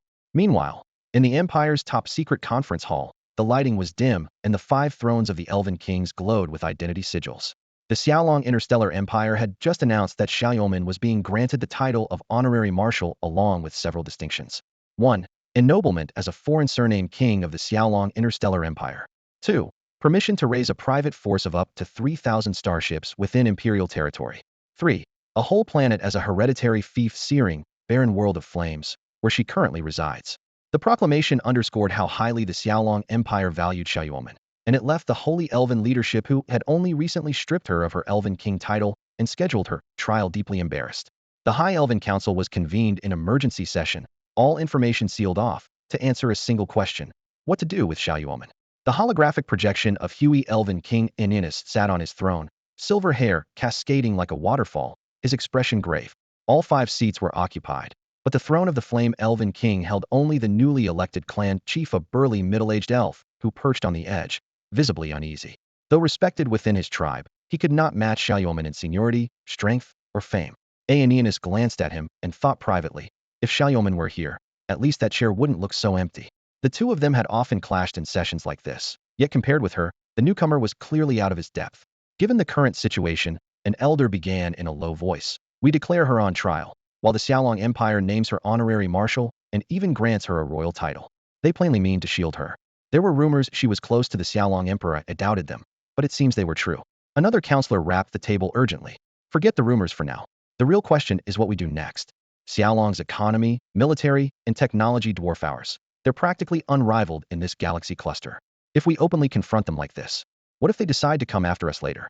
Huey Elven King Aoninc sat in his high-backed wicker chair with his arms folded, listening impassively to the curses flung by the jumping clowns in the council hall. The crystal chandelier etched cold, sharp edges across his silver armor. His eyes shifted and locked onto the high elf counselor who had just accused Sha Luoman and the Xiaolong Emperor of an illicit affair. Name, lineage, and faction were all noted for future use. When the session ended, he meant to have the Shadow Division dig up every bit of dirt on that man. As for the other counselor who claimed the Xiaolong Emperor would settle accounts sooner or later, Aoninc merely curled his lip and said nothing. If the Emperor were truly that vindictive, he would have found an excuse to march into the Holy Elven Empire long ago, not waited until now. These fools embodied the word jester. Most of the high elf counselors kept their silence, the hush pressing down like a thick curtain. In such a sensitive climate, the more one spoke, the more one aired. The matter was already above their pay grade. Only the 5 Elven Kings could decide. Time slipped by until the last grains of silver sand fell through the crystal hourglass, marking the break. The outer hall emptied into a murmur, leaving a single secret room where the 5 Elven Kings gathered again around a round table. This time, however, Sha Luoman's seat was occupied by an unfamiliar face. Aoninc grew increasingly irritated by the sight of the newly appointed Flame Elven King opposite him, almost longing for Sha Luoman's fiery temper and razor tongue. All right, we can't keep delaying the Sha Luoman issue, Radiant Elven King Gu Sitafu said, setting aside his scepter and sweeping the room with his gaze. Let's stop the silence. State your positions, one by one. No one spoke. Gu Sitafu frowned as he took them in. Aoninc lounged with folded arms and a mocking look. Emerald Elven King Man Si Fei stared into space, his mind obviously back in the laboratory. Azure Water Elven King Ma Li TC wore a polite smile, while toying with her slender fingers, as if to say, don't dump your troubles on the flower vase. The new Flame Elven King looked stiff and terrified. Seems I'll have to call on someone. Gu Sitafu sighed. Ma Li TC, why don't you start? His gaze paused between Ma Li TC and Aoninc, but he chose the former, knowing the latter would back Sha Luoman without reservation. Named, Ma Li TC sighed softly and obliged. Regarding Sha Luoman first, her command style is undeniably blunt and forceful, yet the results speak for themselves. To date, no one has offered a better battle plan than hers. Therefore, I believe all the so-called crimes previously leveled against the former Flame Elven King Sha Luoman should be struck from the record. Whether we reinstate the title of Flame Elf King can be decided later. Meridasai, the Bisui Elf King, broke off and gave her newly appointed colleague an apologetic look. Discussing a man's crown while he was sitting right there was undeniably impolite. The new Flame Elf King understood at once. A faint, non-committal smile curved his lips, and he shook his head to show he took no offense. In truth, he knew better than anyone that this particular crown was a blazing hot potato. His clan had nominated several candidates, then drawn lots, and sheer bad luck had landed the role on him. When his people swarmed around to congratulate him, his face was grayer than ash. If someone would just lift the burden, he would gladly sign his abdication papers on the spot. When Meridasai finished, Gustav, the Guangyao Elf King, nodded and turned to the Emerald Elf King. Mansfield, let's hear your thoughts. Mansfield arched a brow, irritation coloring his voice. Me? My thoughts? Solomon hasn't said she's coming back. If she never returns, what do you plan to do? We're wasting breath. I'd rather be in my lab running experiments. Gustav offered a helpless smile. He had expected that answer and silently scolded himself for asking. Only the Huey Elf King Aeoniense and the new Flame Elf King remained. Gustav's gaze swept between them before settling on the newcomer, his tone polite. Joss Barton, you're the clan's newly chosen Flame Elf King. Tell us how you see it, and how your people feel. After all, Solomon used to belong to your clan. Though every fiber of him resisted, Joss Barton kept a courteous smile. I'm only the acting king, newly installed. I think this matter should be decided jointly by all of you. Even as he spoke, he tossed the scalding responsibility as far away as possible. He had no power to abdicate unilaterally, but if the others wanted to strip him of the crown, he would applaud their decision. With Joss Barton deflecting, Gustav had no choice but to face the last speaker. Aeoniense, your view? Aeoniense stood with arms folded, his expression cold from start to finish. His answer was short and firm. I have only one position: restore all of Solomon's honors and offices, and publicly endorse every tactical decision she made in the Conqueror Civilization campaign. Solomon is blameless. His words rang with finality, the most resolute of all the elf kings. Scanning the room with a sharp gaze, he continued, she is a rare talent, vital to our holy elven empire. If we don't value her, someone else will. We can still make amends, but leave it too long and shall be more than just an honorary marshal of the Xiaolong interstellar empire. After presenting his proposal, the Huey Elf King Aeoniense fixed his gaze on the Guangyao Elf King Gustav across the table. We've all stated our views, he said. What's yours, your majesty? Gustav kept his trademark gentle smile. His clear, aging eyes drifted from one elf king to the next. He preferred to hear everyone else first and deliver his own verdict last, a light touch that spared him from most mistakes. The others knew the game well. They disliked it, but not enough to break decorum. This time, however, Aeoniense had no patience for further delays. His tone sharpened, his stare demanding an immediate answer. Put on the spot, Gustav blinked, cleared his throat, smoothed his cuffs, and spoke in measured tones. As things stand, the Xiaolong Stellar Empire is by far the strongest force in our sector. Since the Dragon Emperor has publicly endorsed Charlemagne, pushing a trial would only make us look reckless. My proposal is therefore twofold. First, withdraw every motion for trial or punishment against Charlemagne. Second, whether her seat as Flame Elf King is restored is an internal matter for the Flame Elves. The seat has always belonged to that clan. Whoever fills it depends on who their chieftain is. The newly appointed acting chieftain and acting elf Kingoff the Flame Elves froze. After all that maneuvering, the hot potato had landed squarely in his lap again. Sweat beaded on his forehead as he stammered. I believe our High Council should decide. The Flame Elves will cooperate fully. Inside, he was screaming, please don't dump this on meth, elders will tear me apart. Aeoniense, irritated by Gustav's artful dodging, slammed his palm on the table with a sharp crack. Enough. We decide now. 5 of us, immediate vote, no abstentions. Raise your hand if you support restoring Charlemagne's reputation, canceling every punishment, and reinstating her to all positions. He raised his own hand at once, dark gold sleeve catching the light. The acting Flame Elf King shot his hand up even faster, eager to shed the burden and retreat to his homeworld as a carefree elder. 2 votes down, 1 more would pass the motion. Aeoniense's keen eyes swept over Meritus, Gustav, and Mansfield. If you 3 don't raise your hands within a minute, it counts as a no. At that moment, he was plainly forcing them to choose. You 3 have always tried to play both sides, usually by abstaining. This time, none of you is getting away. King Onions of the Kagaya Elves tapped the tabletop, his voice unhurried. Refuse to vote, and he'll count it as a no. You're experts at fence sitting, aren't you? Let's see how that works out for you now. The council chamber was so quiet the air felt frozen. A crystal clock on the wall ticked. 20 seconds. 30. 40. 20 seconds left. Onions lounged in his high-backed wicker chair, a faint, icy smile on his lips. He cared nothing for the final outcome. To him, there had only ever been one king of the Flame Elf Solomon. This was simply a chance to make the 3 before him squirm. 10 seconds. His amused gaze drifted over their tense faces. At last, Meritis, Queen of the Waters, slowly raised her hand. She met Onion's eyes for a heartbeat. She already knew what he was playing at. Meritis had no way out. The Wyvern Stellar Empire had publicly pledged to shield Solomon, declaring its allegiance for all to see. She oversaw external finance and trade sectors almost entirely dominated by the empire. She couldn't afford the cost of a no. Her gesture made the 3rd vote in favor. No matter what the remaining 2 did, the motion would pass. With only seconds left, Mansfield, King of the Emerald Elves, and Gustav, King of the Luminous Elves, raised their hands almost together. Clap. Onions applauded softly, sounding satisfied. Excellent, unanimous. When we face the High Council, you all know how to vote. The private meeting of the Elven Kings ended. The 5 rulers then issued a joint declaration. Every sanction against Solomon was lifted immediately. Previous judgments were acknowledged as mistakes. His wartime commands had been entirely correct and deserved full support. The declaration reached the High Elven Council and won unanimous approval in an instant. Those high-minded delegates who had earlier refused to take a stand quickly fell in line. Now that the kings had spoken, any blame lay above them. If questioned later, they could always say they were forced by circumstances. The Holy Spirit Empire followed with its own announcement. 1. All penalties against Solomon are revoked, and a formal apology is issued. 2. Removing the king of the flame elves was a mistake. 3. Every wartime order Solomon gave served the empire's interests. The flame elf clan, the most directly involved, suddenly felt twice the pressure. Solomon had been their king, after all. With the High Council admitting the previous ruling was a misunderstanding, they had to respond. They launched proceedings to clear his name and called an emergency meeting of unprecedented scale convened by the current acting king himself. He had the arrangements settled almost immediately. Acting Blaze Elf King Zhao Chen no longer wanted to occupy the throne for even a second. Holding the post felt hotter than fire itself. Fortunately, the Blaze Elves quickly reached a consensus. Whatever it took, the true king, Solomon, had to return. Zhao Chen was probably the first elf king in history who actually longed to abdicate. But a problem surfaced. Solomon was not in the Holy Elven Empire. He was deep inside the Xiaolong Stellar Empire. If they wanted him back, somebody had to tell him first, right? An elder voiced the question, and everyone nodded. They might have restored all of Solomon's titles, but the man was light years away, and no one could predict his reaction. Every gaze in the hall snapped to Zhao Chen.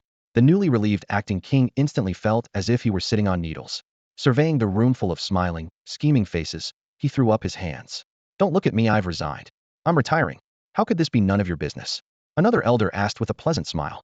Until Solomon sets foot back home, you're still Blaze Elf King and clan chief. If you want to retire, go invite him back yourself. The day he returns is the day you step down. The elders chimed in, drumming their fingers on the table, perfectly at ease.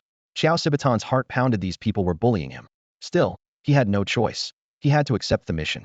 Without a successor, he would never be free. In truth, the elders were in no hurry at all. During Solomon's reign, he had set up a clear division of labor. The king handled military and state affairs, while the elders managed everything else. Even without a monarch, the Blaze Elves could function smoothly. Military command had already been delegated to the Huey Elf King, Oniensi, so nothing weighed on the elders' minds. The only one under pressure was Zhao Xibatan, and everyone silently agreed to let him deal with it. Eager to free himself, Zhao Xibatan set off for the Xiaolong Stellar Empire. Solomon's fiefdom was no secret, so Zhao hopped from starship to shuttle until he landed on a planet blanketed in golden dunes. When the hatch opened, scorching air rushed in, as if it meant to ignite his lungs. He stepped onto the blistering sand, his boots heating at once, yet a rare look of contentment spread across his face. No wonder Solomon won't come back. Such a fine place is a rarity, even for the flame elves.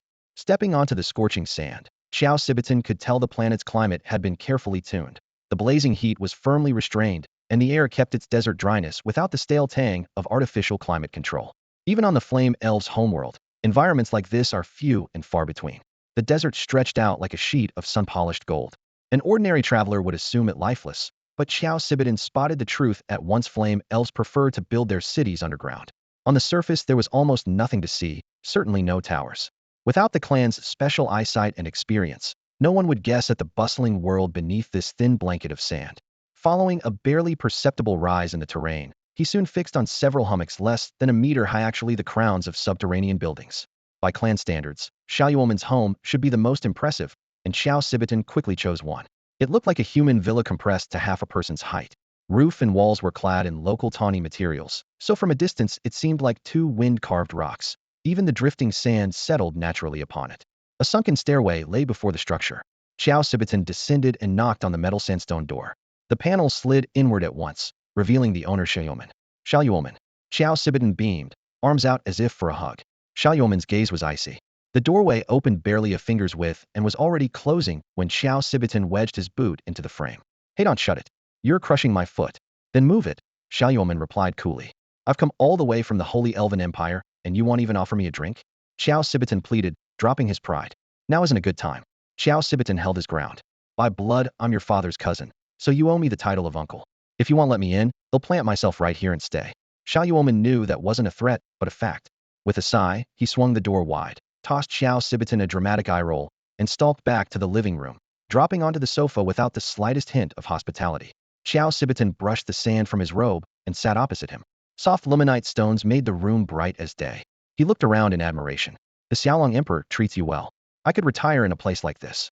State your business, Xiaoyuomen said evenly. Zhao Xibatan's smile faded. He straightened.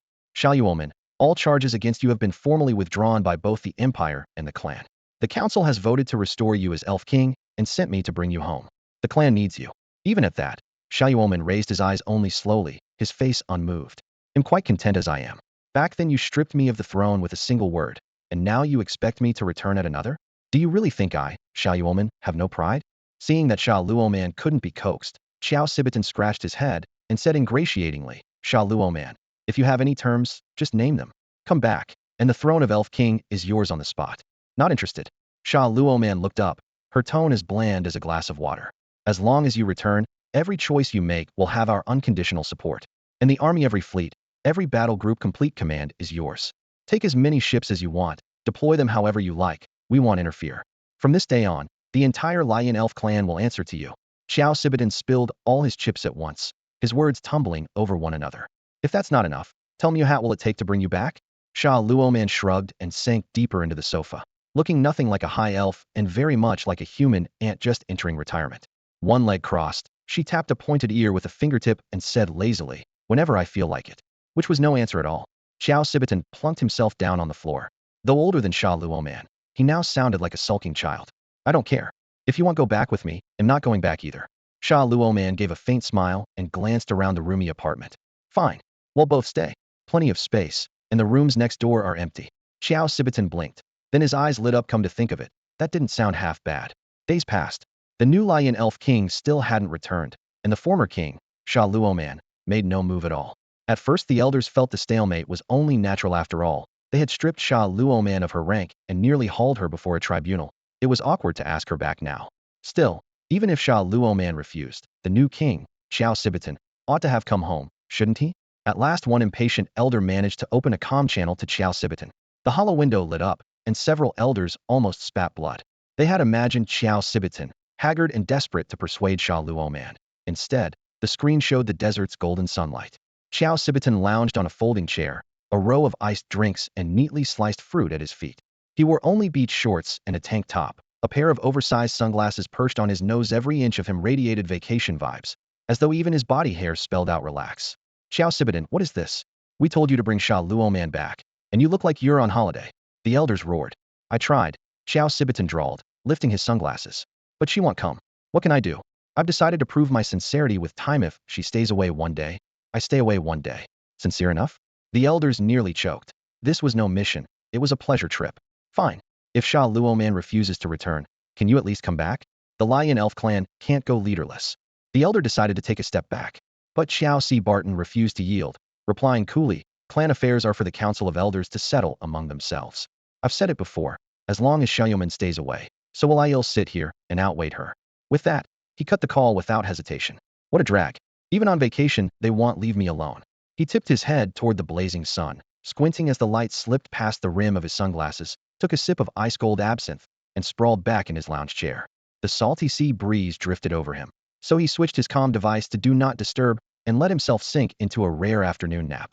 When the Flame Elf clan sent their newly crowned Elf King, who was also the clan chief of the Outer Realms, to bring former King Xiaoman home, they never imagined what would happen. Xiaoman never returned, and the new king simply vanished as well, openly going missing to vacation with his predecessor. The elders pulled every string they could to reach Xiao C. Barton, begging him to come back first, but his answer never changed. He'll return when Xiaoman does, not a moment sooner. From that day on, the Flame Elves were once again an Elf King short, at least on paper. At first the elders were frantic, but after several futile attempts they had no choice but to let it go. Here were no pressing matters that absolutely required the king's presence, and wasting energy seemed pointless. Before they officially gave up, they issued a public notice. 1. All penalties against the former Flame Elf King Xiaoman are hereby revoked. 2. All titles, duties, and privileges of Xiaoman as Elf King and Clan Chief are fully restored. In short, whether or not Xiaoman came back, the seat of Clan Chief still belonged to her. From then on, no one in the clan bothered the two vacationing kings again. On the other side of the galaxy, Zhao Chen's break ended with no rest in sight. His secretary had already crammed the coming days with engagements, and the moment he returned to the Imperial Palace in Chang'an, he was handed a thick stack of electronic schedule cards. These are your commitments for the next 5 days, the secretary announced.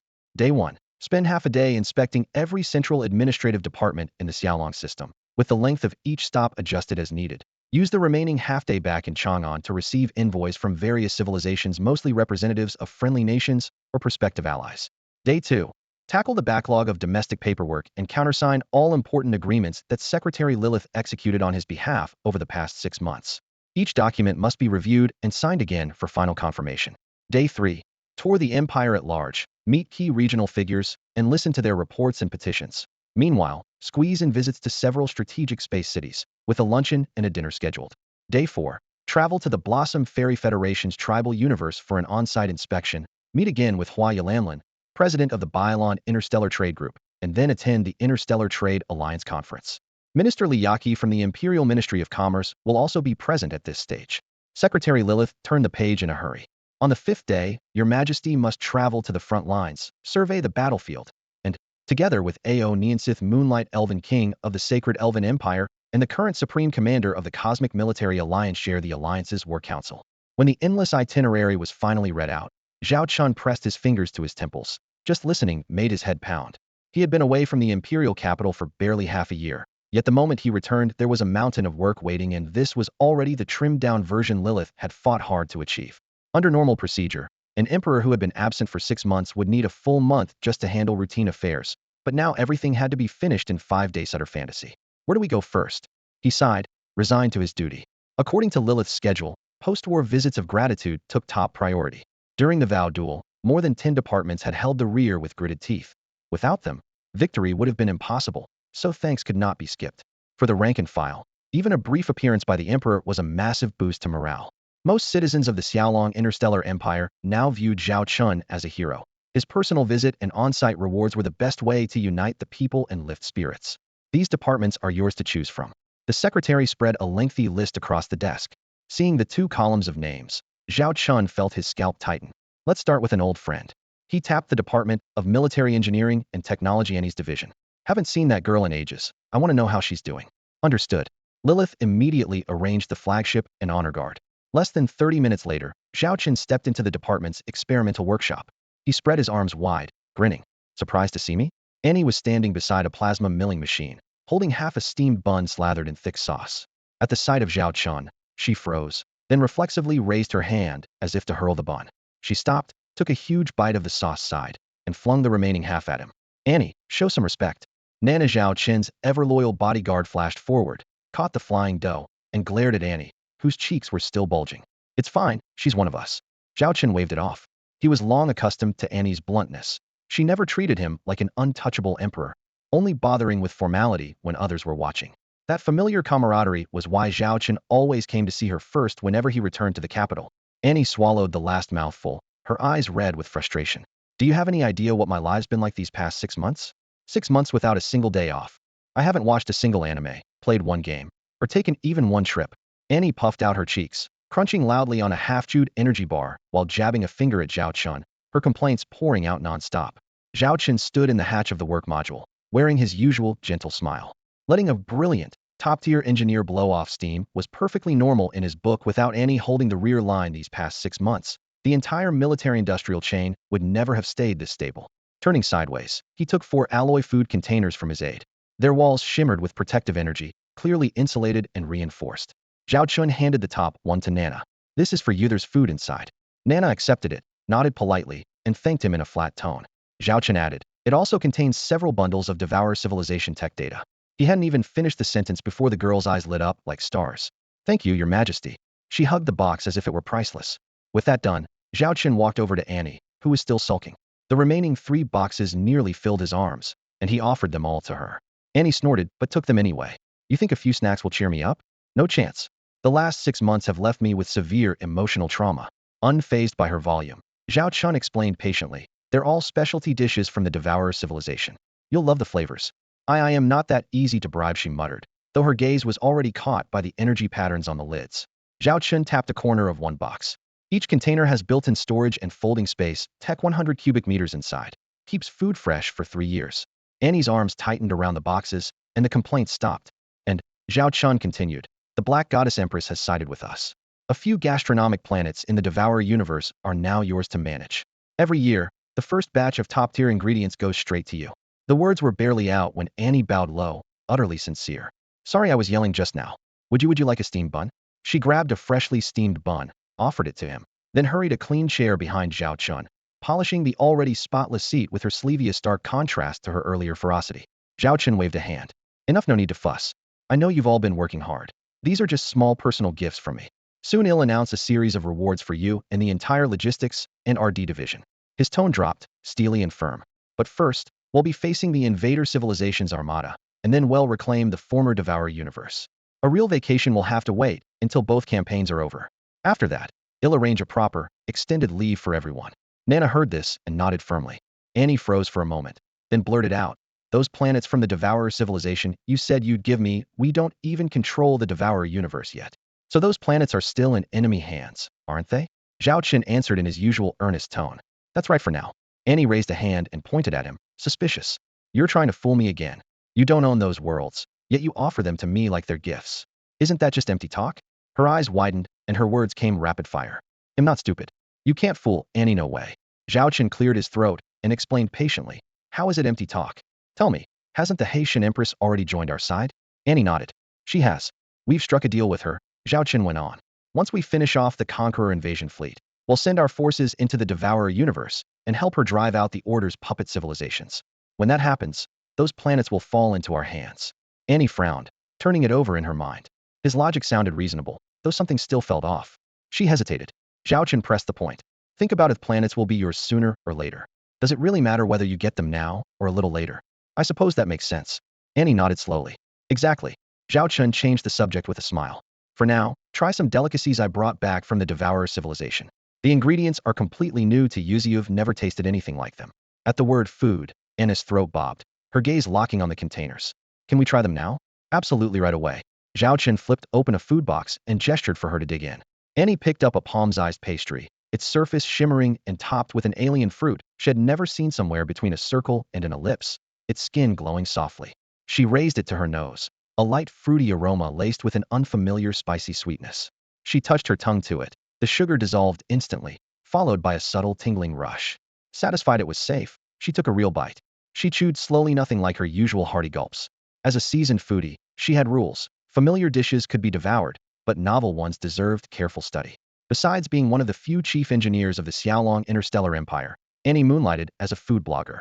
In her downtime, she ran a popular culinary channel, and food companies routinely shipped her new products for review. Her unique mix of technical authority and online clout kept the goodies flowing. She rolled the pastry across her tongue, took a second nibble, and silently logged the texture, sweetness, and the lingering kick from that unknown spice. Finally, she exhaled in delight and murmured, "This is really good.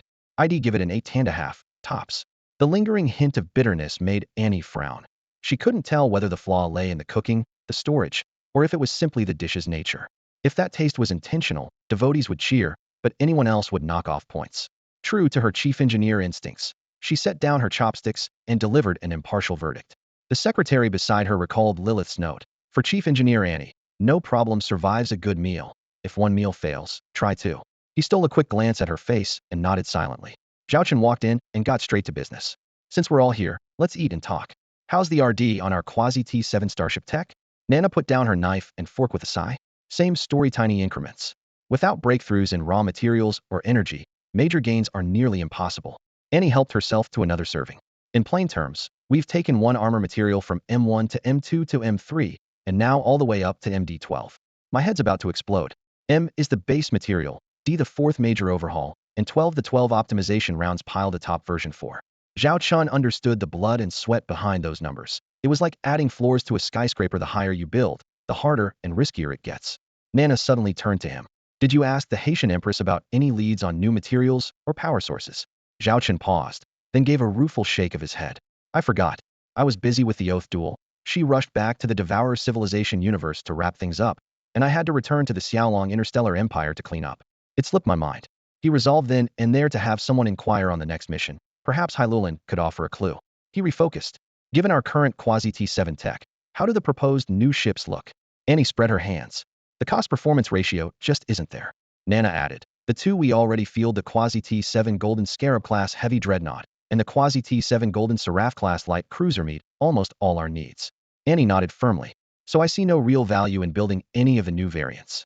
Zhao Chen studied the advanced quasi-T7 starship technologies chief engineer Nana had just unveiled. A massive holographic blueprint hovered in the middle of the tactical conference room, peeling apart the Golden Scarab-class heavy dreadnought layer by layer and spinning each segment until even the smallest interface stood out in razor-sharp detail. Because the proposals relied on existing platforms and proven foundational technology, none of them were hard to build. The real differences lay in their design trade-offs. The first concept was a high-speed, multi-role interstellar destroyer. It balanced velocity and firepower. The hull was deliberately stretched, the thruster count nearly doubled, and weapon hardpoints covered every arc, giving the ship an agile yet menacing profile. However, the engineers also produced a comparison sheet showing that modest upgrades to current T6 battleships or battlecruisers would yield the same tactical effect at a fraction of the cost. The destroyer plan carried a glaring red high in the budget column. The officers exchanged glances, and many immediately entered a veto on their terminals. Next up was a quasi-T7 missile cruiser, which initially won considerable support. Built on a widened and lengthened Golden Scarab frame, its internal missile bays stacked like honeycomb, allowing it to carry multiple types of quasi-T7 warheads and pushing theoretical firepower to the tonnage limit. In the hologram, dense rows of launch silos formed a matrix across the hull, an iron wall that made the spectacle of a full salvo easy to imagine. Yet after a thorough review by the Joint Board of Engineers and Officers, the missile cruiser was also struck from the list. The decision rested on 2 points. First, the new missiles could be integrated directly into existing T6 Holy Blood Hell Angel-class heavy strategic missile ships by modifying certain launch tubes and magazines. Although this retrofit would force a redesign of heat dissipation lines and power distribution, the risks were judged manageable. Second, the cruiser's price tag was simply too high. The same funds could build several T6 Holy Blood Hell Angel-class ships, which might deliver better overall performance. After several rounds of voting, the almost perfect concept was shelved. I agree with your decision, Zhao Chen said, nodding firmly. We need high-quality, cost-effective warships, not a shiny quasi-T7 badge that burns money. Warships are meant to fight, not to sit in a showroom. He stressed the point to keep the team from chasing flash over substance in later development. The discussion soon shifted to permanent transgalactic stargates and deep space radar exploration. Zhao Chen knew his research division already had an experimental gate, with several prototypes queued for jump tests. Now Nana had returned from the Devourer civilization with a complete set of core data. Blue torrents of information cascaded across the screens, each line of code promising to shorten the development timeline. This is a lifesaver, Nana said, projecting the Xiaolong Emperor's technical documents for all to see as strings of faster-than-light energy stabilization equations glowed in cold white. It really is, Zhao Chen replied, folding his hands while his gaze moved between the data stream and the faces around the table. The Conqueror civilization is on the offensive right now. Sooner or later it may be our turn to strike back. If that day comes and we still can't build an intergalactic gate, we'll be a joke, he quipped. Research on the supernova ultimate bomb is advancing steadily, and the team has already produced a compact supernova micro-warhead whose blast can be confined to a limited target area. However, Zhao Chen's new requirement eliminating all carbon-based life in a star system without damaging the celestial bodies themselves remains a formidable challenge. In her report, Chief Engineer Nana once again warned that this weapon is a double-edged sword. Combat usually occurs in star systems of high strategic value, and detonating the bomb would mean destroying resources that could one day be claimed. Zhao Chen understood this better than anyone. He had taken almost all the territory of the Devourer civilization, yet lost 10 star systems in collateral damage. Shipyards, starports, and stargates can be rebuilt. Star systems cannot. Resource-rich systems are already rare, and once they are gone forever. If the bomb could be refined to wipe out carbon-based life while preserving the planets, it would be the perfect solution. But achieving that breakthrough is unimaginably difficult. After lunch, Zhao Chen spoke briefly with Chief Engineers Nana and Annie, then announced bonuses for the relevant departments. He spent the rest of the afternoon rushing from one key laboratory and arms factory to the next. In the brief pauses between corridors, his aide handed him the documents he would need to sign the next day. Lilith specifically asked you to review these, the aide reminded him. Zhao Chen gave a wry smile and continued reading whenever he could steal a moment. The papers were indeed important. The first batch came from several interstellar powers that wished to become vassals of the Xiaolong Interstellar Empire. For half a year, Zhao Chen had been issuing high-profile pledge duels. During the first few months, almost no one responded, but in the past month the number of petitions had multiplied. The timeline made the turning point obvious: the battle in which the Xiaolong Interstellar Empire rushed to aid the Waxianzi Federation tribal universe and completely annihilated the Conqueror civilization's fleet. It was clear that this swift intervention had changed everything. The recent rescue operation underscored the Xiaolong Interstellar Empire's resolve to shield its vassal states. Footage of the Imperial main fleet cutting a decisive figure on the battlefield swept across every StarNet channel, stunning countless small and mid-sized civilizations throughout the galaxy. More and more leaders began to think the same thought. If their worlds could brand themselves vassal of the Xiaolong Empire, they might finally gain real protection in the brutal race for survival among the stars. That shelter, of course, comes at a price. Every applicant pays a protection fee, officially a tribute, but in truth an entry ticket to the Empire's credit line. After careful calculation, hardly anyone finds the cost excessive. Take the Blossom Sprite Federation as an example. Since becoming a vassal, its citizens move through major starports without facing the slightest disrespect. Even an ordinary merchant needs only to display the imperial seal to breeze through customs, cargo inspections, docking fees, and taxes. Another civilization attempting the same journey would face layers of paperwork several times more complex. Produce written proof of close cooperation with the Xiaolong Empire, and large neutral organizations will step aside entirely. Compared with such privileges, the protection fee feels like a bargain, an investment guaranteed to pay off. Beyond the fee, the treaty requires vassals to cede their rights to conduct independent diplomacy and wage war. For most smaller powers, those responsibilities were already a heavy burden, so handing them to the Empire simply lifts the weight and lets them focus on internal development. No armed forces of your own. No problem. At least on paper, the Empire promises deterrence. Yet when Zhao Chen studied the documents, he noticed a hidden hard requirement. A special clause states that each vassal must maintain a core-level fleet group ready to mobilize the moment an imperial summons is issued. A civilization genuinely unable to field such a force must instead pay a defense surcharge calculated from its population and resource base. In short, keep a compliant fleet or pay the Empire to keep one for you. Fail to do either, and you are expelled from the imperial bloc. Every delegate in the assembly nodded in agreement. The author of the clause was Lilith, the Empire's chief secretary, who explained publicly that it would prevent certain worlds from freeloading on imperial firepower. No sooner had she finished than Zhao Chen nodded in approval. Safeguarding imperial interests means continually finding gaps and revising the pact in time. To manage the system more precisely, imperial think tanks divide vassal civilizations into 6 major tiers, each subdivided into 10 minor levels. The assessment spans technology, culture, resource reserves, social order, and ecological stability to ensure a fair, panoramic view. The Huomiao interstellar civilization, for instance, reaches tech tier T4, yet its territory is modest and its resources are scattered, which drags its overall score down. After final calibration, Huomiao is labeled a 3.6 star civilization. At 3.6 stars, the first digit denotes the main tier and the second the subrouting. Each tier of interstellar civilization comes with different regulations, making future oversight and classification much easier for us, Secretary Lilith explained before the holographic display. Zhao Chen gave a slight nod. Over the past 6 months, the stack of application files had grown to half a wall. 17 interstellar powers had applied to join. After Lilith's screening, 7 were rejected outright, leaving 10 that passed the preliminary review. The approved list held 1 4-star civilization, 4 3-star, and 5 2-star societies, clearly ranked. What disqualified the other 7?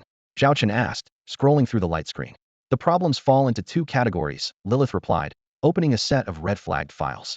First, they can be so small they hold almost no value. A barren yellow planet appeared. The notes read, recently achieved spaceflight, limited to short hops around its own world. Ships barely maintain thrust in orbit. Resource report, no rare minerals, no exotic life forms. Bringing such a civilization into the Xiaolong interstellar empire would only become a burden, she said. Accept one today, and tomorrow more of the same will line up, all wanting investment and technology. The payback period is endless, and we could lose everything. So we set a star-level threshold and keep them outside the gate. She switched to another file. Warning frames flared across the holoscreen. The second category is ideological extremism, Lilith continued in a lower voice. Take this one, the cannibal civilization. The display showed blood-spattered alleys and market stalls with vacuum-packed human meat. The notes stated, flesh is legally traded. Professional hunters capture impoverished citizens for sale. We can't establish normal relations with a culture like this, and they're already out of step with the galaxy, Lilith concluded. If we absorb them, conflict and hidden dangers would be inevitable. The costs outweigh the benefits. Zhao Chen nodded again in agreement. Objectively, every interstellar society has its own customs, he said, studying the star map. The Holy Elven Empire is almost entirely vegetarian. Another civilization allows only 1 bath per year. Still another forbids shaving body hair for life. These minor points of etiquette were still within everyone's comfort zone. Yet even the most seasoned interstellar travelers struggled to stay calm when faced with customs that were truly extreme. Forcing a society to abandon its heritage outright would be nothing short of heavy-handed interference and affront that could ignite conflict. The Xiaolong Interstellar Empire therefore favored a subtler approach. respect without engagement. Culture is your right, contact is mine. This seemingly gentle but unmistakably coercive standoff power with a steel core left many civilizations to correct their own out-of-step traditions under the shadow of isolation. A few, of course, chose stubborn defiance, and the Empire did not press them. That too was their freedom. After multiple rounds of screening, the secretary laid a thick stack of assessment reports before Zhao Chen, each one distilled to the same verdict: maintain the status quo. The Empire's vassal network was never about sheer numbers. The bar had to stay high to ensure every new entrant was genuinely valuable. Zhao Chen nodded, then cautioned, gatekeeping matters, but so does follow-up. We can't let fresh vassals wreak havoc under our banner and tarnish our name. The secretary recorded the remark on the spot, gaze steady. Understood, Your Majesty. A management plan is already in draft. With his grand tour of Imperial space complete, Zhao Chen pressed on to the Waxianzi Federation tribal universe, the battlefield ravaged just half a month ago by the Conqueror fleet. Outside the Stargate, rows of laser beacons flared, turning the vast corridor into a spear of light piercing the void. The gate itself, once smashed by a suicide ram, now gleamed, fully restored and humming with traffic.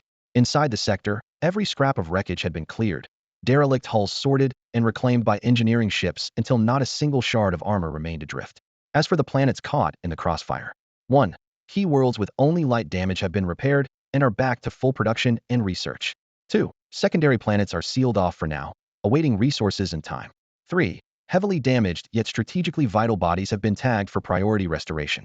1 moon, barely tens of thousands of kilometers from the Stargate and Bylon City, the hub of the Bylon Interstellar Trading Consortium, was the textbook case. During the battle, its surface took the first blows, pocked with craters and molten scars. Fortunately, before the enemy closed in, over 90% of the residents had been evacuated, and the rest had taken shelter in deep underground bunkers.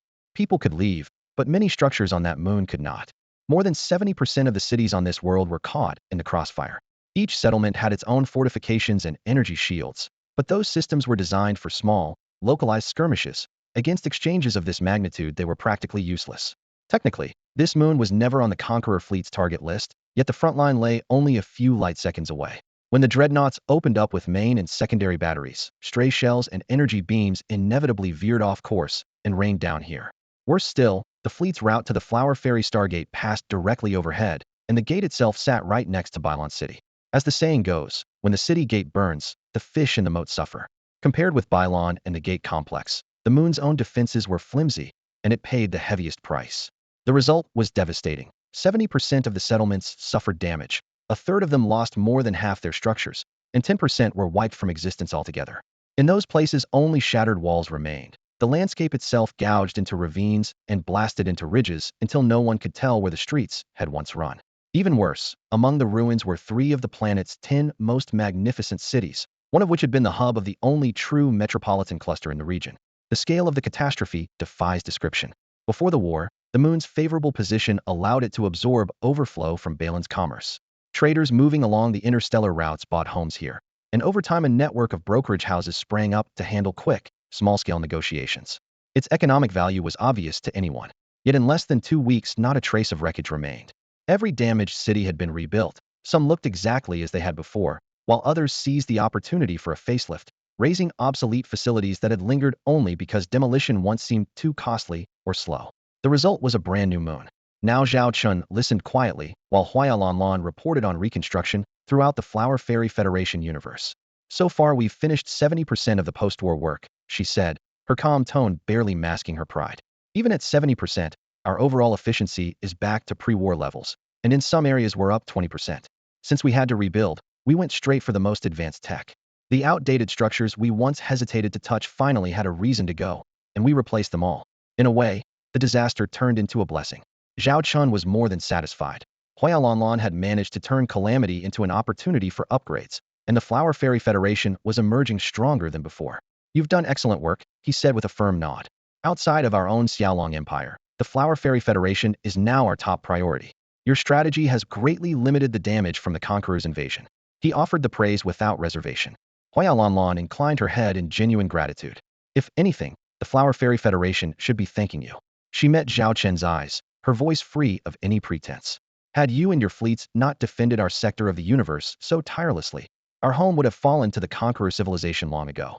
Everything I'm doing now rests on the foundation you built. Without you, I would be standing helpless amid cosmic wreckage. Zhao Chen heard the sincerity in her tone and gave a slight nod, signaling her to continue. Huaya Lanlan paused, then said, "There's another matter I need to report." "Go on," Zhao Chen replied, raising an eyebrow. "A business deal needs your approval," she said, standing straight and solemn. "A business deal? Wouldn't Li Yaqi at the Imperial Ministry of Commerce handle that?" Zhao Chen wondered why she had come to him personally, curiosity rising. "The scale is enormous and its impact far-reaching," Huaya Lanlan explained. "I've already spoken with Minister Li, and her team is drafting a plan, but I felt I should brief you face-to-face first." "Very well, let's hear it." Zhao Chen set his other tasks aside and focused on her. "The war with the Conqueror civilization was the largest conflict in our galaxy cluster's history," Huaya Lanlan began. "Both sides deployed nearly 500 million starships, and over 300 million were lost." She projected a data set onto a holoscreen, where countless wrecks dotted a virtual starfield.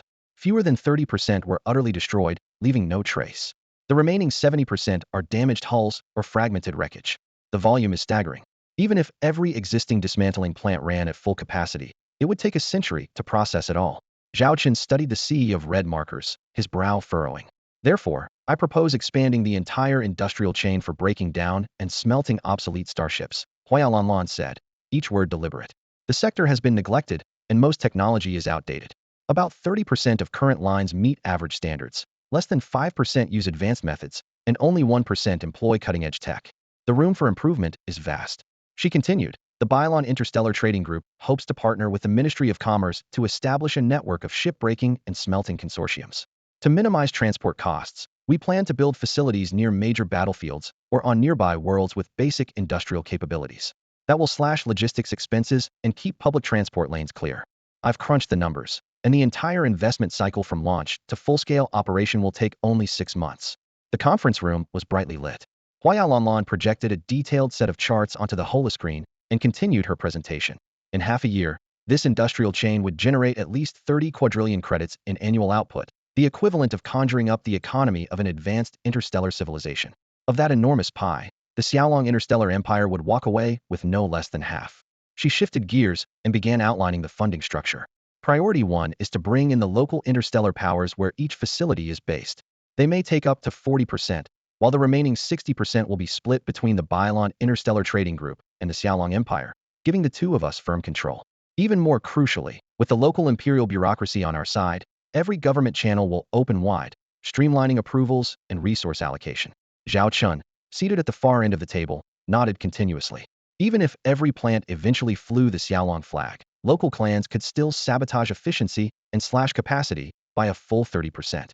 As the saying goes, a mighty dragon never crushes the local serpents, give them a slice of the cake, and the roadblock turns into a lapdog. Huaya Lanlan already had contingencies. If a civilization cannot cover the full 40%, she proposed offering financing and loans, creating a fresh revenue stream for the group while spurring local industry and the wider economy. In many underdeveloped star regions, this supply chain could become a pillar sector, benefiting everyone involved. She went on. "The first model targets powers with both capital and credentials. Those with weaker economies can opt for a second tier, investing anywhere from 10 to 40% at their discretion. Projections show most of them are comfortable around 20%. Anything higher would overwhelm them. If a funding gap still remains, Bylon and Xiaolong are willing to increase their stake, yet an excessive share looks good only on paper. It slows payback and hampers long-term expansion. Surplus equity will therefore be auctioned at a premium 130, even 150% of the original price. As Huaya Lanlan noted, that markup is profit in the bank before the first machine starts." Zhao Chen's eyes lit up, and he thought, a true merchant indeed. They were pocketing their first bucket of credits before the production line even fired up. For example, if a share costs 10 million credits, the auction price can be pushed to 13 or 15 million. The premium flows straight into the group's coffers, meaning the venture shows a profit before it even begins. Finally, she stressed the most critical condition. Every piece of technology in the chain must be top tier and must carry the Xiaolong Empire brand. "A whirlwind has swept through our galaxy cluster. Anything bearing the Xiaolong label, no matter the scale, has skyrocketed in price and is automatically regarded as premium." With that in mind, when the Starshipwreck Salvage and Smelting Company was being planned, Huaya Lanlan insisted that the entire production line be armed with the most advanced Xiaolong technology. This would not only push efficiency to its limit but also persuade deep-pocketed investors to accept prices far above the industry average and sign their checks without hesitation. As she finished, she lifted her gaze to Zhao Chen, seated at the head of the table. Only then did Zhao Chen grasp why Huaya Lanlan was so determined to secure his approval. Opening the project meant releasing top-tier Xiaolong imperial technology beyond the empire's borders, and any lapse in oversight could leak classified information. He tapped the table lightly, considered for a moment, and spoke. When it comes to business, you and Li Yaqi are the experts. Make the call between the two of you. As for technical licenses, draw up a detailed list. Anything that does not directly involve combat-grade starship core technology, one can approve. I will review it myself and keep the process short. If a particular item touches a sensitive field, I will replace it with a secondary, still advanced, but non-sensitive technology, so the schedule is not delayed. Relieved by the Emperor's clear commitment, Huaya Lanlan exhaled, bowed slightly, and said, "Thank you, Your Majesty. But I haven't finished my proposal yet." She closed her terminal and pulled up the next slide. Our core business is the recovery, dismantling, and smelting of starship wrecks. Right now, frequent large-scale wars guarantee a steady supply of raw material. But once the fighting stops, these companies would be forced to shut down. That's why I built redundancy into the plan. The entire line will have a dual purpose. She gestured with her hand. Think of an old-fashioned reversible coat, red on one side for formal occasions, blue on the other for casual wear. In wartime, the line focuses on salvage and smelting. In peacetime, it shifts to manufacturing general components, energy cells, hull frameworks, even complete low-tier starships. That way, she concluded firmly, we not only control the full salvagetta melting chain, but can also pivot instantly to mid and low-grade manufacturing whenever the market demands it. In essence, we spin off hundreds of small and medium industrial groups, agile, yet resilient. Zhao Chen's eyes lit up, and he tapped the table with his fingertip. So these groups would treat salvage and smelting as the core business, with component and shipbuilding as a sideline.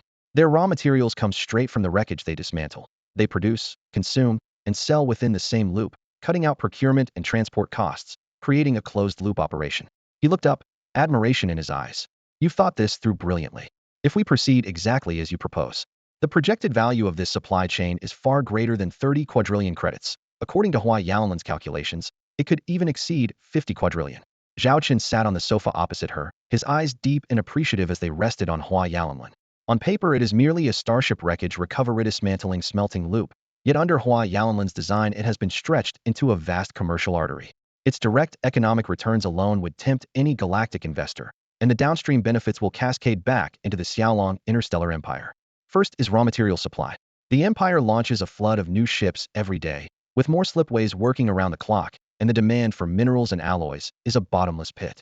Traditional extraction methods cap efficiency at 50%, but the high-efficiency dismantling and smelting system Hua Yaolin devised lifts that figure to 80%.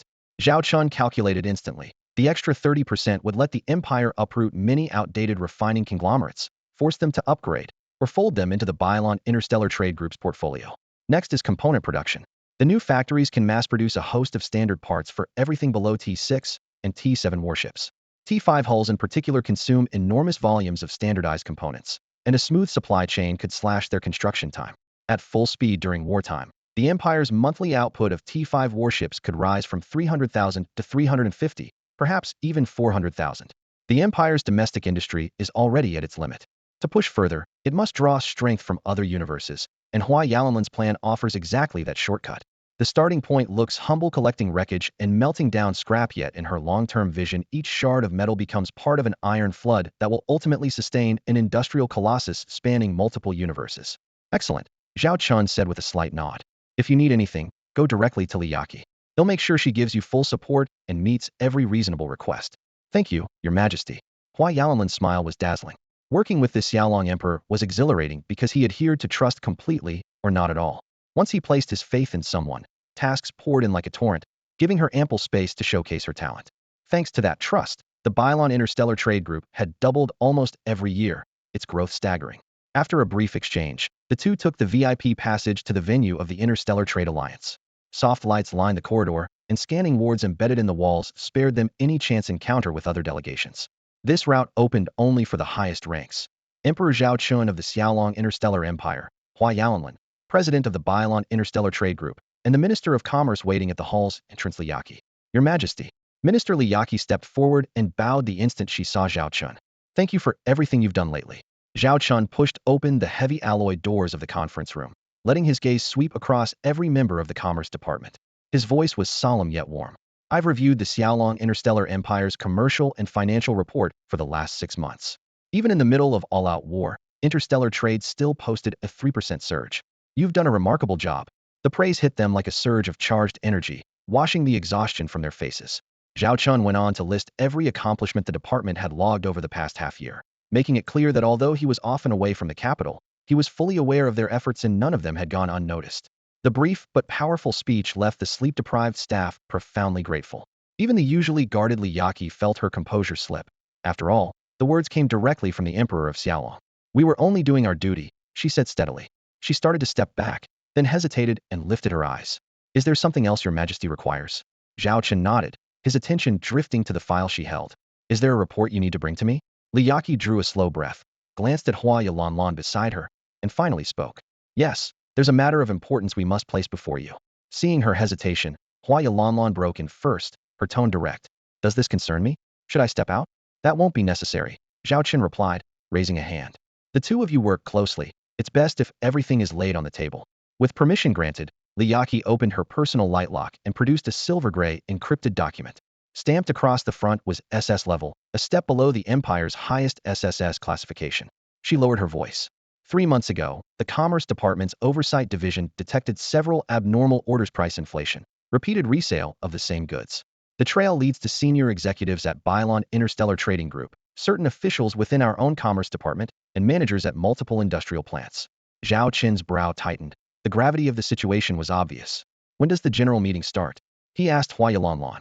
5 minutes, she answered, equally tense, silently praying her sister Hua Yanini was not implicated. "Postpone it," Zhao Chen ordered. "Tell everyone to stay in the main room and wait. Say the delay comes from me." "Understood." Hua Yalanlan moved to carry out the directive. No one would dare question an imperial command. The three of them withdrew to a small adjoining conference room. As the alloy door sealed behind them, the noise outside vanished. "Now," Zhao Chen said, turning to Minister Li, "give me the details. Exactly who is involved." Minister Li Yaqi lifted her hand, and a series of holographic photos appeared before the group. Hua Yalanlan gave them only a cursory glance before realizing she knew almost all of the 10 or so faces. She felt a flicker of relief when she failed to spot her younger sister, Hua Yanini, but that feeling vanished when the final image came up, a dignified flower fairy whose brow carried the marks of time. Lanlan knew that face all too well. Within the power pyramid of the Flower Fairy Federation, Lanlan herself stood at the very top. Nini occupied the second tier, and the third belonged to the regional presidents.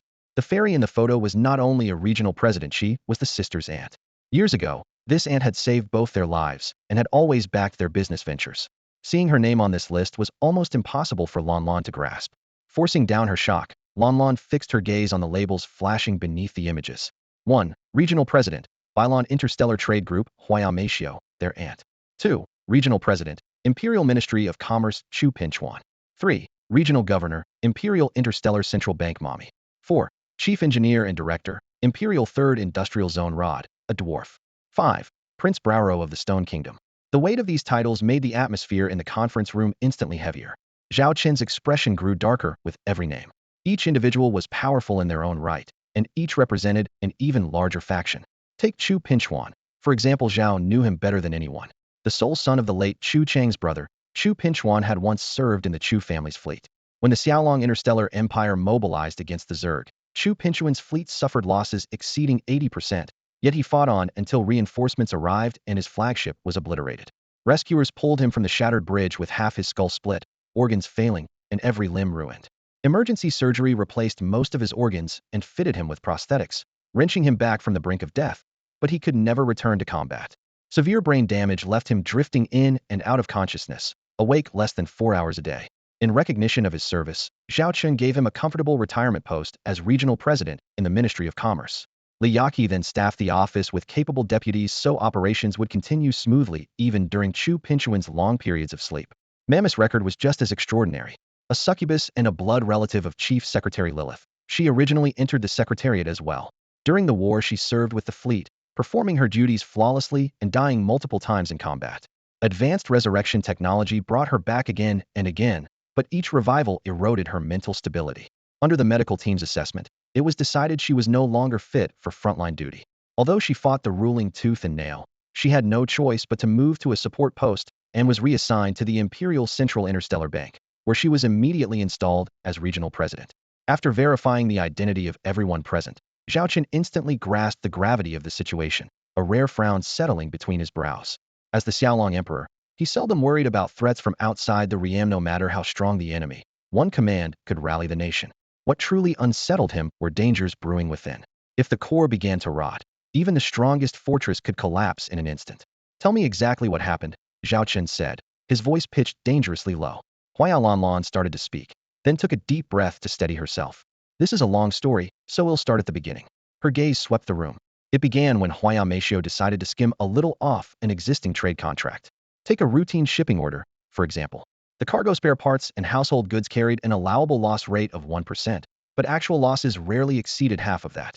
Meishio simply pocketed the extra 0.5%, and every report she filed landed neatly at the 1% threshold.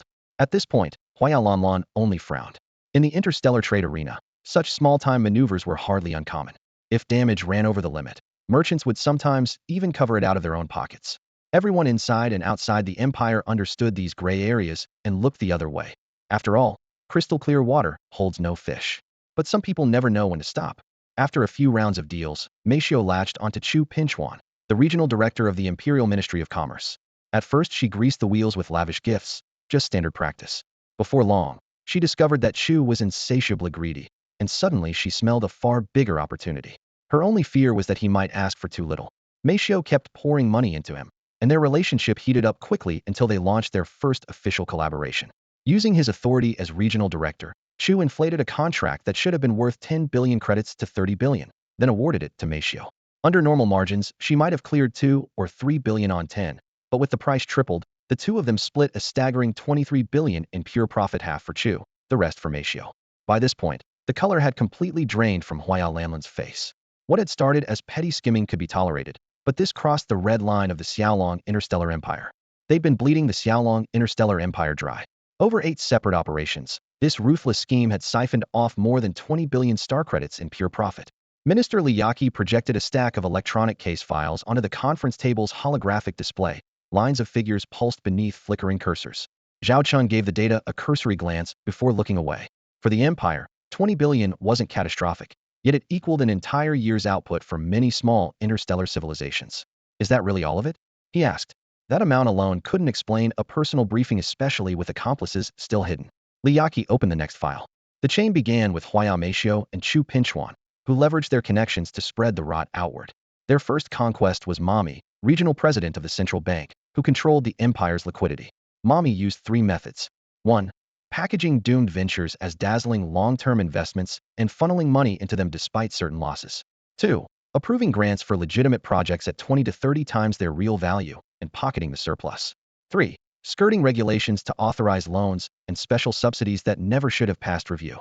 Mammoth Note alone had swallowed at least 50 billion star credits.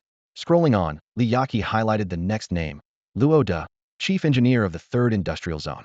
Luo De had long dealt privately with the retired Chu Pinchuan, an avid starship collector who bought custom vessels from him. With that door opened, their claws reached into the astronomically expensive warship sector. How long has the other meeting been delayed? Zhao Chen asked. 10 minutes, Huaya Lanlan replied. And its scheduled length? About an hour. Zhao Chen produced a dark gold token engraved with a dragon crest and handed it to Li Yaqi. Take this back to the capital. See Lilisai, she'll walk you through the next steps. Li Yaqi hesitated. Sensing her doubt, Zhao Chen added calmly. You may question Lilisai, but the only people I trust are her and Xiaoyuot. If they betray me, I have no business being emperor. Repeat everything you told me, word for word, and let her verify it. The rest will fall into place. He stood. We have a meeting to attend. Huaya Lanlan, find a reason for Minister Li's absence. Cover her agenda yourself. Yes, Your Majesty, Huaya Lanlan answered. They headed for the conference hall side by side. Behind them, Li Yaqi gripped the weighty token, drew a deep breath, and messaged her aide. Prep the flagship. We depart immediately for Xiaolong Prime to report to Chief Secretary Lilisai. Moments later, the conference room doors slid open and Zhao Chen entered with his usual easy smile, as if the shocking scandal had just heard had never occurred. Even so, a trace of alarm still flickered in Huaya Lanlan's eyes. Lanlan sensed that the normally imposing aura around Emperor Zhao Chen had dimmed. Everyone in the ops room understood the topic on the table, the post-battle assessment program for damaged starships. Normally, it was a routine logistics step. Technicians evaluated each vessel, classified it as repair and return to service or refurbish and sell. Chief Engineer Luo De held final approval, yet he repeatedly altered reports, consigning perfectly serviceable ships to the Northern List. After the Navy performed the standard repairs, the vessels were released under civilian cover, and every buyer turned out to be linked to Huaya Meishio. Because these hulls were far superior to ordinary surplus, their prices soared. creating a hidden gold mine of profit. The air felt heavier, pressing against Lamlin's chest. These people had reached into the military-industrial core for personal gyno-capital crime in the Xiaolong Empire or any interstellar civilization. How much evidence? Zhao Chen asked, his knuckles tapping the table. Minister Li Yaqi projected high-definition footage, second-by-second transaction logs, ship transfer manifests, and images of several implicated warships now sitting in quarantine. Hull numbers, factory specs, and decommission reports matched perfectly, showing the vessels had never met the forced retirement threshold. Updated figures flashed. T5 warships, just over 400. T4 warships, about 1,500. T3 warships, more than 30,000. The T5 class alone had generated 1.6 trillion star credits on the black market. Thanks to the premium Xiaolong ships commanded off-world, Luo De and his partners pocketed nearly 90% of that sum. 1.6 trillion. Lan drew a silent breath. Their lives were surely forfeit now. Zhao Chen's gaze stayed calm, but a shard of ice flickered in his eyes. He turned a page. Prince Brauro of the Stone Kingdom, what's his involvement? Li Yaqi continued. The Stone Kingdom, annexed only recently, specializes in raw material mining and keeps a semi-independent stance toward the Xiaolong military, unlike the fully dependent Flower Sprite Federation tribes. More than 100 outside civilizations are entangled in this case. A full list would name tens of thousands, but she had flagged those with the most sensitive backgrounds, and Prince Brauro was the standout. Introduced by Huayao Meishio, Brauro first met Chu Pinchuan, then connected with Chief Engineer Luo De. The prince is a technology fanatic, especially obsessed with deep space mining ships. Convinced of his own brilliance, he often boasts that he will lead the Stone Kingdom back to greatness. He had used the channels I mentioned earlier to gather key technologies for interstellar mining ships. Although Chief Engineer Rode never obtained the complete schematics, Prince Baloro kept the benefits flowing, so Rode still handed over several classified items. The core engine blueprints for the T4 class interstellar mining ship, the drill head design, and the full specifications of the high-efficiency harvesting system. Zhao Chen held a water glass between his fingers and tapped the rim. The sharp clink echoed through the quiet reception room, making him seem almost casual. Minister Li Yaqi finished organizing the data and looked up at him silently. That's all? Zhao Chen asked. That's all, Li Yaqi confirmed, then lowered her voice. But there's another development related to the case, though not entirely the same thread. She paused, her expression darkening. When the first warning signs appeared, several outstanding cadres reported them, only to be suppressed or even murdered. More than 300 people have died within this network, and there were instances where entire families were wiped out. Some of our initial investigators were also mutilated. She unfolded a document. Rows of densely packed names filled Zhao Chen's view. His eyes lingered on each one before he ordered quietly, bury every one of them with the honors of martyrs of the Xiaolong Interstellar Empire, and see that their families are properly cared for. Yes, Your Majesty, Li Yaqi answered, then lifted her head. How should we proceed? This is the most far-reaching case since the Empire was founded. I feared the repercussions, so I investigated in secret and only reported once I had results. Zhao Chen caught the implication in her words, his gaze razor-sharp. You suspect someone higher up inside the Empire? He remembered that back at the Imperial capital starport, Li Yaqi had plenty of chances to brief him, yet remained silent. All her actions had been kept from Secretary Lilisahad Lilisai known. He would have been informed as soon as Zhao Chen returned. Clearly, Li Yaqi feared that an internal report would trigger trouble, so she seized the Interstellar Trade Alliance Summit to meet the Emperor here as Minister of Commerce. The timing and location were perfect. I have no solid evidence, Li Yaqi said, shaking her head. But during the past month my guards discovered someone shadowing me. Our operation is probably exposed. We must report now. We can't delay any longer. Zhao Chen closed his eyes, and a heavy silence settled over the room while he pondered. Li Yaqi and Huaya Lanlan held their breath, waiting for the Emperor of Xiaolong to give his next command. During the Interstellar Trade Alliance conference, only Li Yaqi, Minister of Commerce for the Xiaolong Empire, failed to appear. The other delegates exchanged documents and signed treaties as usual, and no one noticed her empty seat. Yet the real storm was gathering within the Empire itself. Armed with top-level clearance, Li Yaqi left the venue without a single checkpoint, slowing her down. The Xiaolong Stargate network relayed her directly from the Alliance's core sector back to the Xiaolong system. A levitating shuttle skimmed over the capital's defense matrix, and moments later she stepped into the Central Administration Tower, entering Secretary General Lilis's office. Following the Emperor's confidential order, she handed over both her investigative dossier and the imperial seal that symbolized the throne's authority. Lilisai had been reviewing holoscreens, but at the sight of the seal she set her stylus down, dismissed every aide, and waited until the door sealed behind them. Activating a desk-wide hologram, she pulled up each file Li Yaqi had delivered. Cold blue light flickered across her composed features. Throughout the inspection, Lilisai opened encrypted channels, issuing commands to intelligence and oversight divisions to verify each piece of evidence and hunt for potential flaws. When the cross-checks were complete, she closed the holoscreen and fixed her gaze on Liyaki. "You've done well," she said. A trace of relief crossed Liyaki's face, though concern still lingered. Lilisai got straight to the point. "Technically, this affair falls under my jurisdiction, but once you discovered it involved the Secretariat, you feared I might be compromised, so you formed a covert team of your own. Only when you met His Majesty in the Waxienzi Federation cluster did you hand over everything I understand. Secretary Mommy was once my deputy and a distant relative. In your position, I'd have been cautious too." She tapped the tabletop, bringing up Mammoth's file, then dismissed it. "The Emperor sent you to me in person, which means you can trust me now." Liyaki nodded, surprised by Lilisai's candor. Lilisai gestured at the mountain of evidence. "My people sampled a third of the material and found no discrepancies. By that ratio, the rest should be sound. Madam Secretary, I stake my life on it. I vetted every document myself. Nothing has been altered," Liyaki affirmed. Lilisai inclined her head. "If the evidence is solid, our next step is deciding how to deal with those involved." A long silence followed, broken only by the hush of the climate control. At last Lilisai looked up, her finger resting on the imperial seal. "His Majesty entrusted this to you, which gives you ultimate authority over the operation.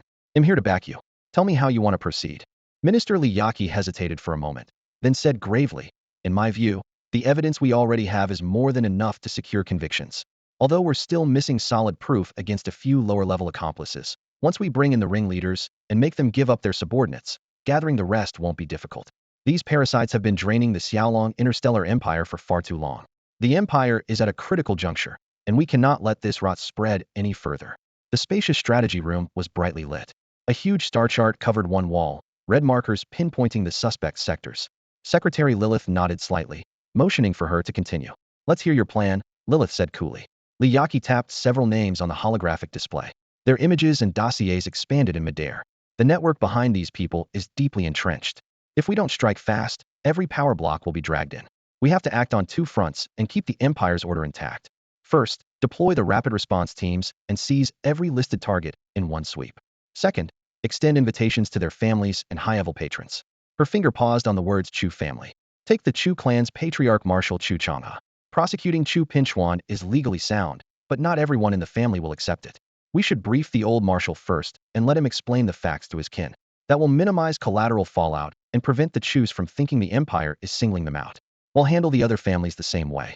The screen shifted again and settled on the hologram of a young man in a silver-white uniform, a stone insignia gleaming on his chest. "But one suspect is especially tricky: Prince Bilaluo of the Stone Kingdom. His kingdom is an allied civilization, and a direct arrest could hurt our diplomacy. We need a far more delicate approach." As she spoke, Liyaki looked to Lilith.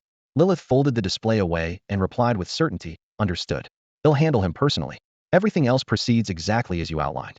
The situation is serious. His Majesty is still at the Floral Sprite Federation Summit and can't return immediately, which gives us the perfect window to act.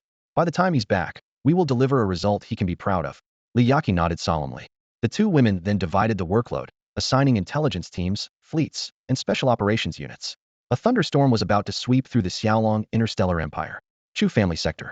After the campaign in the Floral Sprite Federation cluster, the veteran Marshal Chu Chang'e had returned to his fief, determined to rest for a while.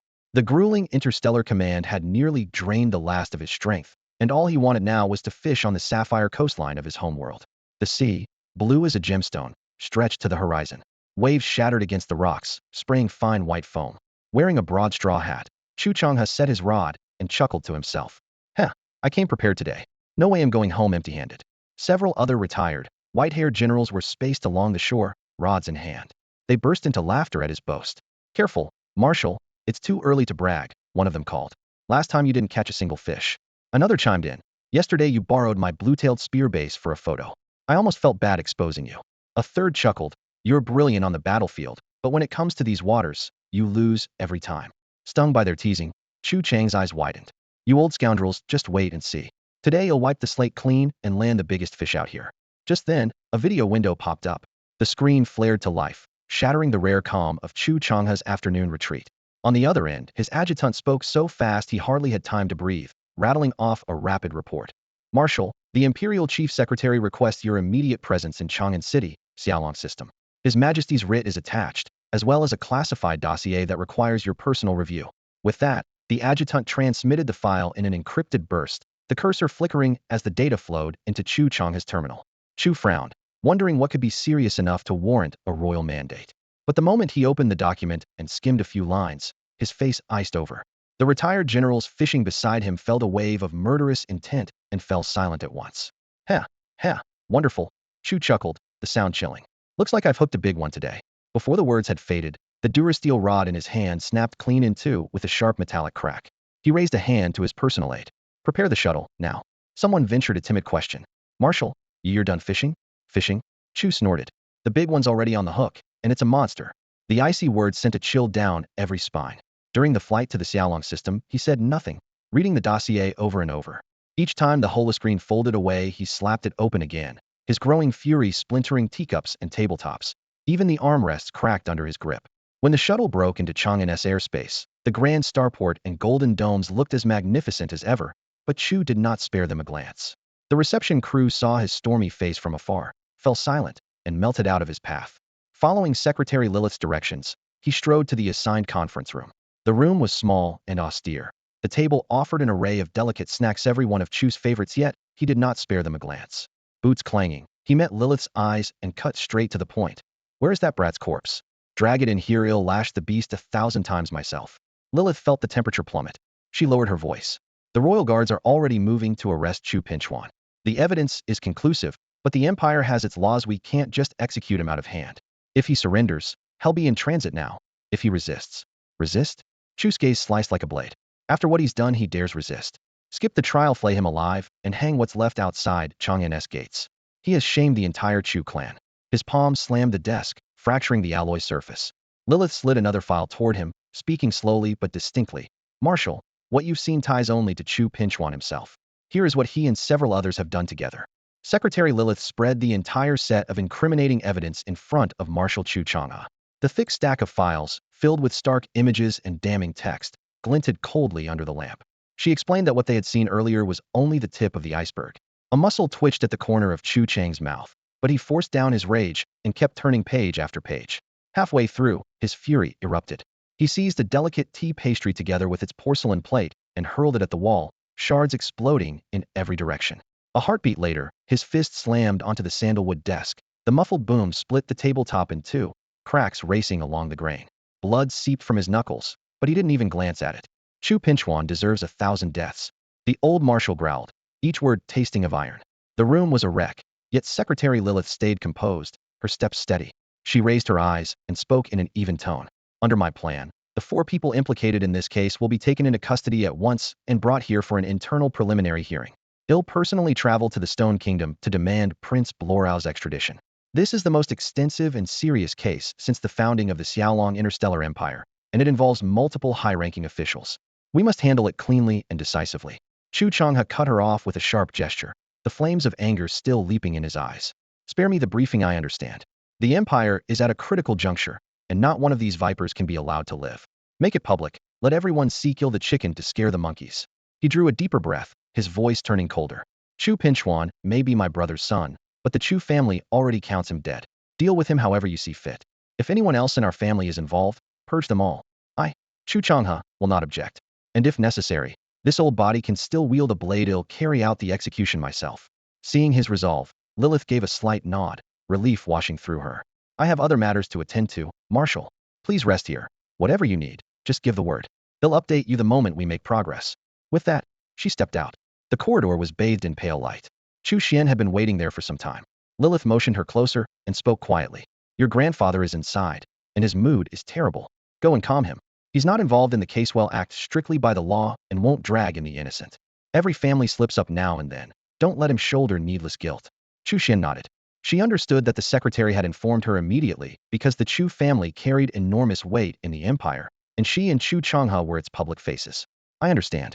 The Chu family will cooperate fully, she replied solemnly. She pushed the door open. The air inside was thick with the smell of splintered wood and spilled tea. On a worn sofa, Chu Chang'e looked decades older, his eyes vacant. Grandfather, Chu Xian whispered. Marshal Chu Chang'e sat, as if he hadn't heard a thing, staring blankly ahead.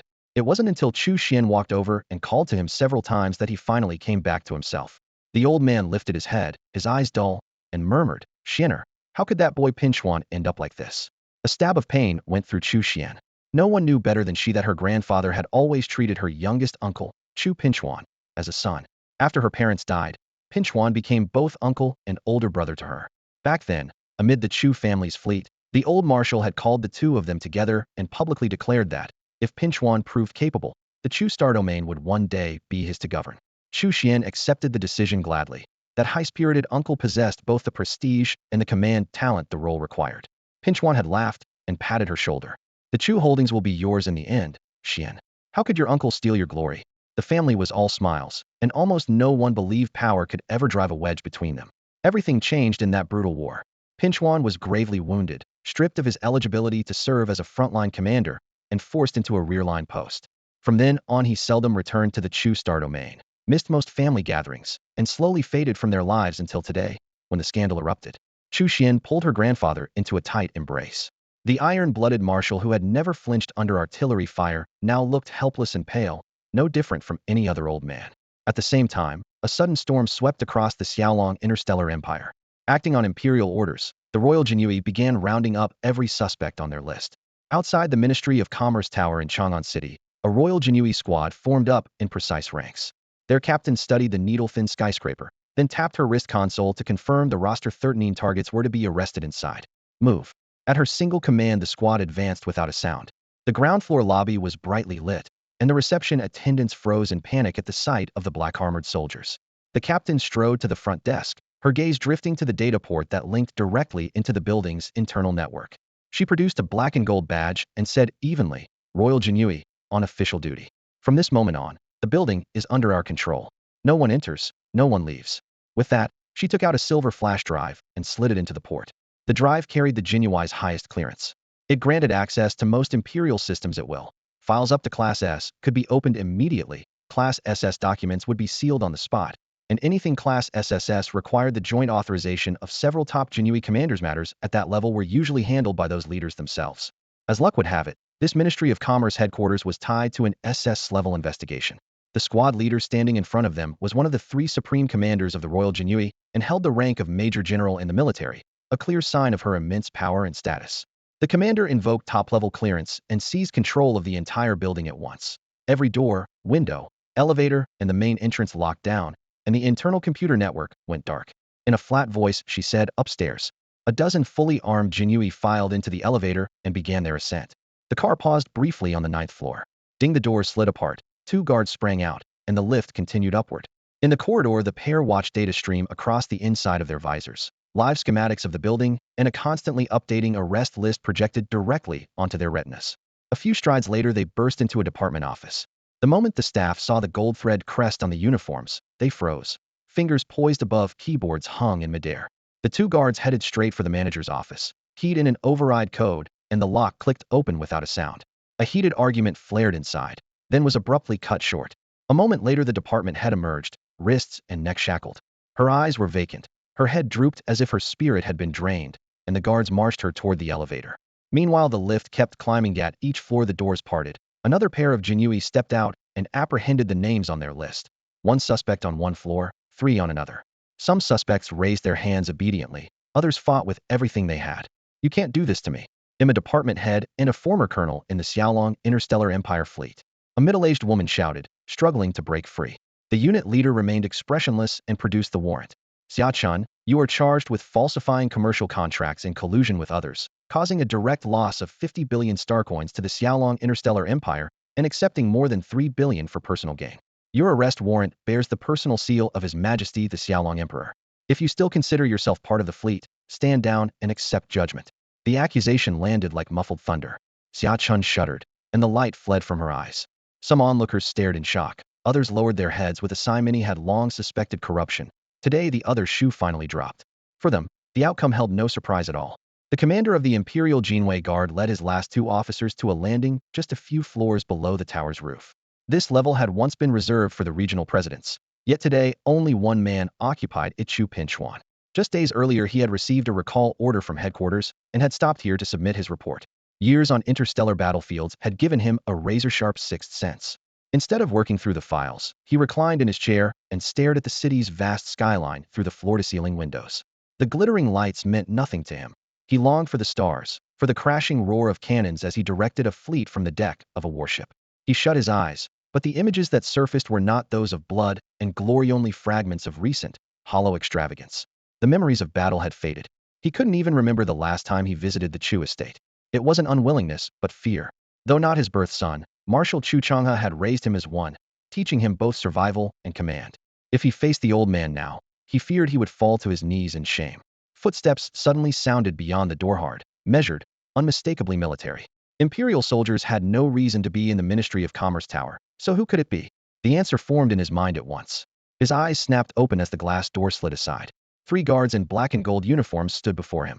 Chu Pinchuan, by order of His Imperial Majesty, you are under arrest. You are charged with multiple crimes. Come with us immediately. The commander's voice was steady, his gaze alert. Chu rose slowly. His prosthetic joints emitted a low metallic groan. The limbs were bare alloy, built purely for combat efficiency. Legs, arms, even most of his organs had been replaced, granting him the power of a fully armed marine. The commander's hand had already settled on the grip of his sidearm. So, it's finally come, Chu murmured. Behind him, the 2 other guards stepped apart, muzzles lifting ever so slightly, ready to subdue or kill at a moment's notice. But to everyone's surprise, Chu Pinchuan simply spread his arms and said calmly, "You're worried he'll resist, aren't you? Did you bring a restraint suit? I'll put it on myself and save you the trouble." Under the cold white lights, several fully armed Imperial Jinui guards exchanged glances. The commander finally pulled a silver-gray restraint suit from his belt and laid it on Chu's desk. Chu raised his hands and fastened the metal clasps across his chest with the practiced ease of adjusting a dress uniform. Click! Chains shot out, dropping from his shoulders to his ankles and locking him in place strong enough to hold a medium-class mech. Only then did the guards relax. "Let's go," Chu said, shrugging shoulders that could hardly move. "Honestly, I hate this place." After a moment's thought, the commander took a black long coat from her tactical pack, hoping to cover the disgraced former fleet marshal. With his arms bound against his stomach and his legs shackled to tiny steps, he looked truly miserable. But he shook his head. "No need. I chose this, so I won't hide the consequences. It's a better warning. Let everyone see that a criminal like me deserves exactly this treatment." His candor surprised the commander. Unlike any prisoner she had escorted before, he carried an air of quiet regret. They entered the elevator. The metal doors closed, and the car began to descend, leaving only the faint whine of brakes. From time to time, the commander stole a glance at the man bound like a statue. "Curious, aren't you?" Chu sensed her gaze and let a faint smile curl his lips. Regulations forbade small talk with prisoners, so she kept silent. He spoke on anyway. "You must wonder why I did it when I knew it was wrong. In the Xiaolong Interstellar Empire, I'm not at the very top, but nearly anything can be mined through legitimate channels. If I wished, I could go back and become head of the Chu clan. The bribes they found are just numbers in an account. I never spent a single credit." At last the commander asked softly, "Then why did you do it?" Chu lifted his chin, a flash of wistfulness in his eyes. "When I retired, I only wanted a peaceful life. Beautiful women, fine food, rare treasures, I could have them all. They interested me at first, but the novelty faded almost immediately. None of it could stir the slightest emotion in me." Chu Pinchuan stood in the elevator, eyes flat. Past glory, rank, and fortune had long lost their flavor. He had tried to fill the void by burying himself in work, but he was never built for that life. Every file was prepared by subordinates, and all he had to do was sign the last page. The routine ran so smoothly it numbed him, grinding away whatever passion remained. In the end, he let everything slide, too indifferent even to feign interest. Then the flower sprite walked into his life. She slipped into his private lounge as though she owned the place and whispered something she called fun. A faint spark of curiosity broke the surface, fragile as a shoot pushing through soil. He knew it was wrong, yet he agreed and joined her first scheme. It went off without a hitch, and he collected a generous payout.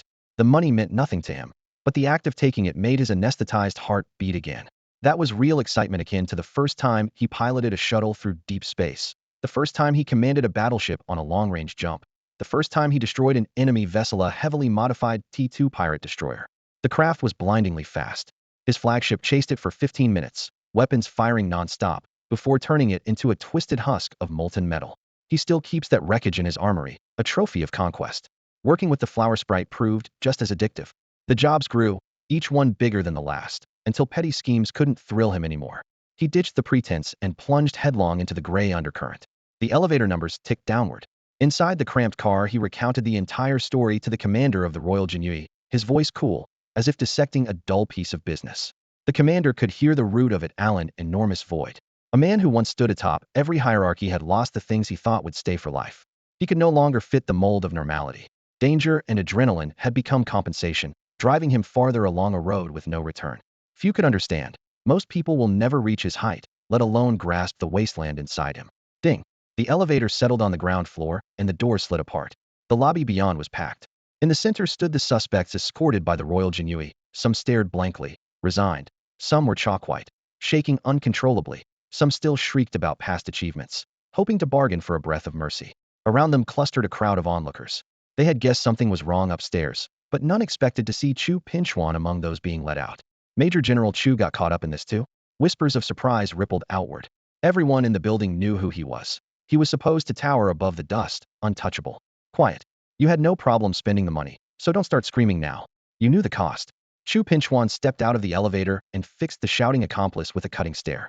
The man's final protest caught in his throat, and he fell silent at once. Chu Pinchuan looked at the crowd again. When you first boarded my ship, I gave you a choice. I never threatened or bribed you, he said as he walked. You enjoyed every benefit, so don't act like injured lambs now that it's time to face the consequences. He kept moving toward the exit, eyes sweeping the room. Mike, watch your liquor, he called. You know what you're like when you drink. Last time you were so drunk you almost set yourself on fire. And you, Shanghai. He flicked his chin upward. Stop lifting things that aren't yours. Keep it up, and one day you'll take too much and end up exactly where I am. His gaze settled on a young man. Yichuan, I'm sorry I won't make it to your wedding. Let me wish you and your fiancé a lifetime of happiness right here. With only a handful of words, the onlookers nodded in unison, a clear sign of the respect Chu Pinchuan commanded. Outside the hall, the escort stopped in front of the Ministry of Commerce Tower. Chu Pinchuan glanced back at the steel spire that pierced the clouds and snorted. I'm finally done with this dump. It's the dullest place I've ever stayed. Every prison I've served in was more interesting. He was shoved into a detention transport. The commander of the Royal Jinui took the seat beside him. As the vehicle pulled away, she asked, You seemed close to your subordinates back there, yet you ordered the execution of 37 people. Why? Because I didn't know them, Chu Pinchuan replied, his voice as calm as if discussing the weather. City blocks blurred past the window. Staring at his own reflection in the glass, he spoke in the same, even tone. I grew up in the service, first the Marines, then mech units, then the interstellar Marines, and finally warships.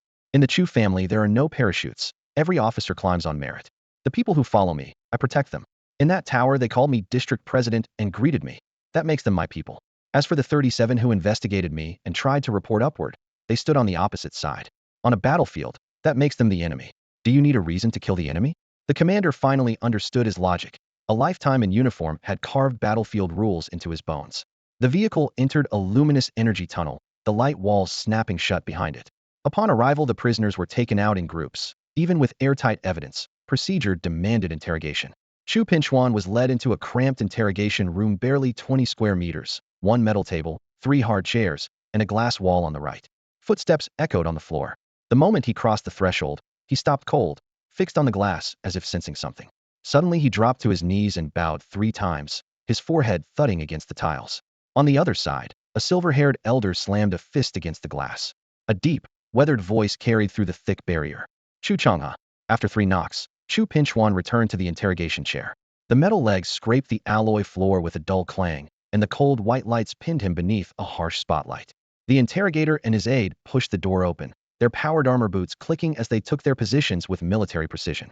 From that moment on, every question, name, service number, timetable, money trail, accomplices, Chu Pinchuan answered without reservation. So forthcoming? The interrogator muttered while scrolling through the rapidly updating holo panel, surprised at how smoothly the session was going. The aide leaned closer and whispered, Is he telling the truth? Should we verify it again? The interrogator hesitated, finger hovering over the display. At that moment, Chu Pinchuan looked up and said, calm but adamant, The old man is watching. I won't lie.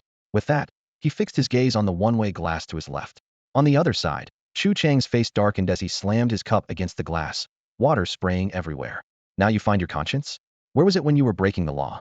He roared, the surveillance screens trembling at the sound. You've disgraced the entire Chu family, you fool. Because Chu Pinchuan cooperated fully, the interrogation ended in less than an hour. Chu Pinchuan, this session is concluded, the interrogator said, folding the panel. Your testimony will be forwarded to the imperial court as primary evidence. They'll see that you're punished accordingly. With that, he and his aide left, and the alloy door sealed shut behind them. Time stretched in the empty room. Warning lights blinked silently, but no guards arrived to escort him. Chu Pinchuan sat straight, cuffed hands resting on the table, until steady footsteps approached from behind. Only then did he lower his head. He had held his head high when the Royal Jinui arrested him, and he had stared down the interrogator without flinching. Yet now he could not meet the eyes of the old man before him. Chu Changha stopped at the table, his gaze sharp as a blade. Weren't you talkative a moment ago recounting your crimes like bedtime stories? What's wrong now? Can't even look at me. Chu Pinchuan spoke in a hoarse whisper. You shouldn't be here. I acted alone. This has nothing to do with the Chu family or with you. Your presence will only arouse suspicion. Huh. Chu Changha cut him off, slapping the table so hard the cuffs rattled. A whelp like you has no right to worry about what I can handle. Your wings have grown, haven't they? You dared pull a stunt like this and forgot the family rules? He locked eyes with the younger man, each word as cold as steel. In wartime, what happens to anyone who breaks the law behind the lines? Death, without exception, Chu Pinchuan recited, eyes closed, as if repeating a drill. Rank or status means nothing. The body is hung at the Chu Naval Yard for 3 days as a warning to all. Chu Chang's hand shook as he pointed at him. Then tell me, how should I deal with you? Execute me, Chu Pinchuan answered, meeting his gaze, voice still steady. Hang the body before the Chu starport for a full month, as a warning. Fine, fine. Chu Changha laughed in fury. Even a year wouldn't be long enough to vent my anger. He staggered a step as he turned, chest heaving. Images of the wider war flashed through his mind. The Xiaolong Emperor leading the Xiaolong Legion fleets in a bloody clash against the Devourer civilization at the front, and the Holy Elven Empire battling the Conqueror civilization's invasion fleets on another desperate line. Even later, the entire Chu armada rushed to the Waxianzi Federation's tribal galaxy for a fight to the death. Countless sons of the Chu clan shed their blood on alien soil. And you? For a handful of dirty money you did this? How will you ever face your father in the afterlife? Chu Chang's veins stood out at his temples as he shouted. Chu Pinchuan stood before the table with his head lowered, offering neither excuse nor resistance. When his voice turned hoarse, Chu Changha dragged over a wooden chair and dropped into it with a thud, the heat of his fury still hanging in the air. Chu Pinchuan spoke softly. Chu Xian, the old man's not young anymore, and his health is failing. Take him home first. If this keeps up, the anger will kill him. Chu Xian remained silent. Chu Changha slammed the tabletop. Now you care about my health, you little brat? I swear you're trying to drive me to the grave. Chu Pinchuan lowered his voice. I haven't touched a cent of that money. My everyday expenses come from my bonuses and salary. It's all on one card, and he'll turn it in later. Chu Changha froze, his lips trembling, and fixed his stare on Chu Pinchuan.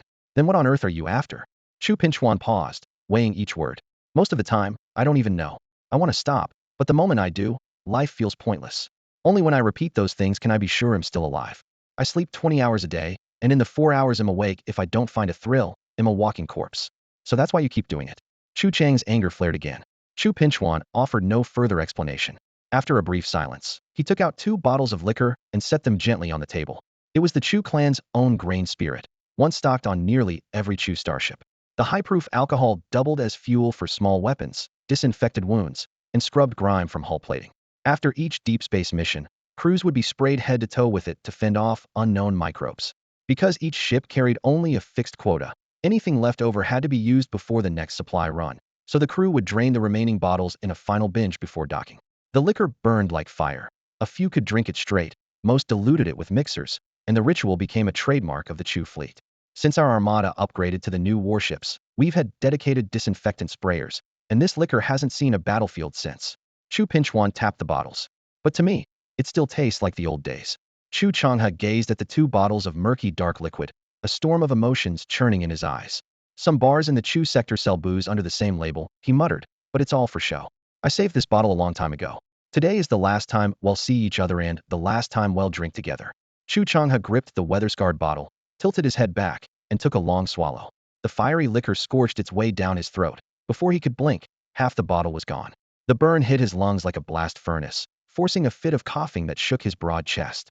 Old man Chu Pinchuan clenched his fists and looked up. Only then did he truly see Chu chain hair that had once been jet black was now snow white. Deep furrows carved his brow, and in just a few days he seemed to have aged 10 years. Ever since his arrest, Pinchuan had not shed a tear, yet now his eyes glistened and 2 silent streams slid down his cheeks. What's wrong? Don't like the taste? For the first time, Chu Changha met the young man's gaze with earnest seriousness. Without a word, Chu Pinchuan twisted off the cap, drained what was left in the bottle, then snatched the one in front of Chu Changha and kept pouring it down, as though he could seal every wound with alcohol. Look at you, stealing my drink, Chu Changha rasped, the roughness in his voice laced with warmth. I still remember the first time you tasted liquor. You were 6, and I put the cup in your hand myself. He rose slowly and fixed his eyes on Pinchuan. I didn't teach you well, he said quietly. After you were hurt, I thought you needed peace, so I left you in that safe place, forgetting I'd never shown you how to live an ordinary life. Cage a tiger that was born to fight, and sooner or later it will go mad. I was wrong. I was a coward. With that he turned toward the door. Chu Xian hesitated, took a last look at the tear-streaked Pinchuan, sighed softly, and followed the old man. Father, am unworthy. Pretend you never had a foster son named Chu Pinchuan. Pinchuan's shout tore through the air, but the only reply was the echo of retreating footsteps. In the dim corridor, the weak yellow lights stretched their shadows into lonely silhouettes. Halfway down, Chu Chang's back bowed suddenly, as if the weight of the years had struck him. He stopped and spoke, each word clear. Where is His Majesty, the Xiaolong Emperor? Take me to him. Chu Xian's eyes flew open. She clasped his icy hand. Grandfather, you're going to beg for uncle? You know you can't. Chu Chang's gaze was bleak and complicated, like an old lamp about to flicker out. I know I shouldn't beg. My brother died for me. Before his starship fell, he left one last message. Look after Pinchuan. I was powerless, then I could only watch his ship turn to ashes in the flames. Now I can't watch his only son die too. He patted the back of Chu Xian's hand, his voice trembling but firm. He'll give up what little dignity I have left for a sliver of hope. Even if he refuses, I won't blame him. At least I will have tried, and I will have no regrets. But if I don't go, I want rest and peace even after death. Xian, your grandfather has never asked you for anything. Just this once, I'm begging you. Chu Xian felt as if she had been slammed onto a red-hot iron plate, every breath scorching her lungs. She raised her eyes to the bloodshot yet pleading gaze before her, and her heart twisted. All right, I understand. All these years she had forged ahead through wind and rain only because this old man had sheltered her. Chu Changhe had once been an umbrella that blotted out the sky for her, but now its ribs were bent and could shelter her no more. Just this once, she wanted to raise her own umbrella over his head even knowing the cost. Within the imperial quarter of Chang'an, gilded walls soared into the sky. Chu Xian helped Chu Changhe from the car. In front of the massive palace gate stood Lilith in a crisp uniform, as motionless as a guardian statue. The moment the convoy crossed the threshold, she was notified, yet she gave no order to stop them and chose to wait in person. Secretary Lilith, forgive the intrusion. I request an audience with His Majesty, the Dragon Emperor. Chu Changhe offered a military salute and bowed slightly, his voice hoarse but resolute. Lilith studied him.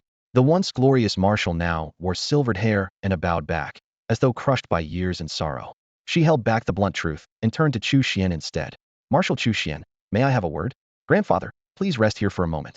Reassuring him softly, Chu Xian followed Lilith to a nearby colonnade. You and the old marshal are here to plead for Chu Pinchuan, aren't you? Lilith's voice was light, every word edged. He didn't say why only that I arrange an audience. Chu Xian hesitated half a beat, then repeated his request. Are you really that naive? Or do you take me for a fool? Lilith narrowed her eyes and lowered her voice. At a time like this, why else would he want to see the emperor? Letting him speak face-to-face would force His Majesty into an impossible position. She pressed on. The case against Chu Pinchuan is ironclad, murdering imperial investigators, siphoning military supplies, crossing every red line. You know how serious this is. Her tone eased slightly, more a reminder than a rebuke. For years the emperor has never forgotten the Chu family service. Your enterprises flourish across the Dragon Empire. Top 10 is just a public label. You could easily rank in the top 3. Has His Majesty ever held you back? Never. As long as you stayed clear of the bottom line. He turned a blind eye. But now Chu Pinchuan has caused a catastrophe. I called you here so the family could publicly cut ties and limit the damage. Yet you still plan to plead for him in front of His Majesty. Lilith's words snapped off, final and cold. Lilith knew exactly what Chu Xian meant. When the truth of the case first emerged, Emperor Xiaolong's initial reaction had been to cut all ties between Chu Pinchuan and the Chu clan, fearing that one rotten branch would infect the whole family. The emperor neither distrusted the Chu clan nor intended to use the scandal as a pretext for a purge, but old Master Chu had still forced his way in, insisting on an audience to beg for Chu Pinchuan's life. That demand touched the emperor's last line. He refused to retreat again for the sake of family sentiment. Lady Lilith, I understand everything you're saying, Chu Xian said, spreading his hands in resignation. But the old master, I can't dissuade him. Even as chief secretary, Lilith had no safe solution. Mishandle this, and the emperor and the Chu clan might split for good. Fixing her eyes on Chu Xian, she asked once more, he's determined to see His Majesty? Chu Xian nodded, his expression firm. All right. Lilith drew a breath. Think carefully about what will follow. She strode to the middle of the hall. Elder Marshal Chu Changhe, gray at the temples, stood at the base of the steps with his hands clasped behind his back, staring at the towering doors of the State Affairs Hall. Marshal Chu, you may certainly request an audience, Lilith said gently. But His Majesty is attending the Universal Trade Alliance meeting in the Waxianzi Federated Tribes universe and won't return for several hours. Would you care to rest in the side chamber? Chu Changhe waved her off. His voice was hoarse yet steady. The emperor's duties come first. I'm not in a hurry. He'll wait here. With that, he bent and sat down on the steps, motionless. Lilith reached out to help him. Marshal, you're the pillar of the Chu clan. If outsiders see you seated here, they'll think we've neglected you. That's not my concern. Chu Changhe patted the back of her hand, eyes fixed on the cold stone beneath his feet. A son's crimes are a father's failure. Chu Pinchuan lost his parents young, and I raised him as my second son. My brother entrusted him to me on his deathbed, yet I failed to guide him. That is my fault. He lowered his head with a long sigh, his figure beneath the soaring columns looking smaller than ever. Lilith was about to speak again when Chu Xian gently tugged her sleeve and whispered, my grandfather's stubborn. Once he decides, no one can change his mind. He'll sit with him. You go handle your work. Lilith looked at the grandfather and grandson. Words of persuasion rose, then died as a sigh. She straightened her uniform and left. Every few steps she glanced back, her heart growing heavier. All she could do now was report everything to Emperor Xiaolong as quickly and completely as possible. One other suspect with a sensitive background was still at large, and she would have to lead the team to bring that person in herself. Her first order was to relay the situation to His Majesty the Emperor of Xiaolong at top speed. Once the message was sent, Secretary Lilith boarded the flagship, the Crimson Radiance, and jumped toward the Kingdom of Stone with 300 Imperial Guard warships in tow. The superluminal engines thundered while the bridge's panoramic windows stretched the stars into white ribbons of light. She had only one destination, the Kingdom of Stone. At the helm of this awe-inspiring armada was Lilith herself, the very official who would soon sign the arrest warrant for Prince Brauro, only son of the Kingdom of Stone's current monarch. After a brief jump, the emblems of all 300 warships blazed gold in low orbit around the capital planet. Defense satellites swept them with radar. Once identities were confirmed, the orbital cannons quietly swung away, maintaining only a token alert. Inside the command center, Lilith snapped her handheld terminal shut and told her aide, arrange an audience with the King of Stone. You want to meet him in person? The aide nearly dropped his holopad. We're here to arrest his son. A video call would make our position clear and be far safer. If you go down there, and something happens. That's exactly why I have to go, Lilith answered evenly. If he dares lay a hand on me. Things become simple. Toppling a kingdom is easier than negotiating with it. She gestured for the aide to transmit the formal request. To everyone's surprise, the reply was almost instantaneous. Permission granted. Prepare a gift, Lilith said, glancing around the room. We've come a long way. Protocol matters. As she adjusted her uniform, the fleet commander's image flashed onto the wall screen. Madam Secretary, what if fighting actually breaks out? We can protect you on the ship, but once you disembark. Relax, she said, fastening the clasp of her cape. If they send soldiers, we send soldiers. If they send a flood, we build a dam. With that, she and a squad of fully armed Imperial guards left the ship, crossing the retractable gangway into the docking bay. The narrow corridor of the spaceport was brightly lit. A formation of Stone Kingdom guards, no fewer than 300 or 400, stood at rigid attention. The sight that drew every eye, however, was in the middle of the ranks, Prince Brauro. His arms were shackled behind him, and he knelt on the matte alloy floor. The prince's ornate uniform was spattered with dark, dried blood. The flesh on his shoulders was torn, the whip marks savage. Not far away stood the King of Stone, knuckles white with strain. Seizing the blood-spattered whip beside him, he lashed out again without warning. Your Majesty, please, no more. If you strike him again, Prince Brauro will die? A figure swept forward in billowing robes. The queen. She threw herself in front of her son and spread her arms wide, shielding him from the whip. Whatever he has done, Brauro is still your son. I told you to keep an eye on the queen. How did you let her out? The king roared at the maids. The maids fell to their knees, their voices helpless. Your Majesty, a queen threatened to kill herself. We had no choice. On hearing this, the king of the Stone Kingdom knew that a few maids could never stand in his way. His roar filled the marble-paved throne hall as he turned on the queen, who knelt on the carpet. His voice cut through the silence like a blade. You're still pleading for him? Do you know what he's done? The Xiaolong Interstellar Empire delivered the evidence straight to my desk. The king spread his hand. A stack thick enough to crush a man. Brauluo embezzled 3 trillion star coins and hid 30 T6 warships that belonged to Xiaolong. He slammed his gauntlet palm onto the armrest, the metal cracking sharply. Every contract said T5, yet he took T6s, ship after ship. What was he planning? Treason. When Xiaolong investigators grew suspicious, they sent 5 teams. He slaughtered every last one. Then, afraid of leaks, he butchered more than 300 innocent people, whole families among them. The king's teeth ground together, his voice echoing beneath the vaulted ceiling. Because he's my son, he can trample every law? Now the empire is here to claim him. The queen cradled Brauluo's battered, blood-soaked body, her forehead knocking against the stone floor until scarlet spread beneath her. Your Majesty, she rasped. Beg their envoys for mercy. The 3 trillion will repay it, triple, 5-fold if they wish. For the dead, we'll give 100-fold compensation. Brauluo, we can lock him away for life, strip him of his title. He'll surrender my crown. Spare his life. You have many sons, but he is the only one I have. The king narrowed his eyes at the woman he once loved most. She became queen because of his favor. Brailo was named prince early because he was the heir he prized. Who could have foreseen this catastrophe? A chance? His voice turned to ice. I'd love to give the wretch a chance, but will the Xiaolong Empire allow it? We're not what we once were. We have no leverage left. Fight them with the Stone Kingdom alone? Or should I drag the entire nation to the grave with him? He rose, sweeping his gaze over the silent ring of nobles, generals, and ministers.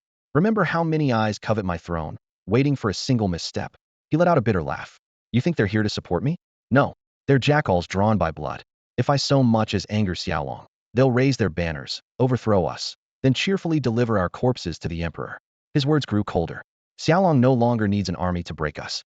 If they cut off trade, technology, and jump routes, the Stone Kingdom will collapse in 3 years. Who in this star cluster would risk the Empire's wrath to deal with us? The air trembled with his fury. He seized the silver-inlaid whip hanging beside the throne and lashed it across the prince's trembling back. The crack of splitting flesh rang out. No one dared breathe. Only the whip's relentless snap echoed beneath the dome. The king's low, ragged growl told of a hatred born of disappointment and the doom his son had brought upon them all. The queen could not stop crying. She knelt in the middle of the broad landing pad, clutching the king's robe with trembling hands, begging again and again for him to save Prince Brawler, even offering her own life in exchange. At that moment, a colossal starcruiser from the Xiaolong Interstellar Empire hovered above the main port of the Stone Kingdom. A side hatch opened and locked precisely onto the boarding corridor on the ground. The alloy gangway touched down. First disembarked a line of diplomats in deep blue formal dress, followed by fully armed imperial guards whose synchronized steps made their lances gleam coldly in the lights. Their parallel formation seemed to compress the very air. Help the queen to her feet. Such a display is unbecoming, the king of the Stone Kingdom muttered, keeping a smile fixed on his face. Attendants rushed forward, lifting the exhausted queen and moving her to the rear of the line. Her shoulders still shook, tears soaking her sleeves. The king straightened his robe, trying to appear composed, but tension flickered in his eyes.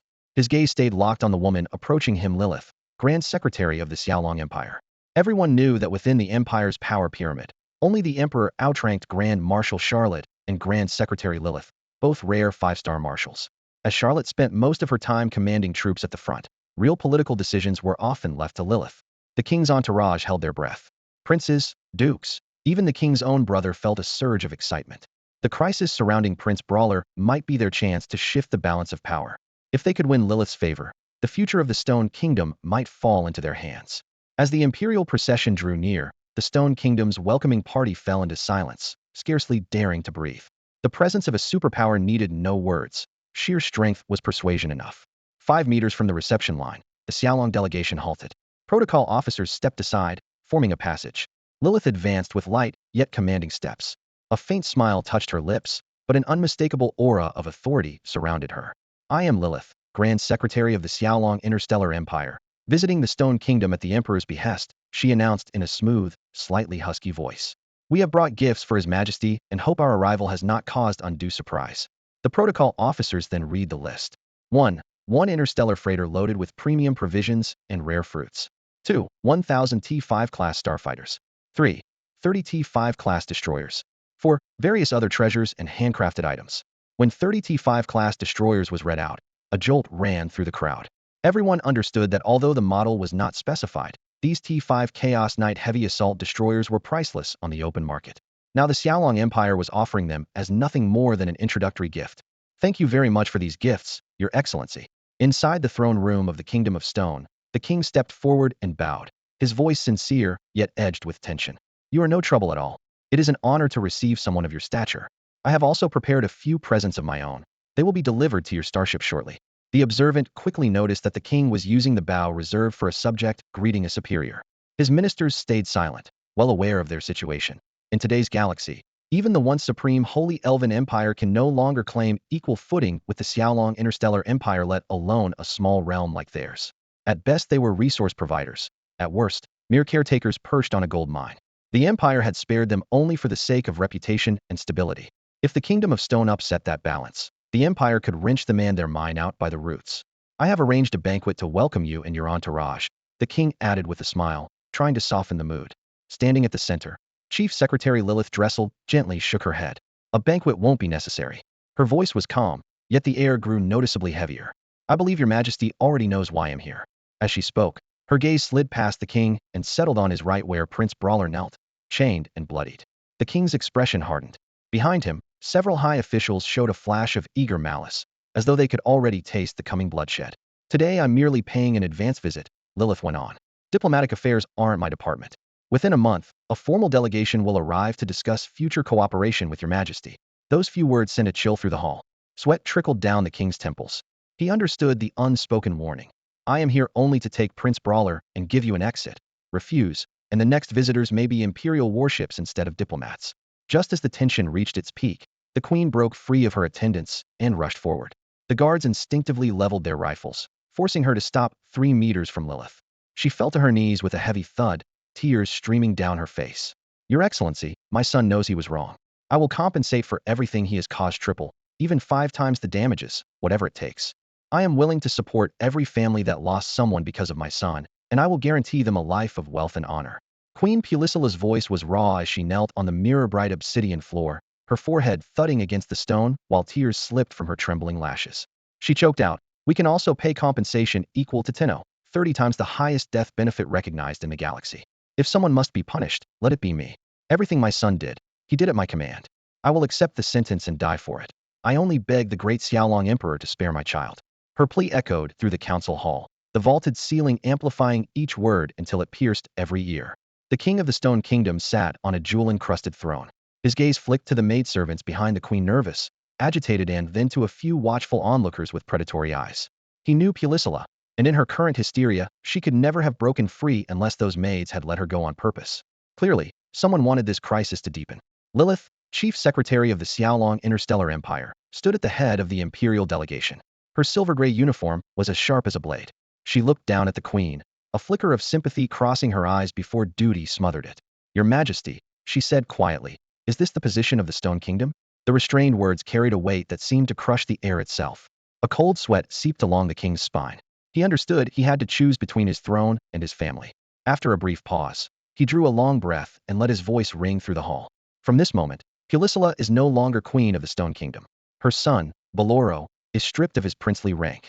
For the crimes he has committed, crimes proved beyond dispute, is hereby remanded to the custody of the Xiaolong Interstellar Empire. He and our kingdom are now strangers.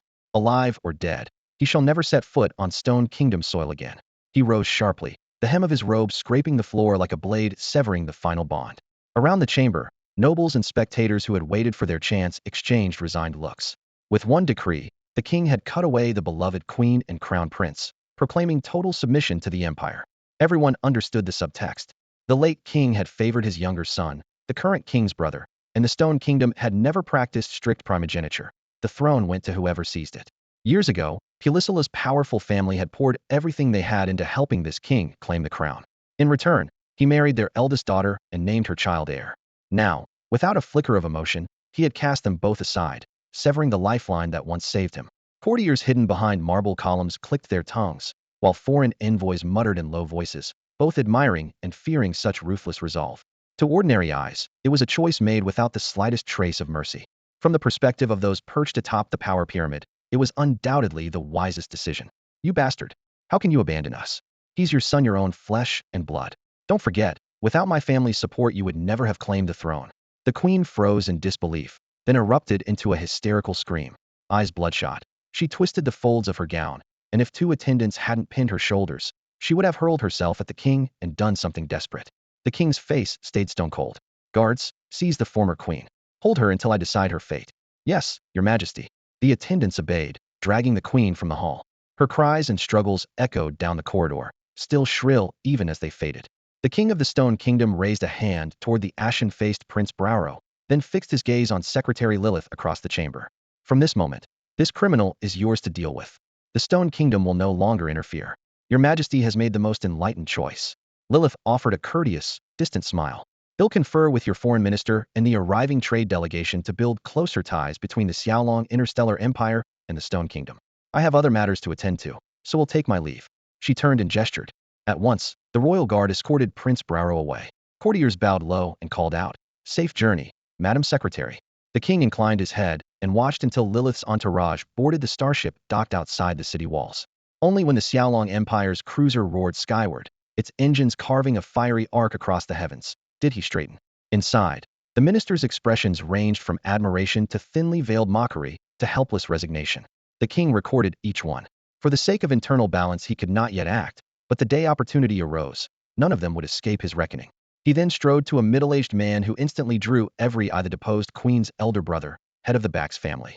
The realm cannot long lack a queen, nor the throne an heir, the king declared, voice steady yet firm. I understand the Bax family has a younger daughter. If you're willing, we'll summon her to the palace as my consort.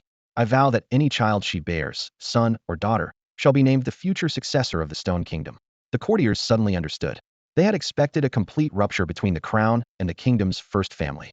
Instead, the king offered a clear remedy, signaling that no one should dream of driving a wedge between him and the Bax clan. To the family itself, he sent another message. The deposed queen and prince were casualties of necessity, but the throne beside him still belonged to their blood. The seat of queen remains yours. The future heir to the throne will carry the blood of both our houses. Inside the grand hall, the courtiers held their breath, every eye fixed on the patriarch of the Stone Kingdom's most powerful clan, the very man whose younger sister had been stripped of her crown moments ago.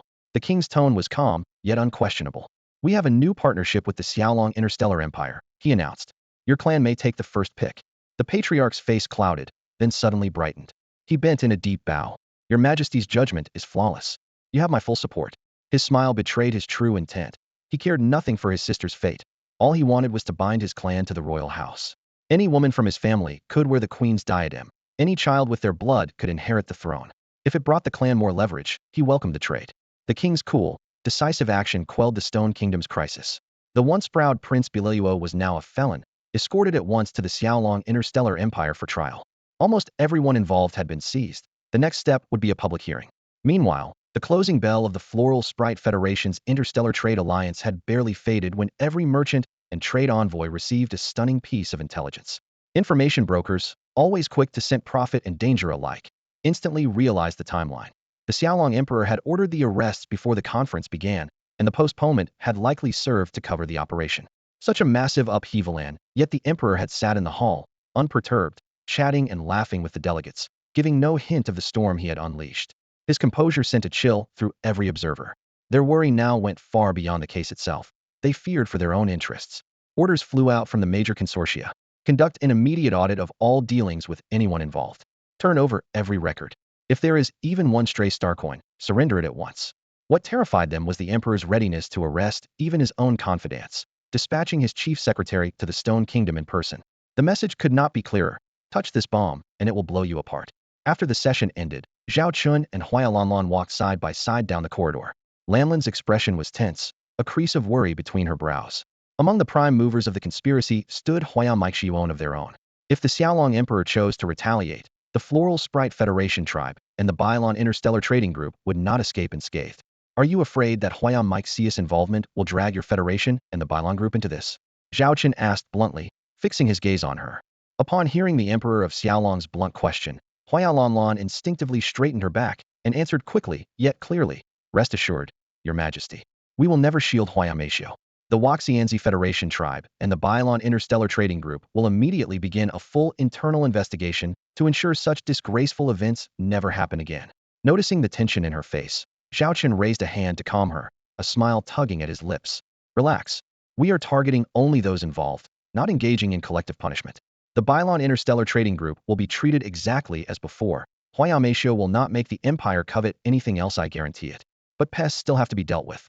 We know that water that is too clear has no fish, yet if we let vermin run wild, soon we'll have crocodiles and sharks chewing through the tree roots, and then we'll be forced to uproot the whole thing.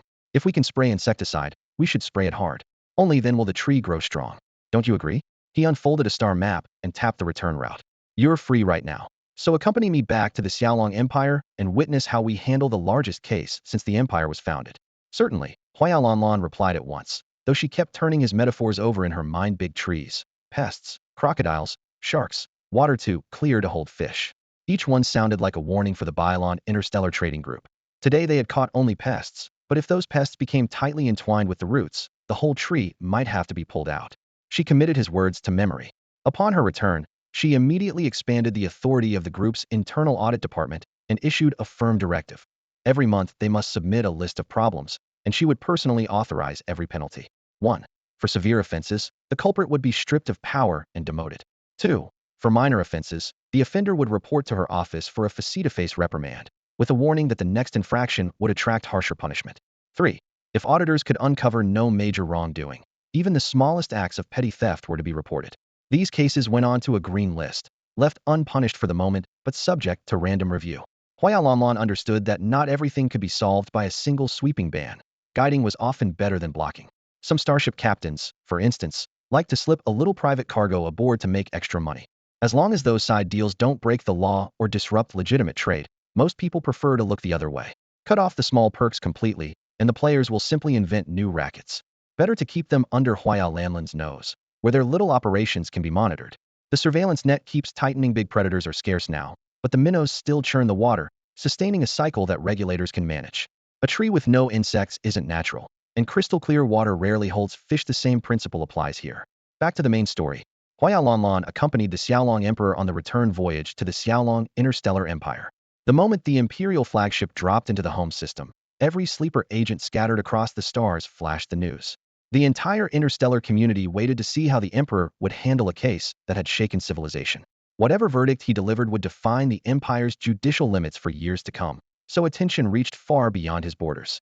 Even the retired and current Flame Elf kings vacationing in the sector turned their gaze toward the scandal now splashed across every power's private channels. Each reclined in a folding chair deep in the desert, fishing rods in hand.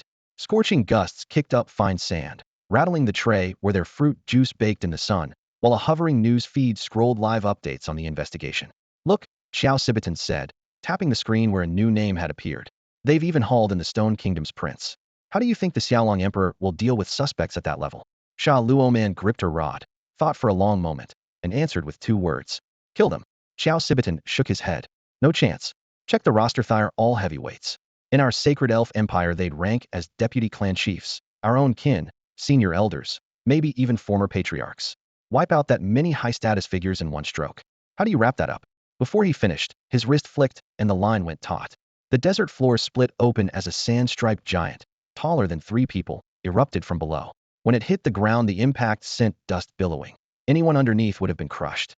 "Heh, another bite," Xiao Cibitan laughed, hefting the creature and tossing it into the third-story-tall transparent tank behind him. Not a drop of water filled the vessel, only swirling clear sand where a dozen other giants writhed. This newcomer was the largest yet. By contrast, Sha Luoman's tank looked freshly polished. No fish, not even a grain of sand. She raised her eyes to the empty vessel, glare fixed on her motionless line. "If it were any other emperor, I'd hesitate," she said, voice low. "But that Xiaolong Emperor, those people are as good as dead, or they'll vanish in some fate worse than death." Xiao Cibitan arched an eyebrow. "You trust the Xiaolong Emperor that much?" The hook that had just been cast twitched again. With a flick of his wrist, Sharoman yanked a silver-scaled fish straight out of the scorching sea of sand. Its tail lashed in the hot wind, scattering grains of sand. An instant later, the fish splashed into the bucket of water Joss Barton had set out beforehand, spraying droplets everywhere. Sharoman stared at the endless, motionless sand sea, then at the bucket full of lively trophies at Joss Barton's feet, and fury surged through him. He swung the rod in a wide arc and slammed it to the ground. No more fishing. The metal shaft hit the sand with a dull thud. "Skunked again," Joss Barton observed, unhurried, his tone cooler than the desert night.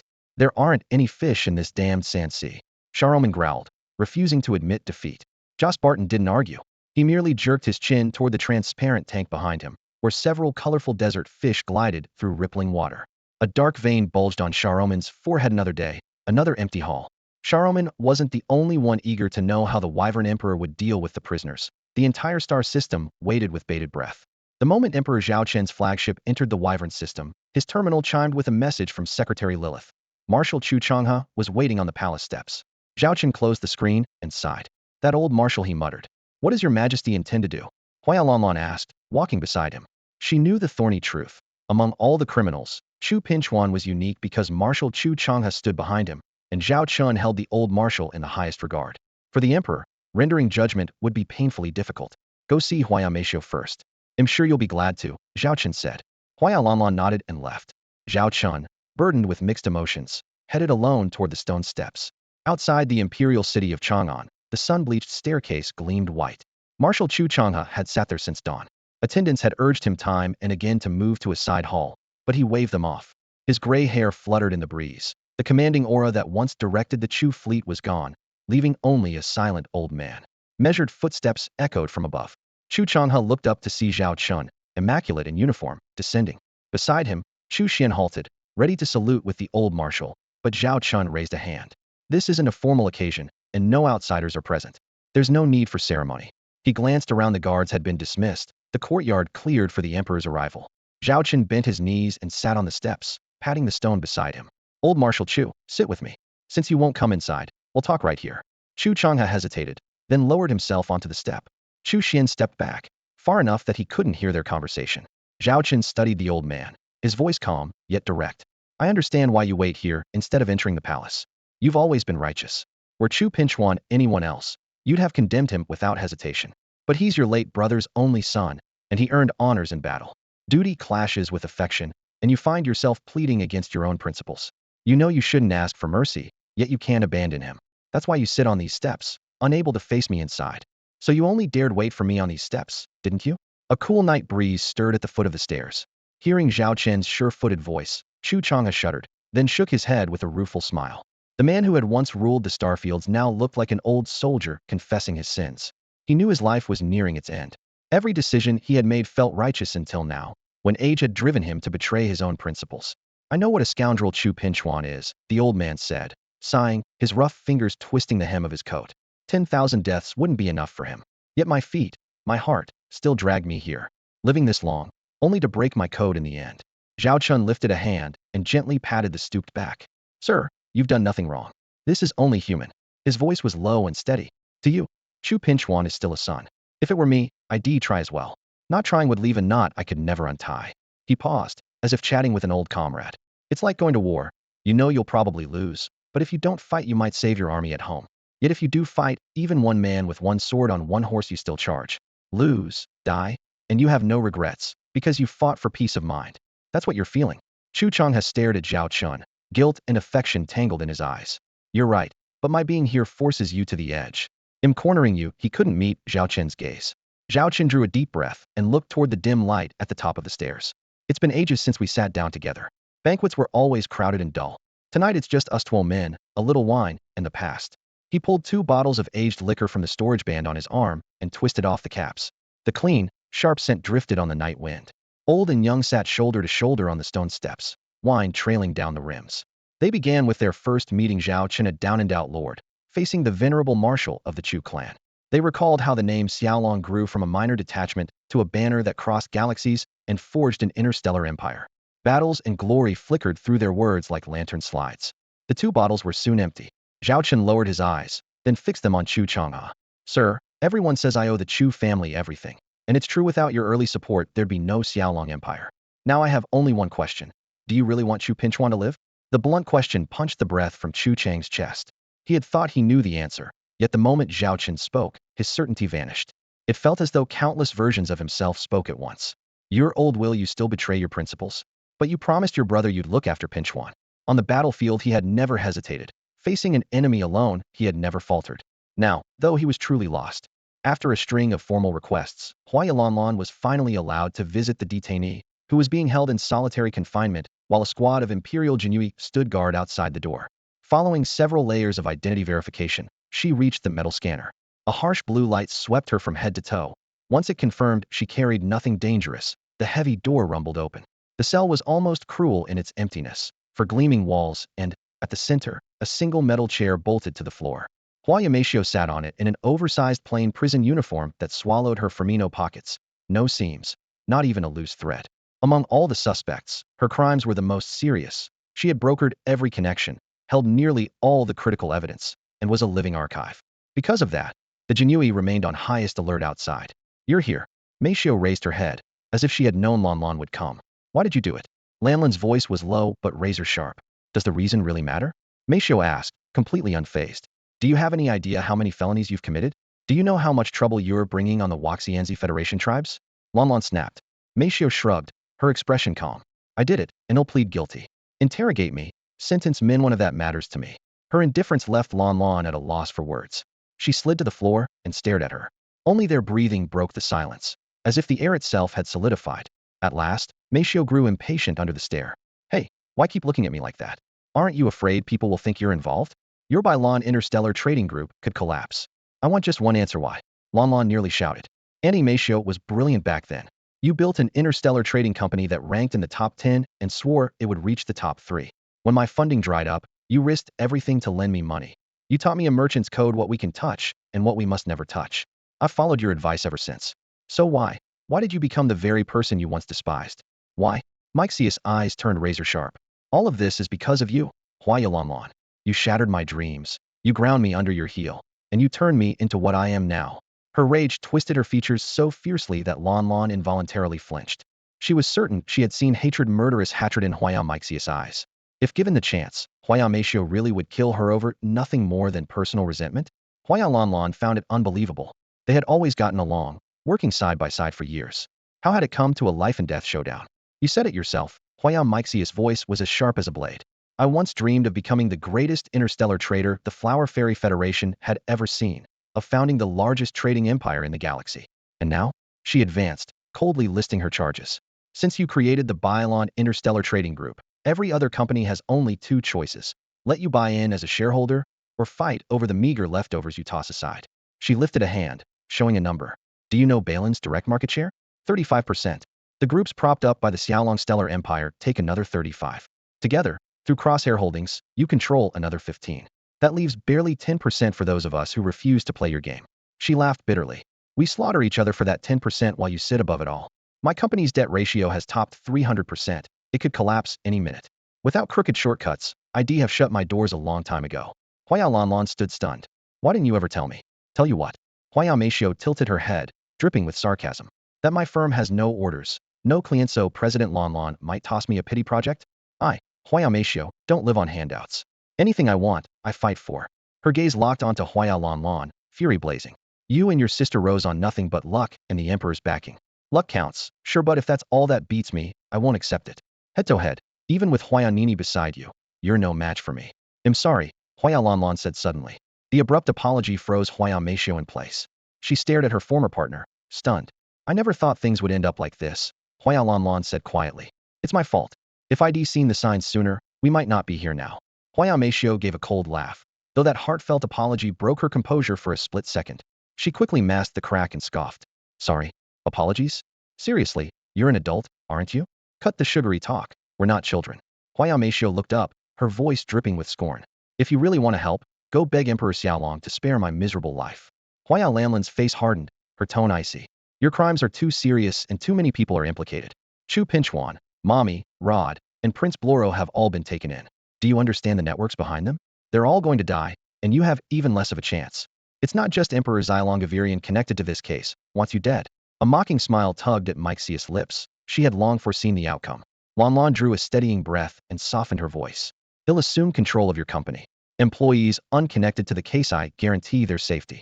No reprisals. Several seconds passed in silence. Meisho lowered her head, offering no further defense. She knew that once she fell, her innocent subordinates would be in the greatest danger.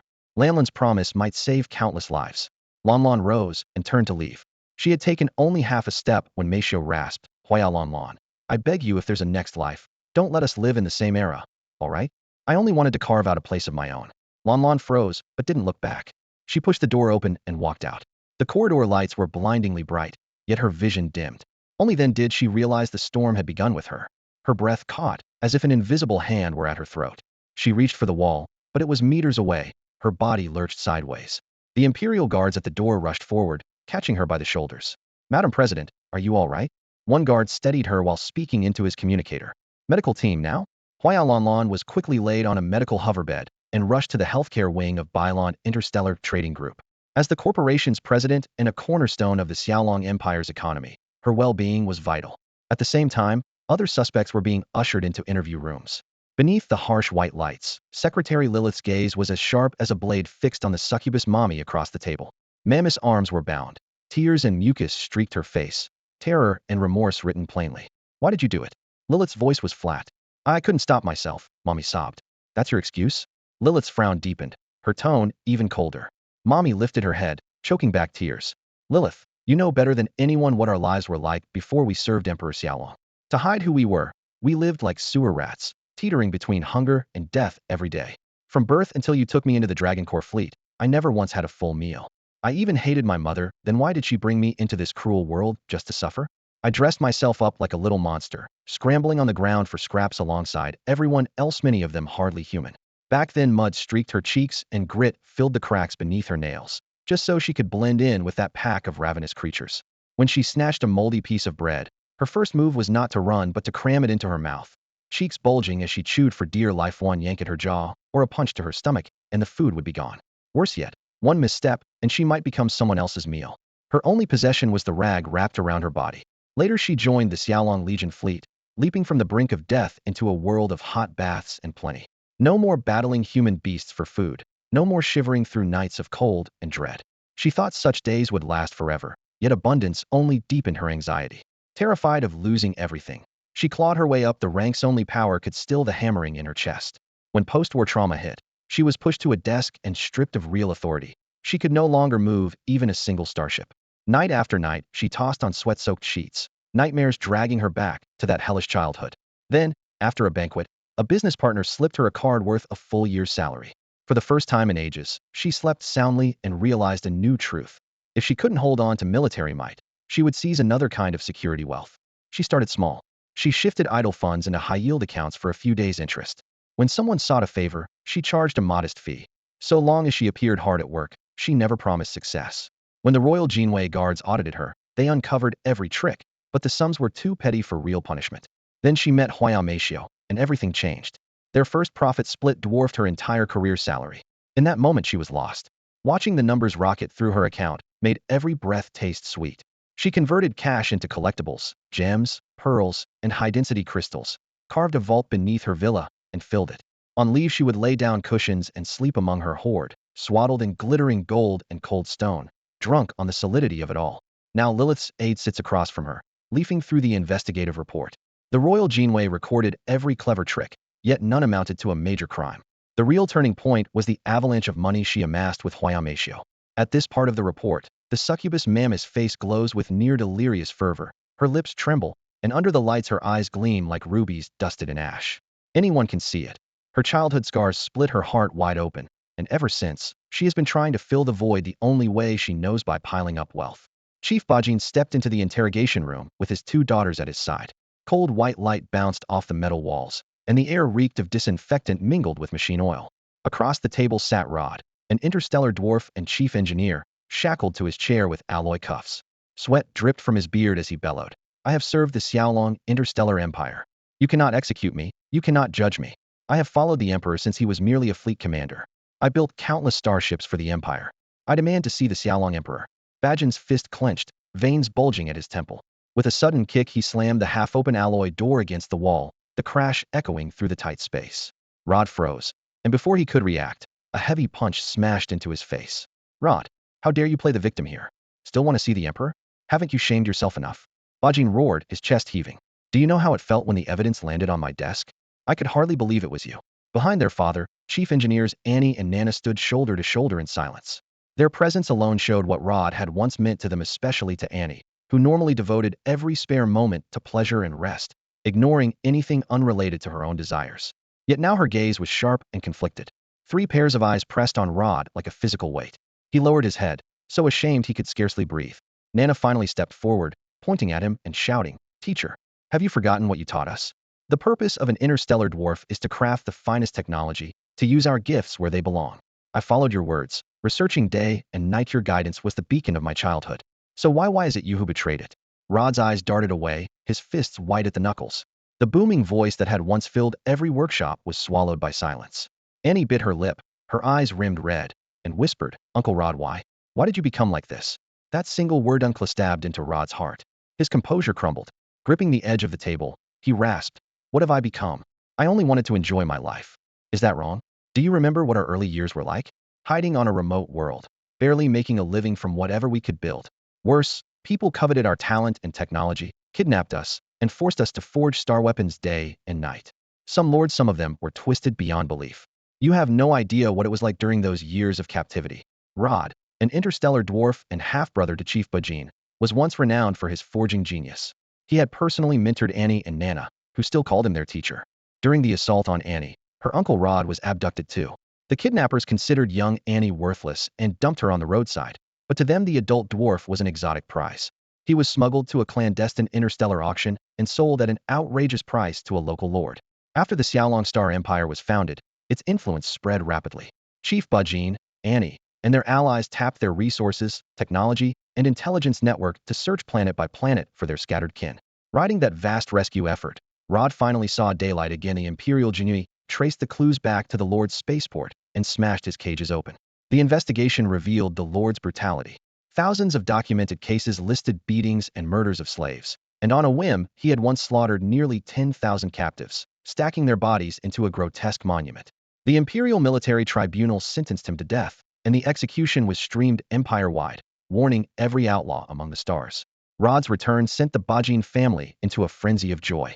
Annie even took leave from the military academy and organized a lavish banquet to welcome him home. When the family gingerly asked about his years in captivity, Rod merely said he had been forced to build star weapons, nothing more. The truth was far darker. Whips, electric shocks, drug trials, every form of torment ground his dignity into dust. Proud to the core, he never spoke of it, burying the agony until it festered in secret and warped his mind. With Annie's deliberate support and his own exceptional skills, Rod rose quickly through the Empire's industrial ranks, eventually becoming chief engineer of the Third Industrial Zone. Everyone believed his nightmare was over and a new life had begun. No one imagined the scandal that would soon shatter that illusion. Why didn't you tell us any of this sooner? If you'd spoken up, Chief Bajin's voice quavered. He could only stare at his brother, grief twisting his face. Rod lowered his head and laughed at himself, his voice ragged. What good would it have done? Would it erase what happened? All it would bring is public pity, tearing my pride to shreds. I don't want sympathy, I don't need it. He looked up, eyes flashing with something close to rage. Swallowing his sorrow, Bajin pressed on. Even so, you can't pour your old pain onto the innocent. He'll set aside the embezzlement and abuse of office for now, but you built an underground castle on your estate, imprisoning boys of every species you bought or were given. Rod, do you understand what you've done? As her father stripped away the darkness, Annie met Nana's gaze, both girls paling. The uncle who once stood tall and carefree in their memories was now pinned by irrefutable proof, transformed into a monster. They wished it were a mad lie, yet the truth was merciless. When the Imperial Genui stormed the underground fortress, they rescued more than 100 captive youths and uncovered a mass grave nearby. In the charnel pit lay only children who had died at Luo De's hands, some of them already grown. The earth had been turned over again and again. Tattered clothes and shattered toys lay tangled among bleached bones, and the reek of decay hit like a blow. Luo De wanted his playthings young. Once they grew up, they were worthless to him. The older victims knew too much about his atrocities, so he silenced every possible witness, murdered them, and buried them here. Footage and photographs recorded the stacked bodies frame by frame, horrifying to behold. What's wrong with what I did? If they could do this to me, why can't I? Why? Inside the interrogation room, Luo De screamed at the walls and ceiling until his voice was raw. Outside the one-way glass, Clan Chief Bajin watched in the cold light a former brother, uncle, and teacher now reduced to a shell consumed by demons of his own making. Once a victim of the dragon, he had become one himself. Bajin, Annie, and Nana exchanged glances, then quietly left the observation booth.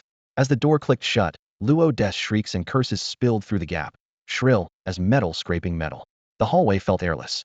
Chief Engineer Nana whispered, if we had noticed earlier that something was wrong with Uncle Luo De and stepped in, would any of this have happened?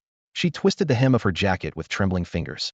Bajin stayed silent. There was no answer to a past that never was. Annie pulled the shaking Nana into her arms and patted her shoulder. Nana, our Uncle Luo De's teacher was gone the day they took him away. With every suspect now in custody, the case moved into the interrogation phase. High-level officials in the Xiaolong Interstellar Empire and several neutral civilizations were briefed, while rumors spread like wildfire among the public. The Xiaolong Emperor ordered that the investigation deliver a verdict as quickly as possible, one that would satisfy the people. A few days later, the trial opened at the First Imperial Court in Chang'an.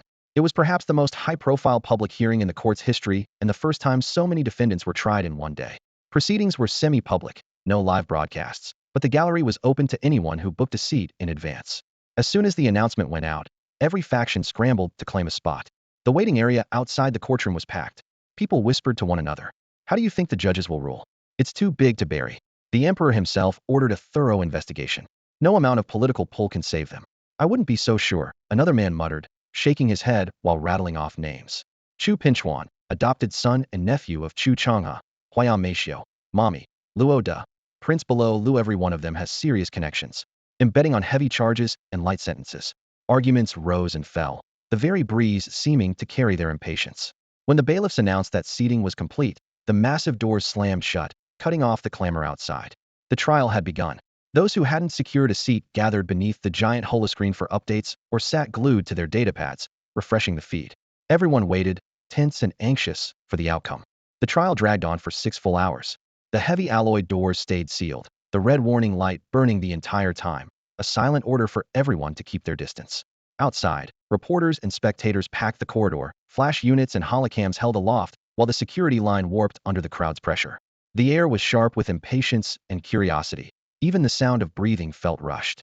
When the doors finally clanged open, dozens of observers filed out, attorneys, aides to the military judges, agency inspectors, and a few civilians granted seats in the gallery. Their steps faltered in unison, and they exchanged stunned looks. Hey, what happened? How were they sentenced? Dinner's on me if you tell us. Questions jumbled together, forming a wall of noise. All of them death, someone rasped. The 2 words dropped like a block of ice, freezing half the hallway. Death? Which ones? Just the lower ranks, right? Someone pressed. Every mid and high-ranking defendant got the death penalty, to be carried out within 3 days, the witness answered after a deep breath. The lesser sentences are life in prison or total dismissal, permanently barred from the Xiaolong Interstellar Empire service. The lightest punishment? Total asset seizure, every honor revoked, 3 years in custody. He paused, as though quoting the verdict. That one never killed anyone, only skimmed 30 billion stellar credits, and pocketed 10 million. If that was the lightest sentence, everyone could feel the weight of the rest. The chatter died. Someone still muttered, they really executed all of them? 3 days flew past. Not one name was spared. The Imperial Network showed only a terse notice confirming completion. Yet one prisoner was different. Chu Pinchuan.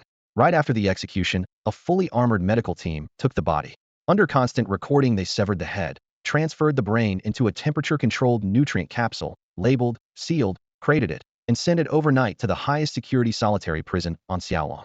Meanwhile, in the Chu family's home system, the old Marshal Chu Changhe had shut his doors to all visitors since returning from Xiaolong. His office lights burned late, early military medals gleaming on the wall. When the door chimes sounded, his granddaughter, Marshal Chu Xian, strode in, peeled off her gloves, and wore a troubled look. She closed the distance in 3 strides, lowering her voice. Grandfather, this is SS classified. Absolute secrecy. The announcement says Chu Pinchuan was executed, but the emperor reviewed the evidence himself. Directly, he ordered 179 deaths, indirectly caused 753. Chu Xian handed him a secure terminal. The emperor's top-secret verdict, 2,000 years of brain cryo-confinement. Location, Xiaolong Interstellar Empire Maximum Solitary Prison. Chu Chang's hand hovered on the screen for a moment before he forced a thin smile. To most, that imprisonment was no different from death, but it was the last favor the emperor would extend to an old comrade. Every other defendant had been executed outright. Still, the emperor chose to shoulder the risks future political attacks or Chu Pinchuan's revenge 2 millennia, Hensan left this sliver of life. That was the limit of old friendship. I understand. Xianer, come home whenever you can, Chu Changhe said softly. Since the founding of the Xiaolong Interstellar Empire, no investigation had ever reached higher up the chain of command, spread so widely, or involved more money. When the verdict was finally delivered, the entire bureaucracy seemed jolted awake. Oversight, audits, and inspections across every agency were abruptly tightened. Within only a few months, new regulations poured out at every level, overt and covert inspections doubled, and for a long time afterward scarcely any corruption scandal of similar scale emerged. Amid the tense atmosphere, several quiet but startling changes followed. The most eye-catching was Marshal Chu Chang's announcement 3 days after the ruling that he was resigning from all military and political posts. He handed every family affair to an elected proxy within the Chu clan and kept only an honorary elder title, while Chu Xian took the nominal role of clan chief for external liaison. The command of the Chu family's fleet group was likewise decided by an internal vote, but every shortlist was first placed on the emperor's desk. One stroke of red ink around a single name automatically confirmed the new commander. Without exception, the selected officers had served in the imperial military, and some had even led the Xiaolong fleet group before credentials beyond dispute. From the day he stepped down, the old marshal vanished from public view. Banquets, state ceremonies, even his own clan celebrations saw only a bouquet or a brief congratulatory note from him. For the first 2 or 3 years, senior figures in government and the military still mentioned the legendary commander from time to time. As new victories and battle reports piled up, his name gradually faded, as though the spotlight had never touched him. Rumors about his whereabouts flourished. One claimed that the emperor had publicly executed Chu Pinchuan, and that Chu Changhe, unable to forgive it, parted ways with the throne. Another insisted the Chu clan had impeached and confined him, fearing he might take extreme measures over his son's death. A quieter story, closest to the truth yet least retold, said he felt he had betrayed the emperor's trust, surrendered his authority of his own accord, and retired in seclusion hardly sensational enough to spread. All assets seized from those implicated were reclaimed for the treasury, enough to rebuild a full-strength interstellar fleet. Yet to an empire already preparing for total war, the windfall was little more than a footnote. What truly mattered was the continuing conflict with the conqueror civilization. The Imperial High Command rushed through the first phase of refit and resupply, then dispatched the Xiongling Fleet Group straight to the front. On the star charts, the clash between Xiongling forces and the Conqueror Invasion Corps officially ignited. Meanwhile, stealth recon ships from the Ghost Scout Elite Fleet picked up abnormal energy signatures at 3 Whitehole perimeters. Fresh Conqueror reinforcements were quietly massing, proof that the enemy had no intention of abandoning the battlefield. When the intel reached the capital, red markers flared across the strategic display, and everyone understood in that instant. The war was far from over. To counter the new threat, the Xiongling Interstellar Empire convened an emergency meeting of senior leaders. Grand Marshal Charlotte projected the newly captured images onto the tactical holoscreen. Cold blue lines traced the outlines of unfamiliar, hulking starships. Her voice was grave. These classes have never been seen before. The fact that they've appeared all at once means the conqueror civilization is determined to hold this theater and is already routing reinforcements here. Based on what we know, they'll deploy at least 10 million warships conservatively.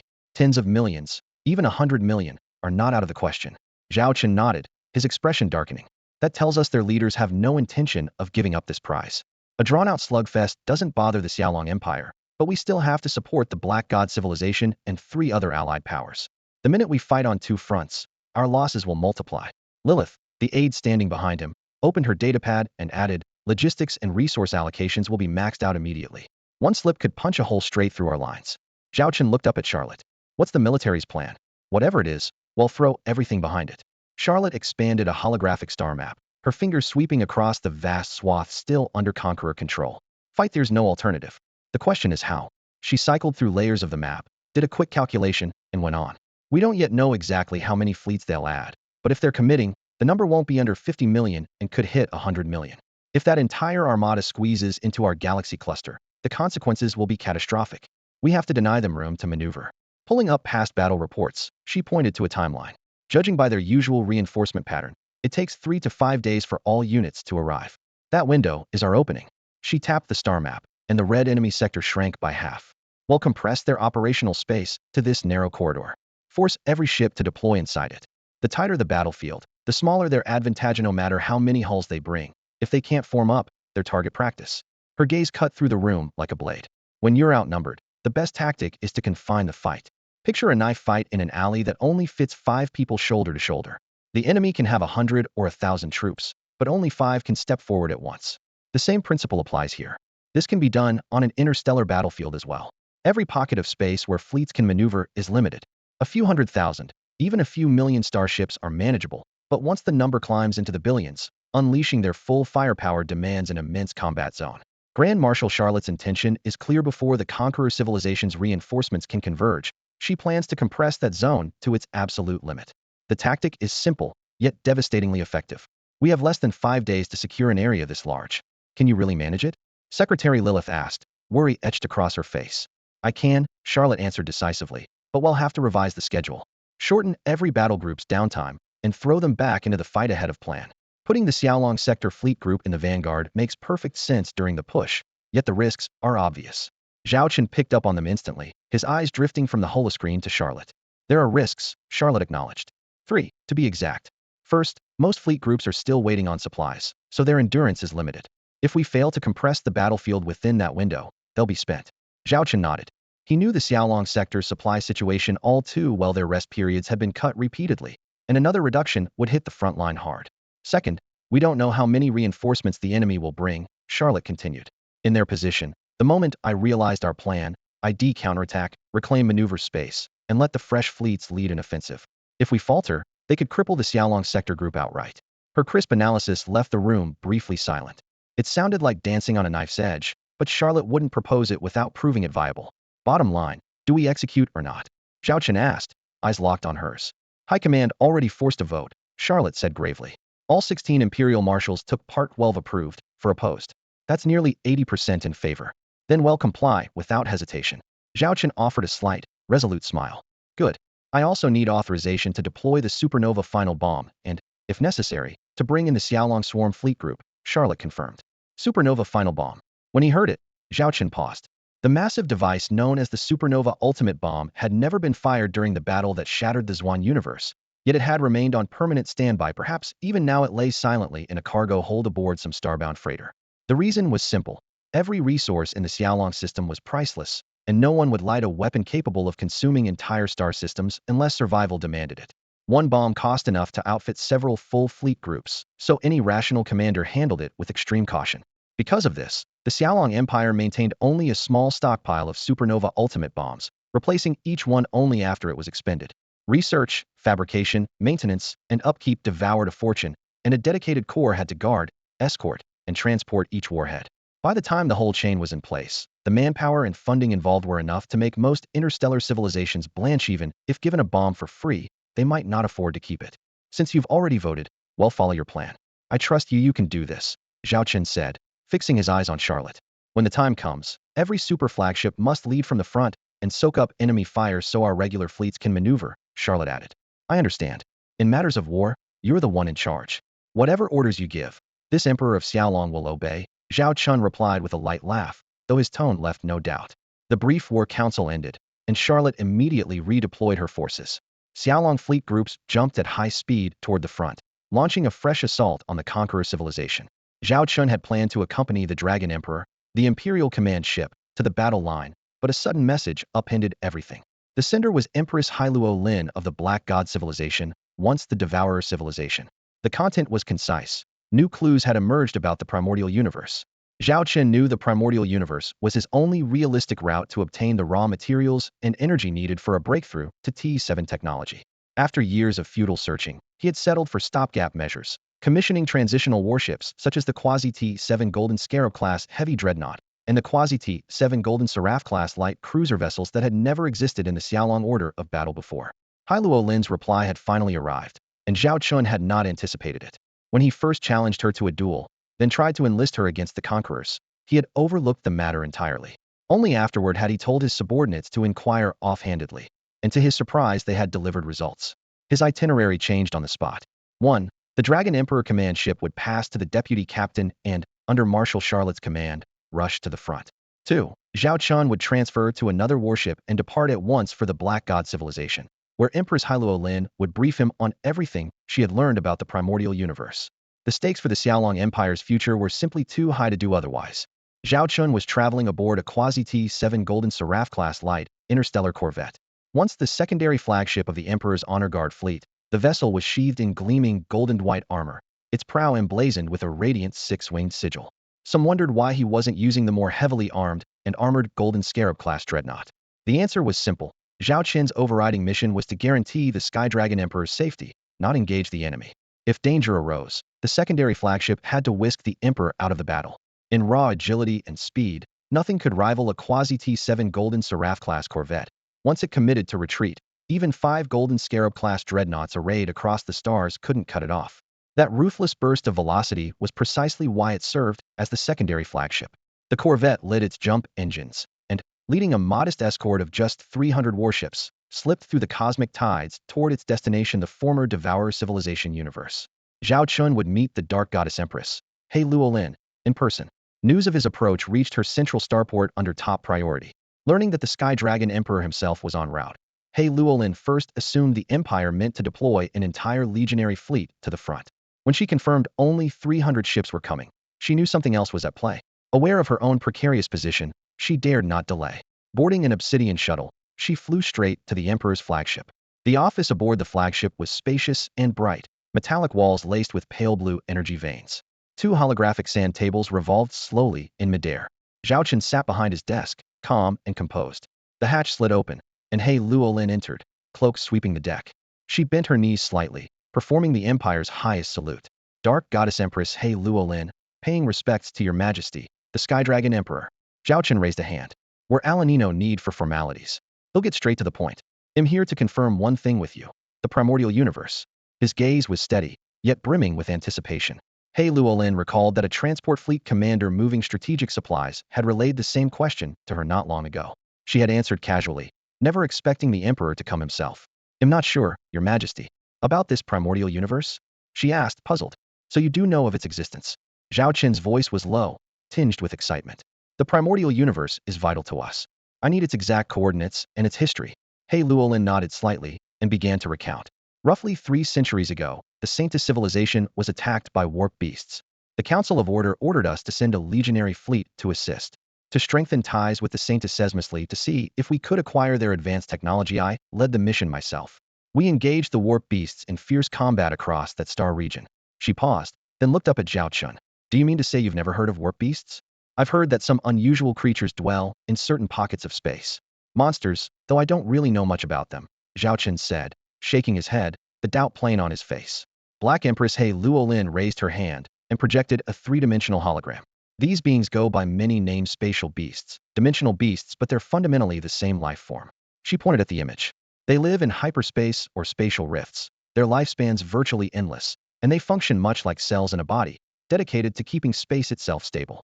The hologram shifted to a timeline. 1. Interstellar travel. 2. Intersector travel. 3. Hyperspace gates and spatial jumps. 4. Interuniversal gates. 5. Even cross-supercluster shortcuts. Every one of these technologies is a huge disturbance to them. He Luolin continued. With a flick of her finger, the timeline turned blood red. Normally they're peaceful, but once provoked they grow violent and combative, purging any civilization that generates spatial turbulence like healthy cells turning cancerous. She paused. "We call them spatial fiends."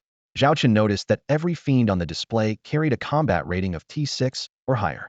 He Luolin added, "There aren't many of them, but their average power is T6. Helping the Saintis civilization clean them up cost us dearly 10 full years." During lulls in that decade-long war, He Luolin had incidentally wandered across the Saintis civilization's universe, gathering local intelligence. Incidentally, Zhao Chen arched a brow, thinking, more like scouting them for a future strike. He kept quiet and let her speak.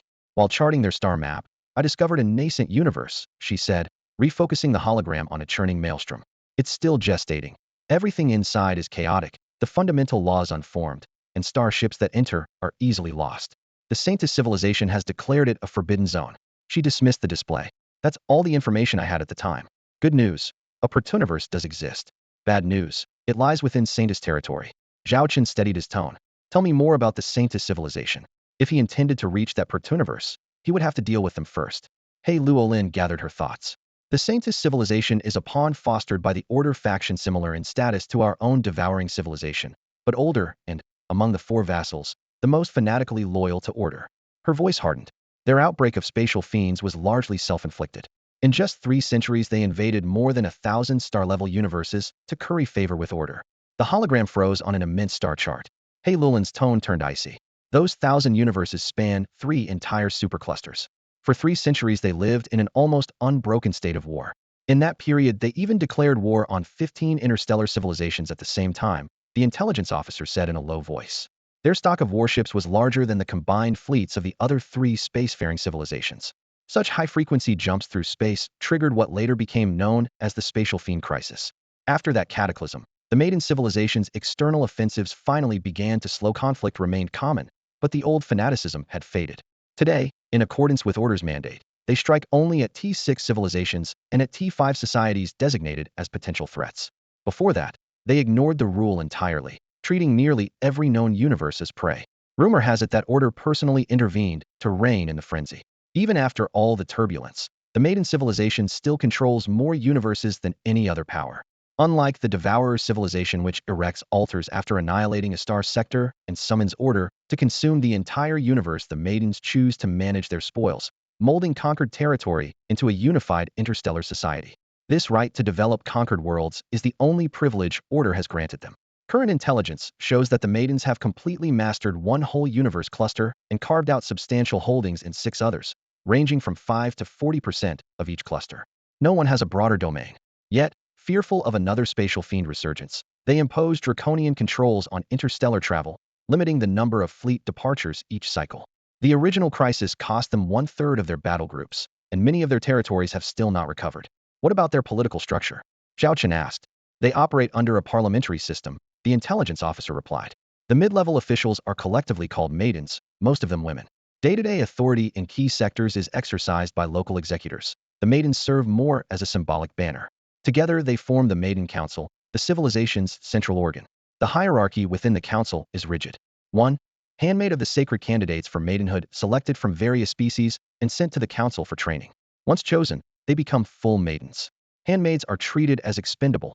Their status is so low it barely registers, and they can be executed at a maiden's whim. 2. Maiden the basic members of the council. 3. Grand Maiden senior leaders who either command massive fleet groups, often numbering more than 100 million warships, or govern several universes directly. 4. Titled Maiden the true holders of power within the council, each bearing a title bestowed by order itself. Take the Saintess of War, the Saintess of Judgment, the Saintess of Death, and countless others as examples.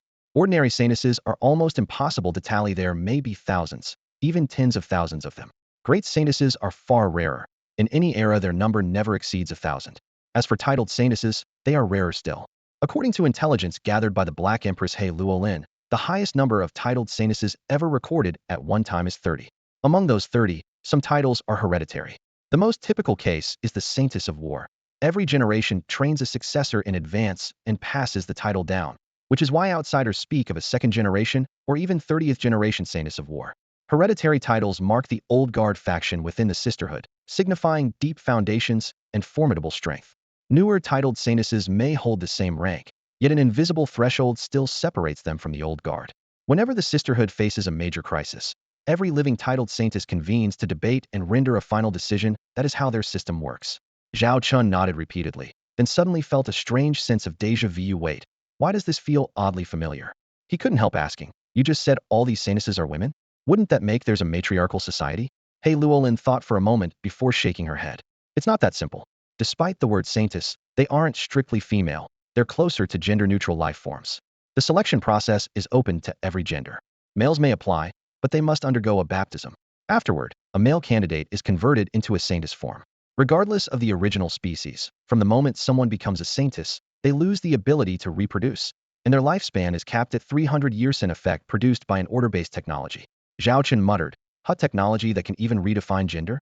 That's eerie." Then it occurred to him that some people would gladly trade their original gender for a shortcut to the top of the power pyramid. Power makes people do crazy things.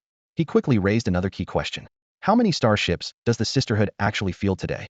Are they the same class we saw on the Oath-Duel battlefield? He could still picture those ships bristling with heavy interstellar artillery, dominating the field with long-range barges. He Luolin pulled up the latest intel and spoke in a calm, yet jaw-dropping tone. They currently possess around 3 billion warships, all on par with the ones you saw. The number nearly rendered Zhao Chen speechless. Struggling to stay calm, he blurted out, "How many? 3 billion?" His voice shook with disbelief. He Luolin nodded. "Yes, and every last one is top tier. That's how the sisterhood ranks first among the 4 major interstellar civilizations." She added, "Still, 3 billion ships are spread across an enormous territory. Only about 1/3 can be concentrated into expeditionary fleets. Another third must defend key strategic sectors, and the rest are tied down maintaining front lines on various battlefields." Only then did Zhao Chen understand. "Otherwise, why do you think they've sent us less than 100 million ships in total?" Hearing what the Black God Empress He Luolin added, Zhao Chen understood she meant to reassure him. Yet the figure 3 billion interstellar warships still hit him hard. The pressure felt painfully real. He looked up and asked directly, "He Luolin, if I insist on taking control of that primordial universe in front of the Saintess civilization, how much of a chance do I have?" "No chance at all," He Luolin replied bluntly, without the slightest pause. "Not even a sliver?" Zhao Chen was stunned. He had estimated at least a 10, maybe 20% chance. Now it had been reduced to 0. "Why?" He Luolin repeated, "If your target is that primordial universe, my advice is to give up. I may not have been clear. The region is a forbidden zone for the Saintess civilization, yet it sits right next to one of their 10 capital star systems. Behind that system stands a veteran titled Saintess of the Council. Do you really think they'll leave you any room to act?" "I see." Only then did Zhao Chen grasp the true obstacle, his brows knitting tightly. Knowing the universe existed, yet being unable to exploit its resources was more agonizing than ignorance. He stopped pacing and asked, "He Luolin, is this the only set of coordinates you have for a primordial universe?" The Black God Empress nodded. "At the moment, it's the only one my network has uncovered." Zhao Chen resumed pacing across the office, his boots clanging against the metal floor, each step dripping with irritation. "That's exceedingly bad." He Luolin watched for a moment, then ventured cautiously, "May I ask, is that primordial universe really that important to you? If you'd rather not say, forget I asked." Zhao Chen drew a deep breath and sat on the sofa, his expression grave. "Inside that universe lies the key. Our Xiaolong interstellar empire needs to break through to Tier 7 technology." "Tier 7 tech?" He Luolin's eyes sharpened instantly. She finally understood why the mere mention of a primordial universe had made Zhao Chen rush across sectors at such risk. With three major civilizations prowling and her own allegiance only recently sworn, his personal appearance now made perfect sense. The gulf between T6 and T7 is vast, and Order's long-standing blockade has trapped countless civilizations at the peak of T6. Securing T7 technology would give them the leverage to face perhaps even challenge Order itself. He Luolin bowed her head in thought, a complex light flickering in her eyes. Thank you for the intel, Zhao Chen said, noting her expression. It's already invaluable. How I deal with this problem is my business. Seeing the worry on the Black God Empress face, he waved it away. Actually, I have an idea, Empress He Luolin began. Zhao Chen had been staring at the cosmos outside the porthole. At her words he turned, fixing his gaze on her. Let's hear it. If He Luolin truly had a workable plan, it could relieve their immediate crisis. She frowned slightly, weighing the details. Your goal is the resources of that primordial universe, right? But securing them doesn't have to mean forcing our way in. We might go through official channels instead. Explain, Zhao Chen said curtly. He Luolin raised her hand and projected a star map, the Saintis civilization's territory glowing pale gold. The Saintises aren't as warlike as they once were, she said. Their tech is Tier 6, the highest level the Accord permits. Many lower-tier civilizations that want safe access to T6 technology must buy it from them, essentially paying protection money. She pointed to the blinking trade routes. Because of that arrangement, their space has become a hub for interstellar merchants. Everything is on offer: raw materials, finished goods, semi-finished goods, even full concessions to build factories or mines. By now Zhao Chen had grasped her idea. You want me to enter the Saintis realm under the cover of a trading company, then quietly tap the primordial universe while claiming it's a joint venture? Exactly. He Luolin nodded. It's complicated and risky, but short of fighting the Saintis' heathen, it's the only way I see. Zhao Chen fell silent, breaking the plan into problems. The first, extraction gear and crews had to work unnoticed. Worse, the primordial universe was so dangerous that it was practically a no-go zone. Forget the mining tech, He Luolin reminded him. I ran the sims. A Xiaolong Imperial Mechanical Ant King class heavy mining ship can handle that environment without causing a scene. Keep transport lines covert, and nothing leaks unless they send warships in on patrol. Zhao Chen knew. He kept countless scenarios in his personal files, ready to launch the moment the primordial universe appeared. The tech side settled, he summed up. Next we need a drive that can cross universe clusters. He stared at the edge of the star map, eyes distant. Even Tier 6 societies struggle with that. All the technology we once used to devour other civilizations came straight from the Enforcer civilization under Order's command. The Enforcers alone held the full blueprints and assembly process, yet even they depended on the sole Apostle civilization for 30% of the key components. Once those parts were delivered, the Enforcers carried out final assembly and parceled the finished gear out to their vassal empires. Order clearly feared breeding a threat it could not control, so it scattered the core know-how. No single faction could build the entire system on its own, and no subordinate civilization could suddenly break free. Our Xiaolong Interstellar Empire has already started tackling the problem, Zhao Chen said with quiet confidence. Give us some time, and we'll crack it. If you can't, you can always rent it. Empress He Luolin replied with a faint smile, idly rubbing her fingertips as though running numbers. Rent? Zhao Chen raised an eyebrow. He Luolin looked at the star chart, her tone calm, yet intrigued. There's a group drifting between galaxy clusters called the Voyage League. They have no fixed base, but they possess a quasi-T7 drive capable of interuniversal travel. Beyond that, nothing else they own even brushes the T6 threshold. No one knows where they got the jump tech, but they've turned it into a business.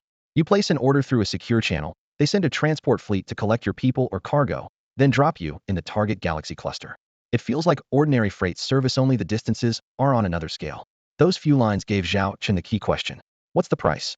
Absurdly high, He Luolin said, lifting her hand. When you're the only one with the tech, you name your terms. And the safety record? Zhao pressed.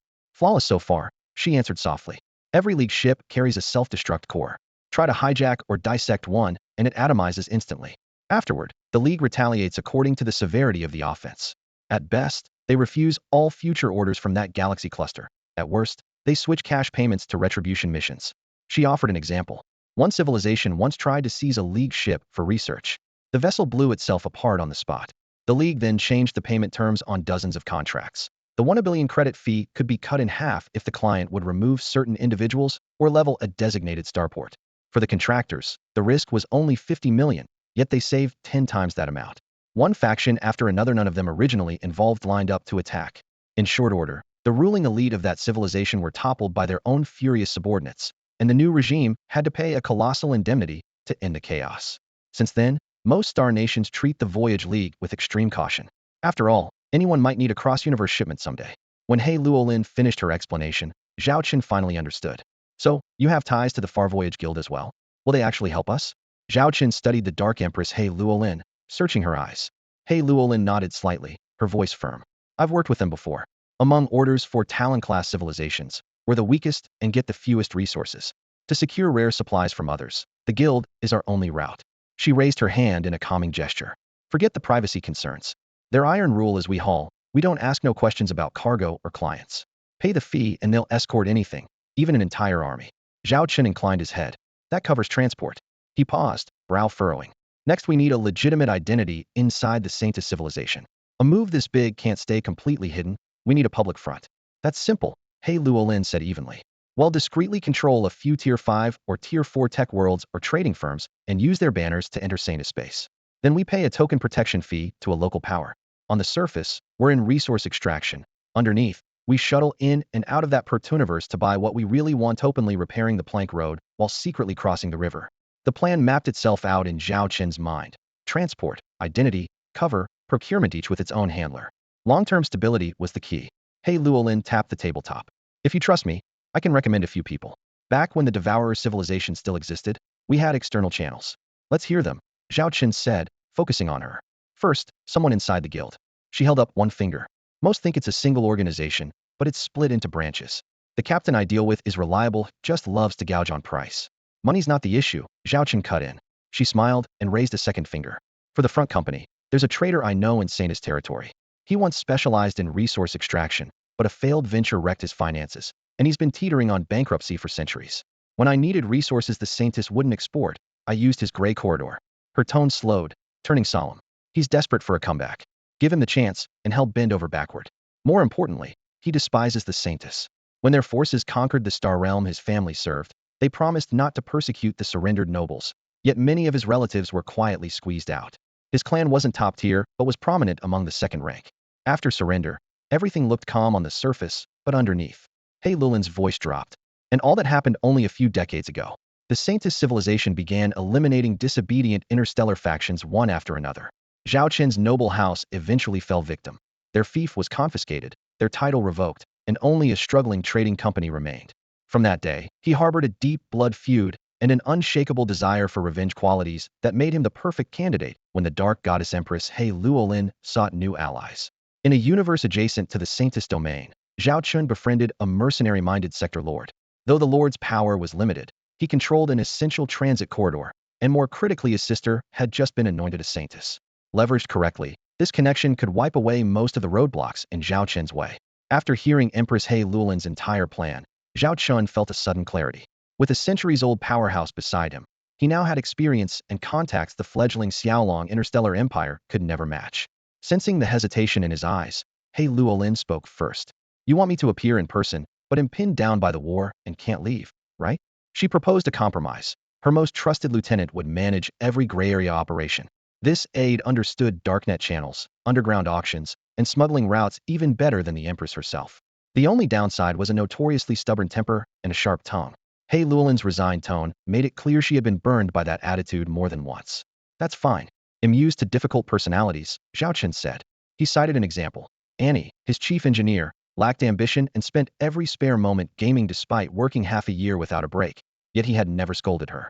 Then let's not wait. He'll call her in now. He Luolin opened a long-range channel on the spot. 10 minutes later, a rumble like distant thunder echoed from the corridor. A figure towering well over 3 meters pushed the door open.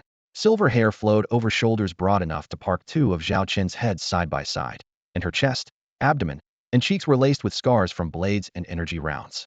Apart from her height and hair color, she looked entirely human, yet the ferocious aura she carried seemed almost tangible, filling the room the instant she entered. Standing before her, Zhao Chen felt certain she was anything but ordinary.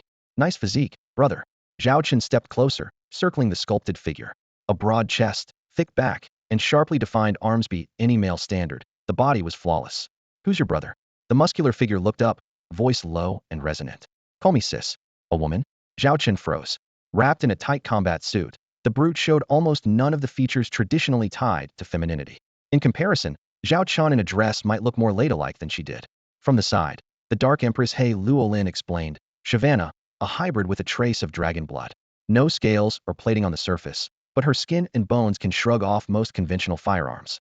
Zhao Chen nodded, but He Luolin continued, your Skylong Empire has an angel race, right? Pound for pound, she's stronger than any of them. Her only weakness is she can't fly. And she's stubborn. That's not stubbornness, it's a warrior's spirit, Shavana declared. He Luolin rubbed her temples. Fine, a warrior's spirit. But how many times has it burned you?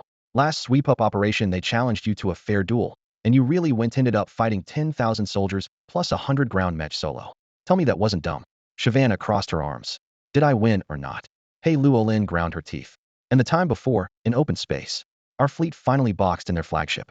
The enemy captain steps outside the hull to taunt you, one of those species that can maneuver in vacuum. You can't fly, yet you jumped across from our own ship. Answer the question. Did I win?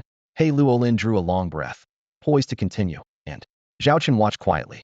The lofty empress now looked like an exasperated big sister, while the little sister sassed her without a hint of respect.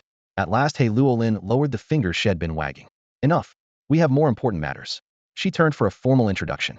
You've heard of him, the Emperor of the Skylong Interstellar Empire, the civilization we currently serve. Shavana looked Zhao Chen over without hiding her appraisal. Rank seemed irrelevant to her. This the guy who beat you? Doesn't seem special. Are you sure you're any good? He Luolin's mouth twitched. Her sister's barbs no longer surprised her. Zhao Chen stepped forward with a smile. Zhao Chen. Since you're close to He Luolin, you can call me Brother Zhao in private. Brother? Shavana arched a brow, challenge flaring in her eyes. No man has ever made me call him brother. If you want that tight leaf, you want my help, fight me first. He Luolin's anger finally sparked. She planted herself between them. Enough games. Understand this. He's the Skylong Emperor. His business is our business. No bargaining. The moment Empress He Luolin's face hardened, Zawana clamped her mouth shut. She wasn't stupid. She knew when she could act out, and when she absolutely couldn't, and He Luolin's expression made it clear this was one of those times. I get it, Zawana muttered, pouting. Her impatience was obvious, but she dropped the word duel, even though her annoyance stayed written across her face. Zhao Chen stepped forward, gaze steady. He'll duel you. If I win, you commit yourself to my service. No questions asked. This mission is critical to the Xiaolong Interstellar Empire and to the future of the Black God civilization. Remember, we're on the same ship. He rested a hand on He Luolin's shoulder, gently moving her aside, then met Zawana's eyes. Zawana's scowl flipped into excitement. She slapped her chest. With that kind of guts, I won't make your loss too embarrassing. Either way, I'll handle your task. Her tone made it clear she thought the Dragon Emperor was doomed. He Luolin's heart tightened. She hadn't expected Zhao Chen to agree. Still, he exuded confidence. If he couldn't win Zawana's respect, real cooperation would be impossible, and the fastest way to persuade someone who worshipped strength was to beat her at her own game. Straightening his collar, he smiled reassuringly at He Luolin. Don't worry. Whatever happens, I won't hold it against anyone. Just find us a place that can take a hit. He could tell Zawana was stronger than any interstellar fighter had faced. A regular training bay would implode under their clash. Seeing his resolve, He Luolin nodded, ordered her people to prepare the arena, and led them down herself. As they walked the metal corridor toward the combat zone, Zawana buzzed like a soldier handed a new weapon. Finally get to smack the legendary Dragon Emperor, hehehe. He Luolin shot her a cold look. Zawana, you can fight, but mind your power. Don't overdo it. Relax. Zawana winked. At worst, a few broken bones. They'll leave him breathing. Call it payback for you, sis. He Luolin could only shake her head with a wry smile. This woman was headed for trouble. Hitting the Dragon Emperor today, if order itself had a physical form, Zawana would probably challenge it, too. Soon the three of them reached the ship's only dueling chamber, an enormous bay originally built for Marine Corps drills, big enough for full-scale combat match to spar. Need any protective gear? Zawana pointed at the wall, where a row of powered suits, exoskeletons, and even a few combat mechs gleamed under the cold lights. Her gaze was sharp, openly provocative. Zhao Chen shrugged and strolled to the center of the dueling ring. Feel free to pick whatever you like. I won't bother. If I suit up, people will say I'm bullying a little girl. He stressed the last three words for effect. No one's ever taunted me like that before a duel. Zawana's mouth twitched. The three-turtle woman leaned forward, battle lust surging. Emperor Xiaolong, interesting. I hope you're still this cocky after I'm done with you. She clenched her fists, eyeing him the way a hunter sizes up prey. Zhao Chen laughed even harder. I've always been hard. You just haven't had the chance to feel it. The jab turned into a tease, pouring fuel on the fire. To him, the more a warrior loved combat, the more thoroughly she needed to be subdued. They worshipped strength, and to them even a victor's sweat smells sweet. Enough. Let's get started. Zawana raised her fists, muscle flexing beneath the armor's joints. Hold on. Zhao Chen lifted a hand. What now? Zawana frowned. The rules. What counts as a win? You work for He Luolin, after all. She's under me now, But if I break you, it's still awkward to explain. The string of taunts finally snapped Zawana's restraint. I'd like to see you even try. Before the words were out, her massive fist shot toward Zhao Chen's face. A punch that sized nearly as big as his head would explode a skull like a melon, but he stopped it with a casual, open palm. It went no farther. Up close, your fist is pretty big. Zhao Chen commented lightly. My fist is not just big, it's hard. She swung her left hand in a brutal arc at his right temple. Zhao Chen swayed aside. No flourish, just a subtle shift. In the same motion, he turned his back, caught her right arm at the joint, and flipped Heron over her throw. Boom. Zawana slammed into the alloy floor, the arena shuddering as if hit by a small quake. Yield. Zhao Chen looked down at her. Zawana froze for half a heartbeat. She had felt that speed and power her heavy punch blocked, dodged, then countered with a throw. Every trace of disdain vanished. In the next instant she planted both arms, kicked over in a backflip, and landed solidly, putting fresh distance between them. I admit it, you're a worthy opponent. From this point on, I won't be holding back. Zawana stared at Zhao Chen, and the moment the words left her mouth her body began to change violently. Blood red crept over her skin, and fine dragon scales spread across the surface. She was shifting into draconian form. Across the vast cosmos, legends of dragons are endless, but all share one detail. Dragons are born masters of war. Spurred by these tales, some civilizations that claim draconic lineage have risen and call themselves dragonborn. One such group lives in the Warhammer Stellar Federation Kingdom, now under the rule of the Xiaolong Empire. Their dragonfolk are infamous for their fearsome individual combat power. Zawana was a textbook example of that lineage. She possessed two combat modes, the 3-meter giant form she had shown earlier, and the current half-dragon, half-human shape. As scales spread over her body, searing white vapor snorted from her nostrils, heating the air until it wavered. An instant later she lunged, moving several times faster than before. Zhao Chen didn't budge. Determined to earn her complete submission, he chose to overpower her with sheer force. It's been a while since I stretched, he murmured. He snapped up his right arm, iron-like fingers locking around Zawana's face just as she arrived. Bang! All the kinetic energy of her charge slammed into an immovable wall. Zhao Chen's hand was rock-steady while Zawana's body, driven by momentum, folded forward, as though someone had grabbed her skull and yanked the rest along. Watching from the side, the Black Empress He Luolin was stunned. The briefing files had only mentioned that the Xiaolong Emperor knew some hand-to-hand combat. In the interstellar age, how could personal skill compare to a T6 warship? She had focused on his strategic talent and technological assets. Seeing this, she realized how badly she had underestimated him. Boom. Still gripping her face, Zhao Chen hammered Zawana into the floor. Stone fragments, steel plating, and dust exploded outward, carving a crater. Zawana spat a mouthful of blood that splattered across Zhao Chen's palm. The logical move was to press the attack. A few more punches would have crippled her. Instead, Zhao Chen opened his hand, wiped the blood on Zawana's shredded collar, and stepped back. Coughing hard, Zawana regained her senses. A normal human skull would have shattered, but her draconic physiology left her dazed for only seconds. She lifted her head. Zhao Chen's outline still wavered. Once her vision steadied, she growled. Why didn't you finish me? I don't like hitting people who can't fight back, Zhao Chen said calmly. There's no fun in it. The simple reply left Zawana conflicted. Before the duel, she would have mocked such arrogance. Now she knew he had earned it. Had he followed through, the fight would already be over. Well? Zhao Chen asked with a slight smile. Do you yield? Wiping blood from her lips, Zawana answered. I'll help with your mission. But I'm still not convinced.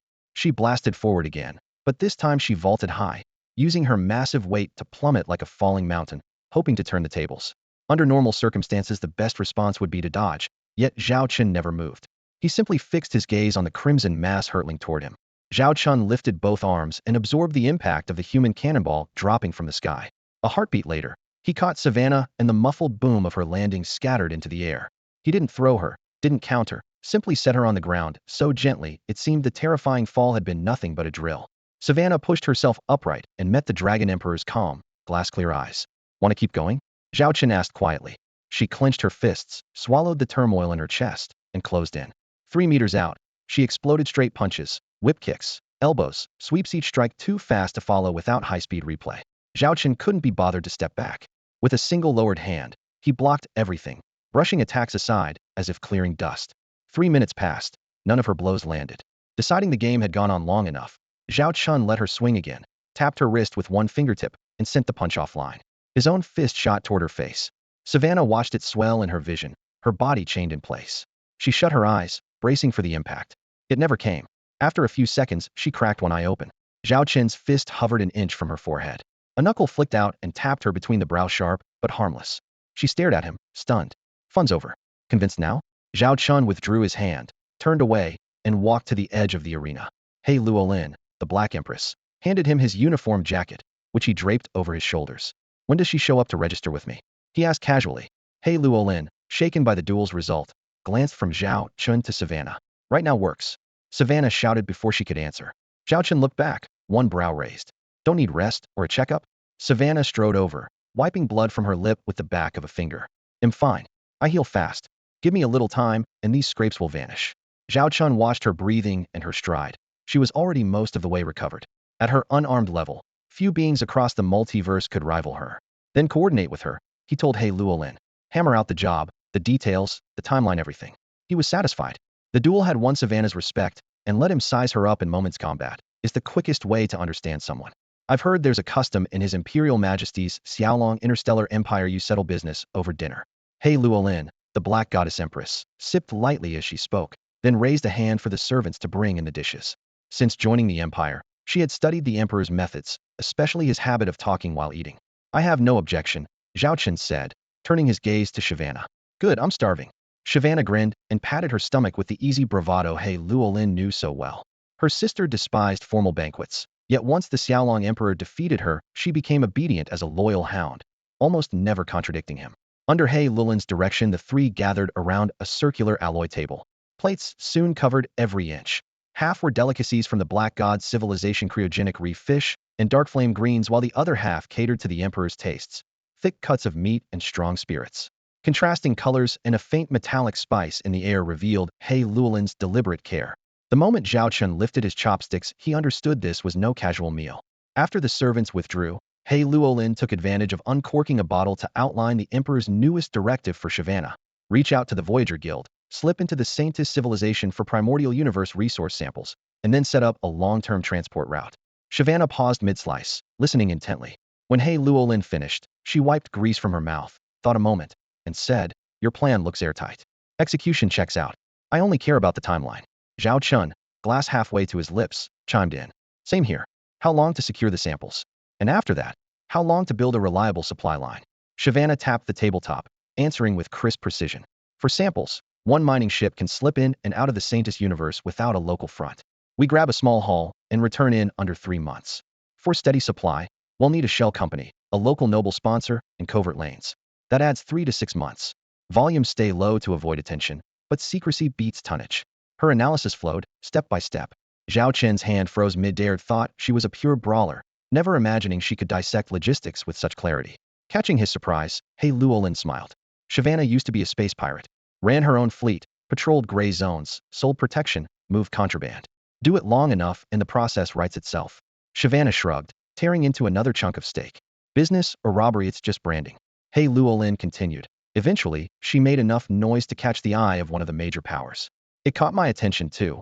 When she was surrounded by a fleet many times larger than her own, I examined her file and realized she was a talent worth cultivating. So I took her under my command. So that's the backstory. Zhao Chen met Savannah's gaze, his tone solemn. If I put the whole operation in your hands, how confident are you? He paused half a beat and added, money is no object. If it works, I'll invest whatever it takes.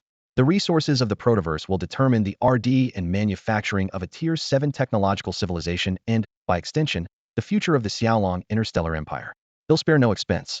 Money is the least of our worries, Savannah said, shaking her head lightly. The challenge lies elsewhere. State your requirements, and we'll handle them. Zhao Chen replied without hesitation. First, an interstellar mining ship, Savannah said, tapping her finger on the table. The protoverse's extreme conditions demand top-tier equipment. The Empire has Tier 6 mining ships more than adequate, Zhao Chen answered immediately. Second, transport ships, Savannah continued. For disguise, we'll need a front of old freighters. I can buy those. The actual mission ships will be few, but they must meet the protoverse's unique storage requirements and have stealth capability. The Empire also has Tier 6 stealth transports that can mask their identity, Zhao Chen nodded. Third, covert routes.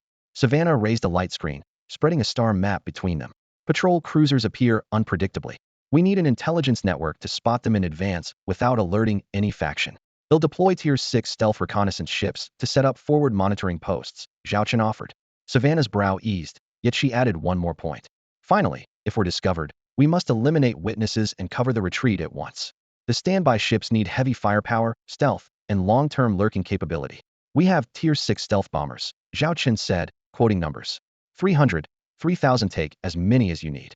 Savannah felt a weight lift from her mind. Working for a patron like this was refreshingly straightforward. Any other concerns? Seeing that Savannah had fallen silent, Zhao Chen took the initiative to ask. After a brief moment of thought, Savannah shook her head. For now, that's all my questions. Zhao Chen nodded, his expression solemn. Make a full report of every resource, personnel, and piece of equipment you need. They'll have everything in place within a day, and the operation must start within 3. He paused, then added, one more thing, I can't show my face publicly. I've always worked in the gray zone, and every major power knows I serve the dark goddess Empress He Luolin. That used to give me leverage in the Saintess civilization.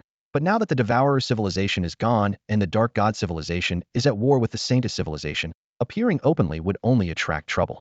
I have to operate from the shadows, so you'll need someone front and center to coordinate with me. He looked at Savannah. Do you have any specific requirements for that person? First, he must be diplomatic enough to handle any faction.